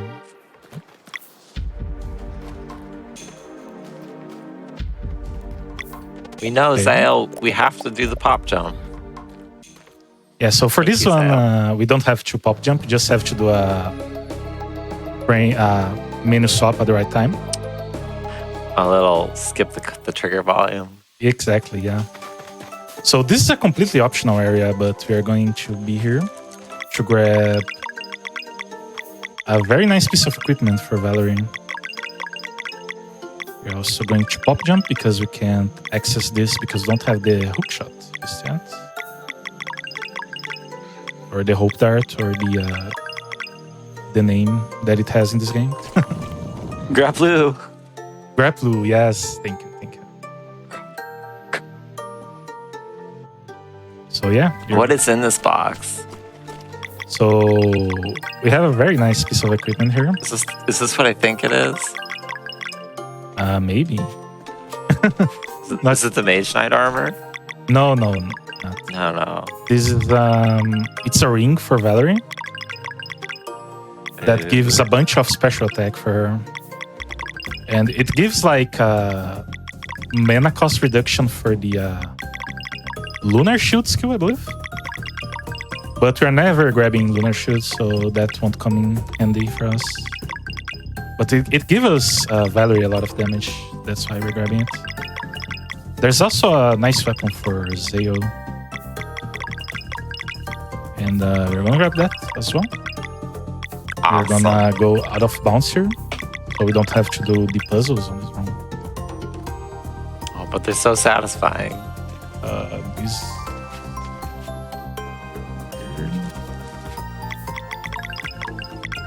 We have to do a backup here. Okay, there we go. We got stuck there. Nice. Way to adapt. Yeah. But it's fine. So we are supposed to go to the graveyard here and do a bunch of stuff there. But we're not doing any of that. We're going directly through the mansion. So we are also skipping the grapple. I'm gonna save here just... There we go. We're gonna also equip some stuff here in a moment. But if no grapploo, how are you gonna grapploo everything? Not just yet. The game will give us the bracelet in the this one, the grapple and the bracelet. Oh, okay. I usually dodge to the left there, but I went to the right for some reason. It's fine. Happy feet. So there's a really big section here between here and the mansion. And we are not doing any of that. We are gonna skip everything about it. I just need to find a specific tree, which is hard to find because it's kind of hidden in the dark here. There.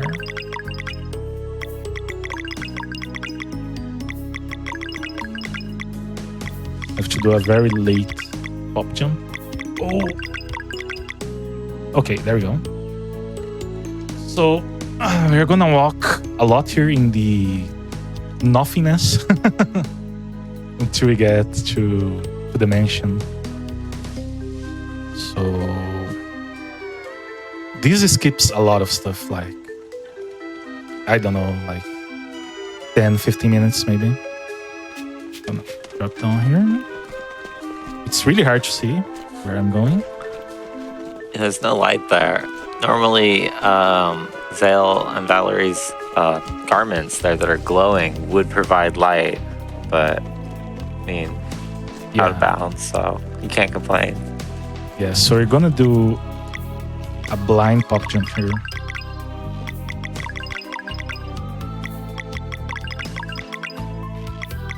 There you go, looks good. So you go directly to the mansion. So what this does is that we don't get Sarai right away. We get Sarai in the mansion. But, oh! Do I have it start? Okay, I do. That's... Okay. So yeah, the door are closed here, but not so much. And just go through it. And yeah. So Sarai will join us right here. But her name is bugged. So we'll know her as the triple exclamation mark. Or interrogation point. Is that the name? The interrogation point, formerly known as Sarai. So we'll do this.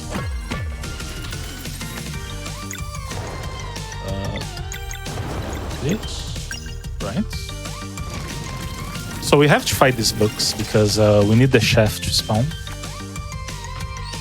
So this attack is really bad because it does nothing damage.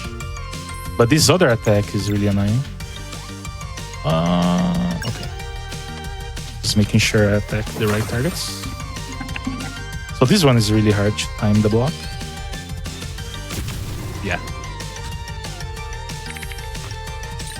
Okay, this is decent RNG.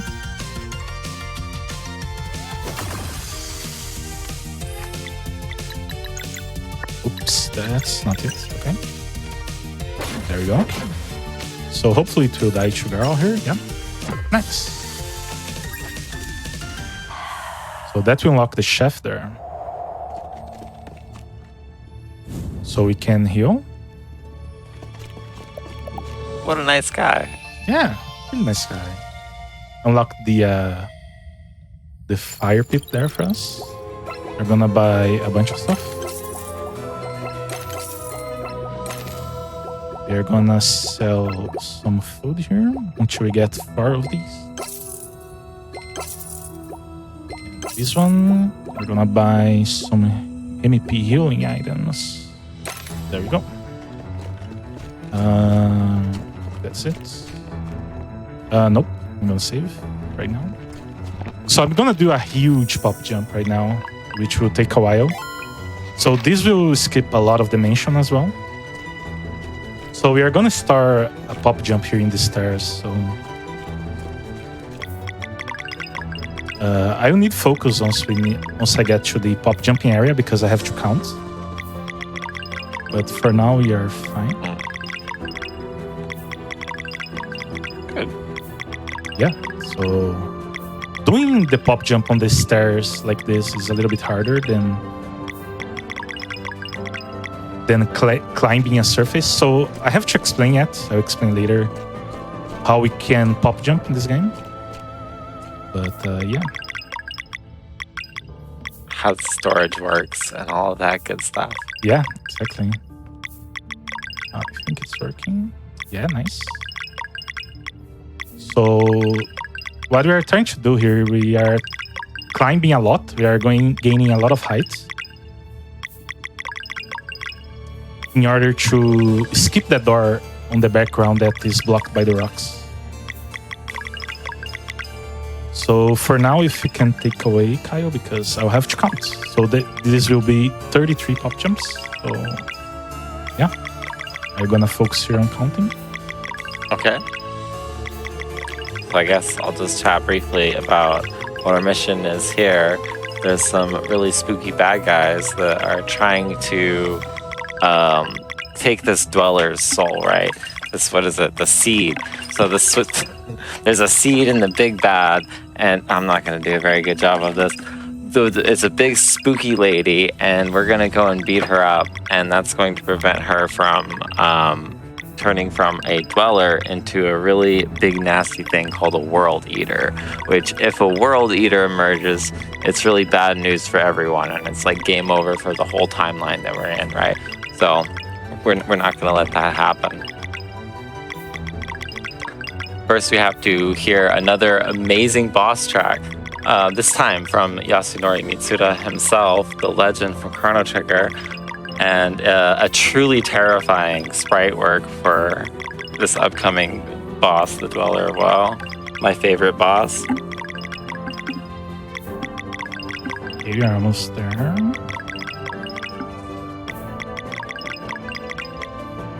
Okay, we should be good. Let's see. So we are gonna have to navigate blindly here as well.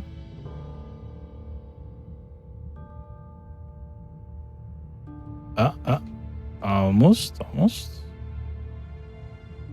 Always a fun Okay, challenge. there we go. First try, nailing the blind skip.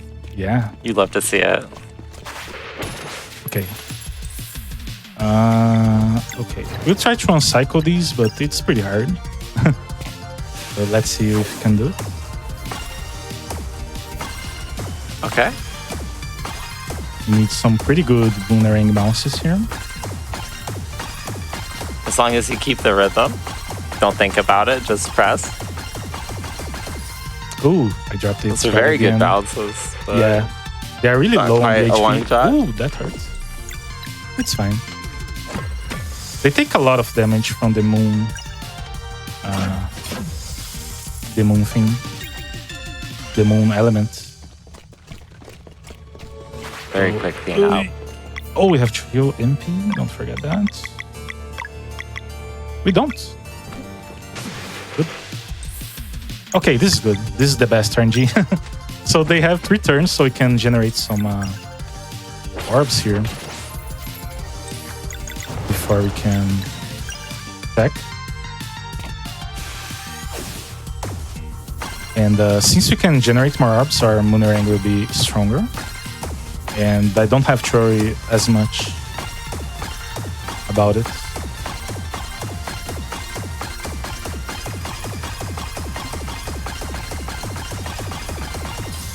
Hey, nice.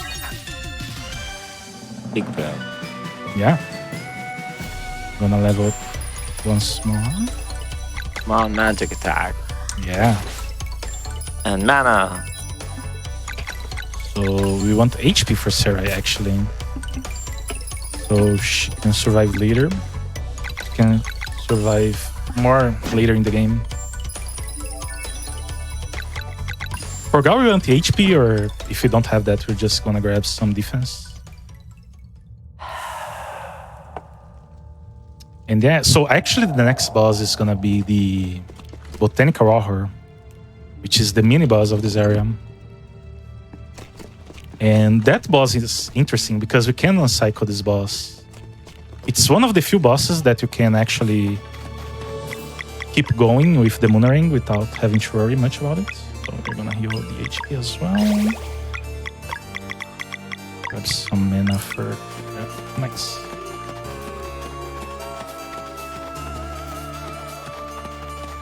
So try to grab this enemy from behind here so you can generate some orbs. There you go.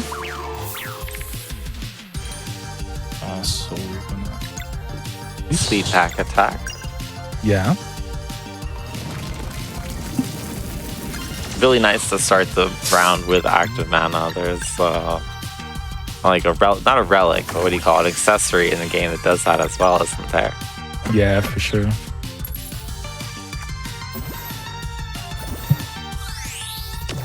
Ooh.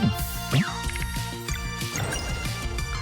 A lot of great options to customize how your party plays based on what equipment you want to put on or relics you turn on or off.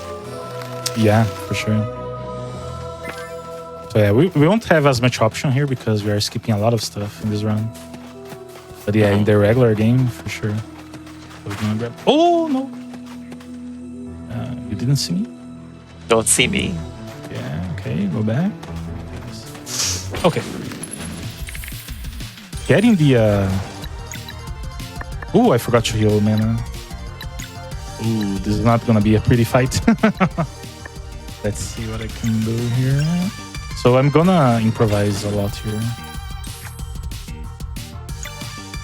Okay. Don't want this to go off. So I have to heal mana there, but I forgot to do so. So we're just gonna improvise it, really. Get 3 mana a hit, right? Sorry, what? There's 3 mana back each time you hit an enemy with a melee attack, as well as the active mana that drops on the field for the orbs. Yeah, exactly. So yeah, those help a lot. Let's go for this guy right here. I'm not healing Garl, sorry. Hopefully... He's a warrior cook, he's strong. Yeah. Okay, nice. Okay, sounds fine. Okay, kill it with the power of the sun. Good. Yeah. Always nice to kill it with the power of the sun. So we're gonna heal here before the boss fight and save as well. So we are hoping for a good RNG here from the for the plant.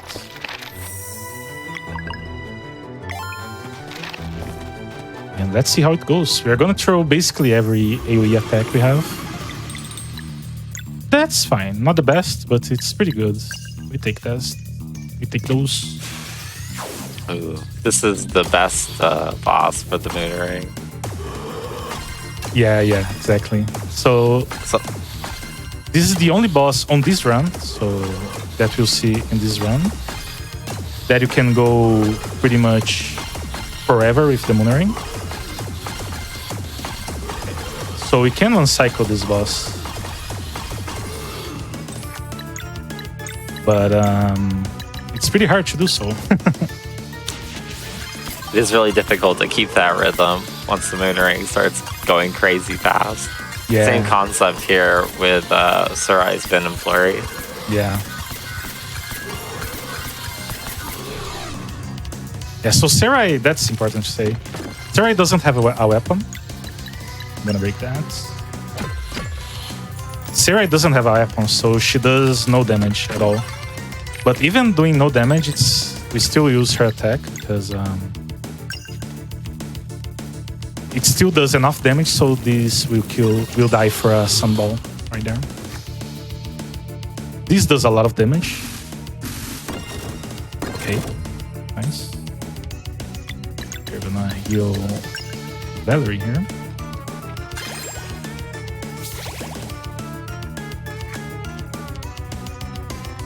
Hopefully it will give us better luck now. Or we can just kill it.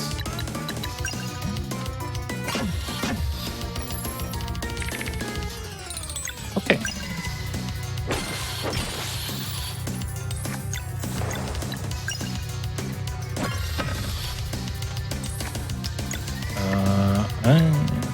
Yikes. Decisions. Yeah, decisions. This won't kill, yeah. Okay. So it's fine, it's fine. Just don't hit Valerie. Okay, she's alive. Needle she's spins. Okay. That's what matters. Okay, now I'm gonna focus here. You got this. I believe in you. Give it the super big bounce. Yeah, let's see if we can get this. I'm not too confident, but it's fine. If you don't get it, it's fine as well. We have some backups.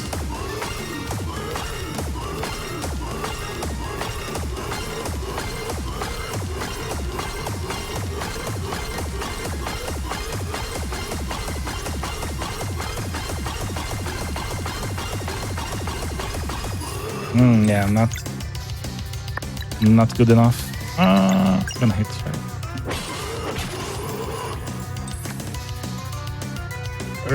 This is weird.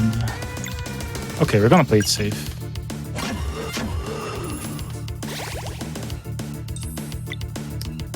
We're going to heal here. Yeah, so this will be a little bit of a slower fight, but it's fine.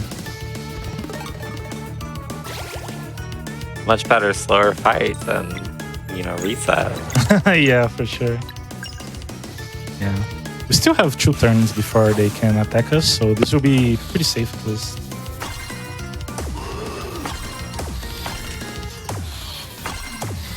But yeah. I don't know about you. I have a lot of fun bouncing it when there's 5 enemies on the screen. Yeah. Oops. Drop that. Unfortunately. It's fine.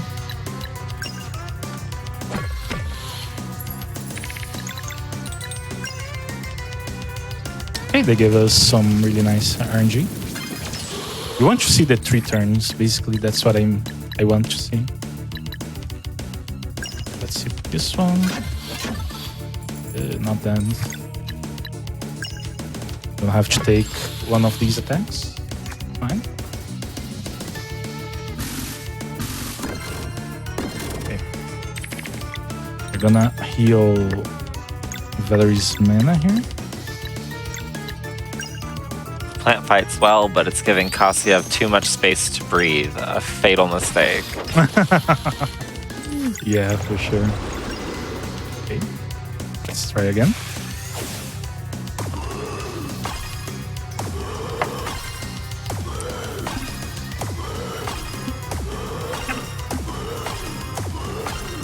gonna be a little bit better now because I can do 2 bounces because Garo is alive this time.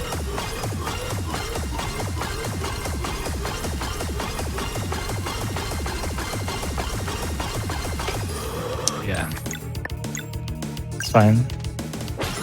I'm gonna try once again here. I'm gonna give Valerie one more chance. So this one should kill even if we don't go that far. Bounce will just automatically end once the boss has received fatal damage. No, we can go forever even if it's already dead. Oh no. Yeah, so I mean we can try. I'll try to go as much as I can just for, you know, just let's see how it goes.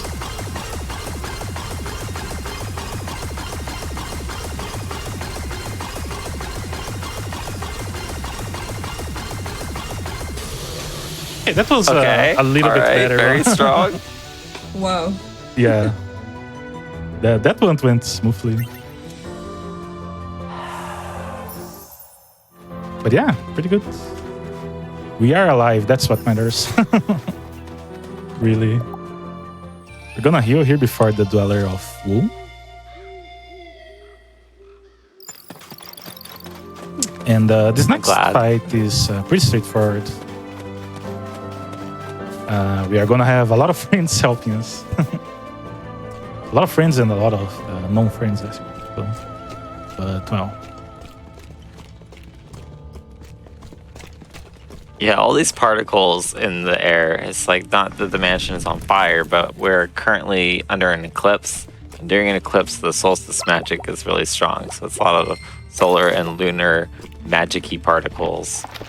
This is the prime time to strike the Dweller of Woe and kill it because such evil creatures are predominantly vulnerable to solstice magic and pretty much only solstice magic. Yeah, exactly. This is a bad RNG. So it will spawn 2 clones, which is not ideal. If you break 2 locks, it will only spawn 1 clone. And Burgraves and Erlina likes to hit the clones, Burgraves especially. Okay, nice. Please don't hit the clone. Oh, it's not his turn yet. So we're fighting with Big Bro and Big Sister, who are like our mentors respectively, on the path of Solstice Warriors. Yeah, exactly. Super cool characters. Yeah, for sure. They're amazing. Oh, this is like really bad RNG. So using the skills on the clone is like not too good. Yeah, that's our heavy nuke, and it's just wasted damage on a decoy. Yeah. Okay, nice.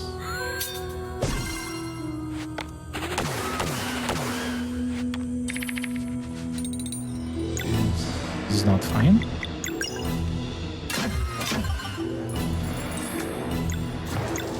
Hopefully they can break these locks for us. No, he's not in the... Yeah. This will hurt. Hold on to your butts. Yeah. It's fine. So the number of stars over Valerie's head is how many turns until she gets up again. Yeah, that's a good point. So get rid of these clones finally. Or not.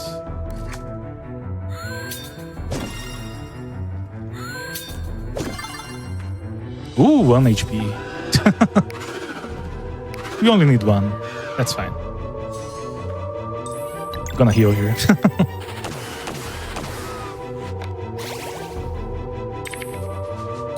That's a lot better.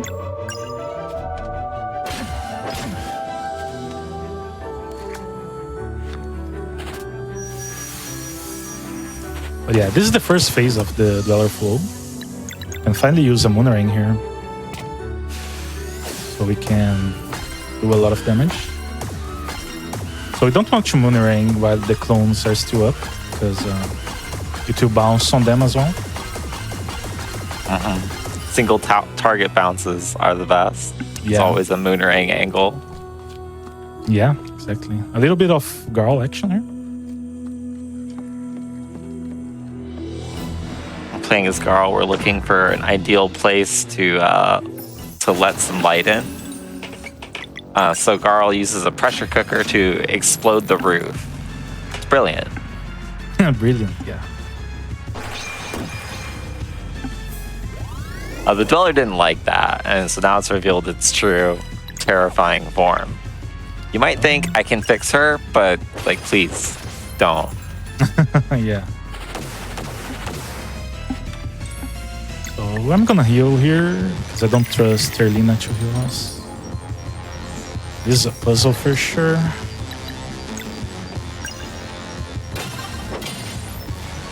If Erlina can hit that last sun would be great.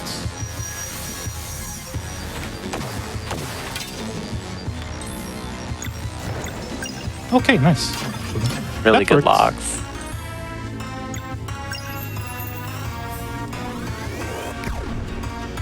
Headmaster Murray will maintain a magic circle, amplifying damage, I believe. Yeah, exactly. So you always want to keep the magic circle up, but sometimes you have to heal because yeah, we are very underleveled, so you take a lot of damage. Erlina can strats. Yeah, for sure. Erlina can heal us as well, but it's not very consistent. We can't really bet on that. Erlina's a free spirit. She does what she wants. Yeah, for sure. So hopefully we can get a good RNG here. This is the worst RNG. Okay, not so bad actually. You can attack the graves for sure. We don't mind that in the slightest. Nice. So ideally, that attack will curse us and we attack one of them. So we can recover some mana. Savage, but tactical. Yeah.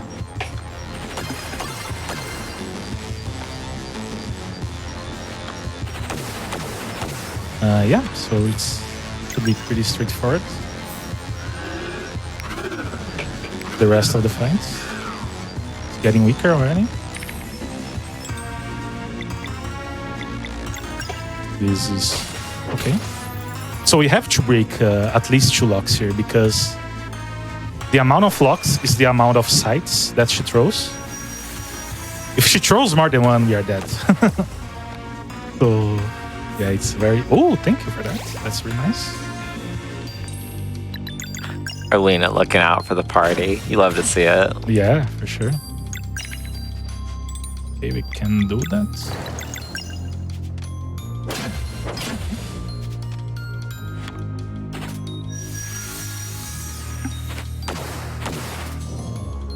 I'm gonna do one more moon ring. Maybe this will do it.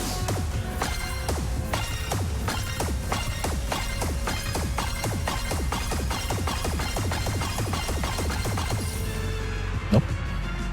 Should be pretty close still.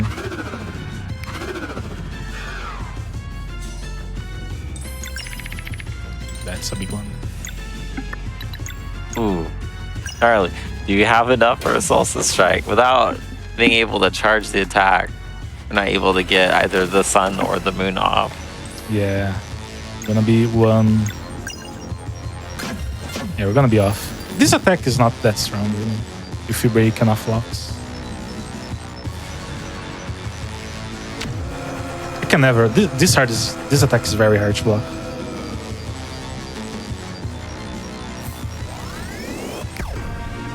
Definitely one of the harder reads. I'm not gonna There's heal, so many actually. particles. We are going all in.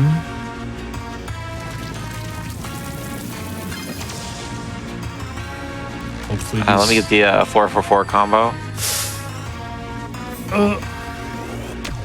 Okay, yeah. That's a hard one to block as well. Oh, yeah. Unfortunately, we played a little bit risky. So this will take a little bit longer. Oh, stop cursing her! Okay, we got this time. Like, Erlin is the worst target to do that curse. Okay, there you go. Ooh. Strong combo finish. Oh, you can't block the pain. Okay. That's nice to know.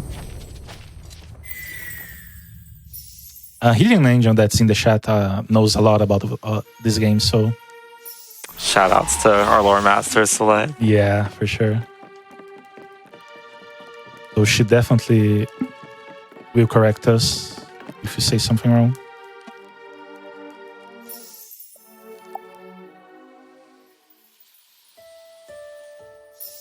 So yeah, this is it for that part. We are hoping that they throw their magic ball attack. That does nothing really. Okay. I like those. All of a sudden, Brisk is full of demons. Seems appropriate. Yeah. So we have to save the town here. Grab some attack with Sail. HP with Growl. And mana or HP for Sarai. I'm gonna take the mana right here, I believe. Just to be safe. Maybe this was not the best option. It's I'm gonna save here as well. Gonna use some items to recover our mana. We buy them back. We just wasted. Okay. So now One of the really game, nice perks of infinite money. Yeah. So now the game gave us the grapple and the bracelet. So when we have the grapple, it really opens the game up in terms of glitches. Because now we can pop jump anywhere we want, really. That's awesome. That's really good. I didn't know that. Yeah. I mean, there's a lot I don't know about this front. Yeah, for sure. So you're gonna pop jump around here. Ooh, that looks weird, but it's fine. That enemy is not in the best spot. Okay, turned around.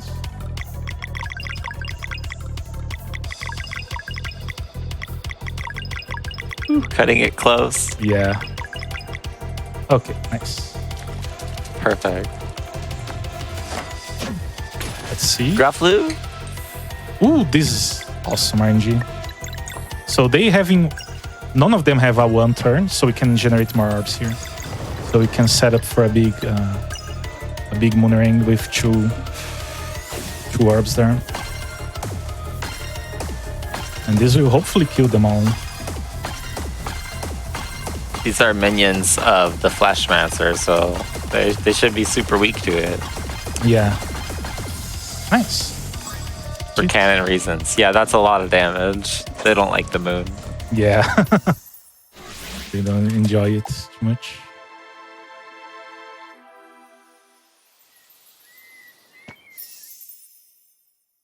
So yeah, a lot of things happen here and we will end up in a ghost boat. So usually you have to defeat enemies to put these fires out. We're just gonna pop jump over the fire and skip all that, right? Yeah, we're gonna pop jump directly inside the ship actually. Oh, that's awesome. Yeah. Because first you have to get the map for Hortense, right? The navigator. Yeah, we have to get the map first for her. Unfortunately, we have to do all the fights here, down here, because the chest, the map, is right in front of a flame and we can't pop jump to there because we can't reach it. She got really close. Okay. We'll waste our own mana here.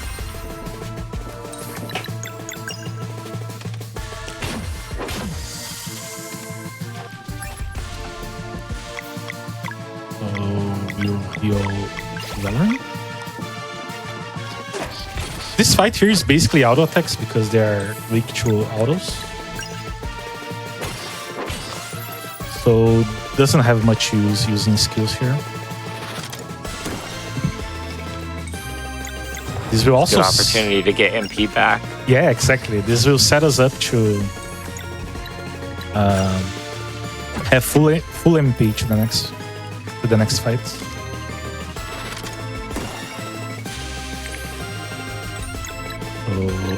Okay, we can break that, but that skill is ridiculously weak for some reason. It's the bubble attack. The bubble attack is super weak. I like the bubble. It's slow, predictable, pretty easy to block. Yeah, and does no damage at all. Yeah, weak damage to one target. It's like a nice little vacation attack. Yeah. So even we being so low level, this still does very low damage. It's pretty weak.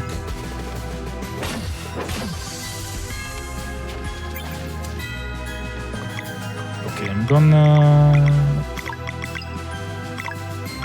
gonna use an item actually. This one. I'm gonna grab the Moon Cradle Pie, I believe. That item. Don't have slots, right? That's a nice group heal. HP MP, right? Yeah, exactly. It's a pretty good one. I enjoy the freedom to just heal in the menu outside of fights whenever and prepare.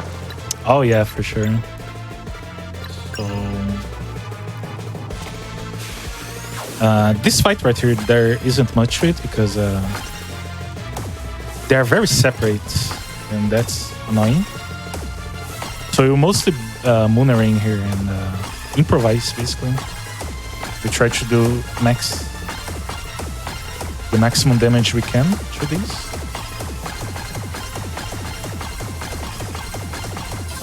That was nice. Pretty Here long comes the one. Soul Breaker.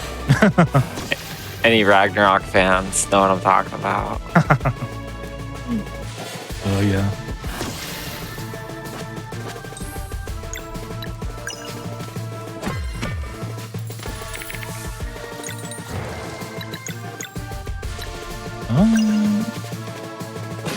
This was not a good. Oh, okay, dying. Fine. Okay, that's fine.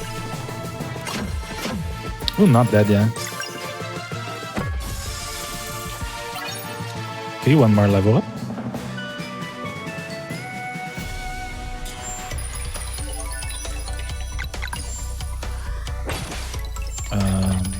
Let's see here.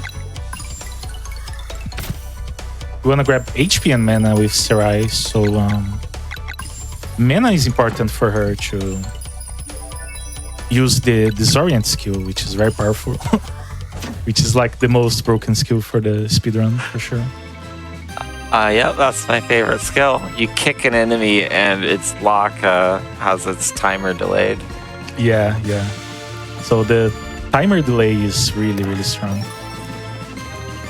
So we're gonna be using that a lot in this run. So now we're gonna do some more pop jumps here. Cut map, just grab blue and hop right over. Yeah, exactly. We don't want to touch the flames though because they will knock us back. There we go, nice. So now we have the ship and we have to break these 3 points here before we fight the boss. So let's. I'm gonna heal and save here just to be sure. Oops, that's not healing. Okay.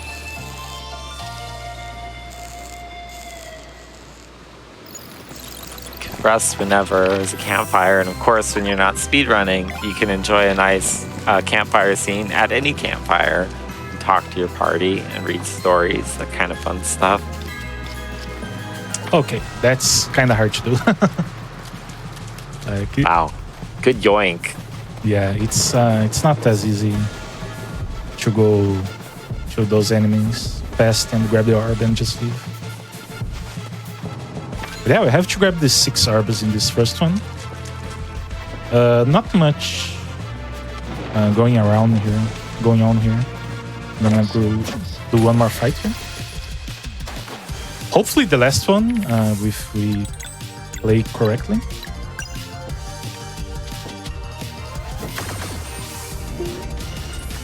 Good. Targeting the middle one, so you make sure to hit every enemy.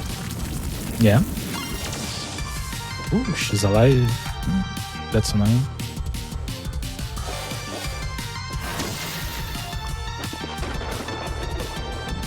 Okay. Oh, the middle guy attacks right. Okay, they split the damage nicely.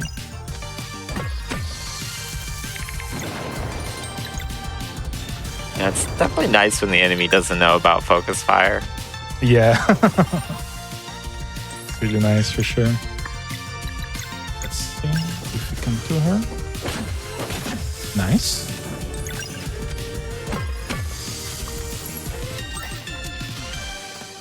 We're gonna grab this orb right there. So Classic this skull-shaped rock. Yeah, exactly. So we can usually jump when we are on the rope, so we can jump on the end of the rope so we can get to the next platform a little bit quicker. We can do that in that rope for some reason. So that's a curiosity about that rope, I guess. So the middle enemy there is the only one that can see us and will run after us. And she's really fast, so you don't want to be seen. Gonna heal again. So hopefully we won't get any more fights, but we might, because the next tricks are a little bit tough. So if we miss it, we get into an encounter. So that's why I heal there, just to be safe.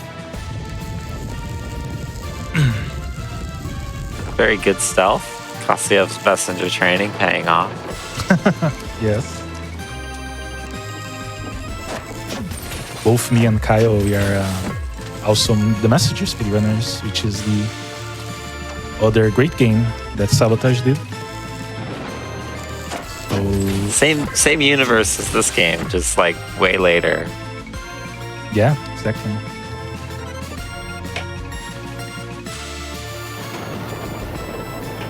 So that's one out. So let's see for the second one. Second one is a little bit tricky. If we wanna do it like max speed. We are gonna try, but let's see how it goes. Hopefully we won't get any other encounters.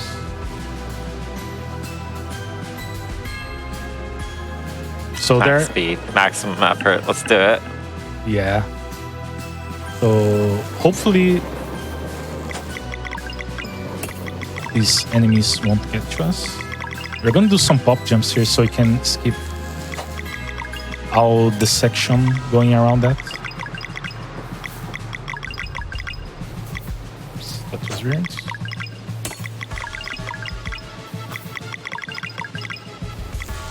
Okay. That enemy is right on us. I don't like that. Okay, nice. Please. Okay. Whew. Yeah, so I have to do for this one as well. See how it goes.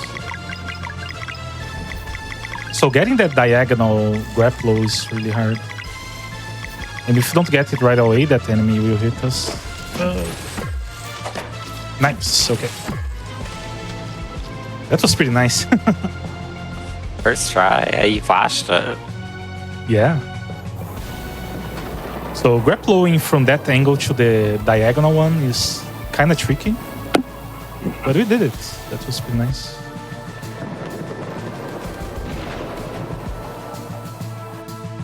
On our way to settle the argument between Hortense and... oh no. Forgetting the dude's name. She's having a big argument with the captain. The navigator is arguing with the captain. The Stormcaller. And Stormcaller, thank you. And just to be spiteful, he's created this nightmare dimension where he's trapping the Vespertine and won't let her leave. Yeah. So that's why we have to do all these puzzles and drop these 3 towers so we can pick a fight with Stormcaller himself. Exactly. Yeah, I only know his name because it's written on my split. But yeah, don't. I forgot a lot about the lore here. It kind of happens to me when I speedrun a game. I kind of forget stuff about the actual game. Yeah, it's fine. Okay, nice. You're gonna wait, okay. Yeah, Stormcaller does have a really good theme. I couldn't remember if that was his name or his servant's name. But that's our friend Hydralion, right? Oh, oops. Or Hydra Lion, I'm not sure. Yeah, I'm not sure.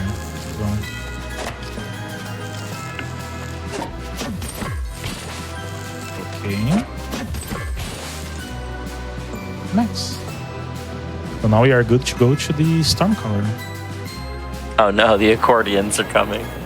We're getting closer. We are getting closer, yeah. We should be fine. Oops, I didn't mean to do that. Gonna go this way. Then drop right here.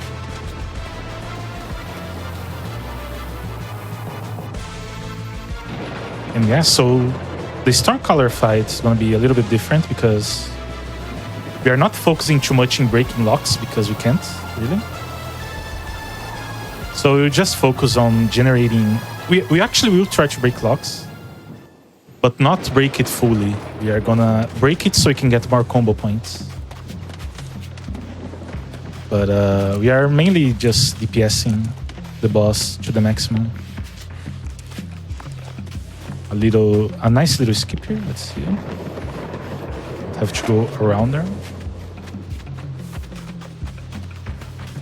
Kind of safe, or always good. Let's check if we have a good amount of HP, and let's go.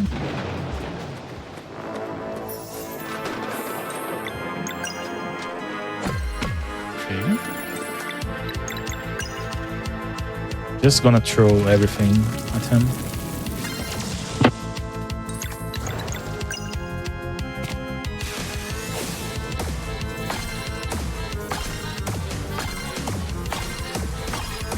So we usually use Sarai here, and we stop using Girl in the glitchless run.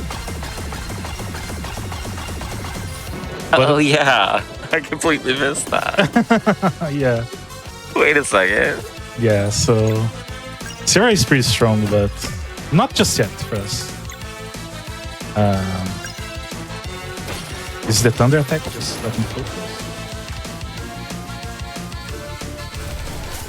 Okay.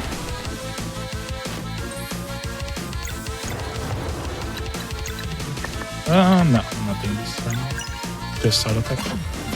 So Sarai, because we got her in a glitched state, kind of, she doesn't have any weapon. Not you? Okay. So she's very weak, and there's no good spot to grab a weapon for her until we get to Skylands, actually. So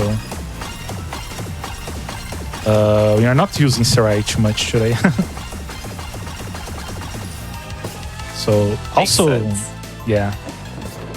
So this run will be split in half as well. We are gonna play half of it today and half tomorrow. I have to focus on blocking this. Okay, good enough. Nice. That's such a cool attack. Very well animated. You're gonna... You right here. Really cool animation for this one as well. Really like it. Yeah, one of my favorite heals. Yeah. It's gonna be nerfed in the next patch, which is unfortunate. We'll make this fight a little bit harder.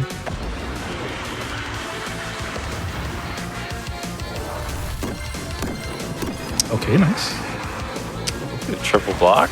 We like that. I like the triple.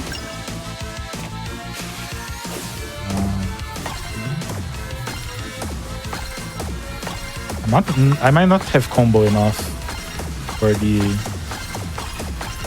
heal the next turn. So he might. Oh, okay, he's gonna auto attack. How generous of him. Yeah.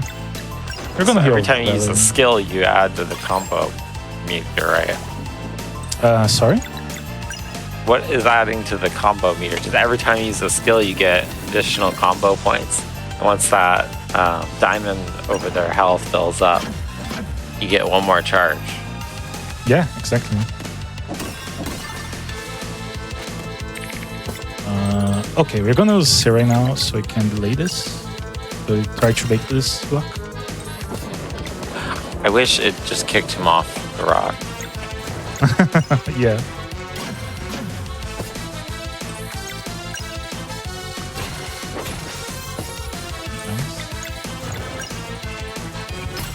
So you see, like, she does very little damage. She doesn't have a weapon just yet.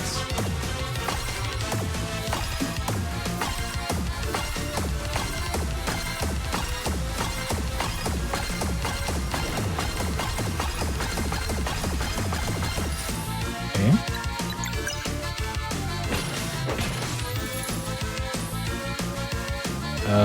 Hopefully everyone can survive this.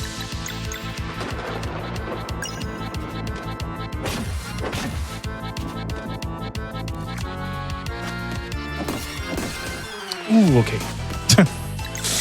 Just barely. Whew. We're fine. They're fine. Fine.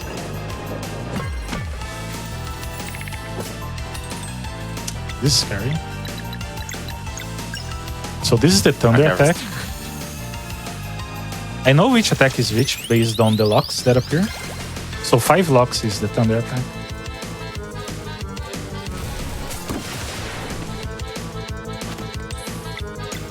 Good read. Yeah. Should be very near its death.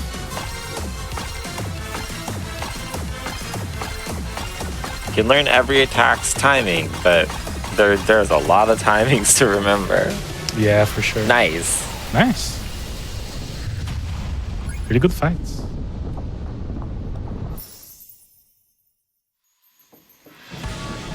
So yeah, now we have a little break. We are gonna. And we got a boat. We got a boat. We are also gonna get a new town.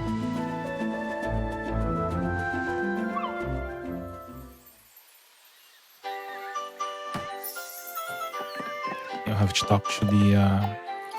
Right. We're rebuilding Brisk after the attack, and a lot of people just don't want to stay. And so we're gonna go found a new town somewhere else. Yeah, exactly. I have a good idea of where this town would be. Right around here, probably. Yeah, this used to be one of the biggest cutscenes as well. They do their building and stuff, and takes a long time.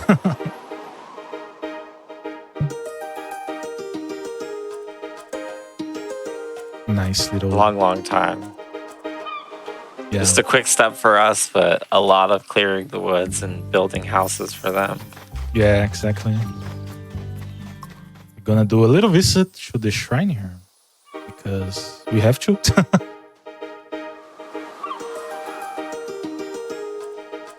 We won't stay much, but just so we can see It's like a pretty cool place. Yeah. So now coming up, it's one of the biggest skips of the game. So this skip saves like 20 minutes or like something. It's a lot of time. So usually here we have to go to save. We have to go to an island to the southeast here. And then do a lot of stuff there.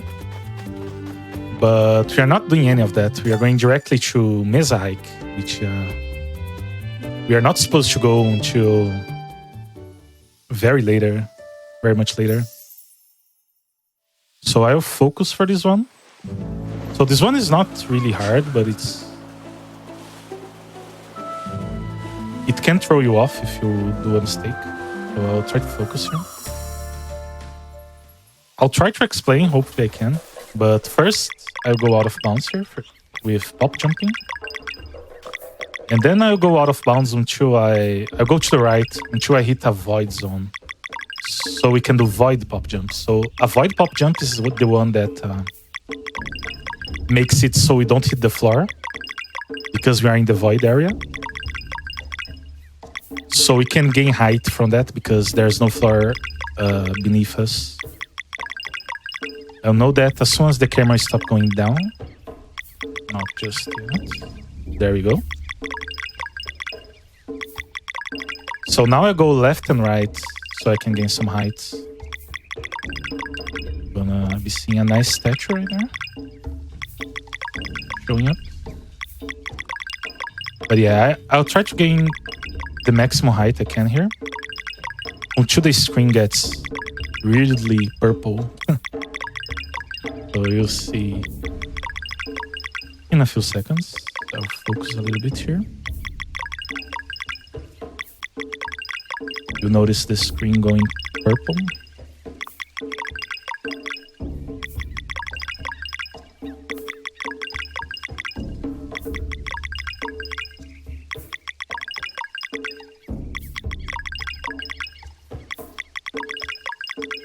There you go, it's some weird purple thing.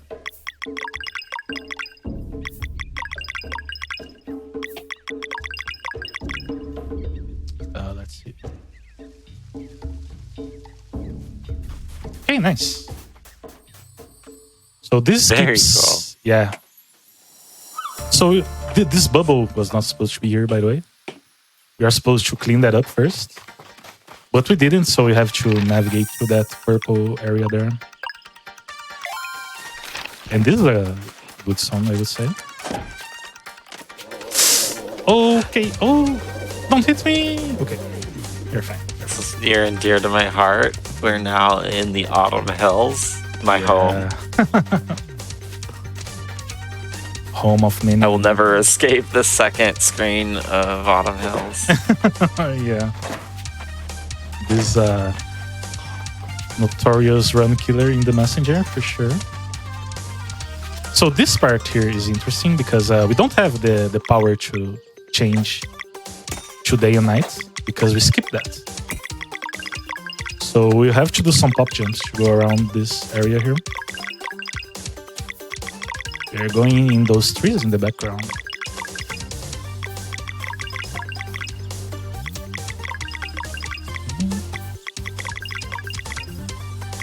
Okay, we're pretty deep in the trees.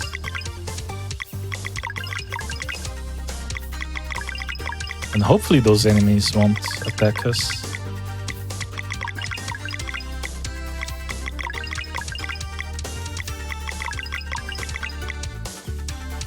Okay, that was close. We're gonna do the money glitch once more here, but I'll have to sell some food first. This.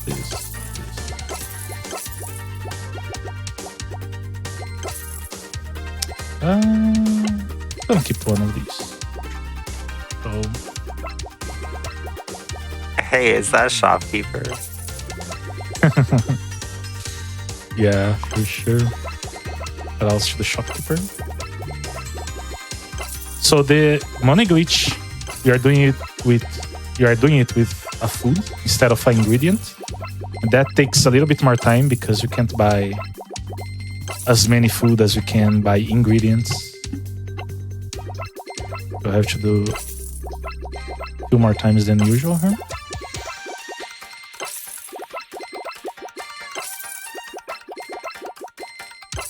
It's free money. We can't complain. Yeah, could be good. There we go. I wish they sold bananas. I wish as well. No, 5 of these. 1 of that. Why not? Okay. Really should route these foods better. I just kind of buy them by fuel. But yeah, we are gonna take a little bit of a detour right here to pick a weapon for Rishon. So Rishon, we are supposed to have Rishon already in by this part of the game, but we don't. So we get Rishon not in the intended way as well. Pretty sneaky. Yeah, so Rishon will have no weapons, just like Sarai. So we'll grab some weapon there for him.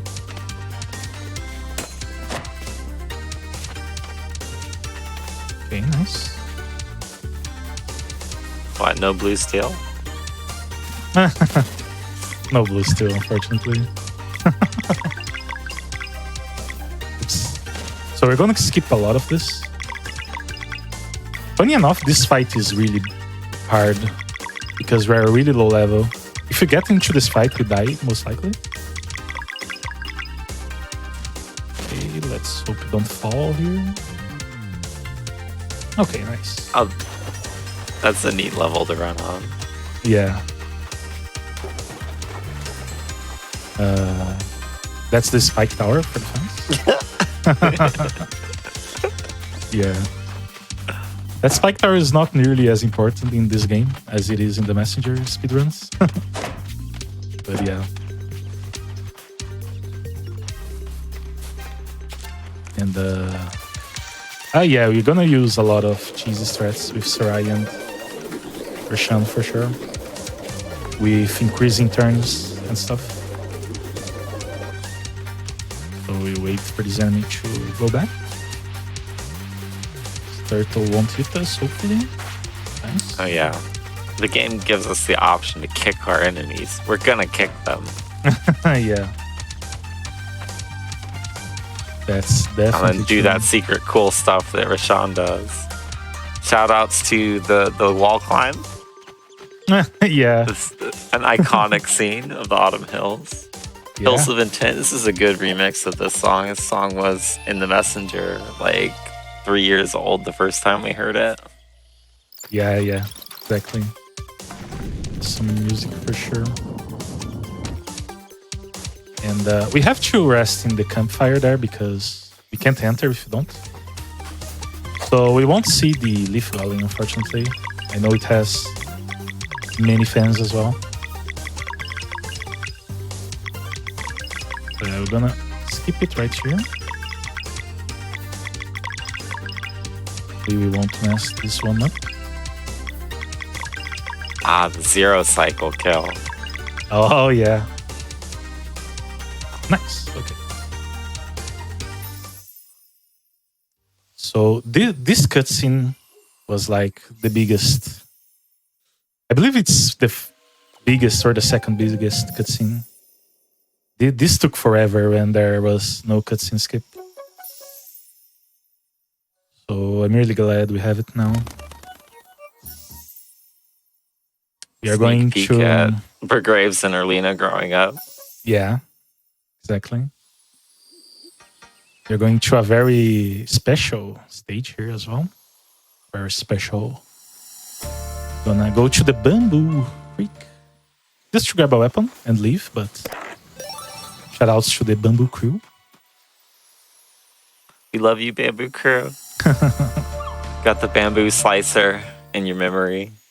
Yeah, for sure. Pay close attention to the mushrooms with faces in the background of this level. Yeah. They'll sing along to the music later. Exactly. I'm gonna save there just in case. So we have some stuff to grab here and a lot of enemies to dodge.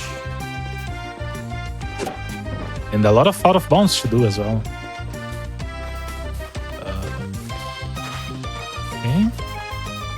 Gonna grab that treasure over there.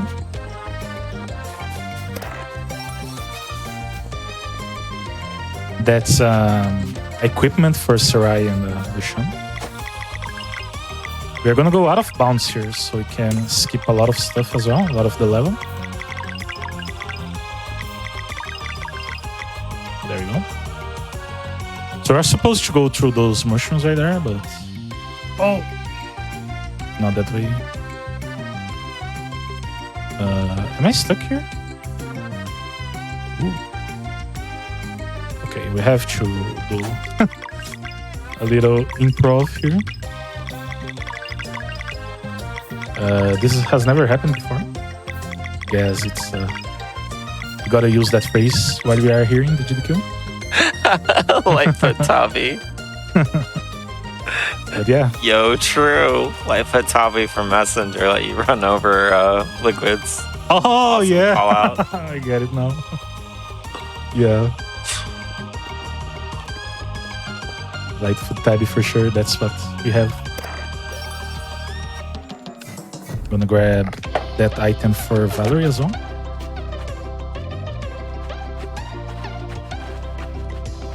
Okay, that enemy didn't see us.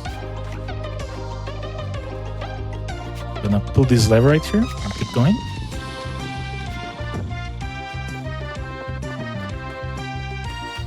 So another out of bounds here. We are gonna skip a lot of stuff.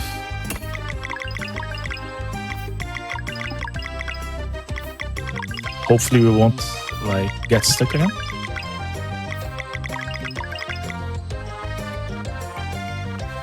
So we should Clean improv.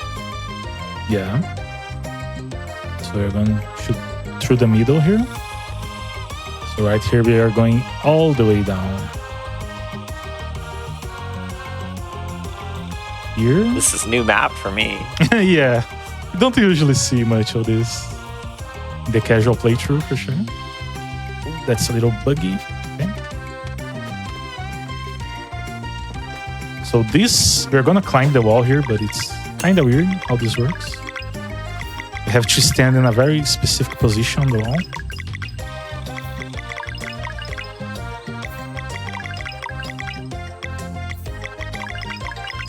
Okay, nice.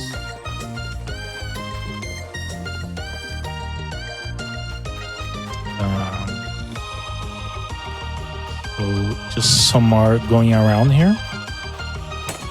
This fight right up here is funny because there's like 5 enemies in this fight, and we can't do that fight. We'll lose for sure. So we must be very careful there. So yeah, this is basically the end of Ocean Cruise. I like those enemies aren't really out to get us. They're just kind of hanging out, training. Yeah, just hanging out there. You just hold right, you get through the swamp, right? Yeah, exactly. Just hold right. A lot of the messenger references. Okay, I have to do some equipping here. I'm gonna equip this on Valerie and this right here. Nice. So this next fight we can skip, but it's kind of annoying, so I just do it.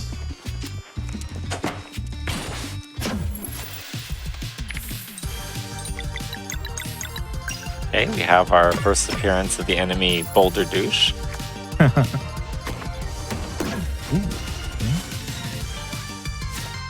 We'd rather them to not attack Valerie because they are weak to sun. We're gonna break that actually. They are weak to moon, sorry.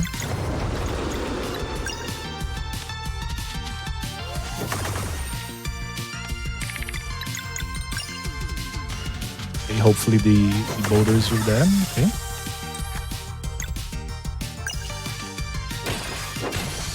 Nice.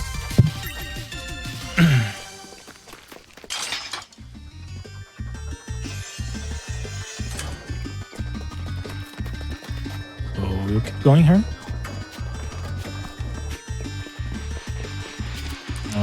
Okay, I'm gonna wait. Not gonna risk that. So usually we have a fight here that we are going to skip. Not sure if I want to say about this fight because it's a big spoiler. But yeah, we have a fight here. But we're skipping it. So this little family squabble. Yeah. So this skip here should not be possible before, because it would soft lock the game. But that was weird.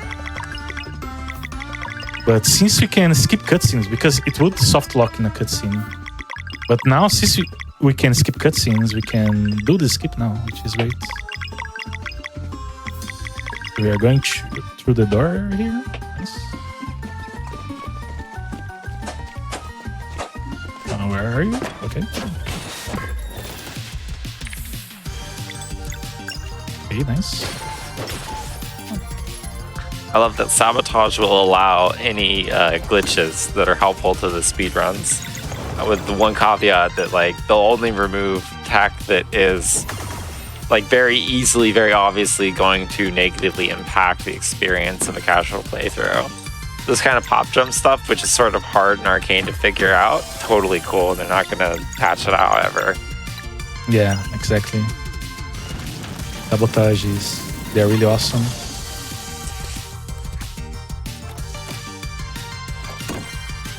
Ooh, okay. That's unfortunate, but it's fine. Yeah, they patch glitches back in, actually, and have done the whole dev thing of love letter to the community where they painstakingly develop a bug back into the game so that we can use it to go fast. They actually develop it right in, which is crazy. So big shout outs to them. Need some level up here. This next encounter is really annoying to dodge, so I'm gonna heal just in case I get it. So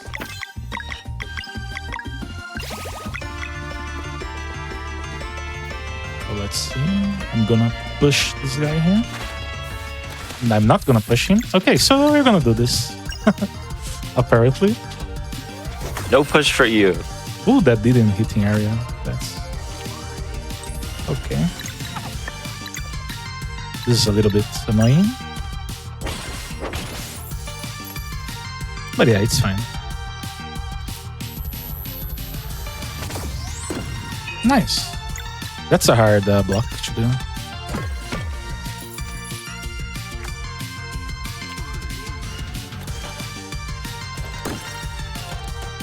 It's the slow attacks that seem like the hardest to block, at least for me.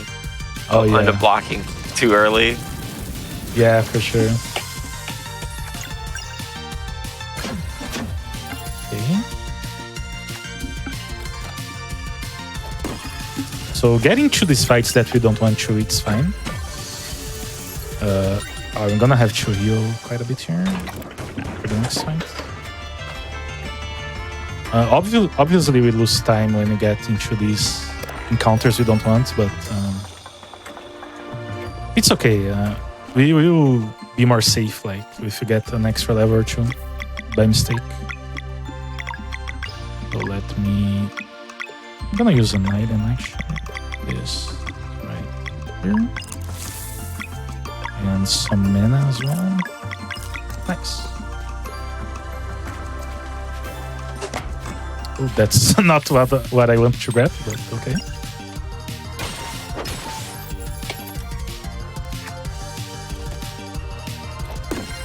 Accidentally on purpose progressing into the fight. Yeah, exactly. Gonna hit this enemy here, which is Richmond. So that cuckoo birds are giving us really nice RNG, because they can give double poison, which only Roshan really can break that. And we don't have Roshan, so that would be annoying, because that skill is a haste skill. And we don't really want that to happen. I'm gonna do some puzzles here.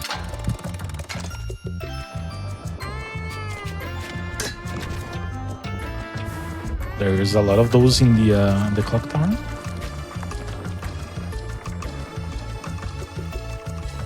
So we're actually almost going to reach the end here. I'm gonna do a few more things. We're gonna climb the tower. And let's see. So there's a big puzzle right here that we are not going to do. So we are gonna do a little bit of it. We're just gonna position that here. And instead of doing the puzzle, we are just going to go right here and climb right there. Nice. Gonna save here. Pretty sneaky. Yeah. Talk to you. There you go. Yeah, so there are puzzles here too. But yeah, we are not the biggest fan of puzzles. We're gonna skip them whenever possible.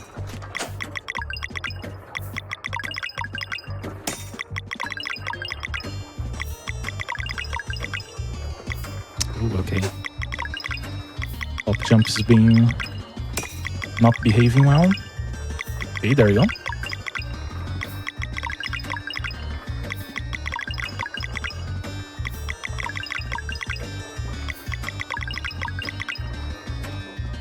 Nice. So we are going to the left here. So there's only an equipment here to the left. We don't usually get this, like in glitchless runs, don't get this equipment. But we are going to grab it because we don't have access to a lot of equipment here. So we have to go with what we can access in a fast way. I'm gonna leave this here. Just a little bit of a detour. So this is a ring that we're gonna equip it to Roshan. And it gives 30 HP, I believe. So that's gonna be a nice addition there.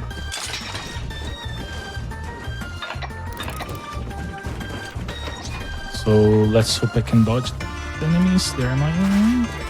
Ooh. Okay. Alright, nice jukes. Nice. I can see how it would be helpful to keep Roshan alive. His utility in the fight is ridiculous. Yeah. Oh, get out of here. Okay. Ooh, good job. So you're just pushing the enemy out of the way with the Mistral Bracelet. Yeah, we can do those. It's pretty... Such a power play. Yeah, it's pretty helpful when dodging those enemies for sure. So this one, we are not doing this in the intended way whatsoever. So we have to do a bunch of stuff to the left right there, but we're not doing that. Is that going here? I won't tell on you. Oh, thank you. One of the perks of speedrunning. Yeah. So there's equipment I grab here, which is pretty strong. So this equipment we are gonna give it to Sarai. Okay. That's fine. And that equipment gives like 5 mana, 5 MP, 6, something like that. So we can use more Disorient with her, basically. Really important equipment to get. Nice. So we're almost done here. We're gonna grab the key. Going back down. And we are gonna do this trick. And after this trick, we are gonna be good for today. But it's a hard trick though. So right now we have the Acolytes fight. But we are not doing that. We're gonna be skipping the Acolytes fight. It's a hard skip, so I try to focus a little bit. And it's one of the skips I have to count, so I have to focus it. So I'll let Kaio do his thing here. Do her thing. Yeah, any questions in chat, I'd be happy to answer. Otherwise, it's just big shout outs to the kids here in the Clockwork Castle who are actually quite old. There's a cool time barrier at play inside of the Clockwork Castle, which is keeping them essentially eternally young, and they are indentured into the servitude of the Fleshmancer, kind of forced to make all kinds of knickknacks, trinkets, machines, etc. for the Fleshmancer's purposes, say elsewhere. So yeah, totally fine, just child geniuses at work in the workshop under the guise of Kale in charge here, as well as the Watchmaker, whose throws we get to go into in the DLC. Yay, free LC! Not just that, but in the DLC we will have the ability to grapple our own party members, which I'm sure will not be exploited in any funny ways in conjunction with Pop Jump or any other tech to break the game further. Oh yeah, I'm sure speedrunners wouldn't do that.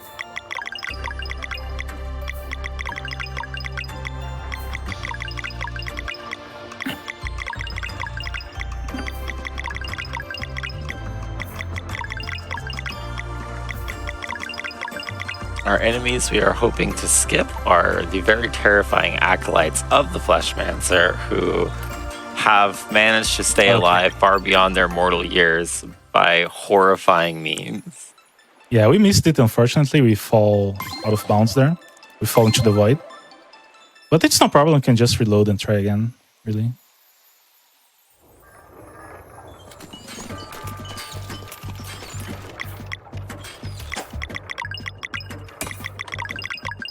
Yeah, huge point of order from Helion Angels. The co-op is coming earlier. We will have these local co-op, and that is going to very likely have like net play.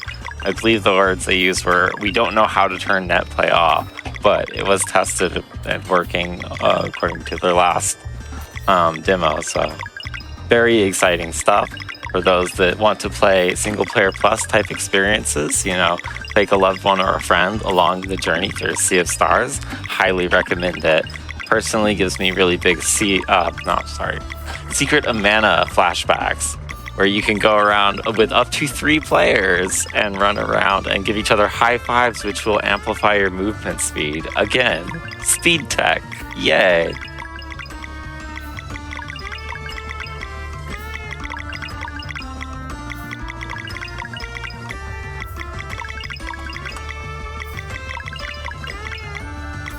Glitchless run is long. Currently, Craze 819 holds the world record at 7 hours, 30 minutes, and 37 seconds.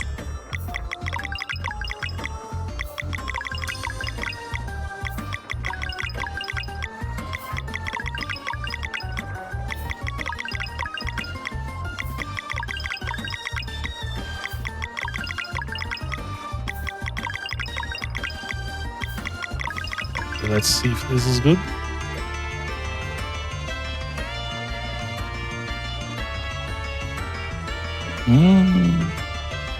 Yeah, not good.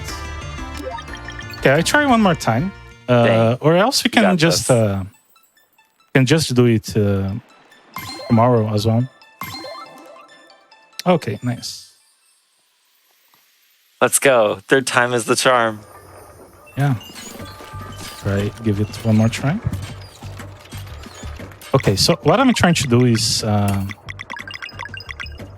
do a few jumps to the right, then jump up until we reach the next room. The thing is, the next room is like really doesn't have much space to land, and we have to do this blindly. And hitting the room, it's kind of annoying.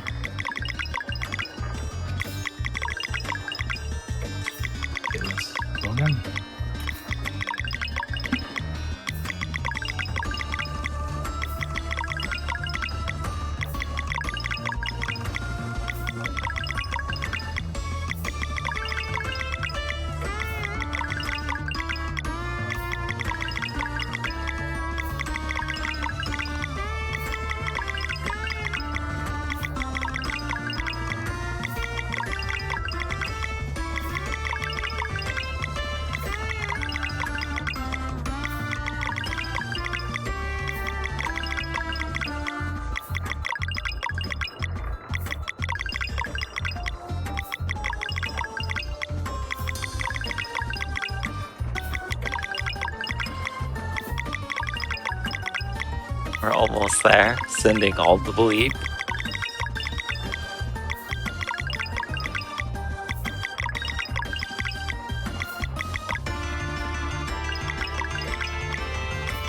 Not looking good.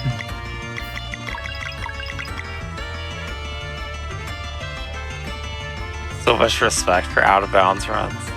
Yeah, didn't work. But it's fine, I can try it tomorrow. So yeah, that's pretty much it for now. We'll come back to the game here just so I can pause.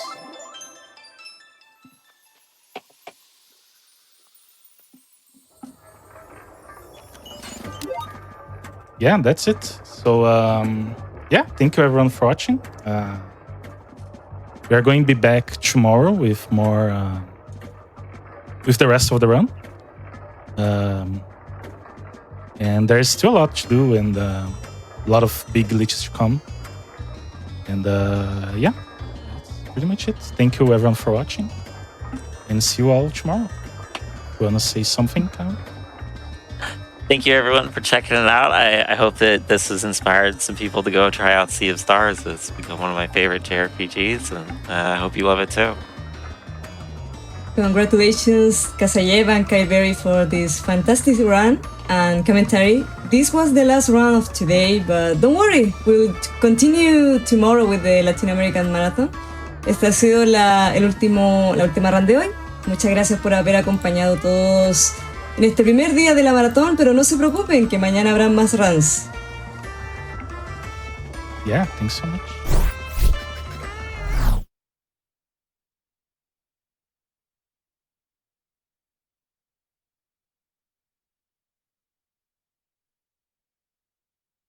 Yeah, thank you all so much for having us. Thank you for hanging out and watching and joining in on day one of Latin American Heritage Month. Tomorrow, we also have some fantastic runs that are coming up. I am personally super excited for Turonite's Pokemon trading card game Bingo. Rebe, ¿estás emocionado por algo mañana? ¿Algo que quieres ver? La verdad, quiero ver la run de Rockman Forte. Por Jano, de hecho es un amigo mío, así que estoy la verdad muy emocionada de ver sus runs, pero en general estoy muy emocionada por todo el evento del día de mañana. Realmente sí, yo también estoy muy emocionada. Todo va a ser super genial. It's all going to be so awesome. And again, thank you all for watching. Don't forget to tune in tomorrow. We have a schedule up, ! Schedule or ! Latam. If you want to check out the schedule set up for tomorrow, it's going to be an absolutely fabulous time. Again, thank you all so much. We are going to take a short break and we're going to start a replay of day one. So if you missed any of the runs earlier this morning, if you missed any of the runs earlier today, you have the chance to catch up with them now. Thank you all again so much for watching, and I hope to see you tomorrow. See you tomorrow. Thank you so much.